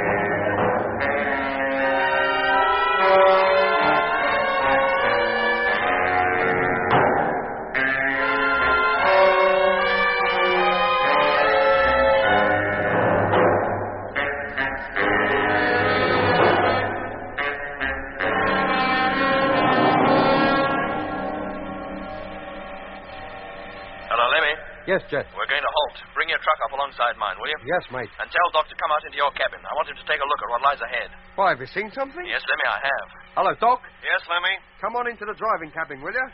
Jet's seen something and we're stopping. Be right with you. Hello, Jet. I'm in the driving cabin now. What's up? Oh, hello, Doc. Have you got the glasses there? Yes. Well, you see that rather high dune on the horizon? Yes. Do you see something on it, a box-like object? Yes, just. Well, turn the glasses on it. Now, tell me what you think it is. Well, hang on a minute. If I were on Earth, I'd say that it was a single-storied house of some kind. Do you see two smaller buildings at the side? A little way from the main structure, to the left. Yes, I do. This must be the place Frank told us about. Hey, you can just make out the fences. Hey, let me take a look, will you, Doc? Sure, Lemmy. Well? Yes, it's just like I say. Hey, wait a minute. Jet, are you looking at the moment? Yes, what? I can see somebody or something moving. From one of the little buildings towards the big one. Can you see it? Yes, I can. Now he seems to have disappeared round the far side. That must be a house. And that must be the geezer who lives in it. Well, what do we do now, Jet? We've got to get a closer look at that place, find out exactly what it is. Now, if I went alone and on foot, by using the sand dunes for cover, I might get close enough to get a good look at it. Leave us here in the truck, you mean? Yeah. And supposing you're seen? Yeah, I need to run for cover in a hurry. No, that's a chance I'll have to take. No, Jet, that's too risky. You're right, Doc. Don't let him go. Then what do you suggest? Well, that we stay in the truck. Of course. That we still use the dunes as a cover and get as close to that place as we can. Oh, we're supposing we haven't already been seen. Yes. Then we approach on foot as near as we dare. That's it. The three of us. Eh? There's greater strength in numbers, Lemmy. Yes, Doc, but number 3 is pretty near to zero in my way of thinking. And what about McLean? If all of us leave the trucks, he'll be left back there in the living quarters alone. No, I don't think it'll hurt, Lemmy. Since we left the valley, he's just lain there on the bed. He hasn't said a word or moved a muscle in all that time. Oh, very well, Doc. That's what we'll do. I'll lead, but Lemmy, you keep your truck close behind. We'll stay on the lowest possible level all the way. Yes, Jet. Motor on. And there we go.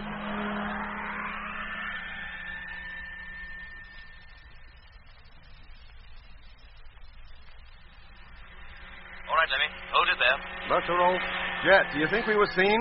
Not unless they saw us before we took to cover. Now, we'll leave the trucks here and then climb to the top of that dune. The house or whatever it is on the other side. All right, Lemmy, get your suit on. Go outside and walk over to Jet's truck. I'll be out as soon as I've checked on McLean. Yes, Doc. Doc, McLean okay? Yeah, Jet. I disconnected the airlock in the living quarters. He couldn't possibly get out, even if he wanted to. And we can only get in through the driving cabin now. Hey, where's Lemmy? Oh, isn't he still inside? Oh, no, Jet. I sent him out first and told him to come over here and wait. But he... Oh, there he is, coming from behind the cargo truck. What on earth is he carrying?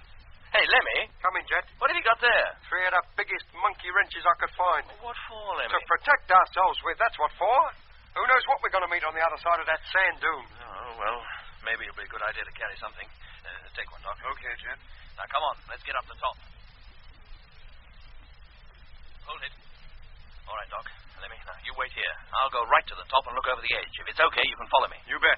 And you be careful, mate. Don't you let nobody see you. Oh, I will. Don't you worry. I don't like this, Doc. If anybody should appear between us and those trucks right now, how would we get back? Oh, that's pretty unlikely, Lemmy. Hello, Doc. Yeah, Jet. I'm at the top now and looking over the edge, directly down on that house or whatever it is. Well? Those pens are full of peculiar animals. Like we ain't got enough trouble. How peculiar? But there's no other sign of life. Can we come up, Jet? Well, do you think it's wise? 3 of us are more likely to be detected than one. But if there's no sign of life up there anyhow, what difference does it make? Oh, well, come on then, but keep your heads down. All right, up you go, Lemmy. Yes, Doc. Blimey. What are they? I've never seen anything like that in a zoo. They look rather like anteaters. Yeah, and see how they poke their long snouts into the ground. They're probably rooting for food. So there is animal life on Mars. And what animals? Enough to drive a bloke on the wagon for the rest of his life. Hey, Doc, do you think they're dangerous? Heaven knows, Lemmy. Hold it. Stay still. Don't move. Huh? There's somebody at the other side of the large building. Oh. What did he look like? If it is a he. I don't know. I caught only a glimpse of him. I think he'll appear in a minute round the far corner. Hadn't we better duck down out of sight? No. If we stay still, he might not notice us. There he is. Good grief. He's just a normal person. Human, like us. And that's a gun he's carrying. Oh, blimey. Now, what use is a monkey wrench going to be against that? It sounds like he's got a dog with him. And here it comes. A dog, did I say? It looks more like an overgrown beetle. Hey, that dog. It's got 6 legs. Land sakes, it has, too. Oh, no. And, hey, look, that man's turning in our direction. He's bound to see us. Ain't he? I don't know, Lemmy. Don't move. Maybe he won't. What's he doing now? Looks as though somebody called him. Yes, that's just what it must have been, Doc. He's going back again. He's going inside. Oh. Well, let's thank our lucky stars for that. Yeah. He's gone. Now, let's get back to the trucks. Do me a favor. I'd feel a lot safer in there. Oh, very well, Lemmy. You and Doc go back. Hey, me and Doc? Well, what about you? I'm going down there to introduce myself, as you might say. Down there? On your own? It's the only thing to do. We'll never find out anything sitting up here and just watching from a distance. No, Jeff, not alone. If you're going, I'm coming with you. Yes, mate, me and all. If that bloke down there is unfriendly, he's not likely to take on the 3 of us. Lemmy's right, Jeff. It's safer to stick together. Oh, very well, Doc, but leave the monkey wrenches here. Hey? The surest way to receive a friendly welcome is to look friendly. And a 2-foot wrench looks anything but. Now, let's go.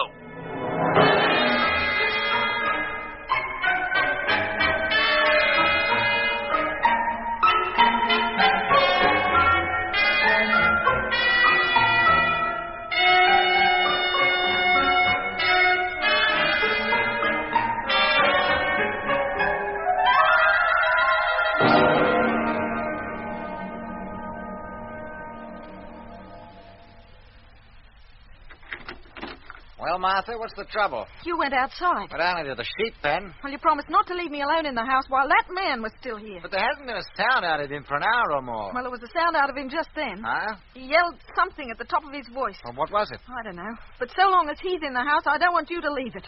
Supposing he should suddenly try to break out of that room. He can't. The door's locked. Well, he could break it down. He'd have to be pretty strong to do that. Madmen have the strength of 10 men. I tell you, Martha, he's only delirious. He's been out in the sun too long. I think there's more to it than that. Just to talk to him makes me feel all peculiar. As though I was talking to somebody from another world. Ah, you're imagining things again. Maybe I am. But the sooner the doctor gets here, the happier I'll be. Meanwhile, I'll thank you to stay inside. Oh, very well, Martha, if you say so. Which sort of house did I keep the front door? Wait, listen. Must be the other side, Lemmy. Well, what is it? I thought I heard voices. Voices? Yes, strange-sounding voices.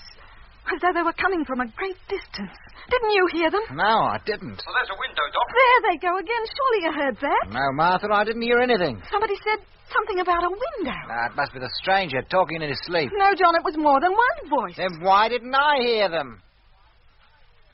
Now, look, Martha, you must try to relax. You're getting all worked up over nothing. Now, why don't you make yourself a nice cup of tea? Well, look, can you see anything? No, Jet. There are curtains blocking the view. Jet! Somebody said Jet. Jet? What? Jet? Well, let's keep going, Doc. Maybe around the corner we'll find a door. And Doc! Another voice said something to somebody called Doc. Now, look, Martha, if this is a joke, it's gone far enough. It's not a joke. Don't you remember? Jet and Doc are two of the names that fella in the next room was raving about.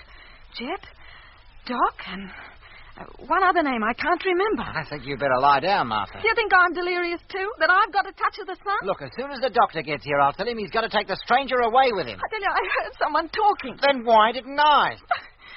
I don't know why you didn't. If I only know I did, John. Now, look, if it'll make you feel any better, I'll go outside and see if I can see anybody. No, John, don't leave me. Well, then, pull yourself together. Next thing you'll be saying...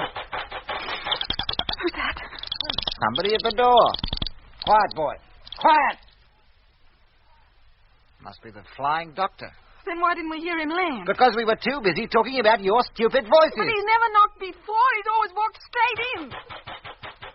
That's true. I better go and see who it is. No, John. Well, now, why not? There's no sense in sitting here and letting him knock the door down, whoever he is. John, don't go. I'm scared. Well, I'll take the rifle with No, me. John, please don't leave me. Let me come with you.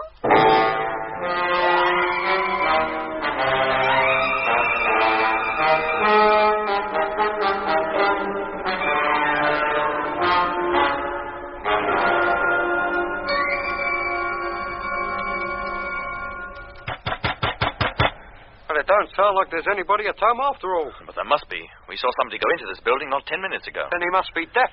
What should we do, Doc? Go in? Give it one more try, Jet. Hey, not too hard, mate. The stake that door's in, you'll knock it off its hinges. It certainly could do with a little repair. Yeah, the whole place seems to be pretty dilapidated. Oh, open the door, Jet, and let's go in. I don't think anybody intends to answer our knocks. Okay, Doc.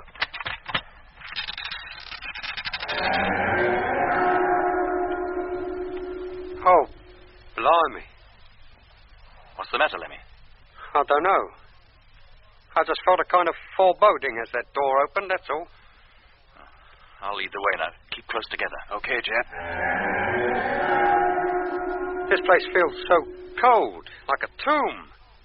What kind of people could possibly live in here? From what we saw up on the sand dunes, ordinary human beings like ourselves. And for ordinary human beings, they seem to have an extraordinary taste in furniture.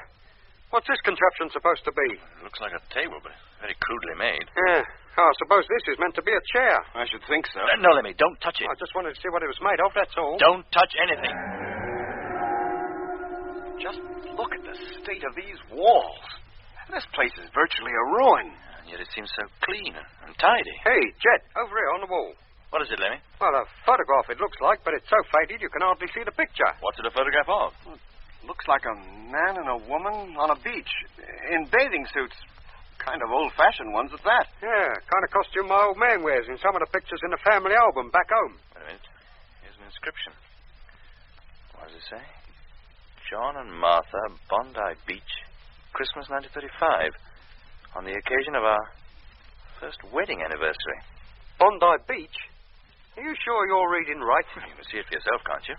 Yeah, but who's John and Martha? How should I know, Lemmy? And how did that picture get here? Hey! Here, that wouldn't be a picture of that fellow we saw outside just now, would it? How could it? However that picture got here, it was taken 36 years ago. The man we saw would be far too young for that to be a picture of him. Yeah. Yeah, he would be. Wouldn't he? Well, it certainly don't look as though there's anybody at home. Here. Let's go back to the trucks. No, Lemmy. This is only one room. There must be others. But you can't go walking through people's houses uninvited. How would you like it if you were sitting at home back on Earth and three Martians walked through the kitchen while you was having your dinner? I hope they'd have been well-mannered enough to knock first, in which case I'd have been well-mannered enough to answer them. But, Jet, mate, that fellow we saw, maybe just what he wants is for us to come in here. Maybe that's why he showed himself when we were up on the sand dunes. He was leading us into a trap. He intends to make Whitakers out of us, like they've done to McLean and even Mitch, possibly. Look, Lemmy, if you can't go through with this, you're welcome to go back and wait for us in the truck. I'll stick with you, mate. Then don't let's have any more argument. No, just putting a point of view, that's all. Then let that be the end of it. Now, come on. There's obviously nobody here, so let's try the next room. Some people are never satisfied. Hey, listen. They keep a canary. Or is that Martian language for come in? What do you make of it, Doc? I don't know, Jet. Sounds to me like some kind of an insect, a cricket. Or it might, as Lemmy says, be a kind of... Oh, whatever it is, it doesn't seem to like us knocking at the door. It makes no attempt to open it either. Hey, Jet, what are you doing? I'm going to open the door, of course. What, before you know what's behind it? How do you suggest we find that out unless I do open it? Jet, better be on the safe side. Open it just a little way. Oh, I will, Doc. Don't you worry. God, grief. What is it, Jet? It's that beetle we saw outside. Oh, don't just stand there with the door off open. Shut it before that thing takes a seat out of our flying suits. Oh, I don't think it will, Lemmy. He seems more scared of us than we are of him. There, you see. Look how he backs away from me. Oh, what a horrible-looking animal. Yeah, to us, Lemmy, maybe, but to whoever owns him, he probably looks extremely handsome. Yeah. Hey, then what must his owner look like? Come on, I don't think it'll give us any trouble. In you go, Lemmy. But me? Yes, and hurry up. Good beetle. Good boy. No, I won't hurt you. Go on, Lemmy. It couldn't be further away from us if it tried. Good boy. Down now. Down. Hey, that thing understands English. It got down, it folded up its back legs and sat down on the floor. Must be a fox terrier beetle. Here, up you get. Up. Come on. Yep. Oh, no, blimey, he's coming through. Hey, Jet, mate, keep him all. Down, boy. There, that stopped him. He seems to be trained just like a dog. He must have excellent hearing, too. Well, the only way we can talk to each other is over our radios, and yet that thing hears what we say as though we were talking to him direct. Well, how does he do it? I tell you, Jet, he either has incredibly sharp hearing or else some kind of telepathic communication is possible between it and us. Telepathy? Yeah. In which case, it wouldn't matter which language we spoke in, or even if we didn't speak to him at all. Well, now that he is sitting down, do you think he'll stay sitting? Well, if he follows us, it's too bad, but I don't think it's likely to do us any harm. Now, come on. Let's see where the door at the end of this passage leads to. I'm beginning to think there's nobody in this place at all. Then what happened to that man we saw outside, Lemmy? Doc. We could have imagined him, couldn't we? Just as I imagined I was back home in London when I got lost in that city back there in the valley. Then why is his dog here? Well, that could be an illusion and all. Well, it looks solid enough to me. I believe that six-legged poodle is real. Well, why don't you go and tickle behind his ears just to make sure? No, thanks. My eyes are good enough proof for me. I think we've drawn a blank again. Still no response to our knocks. Look, give it one more try, Jet. If you still get the same result, we'll just have to walk in again without being asked. Who's there? Hey, Jet, did you hear that? Somebody answered. Hello? Who's there? No, it can't be. Can't be what? What? It sounded like Mitch's voice. What? Yes. Mitch? Here? Hello? Hello? For Pete's sake, cut out that banging. If you have anything to say, say it. I can hear you. It is Mitch. And this door's locked. Hello, Mitch. Mitch, answer me. If you have nothing to say, go away and leave me alone. Oh, he can't hear you, Jet. But why not? We can hear him, can't we? We've got to get in there, Doc, and get him out. If you ask me, it doesn't sound as though he wants to come out. Well, we'll have to break that door down. No, Jet. You might damage your suit. Lemmy. Yes, Jet. Go back into the next room. Bring me that chair we saw in there. Yes, Jet. Hey, well, now, wait a minute. Rudolph is sitting right in front of the door. Then push him out of the way. What do you mean, push him out of the way? Go on, Lemmy. Hurry up. Yes, mate. Hello, Mitch. Mitch, it's Jet. Mitch, can you hear me? It's Jet.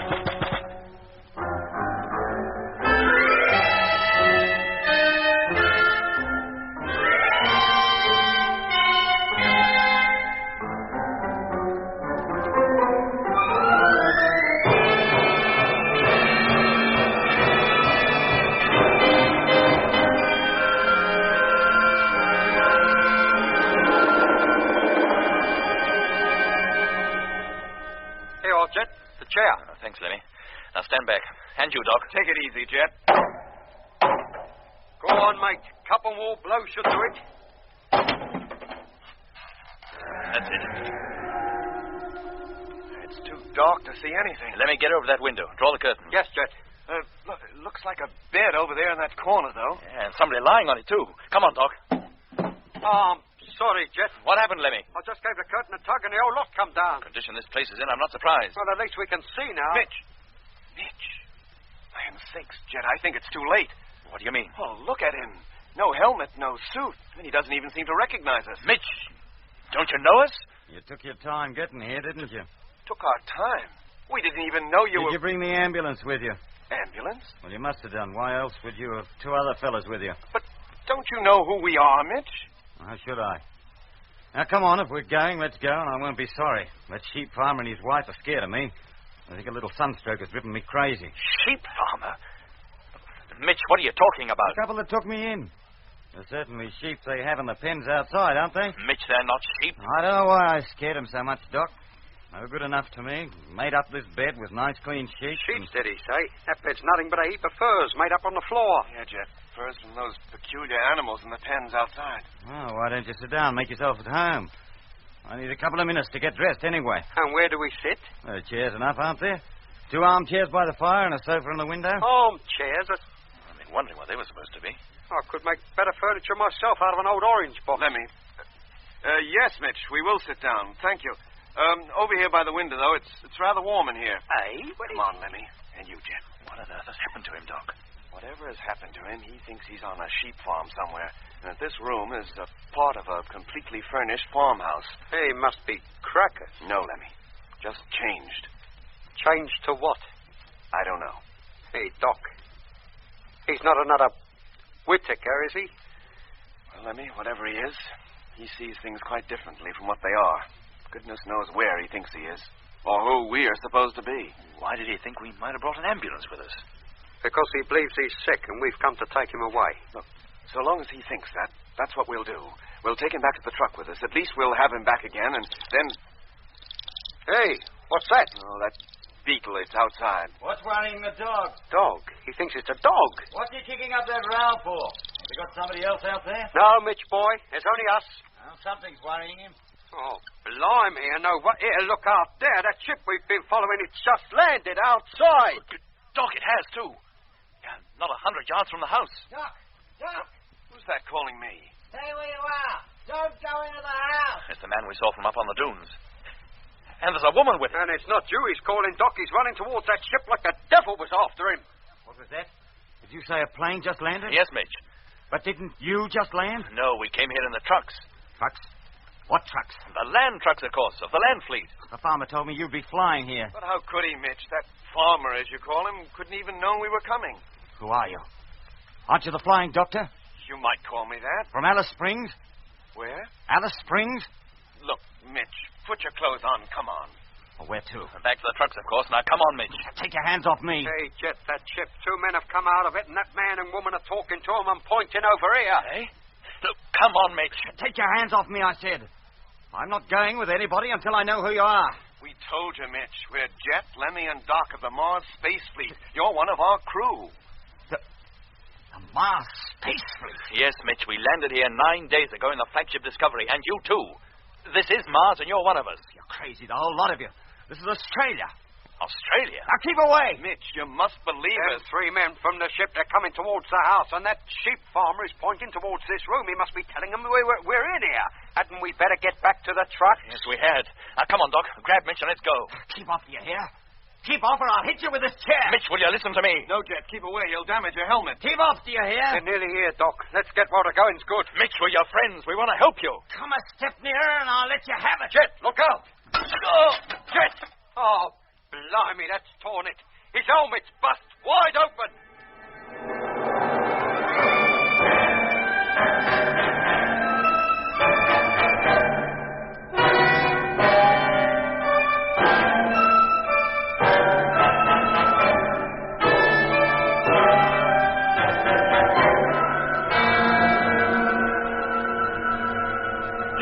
Jet, are you hurt? No, Doc.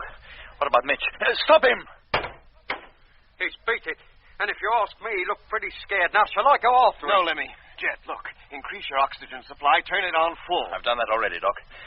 Can you find some way to block this hole? And hurry up. Lemmy, that curtain. Bring it over here, quick. Right. What are you going to do? Stuff that hole with it. It'll stop the leak enough for you to get back to the truck anyway. Here you are, Doc. Thanks. Now, Jet, bend your head forward. That's it. What is it, Doc? Oh, this fabric, it breaks up into little pieces like it was rotten. You mean you can't use it? Lemmy, look, on the bed, the sheepskins, whatever they are, bring some of those. Yes, Doc. Hang on, Jet. One of those should do the trick temporarily anyway. Do you feel all right? Yeah, for the moment. I must be losing oodles of gas. Here you are. No, thanks, Lemmy. That's more like it. There. Thanks, Doc. Right. Now you look like the Sheik of Araby. Let's get out of here, quick. There, along the room, along the end of the passage. Hey, wait a minute. There's somebody coming. It's the geezer what owns that beetle. And the men from out of the ship. The window. We can get out of there. Yes, come on. Hey, there's somebody out there, too. We're trapped. Right. We'll have to fight our way out. And risk all our helmets being punctured? So what else can we do? Stay where you are. Oh, well, it's pretty obvious what else we can do. Nothing. They're here.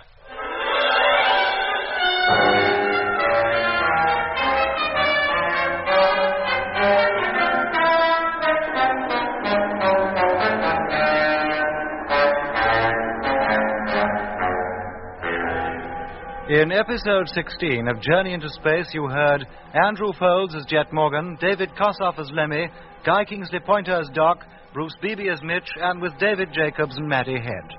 The orchestra was conducted by Van Phillips, who also composed the music.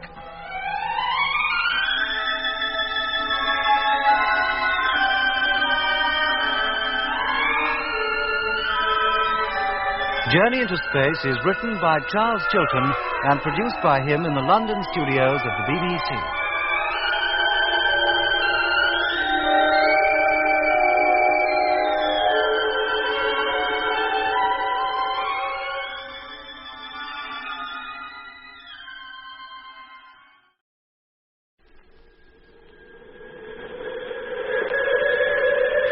The BBC presents Jet Morgan in Journey into Space.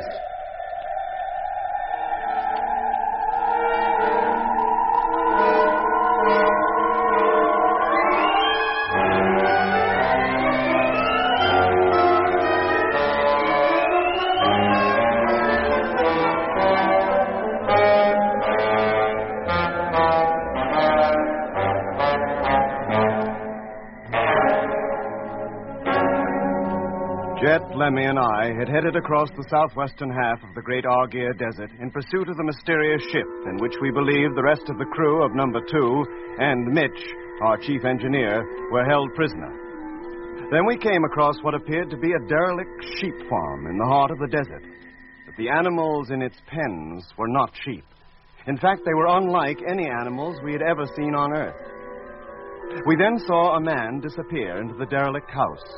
A man who had a beetle-like creature as his companion instead of a dog.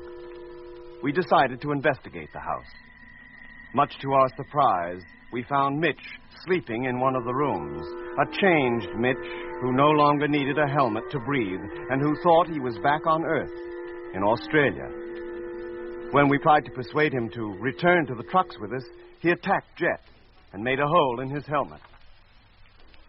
Lemmy, that curtain. Bring it over here, quick. Yes, Doc. What are you going to do? Stuff that hole with it, Jet. It'll stop the leak enough for you to get back to the truck anyway. Here you are, Doc. Right. Okay, Jet. Bend your head forward. Uh-huh. That's it. Now. What is it, Doc? This fabric, it breaks up into little pieces like it was rotten. You mean you can't use it? Lemmy, on the bed, the sheepskins, whatever they are, bring some of those. Yes, Doc. Hang on, Jet. One of those should do the trick temporarily anyway. Do you feel all right? Yeah, for the moment. But I must be losing oodles of gas. Here you are. Thanks. That's more like it. There. Thanks, Doc. Now you look like the Sheik of Araby. Now, let's get out of here, quick. There, in the room along the end of the passage. Hey, wait a minute. There's somebody coming. It's the geezer what owns the beetle. And the men from out of the ship. The window. We can get out of there. Yes, come on. There's somebody out there and all we're trapped. All right. We'll have to fight our way out. And risk all our helmets being punctured? So what else can we do? Stay where you are. Oh. Well, it's pretty obvious what else we can do. Nothing. They're here. That's them, Doc. Appeared from nowhere, frightened the wits out of my wife, and then began to search the house without so much as a by your leave. I see. Now, Who are you? We might well ask you that. That's easily answered. I'm the flying doctor in this part of the territory. I received a report that there was a man here suffering from overexposure to the sun. I came to pick him up. If I may say so, Doctor, he's not suffering from overexposure to the sun. Who are you? My name's Matthews, Dr. Matthews. A doctor of medicine? Yes. And of space medicine in particular. Oh, what? Space. Astronautics. Well, that's a branch of medicine I never heard of. What are you doing here? Where did you come from? We came looking for our chief engineer, Stephen Mitchell. The man you say has had an overdose of the sun, but, well, he was fit enough when he left us. Have you ever seen these men before? Not that I remember. Mitch, what do you remember? How did you get here? That's a funny thing. I don't remember that either. Everything that happened before today seems vague and uncertain. In your condition, what else do you expect? The sooner I get you into bed and under proper medical care, the better. Sorry to disagree with you again, Doctor, but that's not the reason. Yesterday, he was one of us, and like us, he couldn't even walk around on this planet without a spacesuit. Now look at him. A spacesuit? Is that what those get-ups you have on are supposed to be? And where are you supposed to be from? From Earth. Earth, eh? What are you laughing at? Had you said Mars or Venus or some other planet, I wouldn't have had any reason to laugh. Well, this happens to be the Earth. And as for your being creatures from another planet, you don't look any different from the rest of us. Now, if this is a joke, it's gone far enough. Who are you and what are you doing here? Frightening the life out of peaceful folk. Earth, is it? And I suppose the next thing you'll be saying is that those weird creatures outside are sheep, and that beetle sitting there is a dog. And to you, too. If they're not sheep, and that's not a dog, and I've been living under an illusion for years. Now, listen to me carefully. I'm going to shut you in this room while I think about what I'm going to do with you. I shall post one of my attendants outside the door and another outside the window. I shall give them orders to yell if you make any move to escape. And if you do, I shall not restrain Mr. John Bodie here from using his rifle. Is that clear? Look, you can't keep us here. Captain Morgan's helmet is punctured. His oxygen is escaping. Then tell him to take that goldfish bowl off his head and behave like a normal human being. He can't, I tell you. The oxygen in the atmosphere is far too low for us to breathe. Is it? Well, maybe that's an illusion you're living under. Now, come on, John. And you, sir. We'll leave them here to think things over for a bit.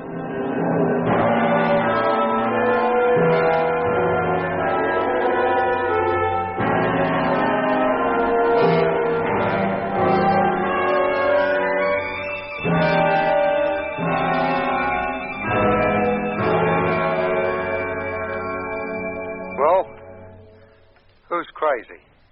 Us or them? Not us, Lemmy. Not for one moment must you imagine it's us. Well, it's me, then. He said we're on Earth, and he and that sheep farmer and Mitch act exactly as though they was. I can't even be sure that even you and Doc are what you seem anymore. Take it easy, Lemmy. We're all in this together. What is the explanation of it, Doc? What does it all mean? Well, let's begin by assuming that we are mentally stable anyway. All right, let's assume that. Well, in that case, it must be the others who are unbalanced in some way, not us. Now, look at this place. It's ancient, derelict, and in a state of decay, with pieces of some tough, fibrous material knocked together to resemble furniture. And apparently these people and Mitch believe it is furniture. To them, this place is a comfortable home. And those animals outside are sheep, that beetle-like creature a dog. But what does all that add up to? To this, Lemmy. As far as these people are concerned, things are not all that they seem.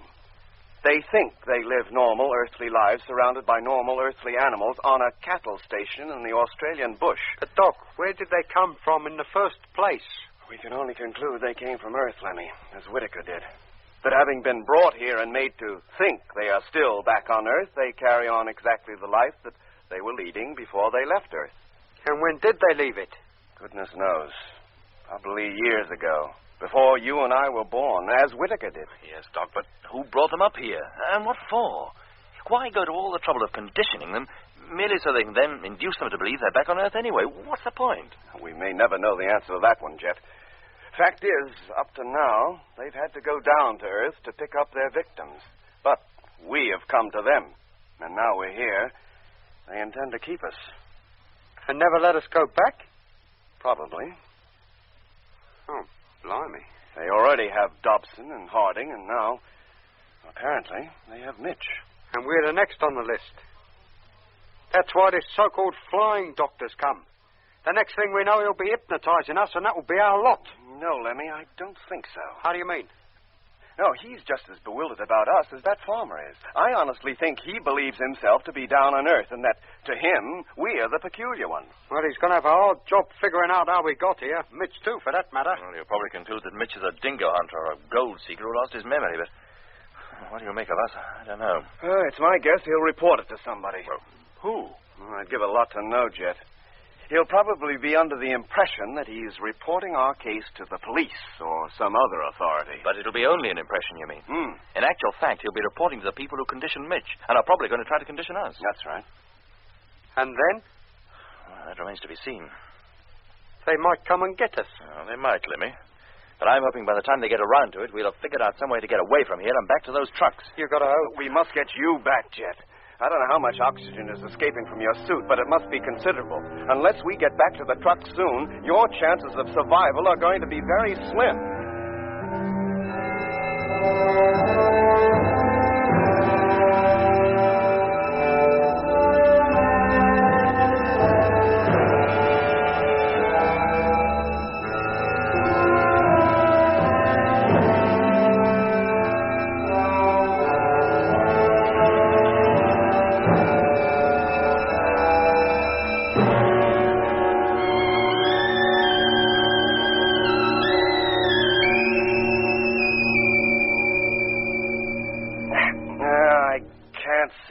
Tighter, Jet. The only hope is to get you back to the trucks. Yes, Jet. Guard or no guards, we've got to get you out of here. If only we knew what they intended to do with us, we might work out some plan of escape. Well, why wait? Let's get to work now. Hey, Lemmy, where are you going? Only to the door.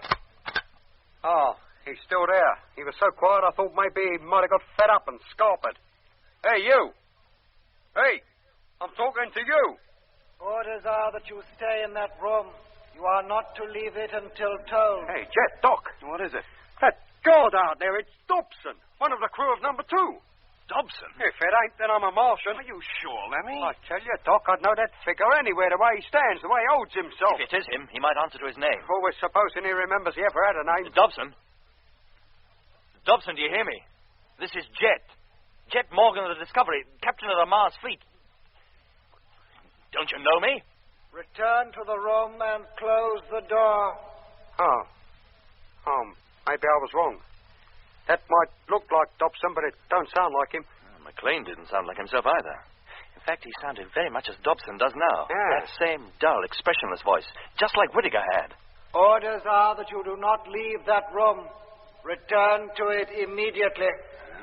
If you ask me, Jet, he's in much the same condition as McLean was, in a deep, hypnotic sleep. Not even in control of his own actions. And he doesn't want us to be in control of ours either, by the sound of things. Go back into that room and close the door. Dobson, don't you understand? I'm Jet. This is Doc, and this is Lemmy. Unless you return at once, I shall raise the alarm. Close the door, Jet. This isn't getting us anywhere. Well, if that is Dobson, he seems incapable of understanding what I'm talking about. The only things he seems to be conscious of are the last orders he was given by that flying doctor. Here, Doc. You managed to get some sort of control over McLean. Couldn't you do the same with him out there? I might, Lemmy, if I had him in the ship or even in the living quarters of the caravan. Why is it that Dobson is like McLean, and yet Mitch and that farmer and his wife appear to behave like normal people? Say, now, listen, wait a minute. Yes, Lemmy? If Doc and me rush out of this door and down the passage, I think we could overpower Dobson, and then while we hold him down, you could make a run for it. Maybe, Lemmy, but Dobson's bound to start yelling for help, or at least to give the alarm that we're trying to break out. Well, what does that matter, so long as Jet gets back to the trucks? And if he doesn't get there soon, he's never going to make it. Yeah, it might be worth the risk. No, Doc, no. The others are bound to come running in. But you'd be well on your way by then, and that's the important thing. Once you're away, Doc and I would have a better chance of making a break later. Yes, Jet. It's stupid for you to remain here while there's the slightest chance of your making an escape. Suppose they decide to keep us here all night and all tomorrow as well. Our suit cylinders carry only 2 days' supply of oxygen, and you must have used at least half of yours in the last 2 or 3 hours. Yeah, but how can you expect me to go running off to safety and leave you and Lemmy here to face the music alone? Because with both our suits still intact, we got a much better chance of survival than you have. If you stay here, you got no chance at all. Come on, Jet. Let's give it a try at least. Now, what do we do, Lemmy? I'll tell you. We fling open the door, run down a passage, and jump on him before he realizes what's happening. You can bet your life that as soon as the other bloke guarding the window hears all the commotion, he'll come running over here to see what it's all about. Then Jet hops out the window, makes his way over the sand dunes to the trucks, and bumps your uncle. All right. And if I make it, I'll call up Frank and get him to head this way with all the... Never mind what you intend to do when you get there, mate. Get there first. All right, Lemmy, all right. All right, that's settled then. Now get over to the window and watch the other guard, who, I'll lay 10 to 1 is Harding. Yeah, more than likely. Okay, let's go. We'll open the door wide, Lemmy, but keep close to the wall and out of sight. Right. With any luck, Dobson will be coming walking down the passage to see what's going on. I gotcha. As soon as he gets close enough, I'll signal. Right. Then you go for his legs. If he doesn't begin to yell, then you yell for him. Good idea. Make all the row you can. Okay, Doc. Now, you all set, Jet? Yeah, Lemmy. And let's open the door for a start. No, I'll do that, Lemmy. You get up against the wall, and I'll... Oh. All right, gentlemen. On your feet. You're coming with us. Oh, let's put pay to that little idea, isn't it? Come along. We're taking off almost immediately. Where to? Our orders are to take you with us. And orders must be obeyed without Not question at all times. Blimey, he's at it now. Where's Mitchell? What have you done with him? He's already on his way out to the plane. Plane? That thing out there is the funniest plane I've ever seen. Now, come along. We have no desire to harm you, but if you're troublesome, remember that Mr. Bodie is walking just behind you and that he's carrying his gun. Isn't that so, Mr. Bodie? Yes, Doc. Now, away you go. My 2 attendants will walk either side of you, and Mr. Bodie and I will walk behind you, as far as the plane anyway. Now, get going.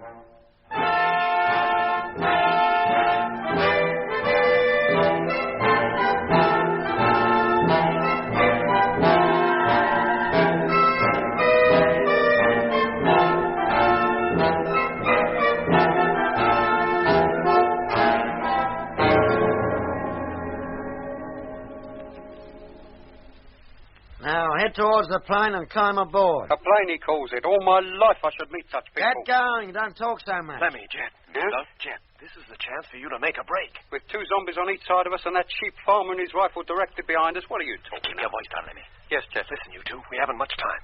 In a minute, the house will be directly between us and the trucks. As soon as we get halfway to that stage. Now, come on. Keep going. What are you stopping for? I feel all weak. I think I'm going to faint. Faint, is it? I feel all dizzy. Now, go on. The others are leaving us behind. I can't, I tell you. I can't walk another step. I must sit down and... Oh. He's fallen down. He must have fainted. Okay, Doc. This is it. You ready? Yeah, Jet. Well, what's happening? What's the matter with Lemmy? Keep walking towards the plane. Lemmy, are you ill? Do you hear me? I said keep going. Not before we know what's wrong with Lemmy. John, give me that rifle. Hey. Oh, no, you don't. Hey, what are you doing? Oh, run for it. Run for it, Jet. Go on. Okay, Doc. Here I go. Hey, come back here. Come back. Oh, not so fast, mister. I ain't so ill as I look. Why, you? Hold him, Lemmy. Hold him down. I'm doing my best, Doc. Stop him, John. Stop him. Shoot if you have to. I certainly will. Oh! That's it, Doc. Boy, give it to him. Good. He's right back. Over the fence and through the sheep. Out of my way. Go on now. Thank goodness they don't attack me. Now, over the sand dune. Down the other side. Hello, Jet. Can you hear me? Yes, Doc. I'm just clear of those peculiar sheep. If you can hold out a bit longer, I'll make it. Yeah, go on, Jet. Oh! What is it, Doc? The farmer. He slipped from my grasp. He's picked up the rifle and he's heading after you. Oh, he'd have to be a pretty good shot to hit me now. I've got a flying start. All right, Lemmy. That's it. The fight's over. Yes, Doc. Well, mate, you can get up. And there's no use going on at me like that. Yes. We'll go to the plane, as you call it. No. We won't give you no more trouble. Lemmy, what's he saying? All I can hear is you and Doc. Don't you worry, Jet boy. We'll look after ourselves. Good luck, Jet. Hope you make it. But what about you, Doc? And Lemmy, what am I... Hey, what was that? The farmer. He's shooting at me. Oh, blimey. But from a long distance. In a minute, I'll be over the dune, out of his sight. There. I'm descending the other side now. Oh, the truck's still there, Jet. Yes, Doc. Then go on, boy. Alongside the trucks now. And opening the door. The farmer's on top of the dune. He's shooting at me again. Then get inside, Jet. And quick. Don't you worry. I'm already in. Closing the door again. I made it, Lemmy. Did you hear, Doc? I made it. Good for you, Jet. How about you? We're walking towards the sphere again. In fact, we're almost up to its door.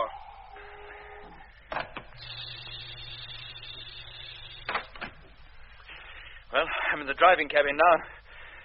Removing my helmet. There. How far are you from the ship now? Almost up to it, Jet. Try and stall them. I'm going to drive over there. Then you'd better hurry up, mate. They're just pushing us through the doors now. I'm just mounting the dune. I'll be up on the ridge in just a few seconds. Lemmy, did you hear me? Lemmy, answer me. I'm at the top now and I can see the ship. Good grief. It's taking off.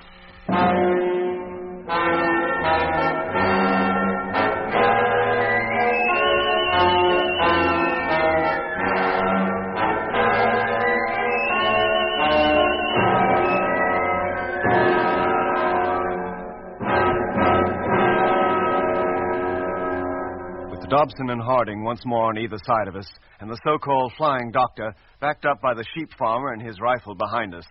There was no longer any opportunity for Lemmy and I to escape. But at least Jet, with his punctured helmet, had reached the safety of the caravan, and for the time being, at any rate, his life was saved. Meanwhile, Lemmy and I had no choice but to enter the large sphere as ordered by the flying doctor. Although the craft was spherical in shape outside, it was cylindrically shaped inside, with circular walls and flat roof and ceiling.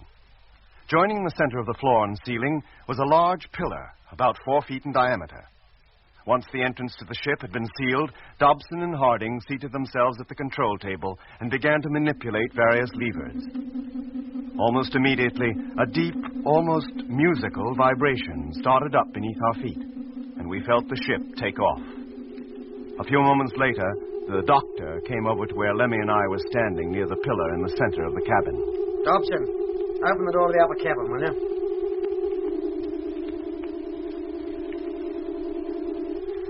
Now, Dr. Matthews, if you'll kindly climb up the ladder, I think you'll find the upper cabin much more to your liking. And you, Mr. Barnett. What, me? Go up there? That's what I said, didn't I? But what about Mitch? He's one of us. Where's he going? He's stopping down here with me. Oh, he is he? Well, I expect you'll have something to say about that. About what? Mitch, this bloke is trying to separate us, to get Doc and me to go to another part of the ship while he keeps you down here. What's wrong with that? You think I want to travel in the upper cabin alone with a couple of crazy loons like you? Mitch, boy, I'm Lemmy. This is Doc. Your old crewmates of the Discovery. Of Luna. I never clapped eyes on either of you before. You never... Now, listen, Mitch. Doc, Jet, and me risked our lives trying to find you. I tell you, I don't know what you're talking about. Doc, you talk to him. Oh, there's no point, Lemmy. You'd better go up, as the doctor here says. Very well, if you say so. When you get up, you can take your helmets off. There's enough oxygen up there for unconditioned personnel like yourselves to breathe. Unconditioned? And hurry up. I have to close this door before I can open the other. That's it. Thank you.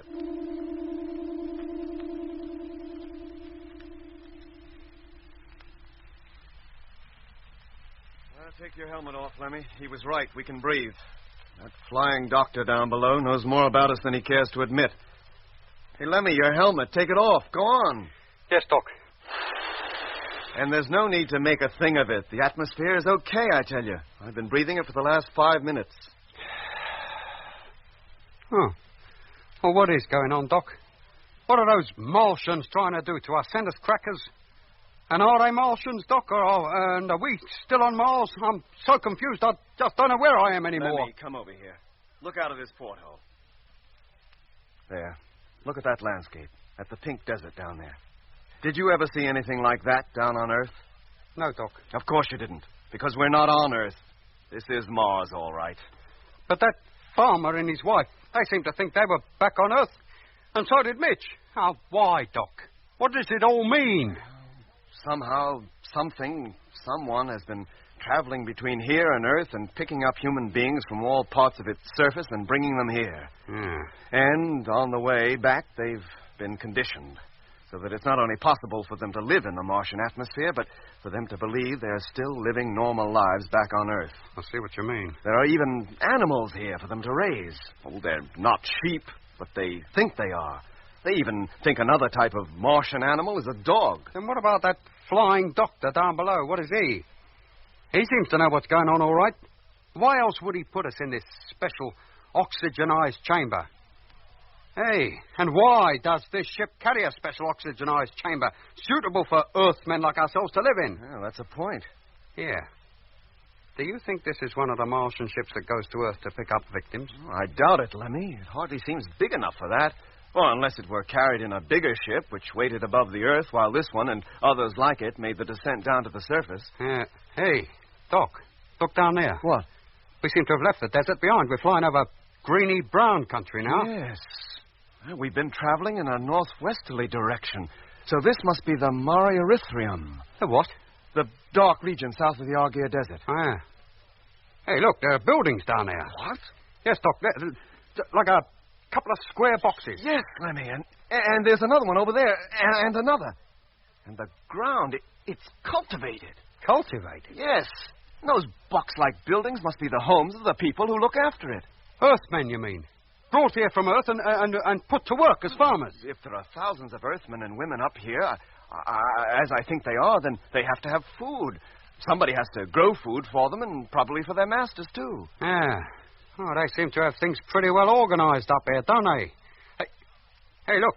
There's another canal down there, directly below us. Yes. We seem to be following its course. Where does it lead to? And when they get us there, what do you think they'll do to us? I can't imagine. Well, they'll never make a farmer out of me. I know that. I don't doubt it, Lemmy. Doc, why haven't they conditioned us? Like they have Mitch. Well, they did try to condition you, Lemmy, twice. Yeah. But why not you? Well, maybe because I'm not a good subject. At the medical college, even the director of the Department of Hypnotic Medicine failed to put me to sleep. I just didn't react. Go on. Yeah. Hey, what would happen if you were back on Earth and you had to have an operation then? Well, they'd have to use anesthetics. I've heard of people like that, Doc, but I didn't realize you were one. Well, yes, I am. And that's probably why, of all of us, I'm the only one that's not been affected by orange lights or sleep-inducing sounds. Then from now on, I'll stick close to you. And then if I start hearing that weird noise, you can help me. Hey, Doc, listen. Huh? Am I imagining things, or do I hear it now? Yes, Lemmy. You do. And so do I. Oh, blimey, Doc. They're at it again. Now, Lemmy, keep calm. Tell yourself that whatever happens, you will not go to sleep. Yes, Doc. Whatever happens, I will not go to sleep. Whatever happens, I will not go to sleep. Whatever happens, I will not go... Lemmy, walk up and down. Stay on your feet and keep moving. Yeah. Yes, Doc. What are you doing? To keep you awake, Lemmy. Now, don't go to sleep. It's all right for you, Doc. It doesn't seem to affect you. And I'm going to see that it doesn't affect you either. Now, come on, start walking.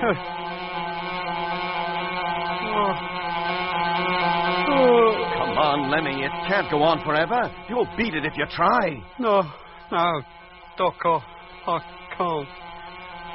I've got to go to sleep. No, Lemmy, no. Do you hear me? No. Get up. Come on. Oh, Doc, I'll talk.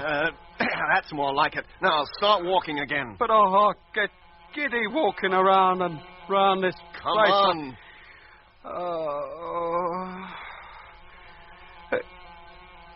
Oh. Feeling better? Yes, Doc. Oh, I think so. That noise seems to be going here. It's dying away. Well, keep moving just the same. Yes, Doc. And I don't feel half so tired now. Good. I think you'll beat it, Lemmy. It didn't work this time, did it? No, Doc. It had no effect on me at all. Well, I wouldn't go that far. Oh, I'm immune, like you. Now, Doc, now what did I tell you? All you need is willpower. Calm down, Lemmy. I'll show him. Lemmy. Try and make a Whittaker out of me, would they? Lemmy. Yes, Doc? I think we're going to land. I'm sure we are. Come on over to the window. There. Now, what did I tell you? Crikey, Doc. The Eye of Mars. Huh? The place where lots of the canals meet at one point. Like the spokes of a wheel. But when we looked at it through the televiewer a couple of weeks before we got here, it looked just like an eye. It's the Lacus Solis, Lemmy. The Lake of the Sun. Why are they bringing us here? How should I know? Hey, wait a minute. Look down there on that oasis. The green patch. Another city, but a huge one. Much bigger than the one you got lost in. And there's no doubt about it, Lemmy. This is where we're landing. And what happens to us now? And what about Jet? Stuck back there by that farmhouse with only a Whittaker McLean for company? I don't know, Lemmy. We can only wait and see.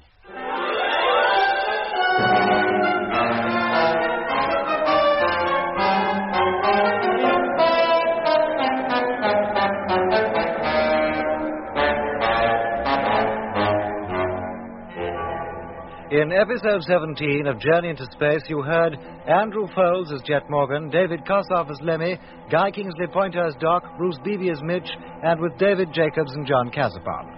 The orchestra was conducted by Van Phillips, who also composed the music.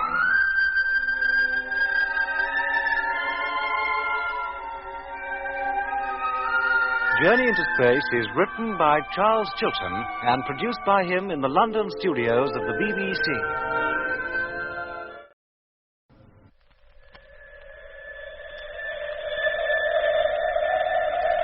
The BBC presents Jet Morgan in Journey into Space.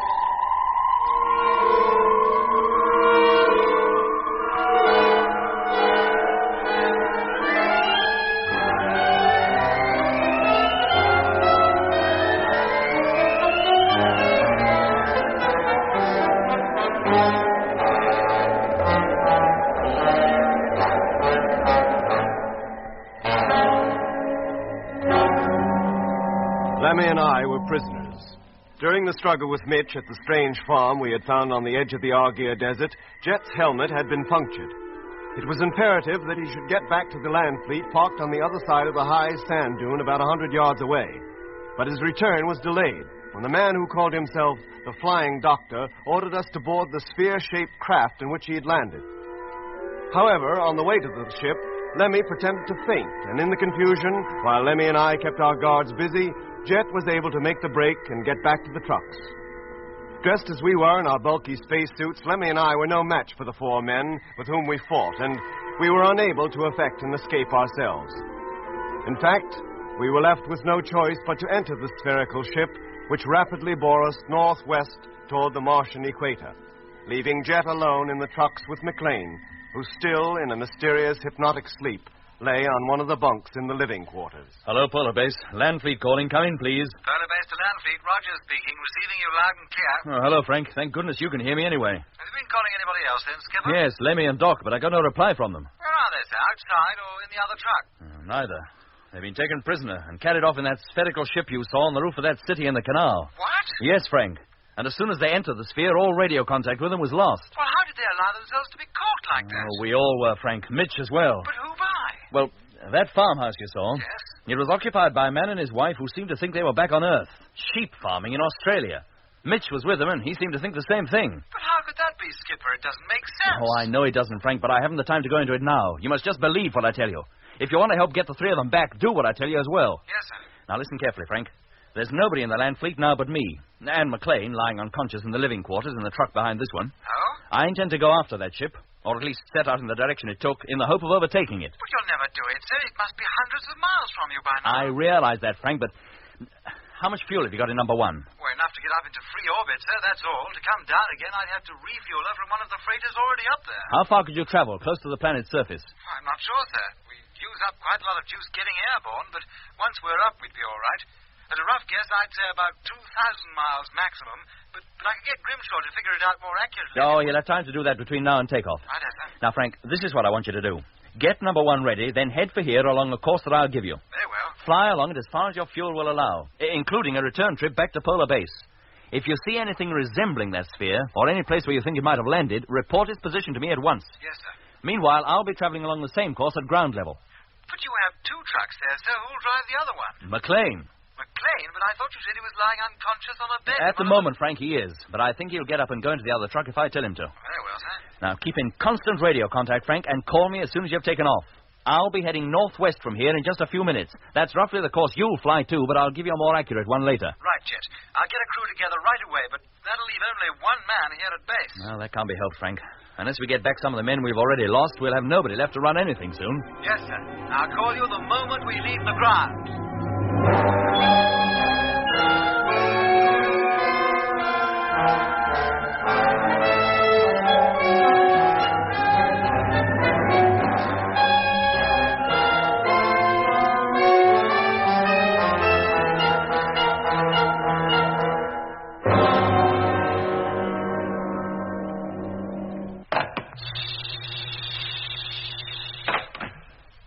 McLean. McLean. McLean, can you hear me talking to you? I hear you. Do you know who I am? What are your orders? Orders are that you get off that bed. Do you hear me? Get off that bed. That's it. Now listen carefully. You're to leave this truck and go into the next, into the driving cabin. Once you're there, you'll switch on the truck-to-truck radio and seat yourself in the driving seat to await further orders. Do you understand these orders? I understand them, and orders must be obeyed without question at all times. See that they are. Now leave this cabin and go into the next truck. He's going, too. When he's in this state, Doc's not the only one who can control him. How about your suit, McLean? I do not need a suit. To me, the atmosphere is perfectly breathable. Going to the airlock anyway. Oh, let's hope this works. It's got to work. Now he's opening the main door. And he's going outside. Oh, let's hope he doesn't take the chance to escape. Hello, McLean? Hello, McLean, can you hear me? Of course he can't. With no suit on, how could he? Well, there he goes. Walking over to the next truck. And letting himself in. He's doing exactly as I tell him. At the moment. But if he receives orders from anywhere else, goodness knows where we'll end up. I am now in the driving cabin. Orders have been obeyed. Good. Now switch on the motor. Motor on. In a few moments, I'll be driving this caravan along a course towards the northwest. I want you to follow it until further orders. And keep close behind me. Is that clear? Orders understood. Fine. Now, are you ready? I'm ready. Then let's go. Hello, Polar Base. Land Fleet calling. Come in, please. Hello, Skipper. Grimshaw here. Oh, hello, Grimshaw. Where's Frank? Oh, he's busy getting the ship ready, Skipper. Shall I get him? No, there's no need. Just tell him the two caravans are now underway. I'm in the first and McLean is driving the other. Yes, sir. I shall proceed at maximum rate and expect number one to fly over me on its way out. Yes, sir. That's all, Grimshaw. Thank you. And tell Frank to tolerate no delay in getting that ship ready. Every second counts. Oh, you bet I'll tell him. We'll call you later, Skipper. Good. Thank you.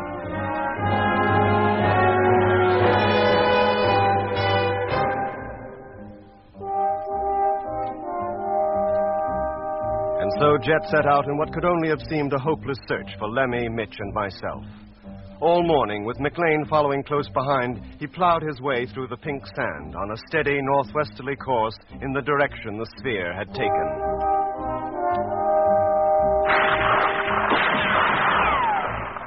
As he passed by the farmhouse, he was greeted with a round of shots from one of the windows. It was the sheep farmer's parting gesture. If he thought he could prevent Jet's departure by this method, he was very much mistaken, for the bullets from his gun were certainly not powerful enough to penetrate the tough, if light, outer skin of the Land Fleet vehicles. An hour later, the farm was out of sight, and for the first time since we got underway, Jet had a call from Polar Base. Hello, Jet. Frank Rogers calling. Oh, hello, Frank. We've taken off, sir, and are heading in your direction now. Good for you. Should be flying over you in a couple of hours. You're quite clear about what you're supposed to do. Yes, sir. Don't worry. We understand it perfectly.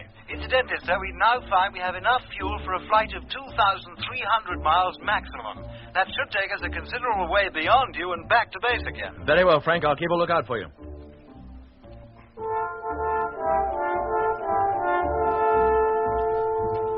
Frank's speed in the freighter was, of course, far in excess of Jet's along the ground. And little more than an hour after Jet had spoken to Frank, the huge freighter passed overhead.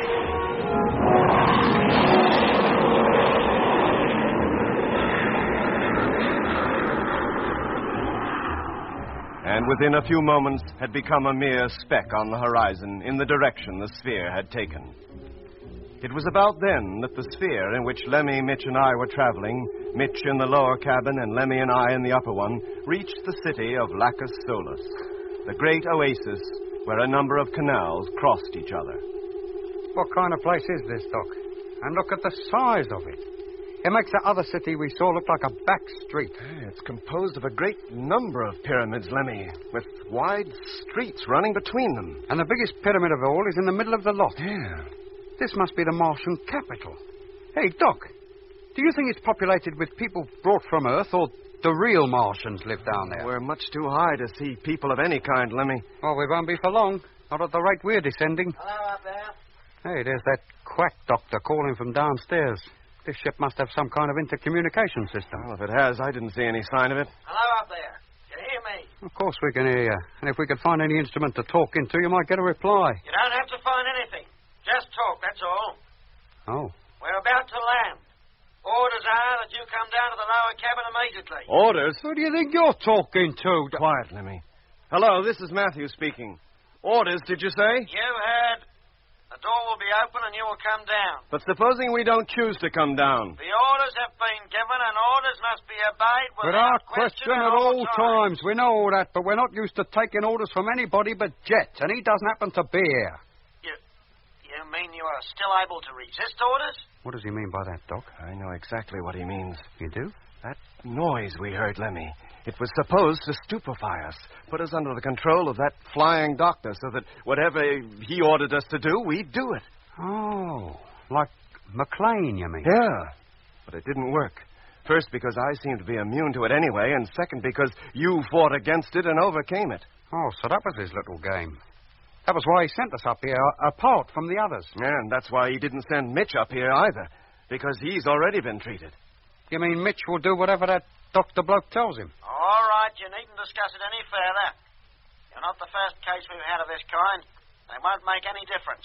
Any difference to what? To your future. When you know a little more about this place, you'll be glad enough to submit to any treatment. We don't intend to submit to anything, from you or anybody else. That remains to be seen. But meanwhile, if you won't take my orders, I suggest you take my advice. Come down here as soon as we land. And don't forget to put your helmets back on, or you won't get very far. Did he think we'd go without them, then? Yeah, Lemmy, he probably did. If we'd been in the condition he expected us to be, I'm sure we wouldn't be needing the helmets. Now, come on, put your headgear on. We must be almost down to ground level anyway. Yes, Doc. But they have us now. And what hope is there for us? Plenty, Lemmy. So long as we can keep control of our own minds. And what about Mitch? By all accounts, he hasn't been in control of his since yesterday. If we could only get him away from here, we could bring him back to normal. Get him away? You're right. But first, we got to figure out how we're going to get ourselves away. And if we do, Mitch goes with us, even if we have to kidnap him. If you ask me, Doc, there ain't a chance, either for you, for me, or for Mitch. They've got us now, and they intend to keep us. Well, that may be their intention, Lemmy, but it doesn't mean they'll succeed. Meanwhile, we have to go along with them. And meanwhile, you might remember that every word you say can be heard. Oh. There, Doc. You see what I mean?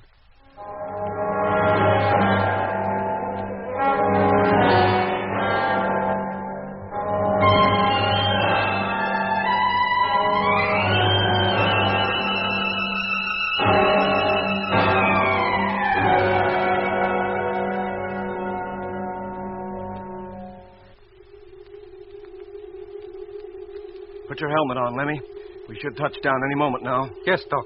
And while we're about it, we'd better test the radios, too. How's that? I can hear you. Seems to be working all right. Yeah, mine, too. Pity we can't call up Jet. Tell him what's happening. He must be hundreds of miles behind us now. He'd never hear us. No, Doc. Hey. Listen. What, Lemmy? What can you hear? Nothing. Nothing? I mean, we must have landed. The noise has stopped. Yeah. Let's get over to the window. Yes, we've landed all right. On the roof of the giant pyramid, as I thought we would. And look down there, Doc. That street, it's got traffic in it. And people. Yes. And peculiar-looking traffic it is, too. Yeah, it looks like a lot of giant ladybirds on wheels. And just about as colorful. Well, the different colors are probably a means of identification. All right. Hold it, Doc. Sounds like his nibs is coming. Very well, gentlemen. If you're all set, let's go. Where to? Down to the other cabin for a start. And we'll all be together again.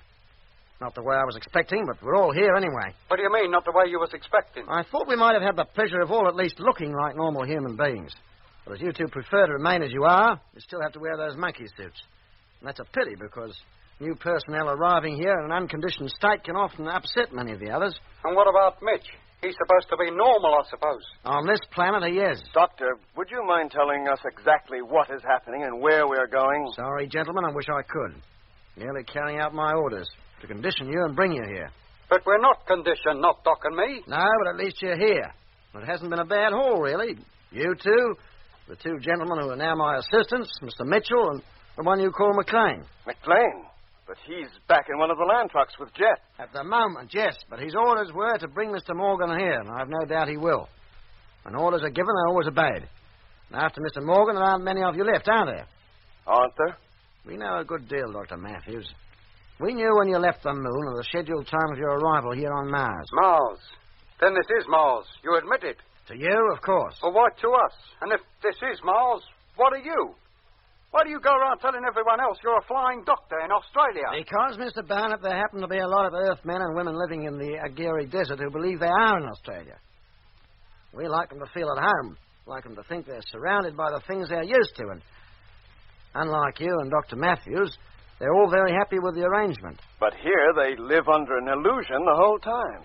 Even on Earth, millions of people live under an illusion, often for the whole of their lives. Well, you haven't illusioned us. No, and more's a pity. You might have been a lot happier if we had. Hey?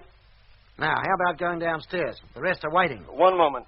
You said you knew our scheduled time of arrival here. How? Full information was passed to us at regular intervals. By Whittaker? That's right. Of course. Pity about him. He was very valuable to us. We could get him to do almost anything. So Whittaker was one of you? Yes, since 1924. Before then, he was on Earth. Leading a normal, dull, earthly life. At least we gave him something to live for, something to achieve. And look how he ended up. Yes, we hadn't allowed for Peterson. Well, what do you mean?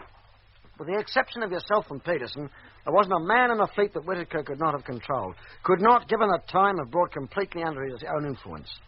So that's why we had all them nightmares whenever he was around. Yes.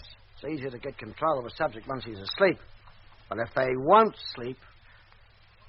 Now, let's go downstairs. Just a minute. Well? Where did you come from? From Earth. How long ago? 15 years. Until then, I was what I now pretend to be, a flying doctor in the Australian bush. But the way you talk, you might be a Martian. I decided a long time ago that there's no point in fighting the inevitable. I threw in my lot with them.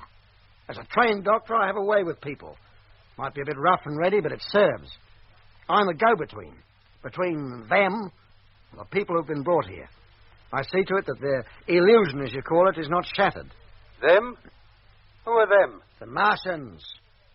For whom and by whom the rest of us exist up here. But who are they? What do they look like? I wouldn't know. I've never seen them. Oh. Doctor, supposing you had a chance to go back to Earth, would you go? If I were on Earth now, I'd be 15 years older. I was no chicken when I came here. What prospect is there for me if I return? But how much longer do you expect to remain as active as you are now? I don't know. But I do know that in the city of Orpha, there are people who came here from Earth during the opposition of 1879. The opposition? Of what? The opposition of Mars, of course. When it is close to the Earth. That is when our ships leave to pick up new personnel.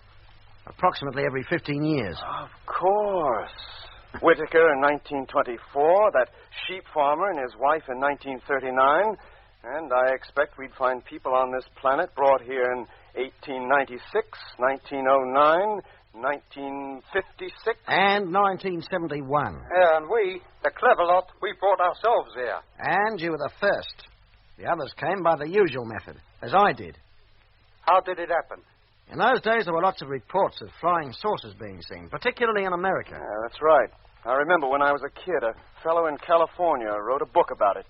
Said he'd not only seen a flying saucer land, but he'd actually spoken to one of the crew. That's right. And a lot of eyewash, or so I thought at the time. And then I saw one myself, actually down on the ground in the Simpson Desert, west of Bandama. Go on. Well, naturally, I was curious and approached close enough to photograph it. Then the door opened and a man came out.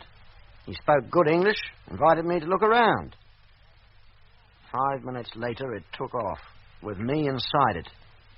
And now I'm here. I do as they tell me and make the best of it. Now, if you take my advice, you'll do as I've done and do as you're told. There's no escape. Neither you nor your fleet will ever get back to Earth. Now, is there anything else? No, I think that's enough to be going on with. Thank you. Very well. Let's go down, shall we? All right, Lemmy.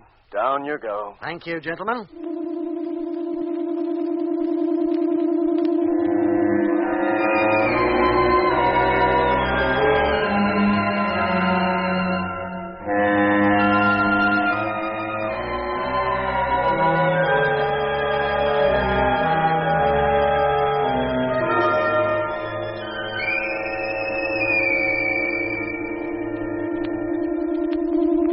Now, gentlemen, if you wouldn't mind stepping outside, I'll take you down to the intake section, where you'll be categorized for the work most suited to you. Work? You don't think this is a free hotel, do you? Once you're here, you have to work for your keep. What's that? That is something I don't decide. But you're more fortunate than most people. You're all very skilled in your own particular professions and should be very useful to us. Your long stay could be extremely pleasant. Who are you kidding? Come over here to the terrace wall. Well? Look down at the city. What do you think goes on down there in all those buildings? How should we know? Well, I tell you. Each pyramid is a little city within itself, has its own citizens, a couple of hundred in each. With their domestic staffs and their own medical staffs and directors of culture, leisure and sport. Our aim is to see that every worker is happy, well-fed, properly trained and highly efficient. Sounds marvelous. Just like a colony of ants. But what are they working for? To go back to Earth, eventually. Hey? For nearly 100 years they have worked to that end. And when they return, they will carry the true Martians with them in the largest space fleet the universe has ever seen. You mean they're building a space fleet to invade the Earth? Mars is a dying planet. If its inhabitants are to live, they must move elsewhere. The nearest and best place for them is the Earth. And what about the people who already live on the Earth? And the people brought up here from Earth, what about them? They will be rewarded for their part in making the invasion possible. And how long before this invasion is possible? The next close opposition. 1986. That should see the beginning. Good grief. So you see how important it is that none of your expedition gets back. It's all too horribly clear. If the Earth knew what was in store for them, they might make preparations to resist. And... what's that? Sounds like a plane of some kind. Hey, Doc! Doc, look! It's one of our fighters. It's number one here.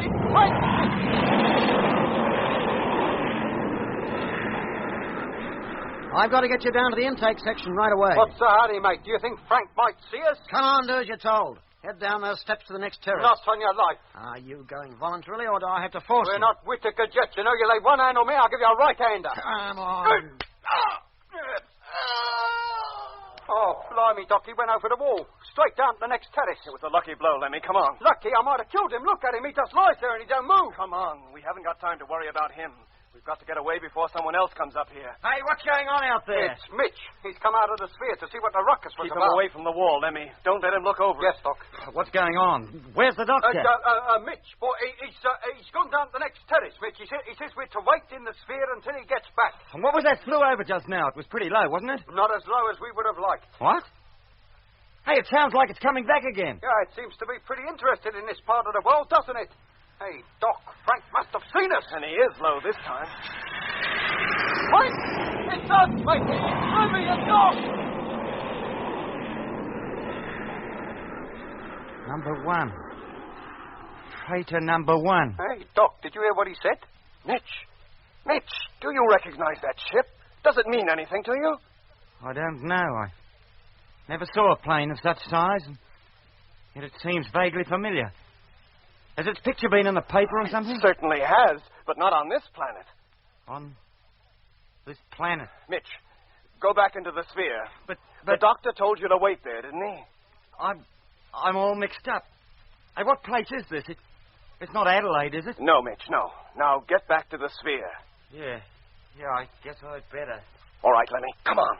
Where are we going? We're getting into that sphere, too. This is our chance to escape, to get back to Jet at least. Hello, Jet. Number 1 calling. Hey, listen, that's Frank calling Jet up on the radio. And we can hear him. Hello, Frank. Hello? Hello, Jet. Will you repeat that, please? It wasn't Jet, Frank. It was me, Lemmy. Hold it, Jet, will you? I could have sworn I heard Lemmy's voice then, and pretty strong, too. I couldn't hear what you said. Hello, Lemmy. Come in, please. Hello, Frank. It was Lemmy you heard, and this is Doc. We can hear you, but not Jet. Can you hook us up, please? Yes, Doc, you bet I can. Where are you? On the roof of the highest pyramid. You just flew over it. Hello, Doc, I can hear you now. What pyramid? In the Lacus Solis, Jet. A whole city of pyramids. Lemmy, Mitch, Dobson, Harding, and I, and the sphere we came in are up here on the roof. A whole city, did you say? Yes, mate, and we've got to get out of here and get back home. Quick, the Martians are planning to invade the Earth. They're what? And they've got some happy little ideas lined up for us It's and all. true, Jet. Stay away from this place, whatever you do. Yes, mate, if they get you, you've had it. You might never get back to Earth again. And, Jet, watch McLean. He's been instructed to bring you here. But he does everything I tell him. Well, watch out for him just the same. The Martians aim to get us all, to prevent our warning Earth of their intentions. Doc, look. Are you quite sure you haven't been conditioned? Oh, blimey, mate, do us a favor. Do we sound as though we have? Jet, you must believe us. Let me tell Frank the whole story and have him relay it to the rest of the fleet in free orbit so that they can tell Earth. Yes, but supposing it's not true, we'd put the whole world into a panic. Well, that's better than being caught on the hop, isn't it? We must tell Control at least, Jet. What they do after that is their concern, but at least we'll have done our part. Very well, Doc. Go ahead. Frank, did you hear that? Yes, sir. Then hook Doc up. Right. I'll call you as soon as I've established contact. Jet. Yes, Doc? Where are you now? Still crossing the Argyre Desert in your direction. Well, don't. Stay where you are. If Frank has enough juice, he can drop down and pick you up. Take you and McLean back to Polar Base. Yes, but what about you and Lemmy and Mitch? With luck, we might make it. But we'll have to hurry. I'll say. Hey, Doc, look. Coming up the steps, 4 men. Into the sphere, quick, Lemmy. They'll just come in there after us. Go on. Yes, Doc. Hello, Doc. What's happening? Don't worry, Jet. I'll call you again later. Keep listening out. Right. Come on, Doc. They're running now. Be right with you, Lemmy.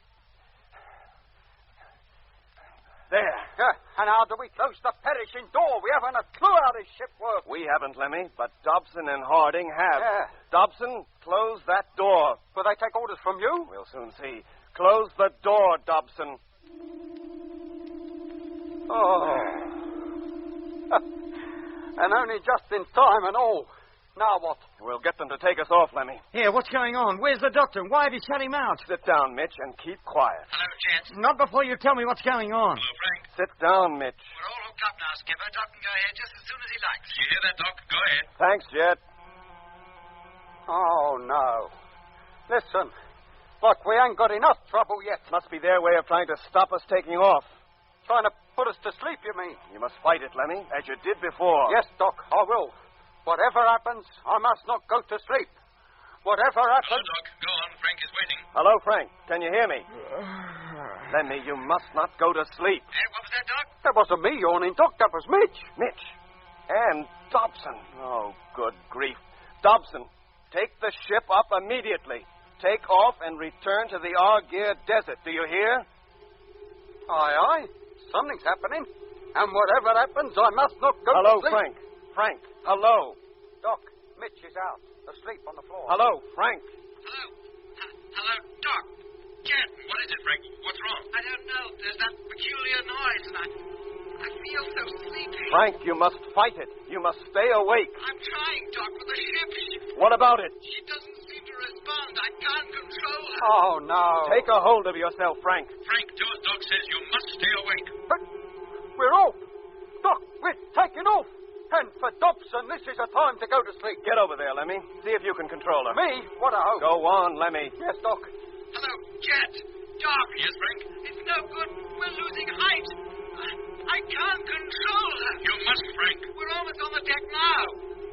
Here we go. Frank. Frank, answer me. Hello, number one. Hello. What is it, Doc? Frank.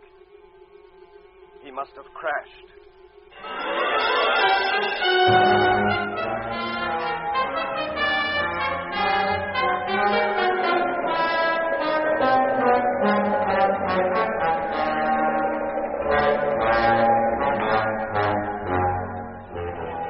In episode 18 of Journey into Space, you heard Andrew Foulds as Jet Morgan, David Kossoff as Lemmy, Guy Kingsley Pointer as Doc, Bruce Beebe as Mitch, and with David Jacobs and John Casabon. The orchestra was conducted by Van Phillips, who also composed the music.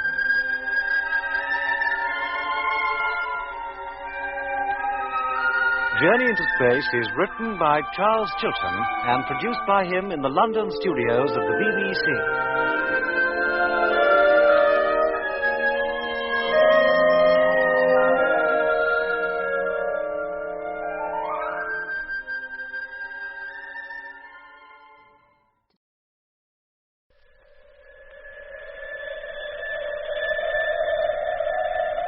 The BBC presents Jet Morgan in Journey into Space.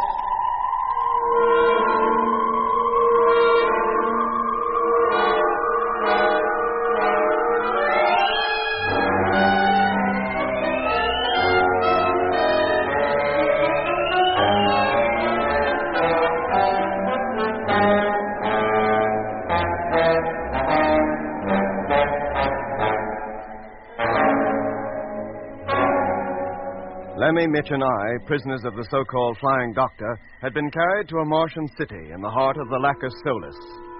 And then suddenly, freighter number 1, piloted by Frank Rogers, who was looking for us, passed overhead.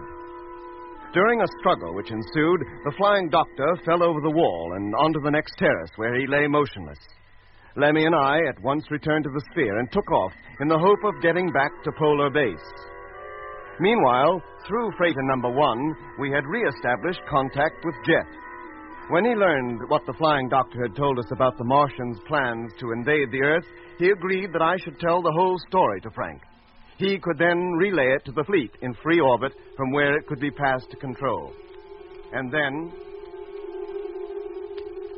Hello, Doc, Jeff. What is it, Frank? What's wrong? I don't know. There's that peculiar noise, and I feel so sleepy. Frank, you must fight it. You must stay awake. I'm trying, Doc. The ship, What about it? she doesn't seem to respond. I can't control her. Oh, no. Take a hold of yourself, Frank. Frank, Doc says you must stay awake. We're off. We're taking off. And for Dobson, this is the time to go to sleep. Get over there, Lemmy. See if you can control her. Me? What a hope. Go on, Lemmy. Yes, Doc. Hello, Jeff. Doc. Yes, Frank? It's no good. We're losing height. I can't control her. You must, Frank. We're almost on the deck now. Here we go. Frank! Frank, answer me. Hello, number 1. Hello. What is it, Doc? Frank. He must have crashed. Hello. Frank. Hello. Hey, he's not replying, Doc. Hello, Jet. Can you hear me? Oh, if Frank has crashed, we've lost contact with Jet. No. Without number 1 to relay our calls, he can't hear us, mate. And meanwhile, this ship is steadily climbing. Well, there's nothing for it but for us to learn how to control it if we can.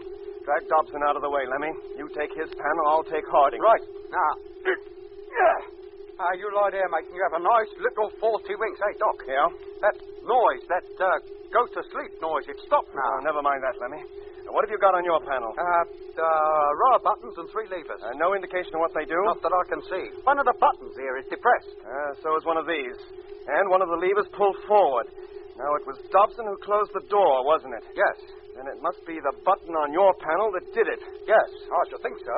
Then this panel was the one that started the motor and took us off. All right, Lemmy, hold on. I'm going to do a little experimenting. Right, now, be careful, Doc. Don't go crashing us as well. Get over to the window. Tell me what happens to the ship when I pull the lever. Right. It don't seem to make any difference at all. Doesn't it? Now, wait a minute, Doc. Yes, it does. We've stopped. Stopped in midair. Right. Tell me what happens now. We're going down.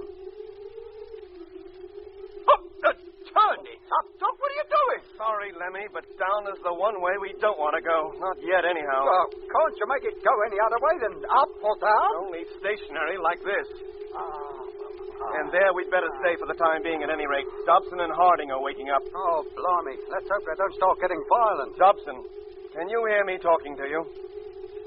Dobson, do you hear me? What are your orders? Hey, it doesn't seem to be any different from when he went to sleep. My orders are that you get back to the control panel immediately. Doc, he's getting up and going. Just as McLean did back in the truck. Keep your eye on him, Lemmy. See that he touches none of the controls on the panel until we tell him to. Right, Doc. Now, Harding. Harding, can you hear me? Get up, Harding. Get on your feet and go back to the control table. Oh, it gives you a funny feeling when they do exactly as you tell them, Doc. Not half the funny feeling we'd get if they'd stop doing what we told them. Oh, what do we do now? Hey, and what about Mitch? And it is turn to wake up. Oh, let him sleep. We have enough trouble, Lemmy. Now, which way was number 1 heading the last time it passed overhead? Southeast. Back towards where it came from, towards the desert. Harding, Dobson, here are your orders. What are they? The ship will proceed at moderate speed in a southeast direction. He's doing it. Then keep close watch on him, Lemmy, and see how he does it, and memorize it. Yes, Doc. Where are we now? We just left the city and we're headed out over the cultivated area again. Any sign of number 1 anywhere? No, Lemmy, not yet. Maybe he didn't come out this way after all. We'll go a little further. Oh, Jet must be going up the wall wondering what's happening to us. Hey, Doc, you don't think after what we told him he's still heading this way, do you? Knowing Jet, he probably is. But he mustn't. We got to get out there and stop him. We will at the first opportunity, but we must find number 1 first. Yes, Doc. We'll make a complete circuit of the Lacasolis. And what if them Martians down there come up after us? When they do, we can decide what to do about it. Meanwhile, we'll continue the search. Yes, Doc.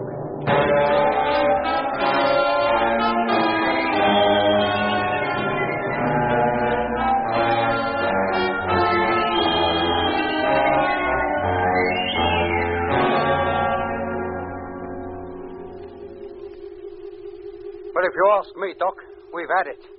There's no sign of it in this direction. Then there's only one place it can be, Lemmy. It must have crashed into the city itself. That's just what I was thinking. We'll change course. Head back towards where we came from. Fly back over the city, you mean? Yeah. But if we show ourselves over that place again, they might send somebody up after us. Try and get us to crash and all. They could have done so any time in the last hour. But there's been no sign of any sphere or anything else that's looking for us. No, there ain't, is there? I wonder why there ain't. Maybe they just can't be bothered. Their one aim is to prevent our getting back to Earth. So long as we're flying around up here, there's no chance of that. Besides, they know we have to land sometime, or starve. Oh, yeah. Yeah, I hadn't thought of that. I'll get over to the control panels. Have Dobson change course. I'll keep lookout from here. Yes, Doc. Let me stop the ship. I can see it. I can see the freighter. Hey, Dobson, did you hear that? Stop the ship, but keep her at this height. Come over here, Lemmy. Come in, Doc. Where is it, mate? Here. Down there. Crashed into the base of one of the pyramids, see? Oh, blimey, yes, I do. And look at that great mob round it and all those ladybird cars or whatever they are. It looks like they're tearing the ship to pieces, ripping out all the gear and carrying it away. And Frank and his crew as well by now. Doc, are we going down there? If we did, we'd be delivering ourselves right into their hands. But, mate, we just can't leave him down there. We have no choice, Lemmy. The first thing we've got to do is to pick up Jet. If we ever find him. Have Dobson change course. We're heading for the Argyr Desert. Yes, Doc.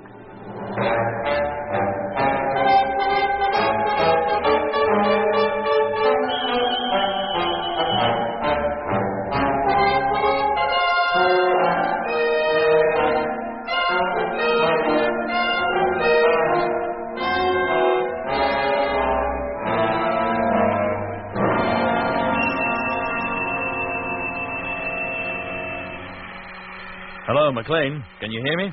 I can hear you. In a moment, I shall halt. When I do, you're to bring your truck alongside this one and stop your motor. Your orders are understood. Fine. We shall stop here for a meal and then go on. You'll fall in behind and follow me as before.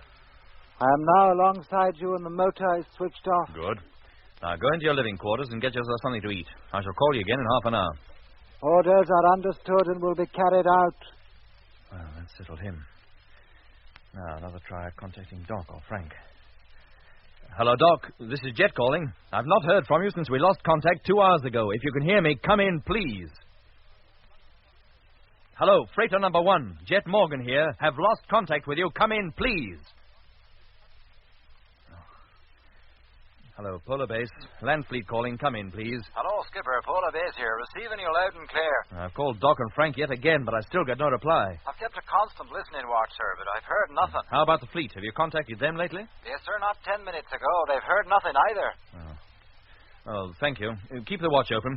Be sure that at least one of you is listening all the time. May I make a suggestion, sir? Well? Number 1 crashed. There's no doubt about it. I realize that. If the crew had survived and the radio was still workable, they would have called us by now. If the damage was severe, it could take hours to repair it. At which time those Martians, or whatever they are, would have captured them, just as they did Dobson and Hardin, and now Lemmy, Doc, and Mitch. The last we heard, Doc and Lemmy were hoping to get away from that place. If they had, sir, wouldn't we have heard from them by now? I may say so. I think your plan to proceed to the Lac of Solis in the land truck with only McLean for company is too risky. Well, that's for me to decide. Now, keep the watch open. I'll call you again when I got underway. Yes, sir. I have no intention of returning to base until I'm absolutely sure that all hope for Lemmy, Doc, and Mitch, or even Dobson and Harding for that matter, is gone. Meanwhile, I shall continue to follow them. We'd hate to lose you as well, sir. Thank you, but I'll do my best to see that you don't. Yes, sir. Very well. I'll call you again in about half an hour. Good luck, sir. Thank you. Hello, Landfleet. Can you hear me? Hello, yes? What is it? What was that, sir? You called me. Oh, no, sir, not me. Somebody distinctly called the land fleet just then. Hello, Landfleet. Can you hear me? There they were again. Very faint, but definitely there. Did you hear them? No, sir, I did not. The signal must be too weak for me to pick it up. All right, leave it to me. It's probably Doc or Lemmy. If I need you, I'll call you. Yes, sir. Hello, Landfleet here. Is that you, Doc? Receiving your strength, too? No, it isn't Doc. Is it Frank, then? No, it isn't Frank either, nor is it Lemmy. No, it isn't. I can hear that. In fact, I don't know that voice at all. I've never heard it before. You were in great danger, Mr. Morgan. You don't think you have a chance against them, do you? Just you and a couple of crawling land trucks? Who are you? Come to the point. There's no need to raise your voice. I want to help you. Oh, I'm sorry, but how can you help me? Unless somebody does, you haven't a hope of getting back to Earth. Not even to your polar base. That hardly answers my question. How can you help me? I cannot tell you now, in case I should be overheard. Over the radio, you mean? Yes. I've already brought my transmitter down to its lowest possible power, so it will about reach you and no further. Every word you say is listened to. Do you realize that? It's been made fairly clear to us recently. They are listening to you now. They've heard you calling Doc and Frank. And if they'd answered, their replies would have been picked up too.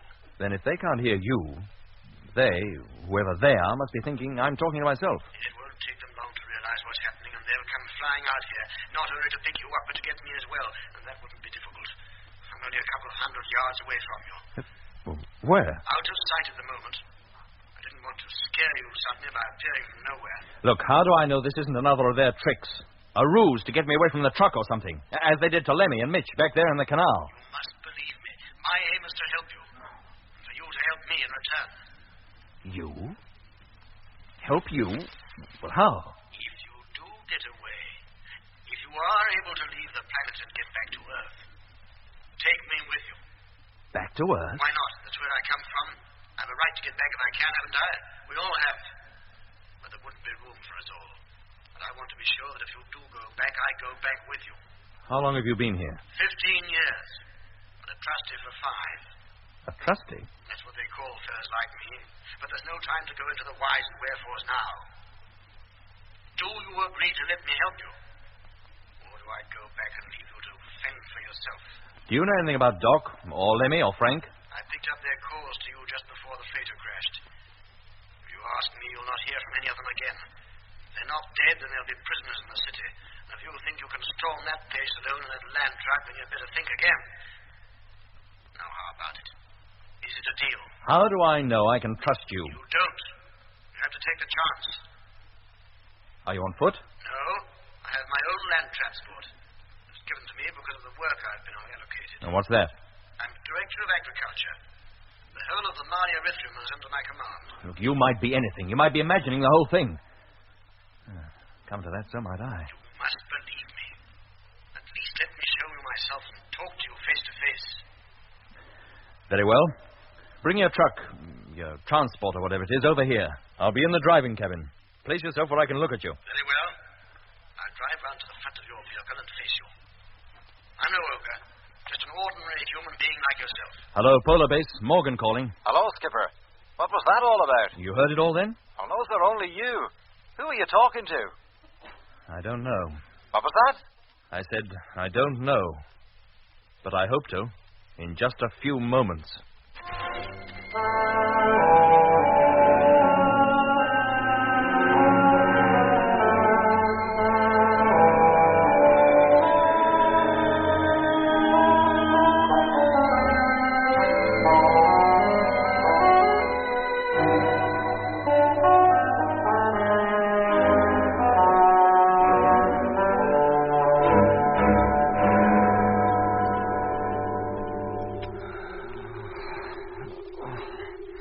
Hey, Doc.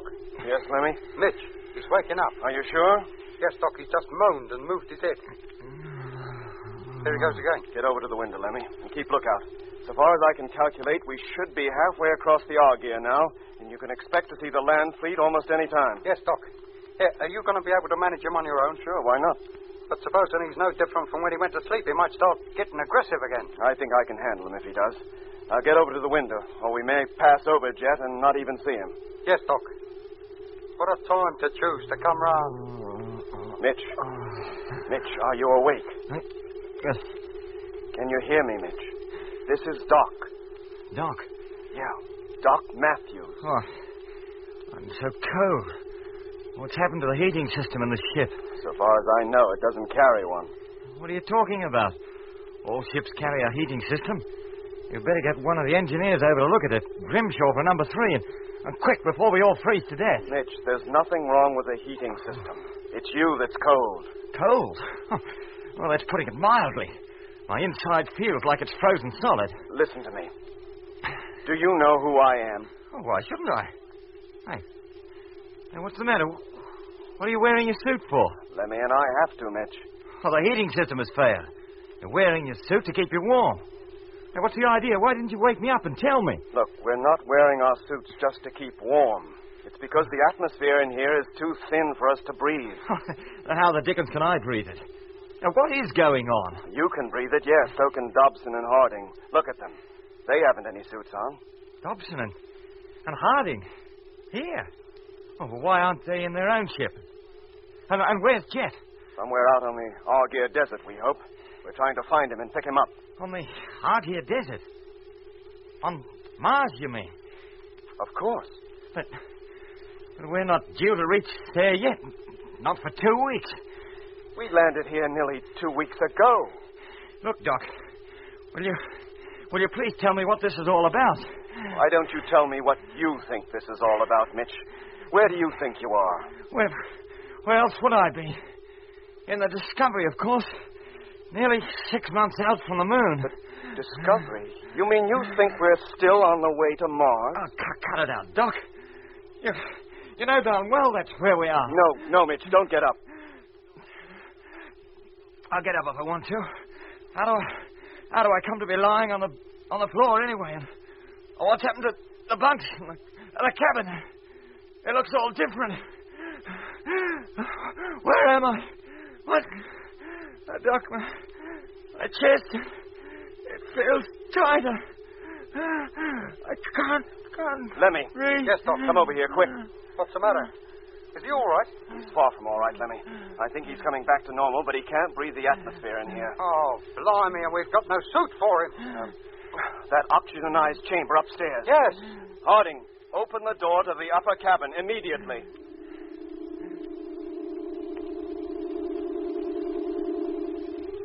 Now, come on, Lemmy. Help me get him up there, and hurry. Yes, Doc. Oh, blimey, he's turning blue. This is no time to discuss his complexion. Now, grab his legs. Right. Now. Now, come. Up you go. Harding, as soon as we're inside, close the door and open the upper one. All right, Lemmy. Take it easy. I got him. We don't want to drop him. There's not much room on these stairs, is there? Here goes the other door. Now get him inside and lay him on the floor. He's out cold again. Do you think he suffocated, Doc? No, Lemmy. Thank goodness this chamber was here, or it might well have been the end of him. Look, he seems to be breathing a bit easier now. All right, Lemmy. I'll look after him. You go back downstairs and continue to keep watch for Jet. Right. If you sight the land trucks, give me a call. Yes, Doc. Hello, Doc. Hello? Yes, Lemmy, what is it? One of the caravans, almost directly below us. Only one? That's all I can see. Halt the ship. I'll be right down. Did you hear that, Dobson? Stop the ship, but maintain height. And not so fast. You want to knock us off our feet? That's more like it. Now, a little farther. And slowly. That's it. Now hold it there. Where is it, Lemmy? There you are, Doc. Just in front of us. We should land just alongside it. What happened to the other truck? The one McLean was supposed to be driving. I wouldn't know, Doc. Hey. Unless that is McLean's. Let's hope not. Hello, Jet. Can you hear me? Jet, this is Doc. His radio can't be on, Doc. He should hear us easily from this distance. I'll keep calling him, Lemmy. I'll get over to the control table and have Dobson take us down. Well, maybe we just scared him and he's lying low. How do you mean? Well, how can he be sure it's us in this thing? He probably thinks it's that flying doctor come to take him off. Keep calling anyway, Lemmy. Dobson, take us down to ground level. Hello, Jet. Jet, this is Lemmy calling. Lemmy and Doc come to pick you up. All right, Lemmy. Let's get out of here. What about Mitch? I think he's going to be okay. But he'll have to stay upstairs until we can get him a suit. Does he still think he's in the Discovery? Yeah, he does. He's all confused. Now, let's get going. Harding, the door. Open it. Out you go, Lemmy. Right. Go round to the driving cabin. See if there's anybody in there. No, Doc. Whoever's in that truck must be in the living quarters. Well, then we'd better let ourselves in. Open the airlock. Come on. Okay. Okay. Close an exhauster.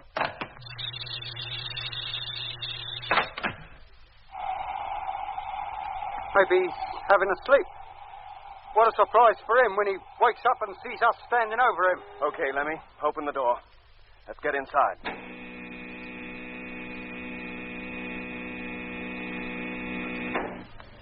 Right.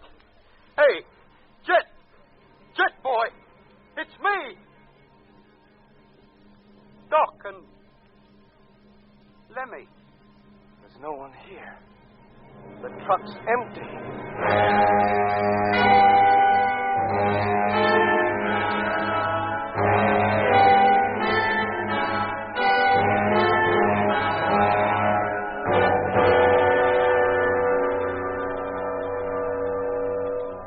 What had happened to Jet? And what had happened to McLean and the other land truck which contained so much of our valuable stores and equipment? As we learned later, Jet had agreed to talk to the owner of a mysterious voice that had called him on the radio. Well, here I am. So I can see. Fine. Now do you believe I'm from Earth? All the people we've met on this planet seem to be. But I know where I am and what I'm doing. Most of the others don't. They still think they're back on Earth in the year they left it. For them, time has stood still. What year is it on Earth? 1971. That's right. You see, they failed to condition me. I was the wrong type. Well, why did they bother to pick you up at all? They have no way of telling good subjects from bad ones until they've got them. But it makes little difference. Once we're here, they put us to work just the same. But if you're not conditioned, well, how do you breathe? Same way as you. I carry an oxygen supply. A spacesuit? No. A spacesuit is unnecessary. If you have the right kind of equipment. The kind they gave me is ingeniously designed. You'd hardly know I was wearing anything. The conditioned people never even suspect. Oh, they don't even suspect they're on Mars. That's right.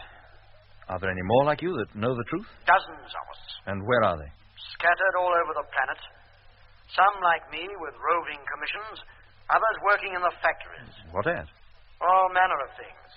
But the main objective is the completion of the invasion feat. Good grief, then. Doc was right. They do intend to invade the Earth. Yes, they do. I must get a message back home. Give me full details of how and when the invasion will be made, and I'll pass them on to Polar Base. You'd never do it. The moment you began to give your Polar Base any information of that kind, your transmissions would be jammed. Oh. Your only hope is to get up to the fleet and tell Earth yourself. And what hope is there of that? There's a 50-50 chance. Providing you do all I tell you. Without question.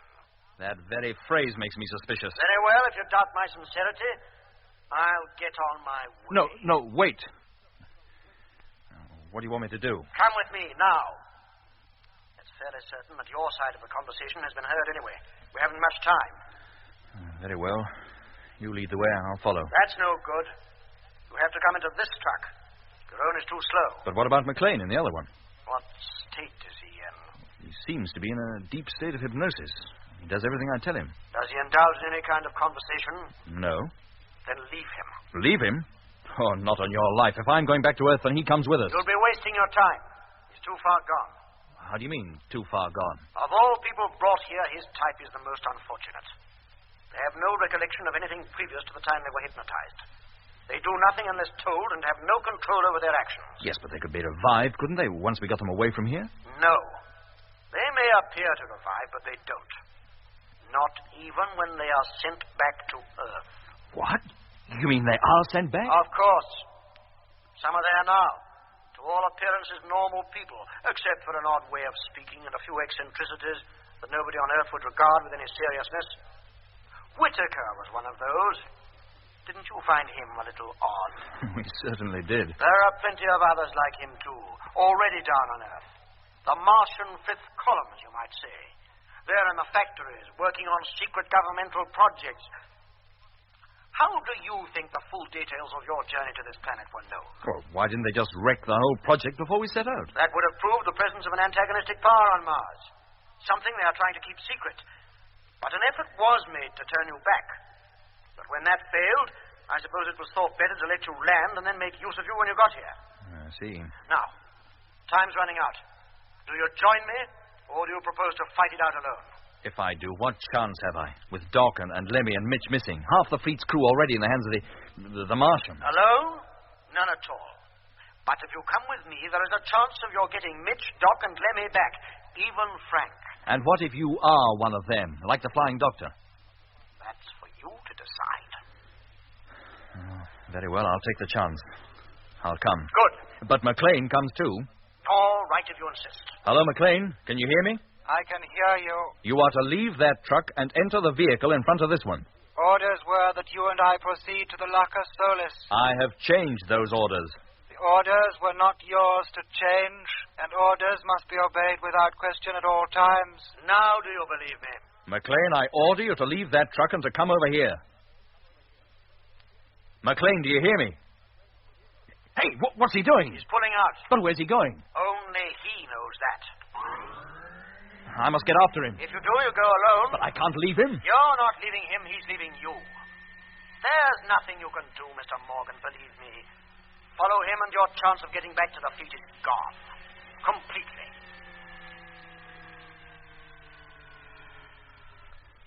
Very well. I'll put myself in your hands. Good. Give me just a few moments while I tell Base what's happened. No, don't do that. Tell him you'll call him later, but give no specific time. Right. When I've done that, I'll put on Mitch's suit and come over there. I shall be waiting.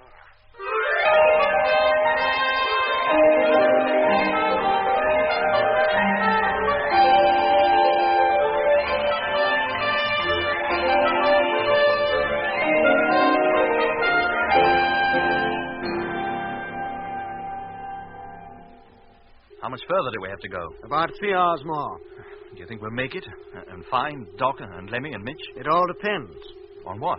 On whether anybody back in Lacus Solis knows what we're doing. They'll pursue us, you mean? That's right. Well, nobody's appeared yet. No sphere or anything. They won't be in any hurry. Wouldn't take them above an hour to overtake us. When can you be sure they're not pursuing us? 2 hours from now, maybe. Let's keep our fingers crossed, huh? Well, there she is, on the horizon. If we can make that far, our chances are good. That great glass dome, you mean? It's colossal. It's not glass. The men working in it are like you and me. They need a good supply of oxygen to breathe. They have plenty of it in there. Who built it? Other Earthmen, under the Martians' direction. I tell you, so long as you play along with them, they treat you well. Oh. Well, what's the matter? What are you stopping for? Here. What? Who? Look. Up there. Hovering above us. A sphere. Good grief. They've found us. It's all over. I'm afraid we'll never make it now.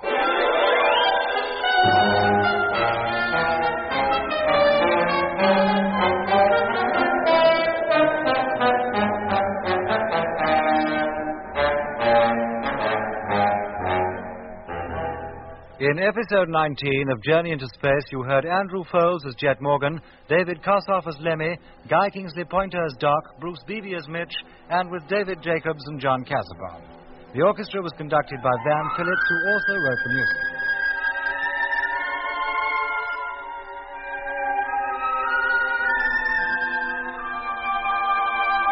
Journey into Space is written by Charles Chilton and produced by him in the London studios of the BBC.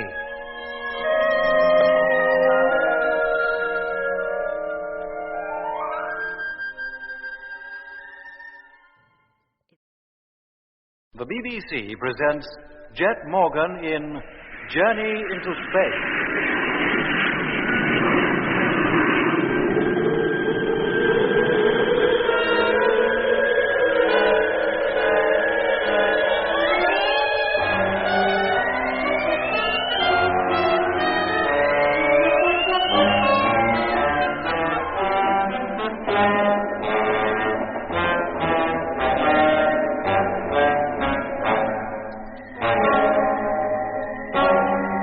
With Mitch as an unwilling prisoner and Dobson and Harding operating the sphere, Lemmy and I had managed to escape from the city of Lacastolas and head out over the Argier Desert in search of Jet.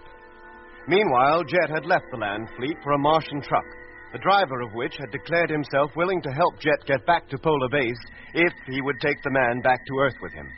This Jet agreed to do, and so the two men set out in a westerly direction towards the Mare Erythraeum. Oh, what's the matter? What are you stopping for? They're here. What? Who? Look, up there, hovering above us. A sphere. Good grief. They found us. It's all over. I'm afraid we'll never make it now. Well, couldn't we make a dash for it? Oh, there'll be no point. But don't worry. No physical harm will come to you. The Martians rely on other methods, and I gather you're immune to the hypnosis. No, I'm not. They hypnotized me the first day I landed here out on the ice. Eh? Then why didn't they... Look! The door's opening. And somebody's stepping out. He's wearing a spacesuit. Well, it's Doc. Hello, Doc. Lemmy, this is Jet. Hello, Jet boy. Then you are in there, mate. It's not McLean. No, it's not. Stay where you are, Lemmy. We're coming out. I'll explain everything when we're safely inside the sphere with you. Okay, Jet, come on.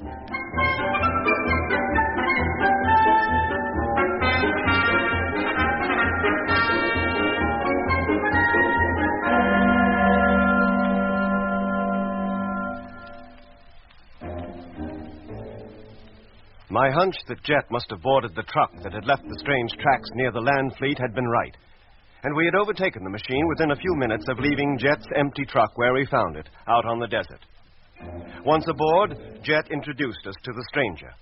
His name was Webster. He'd apparently lived in South Africa before being picked up by a Martian ship and brought to the Red Planet. Jet then told me to take the ship off and head for the great dome that lay on the horizon. But the stranger had other views. No, not the dome. Head back for your polar base. Polar base? But we'll never find Frank or any of the others up there. I tell you, Mr. Morgan, if you want to get back to Earth to warn them of a proposed invasion, you have no time to lose. Look, out there on the desert, we made a deal. Very well. I'll do what I can. Take off and make for the dome. But don't blame me if you all end up as the crew of number one almost certainly have already. Well, that's our lookout. Okay, Lemmy, take her off. And if you must go there, keep at low level. There's less chance of our being detected. Dobson, Harding, take the ship up. Maximum height, 20 feet. Course due west. That's it. Once we were underway, Webster examined Dobson and Harding and pronounced them beyond hope, so far as ever getting them back to normal was concerned. He then asked to see Mitch, so Jet and I took Webster to the upper cabin.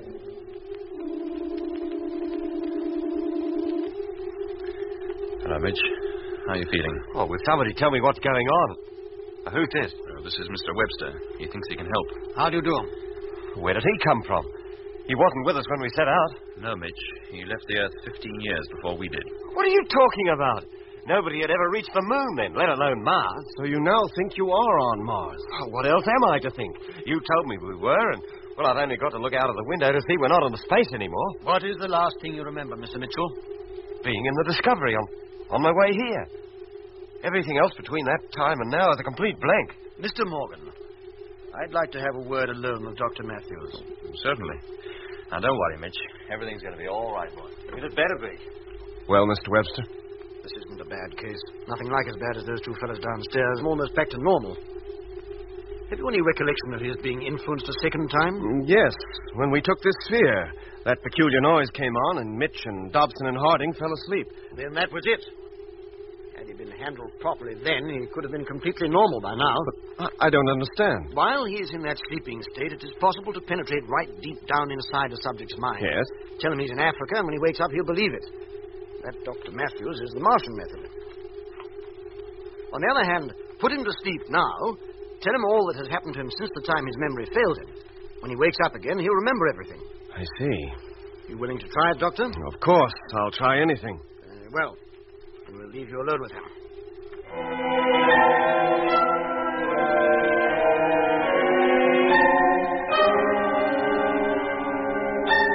Well, it worked all right.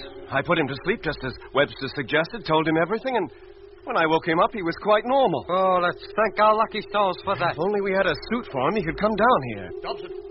Harding. Stop the ship. Have we arrived already, then? Yes, now. Open the main door. All right, Mr. Morgan. If you care to wait here, I'll go and see what I can find out about Frank Rogers and the rest of his crew. But at the same time, bring a breathing apparatus for Mr. Mitchell. You're going alone? You look rather conspicuous in that spacesuit. Other people here might begin to ask awkward questions. That's all very well, mate, but how do we know what you're up to once you're out of our sight? You don't trust me? We've learned not to trust even our own eyes on this planet. Very well. If it makes you feel any better, I'll get breathing sets for the rest of you, and you can all come. Oh. And then once we're in there, you've got the lot of us. You don't seem to like any of my suggestions, Mr. Barnett. That's right. Leave this to me, Lemmy. Mr. Webster, you may or may not be in a position to help us. We cannot be sure as yet. So? Whatever you do, we must have some say in the matter. And what are you saying now? That you go into that dome and bring 4 sets of breathing apparatus with you. Yes? When you return, I'll have decided whether all or any of us will be coming back with you. Very well. Now, how long will it take you to get them? About 10 minutes. Right. But if you're not back in that time, we shall take off. What, and leave me here? But you promised you would take me back to Earth with you. Be back within 10 minutes, alone. You can expect me back well within that time. Harding, close the door. Hey, Jet, what's the idea? I'm taking no chances, Lemmy. What if his plan is to get us in there? But, Jet, if we don't go with him, how do we find out about Frank and the rest of the crew? Or even if Webster's speaking the truth about him when he does get back? 2 of us will go with him. We'll put a time limit on our return. And if we're not back within that time, you take this sphere back to Polar Base, board the Discovery, and head for home. Oh. From which I gather you will be going and I'll be staying. Yeah, Doc. Me and Lemmy. If we don't return, it's up to you and Mitch. Right? Yeah, Jet. That dome must be at least a mile wide in diameter. And there's lots of buildings scattered all over the ground it covers, like pillboxes. Never mind the scenery, Lemmy. What's happened to Webster? He's just disappeared through a circular door in the base, which I can only take to be a form of airlock. Well, keep your eye on it and let me know the minute he comes out again. Yes, mate. Webster returned in 7 minutes, and, as he had promised, brought 4 sets of breathing apparatus with him. They were so compact that at first I couldn't believe they would be of any use, but a test proved that they were efficient enough. While Lemmy and Jet were taking off their suits prior to going outside, I took one of the breathing apparatuses up to Mitch. A few minutes later, he was down in the cabin with us and breathing its thin atmosphere quite normally. Well, that's it. And thank goodness I don't have to stay upstairs alone anymore. Are you ready, Mr. Morgan? The more time wasted, the less chance we have of getting away. All right, Doc. If we're not back in an hour, you know what to do. Yes, Jet. And good luck. Take care of yourself, Cover. Come along, Lemmy. Yes, Jet. But I'd feel a lot better if I was carrying my spacesuit over my arm. Hey, what happens if this thing gives out on me? It will last you more than 48 hours. In any case, you need wear it only for a few minutes.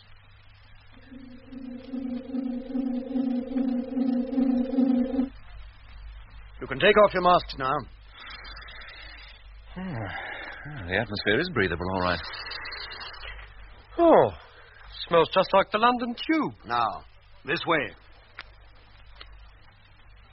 Where are we now? Inside the wall on which the dome rests. Deep down underground is a factory. Its workers are all conditioned types, but it is run by unconditioned men like myself, on orders received from Larcus Solus. And now we go through here.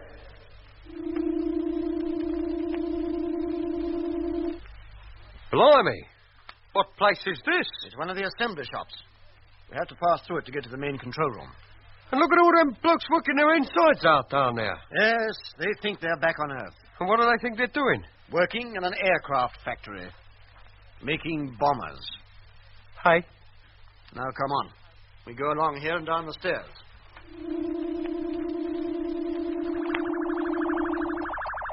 Now, in you go. Walk right through the shop and down to the other end. Don't talk to anybody if you can help it. Hey, Chet, what's that poster up there with a picture on it? What's it say? Keep your mouth shut. The enemy is everywhere. And look, that fella under the table, that's Hitler, isn't it? Come on, Lemmy, don't lag behind. Well, what's Hitler got to do with this place? Lemmy, come on. Hey, chum, got a match? Hey, what was that? Have you got a match for my fag? I've got 5 minutes for a spit and a draw. Sorry, mate. Right out of matches. Oh, well, never mind. I'll get one from Tom. You going to work here? Maybe. I'm not sure yet. Oh, you didn't give up a good job just because of the war, did you? Because if you did, you would have mugged. Oh? Why? Oh, because it'll all be over by Christmas, that's why. You work on aircraft before? Not the kind you're making. Not a bad life, really. Foreman's a bit of an... Is he? Anyway, there's one thing to be said for working here. If you get any spare time, you can knock yourself up a lighter on the side. Then where's yours? Lemmy, come on. What are you hanging back here for? I'm sorry, Chet. I couldn't just walk away from him. He thinks he's back in the 1940s, working in an aircraft factory. That's what they all must think. And all the time they're making spheres for the perishing Martians.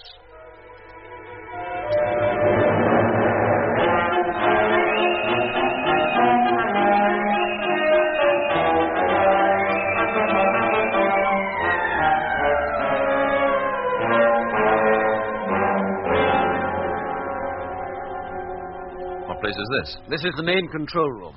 It's in constant touch with Larcus Solus. And if there's any news to be had about Rogers and his crew, it will come from here. I see. Now, remember, both you and Mr. Barnett are new personnel. You were picked up from Earth and you landed here only a couple of days ago. Uh-huh. You are condition-resisting types. I'm showing you over the place. Is that clear? Perfectly. Then let's go in. Oh, hello there, Bill. Thought you were out on the Murray. I was. I was called over to HQ and told to bring these gentlemen over here and show them a few things. They're newly up from Earth and haven't quite got used to the idea yet. Oh, welcome to the fold, gentlemen. You have my deepest condolences. Where did they pick you up? The crew of the Sphere, you mean, that brought us from Earth? Who else?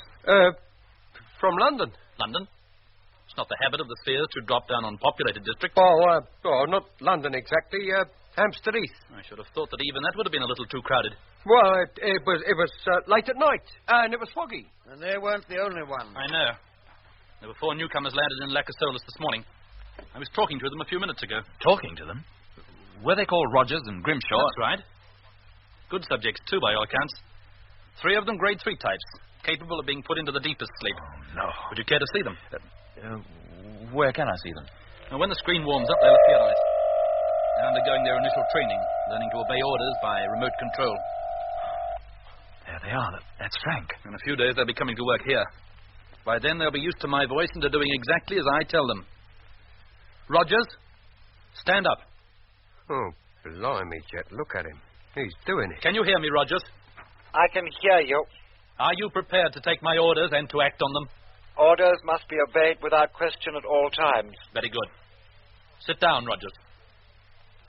Now, Grimshaw. I can hear you. Turn it off. What are your orders? Turn it off, do you hear? I tell you, turn it off! What are you getting so excited about? Do you think it's funny parading Frank and Grimshaw around like that, like there was Whittaker exhibits in a circus? Mr. Barnett. You knew Whittaker? We'd heard of him. Mr. Webster told us about him. Where is Frank? How far away from here is he? Too far for you to get at, Mr. Morgan. You can give up all hope of trying to rescue him. What makes you think I want to? You can't fool me. I know that neither Rogers nor any of the men with him came to this planet in a Martian sphere. What? How do you know? Not 15 minutes before you came in here, a warning that men from Earth had landed on the planet 2 weeks ago was put over the intercommunication system. Apparently, 2 of them took a sphere from Larcus Solus. The other is still out on the Argia Desert somewhere, and a search for him has already begun. Apparently, they know about the proposed invasion of Earth at the next opposition. Don't you, gentlemen? Well, the cat's out the bag now, isn't it? No, Sam. What you say is true. But you are an Earthman yourself, and so am I. I was once. You still are, Sam. In spite of the time you've been up here, you still are. I am a Martian. It is my duty to report the fact that 2 of the Earthmen are here. You mean nobody knows we are here but you? Yes, that Look, is so. Sam. You'd like to go back to Earth, wouldn't you? I came here in 1896. What would be the point? When I left Earth 75 years ago, I was 35 years old. You know what would happen to me the moment I left this planet. I have no wish to die yet. But if we don't get back to Earth, they'll know nothing about the invasion. And how are they going to defend themselves? It is not intended that they should know of the invasion or how to defend themselves. And you cannot be allowed to return to tell them. No, you traitor! Webster, take these men to the living quarters. I'll report their presence here to Larcus Solus immediately. No, Sam, wait. They've promised to take me back to Earth with them. You? What do you want with Earth? You who came here in 1910. I didn't. It was 1956. And I wasn't old. Look at me. Am I old? I could still spend a few more years on Earth, couldn't I? Couldn't I? Don't make me laugh. You'd fade to nothing the moment you put foot on the place. You're not conditioned for Earth, you know. You're not a Whittaker. You've got to believe me, Mr. Morgan. I did come here in 1956. Oh, shut up and get out. And take these Earthmen with you. I have a report to make. Lemmy. Yes, Jet. No, Sam. Don't tell them. Okay, Lemmy, now. Right, now. All right, Lemmy, now. Go on, yes, mate. Go on. That's it. Oh! What have you done? Give me the tickets to pay. Never mind. Now, if you want to get back to Earth, help us get out of here. All right, Lemmy, that's enough. If anybody could get that gear to work now, it'd be a genius. Right, mate. Now what? Now, back to the sphere. I'm right with you, boy. Come on, Mr. Webster. If you want to get back to Earth, this is your last chance.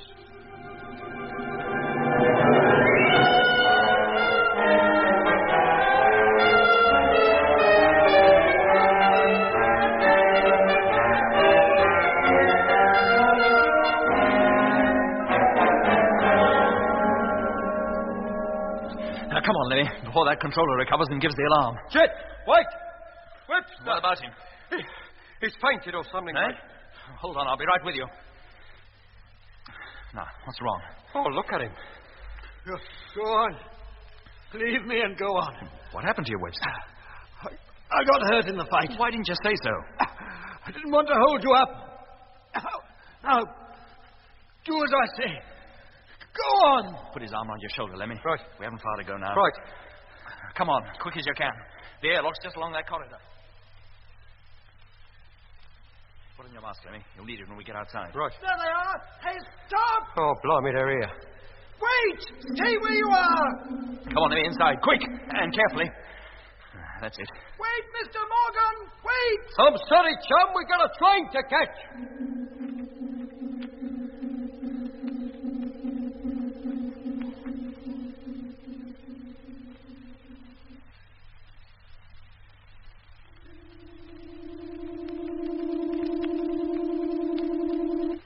Doc, give me a hand, will you? Webster's hurt. Okay, Jet. Mitch. Right with you, Doc. Okay, Lemmy. We got him. Right. Take it easy, Mitch. Right. Lay him on the floor. We've got to get out of here, Doc, and quick. They've already got a search party out after us. What about Frank and Grimshaw? I'm afraid there's nothing we can do about them now, Doc. I see. Take a look at Webster and see what you can do for him. Okay. Meanwhile, I'll get the ship underway. Well, come on, Levy. What are you hanging around outside for? Them blokes who was following us, they're coming through the airlock. Then come on before they get over here and grab you. But they don't want to grab us, Mitch. They want to come with us. What? Did you hear that, Jet? Yes, I heard it. Harding, take the ship up. Raise it 12 feet and hold it there. 12 feet? And what about the door? Don't you intend to close the door? No, Lemmy. I want to talk to those men down there. All right, Harding, that'll do. Take us with you, Captain. Take us back to Earth. How many of you? Just the 4 of us, that's all. How long have you been on this planet? 15 years, since 1956. You as well? Isn't there anybody on this part of Mars who came here any other year? You must believe us. We want to go home. We're young, all of us. We've a long life ahead of us, even down on Earth. Don't do it yet. It's a trick to get us to return to ground level. All right, I'll take you, but one at a time. Now, 3 of you go back 100 yards. You'll climb aboard in order, as I tell you. Now, take it easy, Jet. 4 of them could be too much for us. I can't leave them, Mitch. Harding. What are your orders? No, Jet. Wait. What is it, Doc? Come over here. Look at Webster. What's the matter? Come over here and see. Good grief. Yeah. He's dead. Must have received a hard knock during that fight. But he's old. So very old. From looking at him, I'd say nearly 100. But he swore he was young. Said he'd been up here only since 1956. He wanted to get back to Earth so desperately he lied. But he knew that if he did, his age would catch up on him. Well, maybe he thought he'd have just one more glimpse of Earth before he died. Well, Jet, how about those men out there? Are they the same? Harding. What are your orders? Close that door. Head for Polar Base at maximum speed. No! No, Captain Morgan, don't leave us! Take us back! Take us back to Earth!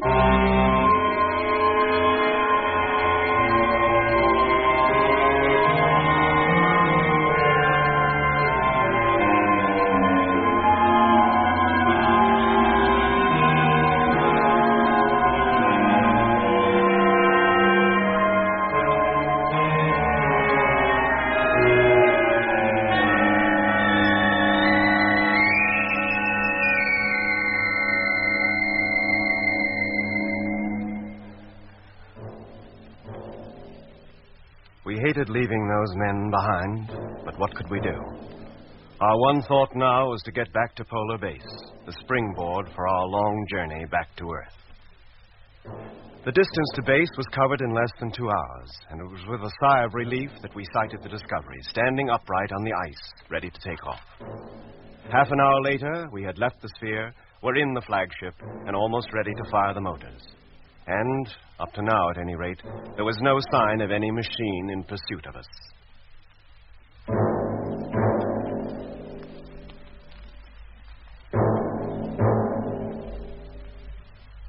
Televiewer, stern view on. Now listen carefully, all of you. I've ordered Dobson and Harding to take the sphere into free orbit and join the fleet. I'll then have Davis take over 2 suits from number 4 and tell Dobson and Harding to transfer to number 5. You mean you intend to take them back to Earth? Well, why not? The firing of the freighter motors is automatically controlled from here. Once we're underway, they'll have no choice but to come along with us. Now, let's get off. You all right down there, Paddy? Yes, sir. I'm quite comfortable, thank you. All right. Stand by for firing. In 5 seconds. 4, 3, 2, 1. Contact!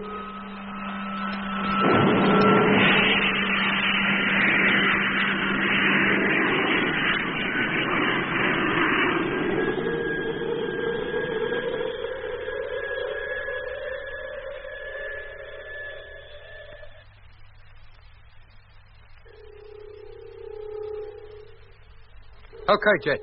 Discovery in correct position and traveling in free orbit. Right. Now, we'll have to wait an hour before our position is favorable to fire the motors and head for Earth. Lemmy, let Paddy out. As soon as you're settled in your own ship, Paddy, give me a call. I will, sir. Can you see the sphere, Doc? Yes, Jet. It's alongside number 6. There, see it? Yes. 9 ships we set out with, and only 4 are returning. And with Dobson and Harding to man one of them, perhaps only 3. Our trip can hardly be called a success. 13 men lost, 2 ships wrecked, and 3 abandoned for want of crews to man them. Jet, for Pete's sake, look! Martian spheres, a whole fleet. What? Yes. Where, Doc? Almost directly below us. Dozens of them. Paddy now drifting across to number 3. Hey, listen. There's that music. They're here. They aim to stop us, Jet. Put us all to sleep. How far and fast can those spheres travel? According to that flying Dr. Jet, not very far. Then we'll try to outpace them. Lemmy, let me know as soon as Paddy's entered his ship. He's just reached the airlock now. Call up the ships, Mitch. Have them stand by for takeoff. Right. So it will be only 3 ships after all. Hello, Space Fleet. Discovery calling. Stand by for takeoff. Repeat, stand by for takeoff. Number 3 to flagship, standing by. Number 4 to flagship, standing by. Oh, blimey, they're giving out with a vengeance this time. Whatever you do, don't go to sleep. Fight it. Photo, Mitch. Okay. And stand by. Position. 3 degrees. 2 degrees. Firing imminent. 1 degree. Contact!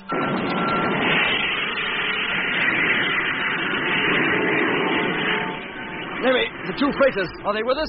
Yes, Jet.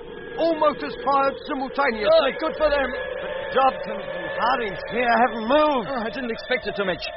By now, they're obeying other orders than ours. And the spheres are making no attempt to pursue us. We're going to make it. We're going home.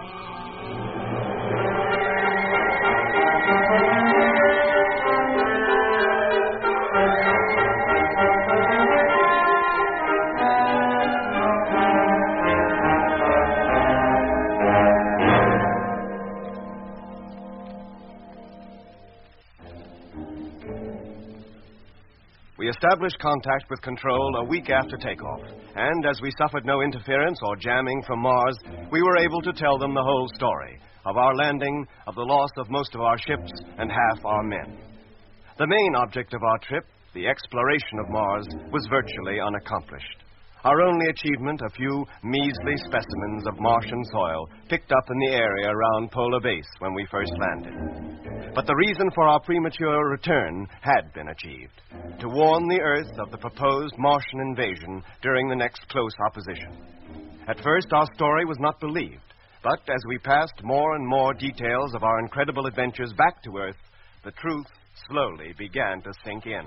Hello, Space Fleet Control calling. Come in, please. Hello, Control. Barney, dear. It's requested that full details of the construction of the Martian spheres be passed to Control, together with all known methods of operating same as soon as possible. Oh, blimey, mate. We only flew in them things. We didn't take them apart. Sorry, Lemmy, I don't write these orders, only pass them on. You don't know the commotion your news has caused down here. A Martian invasion of the Earth was never even dreamed of, the last thing anybody expected. I don't see why. We invaded their planet, didn't we? Yes, but that's different. Why? The Martians didn't seem to think so. Anyway, mate, I'll pass the signal on to Jet. I expect he'll be calling you to answer it soon. Okay, Lemmy. Our depleted fleet, consisting of only the flagship and a freighter on either side, limped home on its long journey to overtake the Earth, which we hoped to do some 6 months after leaving the hostile planet. We were constantly at the radio, telling Control everything we could remember. Of the people we had met who had originally come from Earth. Of the pyramid in the canal. Of the great pyramid city in the Lacus Solis. Nothing was left out, and most of it retold over and over again.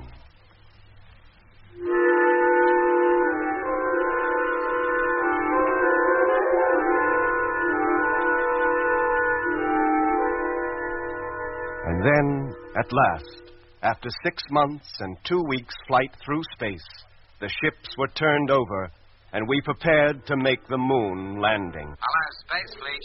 Your call received. Course X723, track E. Platform is now cleared and ready for touchdown. And good luck. Thank you, Control. Landing imminent. Doc, gyro. Contact. Motor, Mitch. Okay. And stand by for firing. Height, 10,000. Position, Lemmy? Hang on. 9,000. Well, we made it. That's something. I only wish it was good news we was bringing home. 8,000. And when we do land, I expect we'll go straight into the interrogation room and stay there. We'll be lucky to get home in a month of Saturdays. 7,000. Stand by, Doc. Okay. Lemmy? Yes, mate. All right on my end. Freighter's turned over and information. 6,000. 5,000. Contact!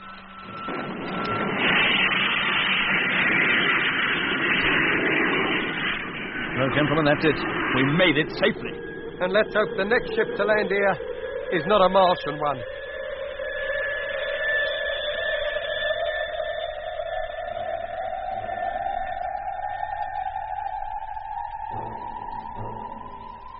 And so man's first trip to Mars was over. But it marked only the beginning of man's dealings with that fiery planet. The invasion of Earth did indeed begin 2 years later, 13 years before it was intended. No doubt after their plans had become known, the Martians thought it best to strike immediately, and the first ships of the Martian invasion fleet landed in Asia on September 23rd, 1973. But that's another story.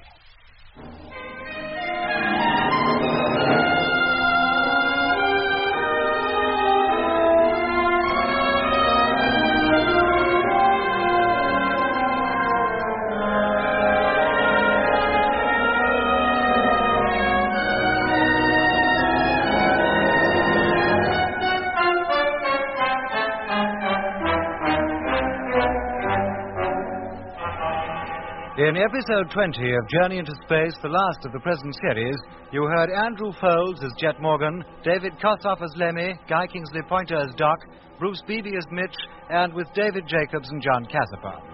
The orchestra was conducted by Van Phillips, who also composed the music. The sound control and special effects were by Brian Willey and Joe Young.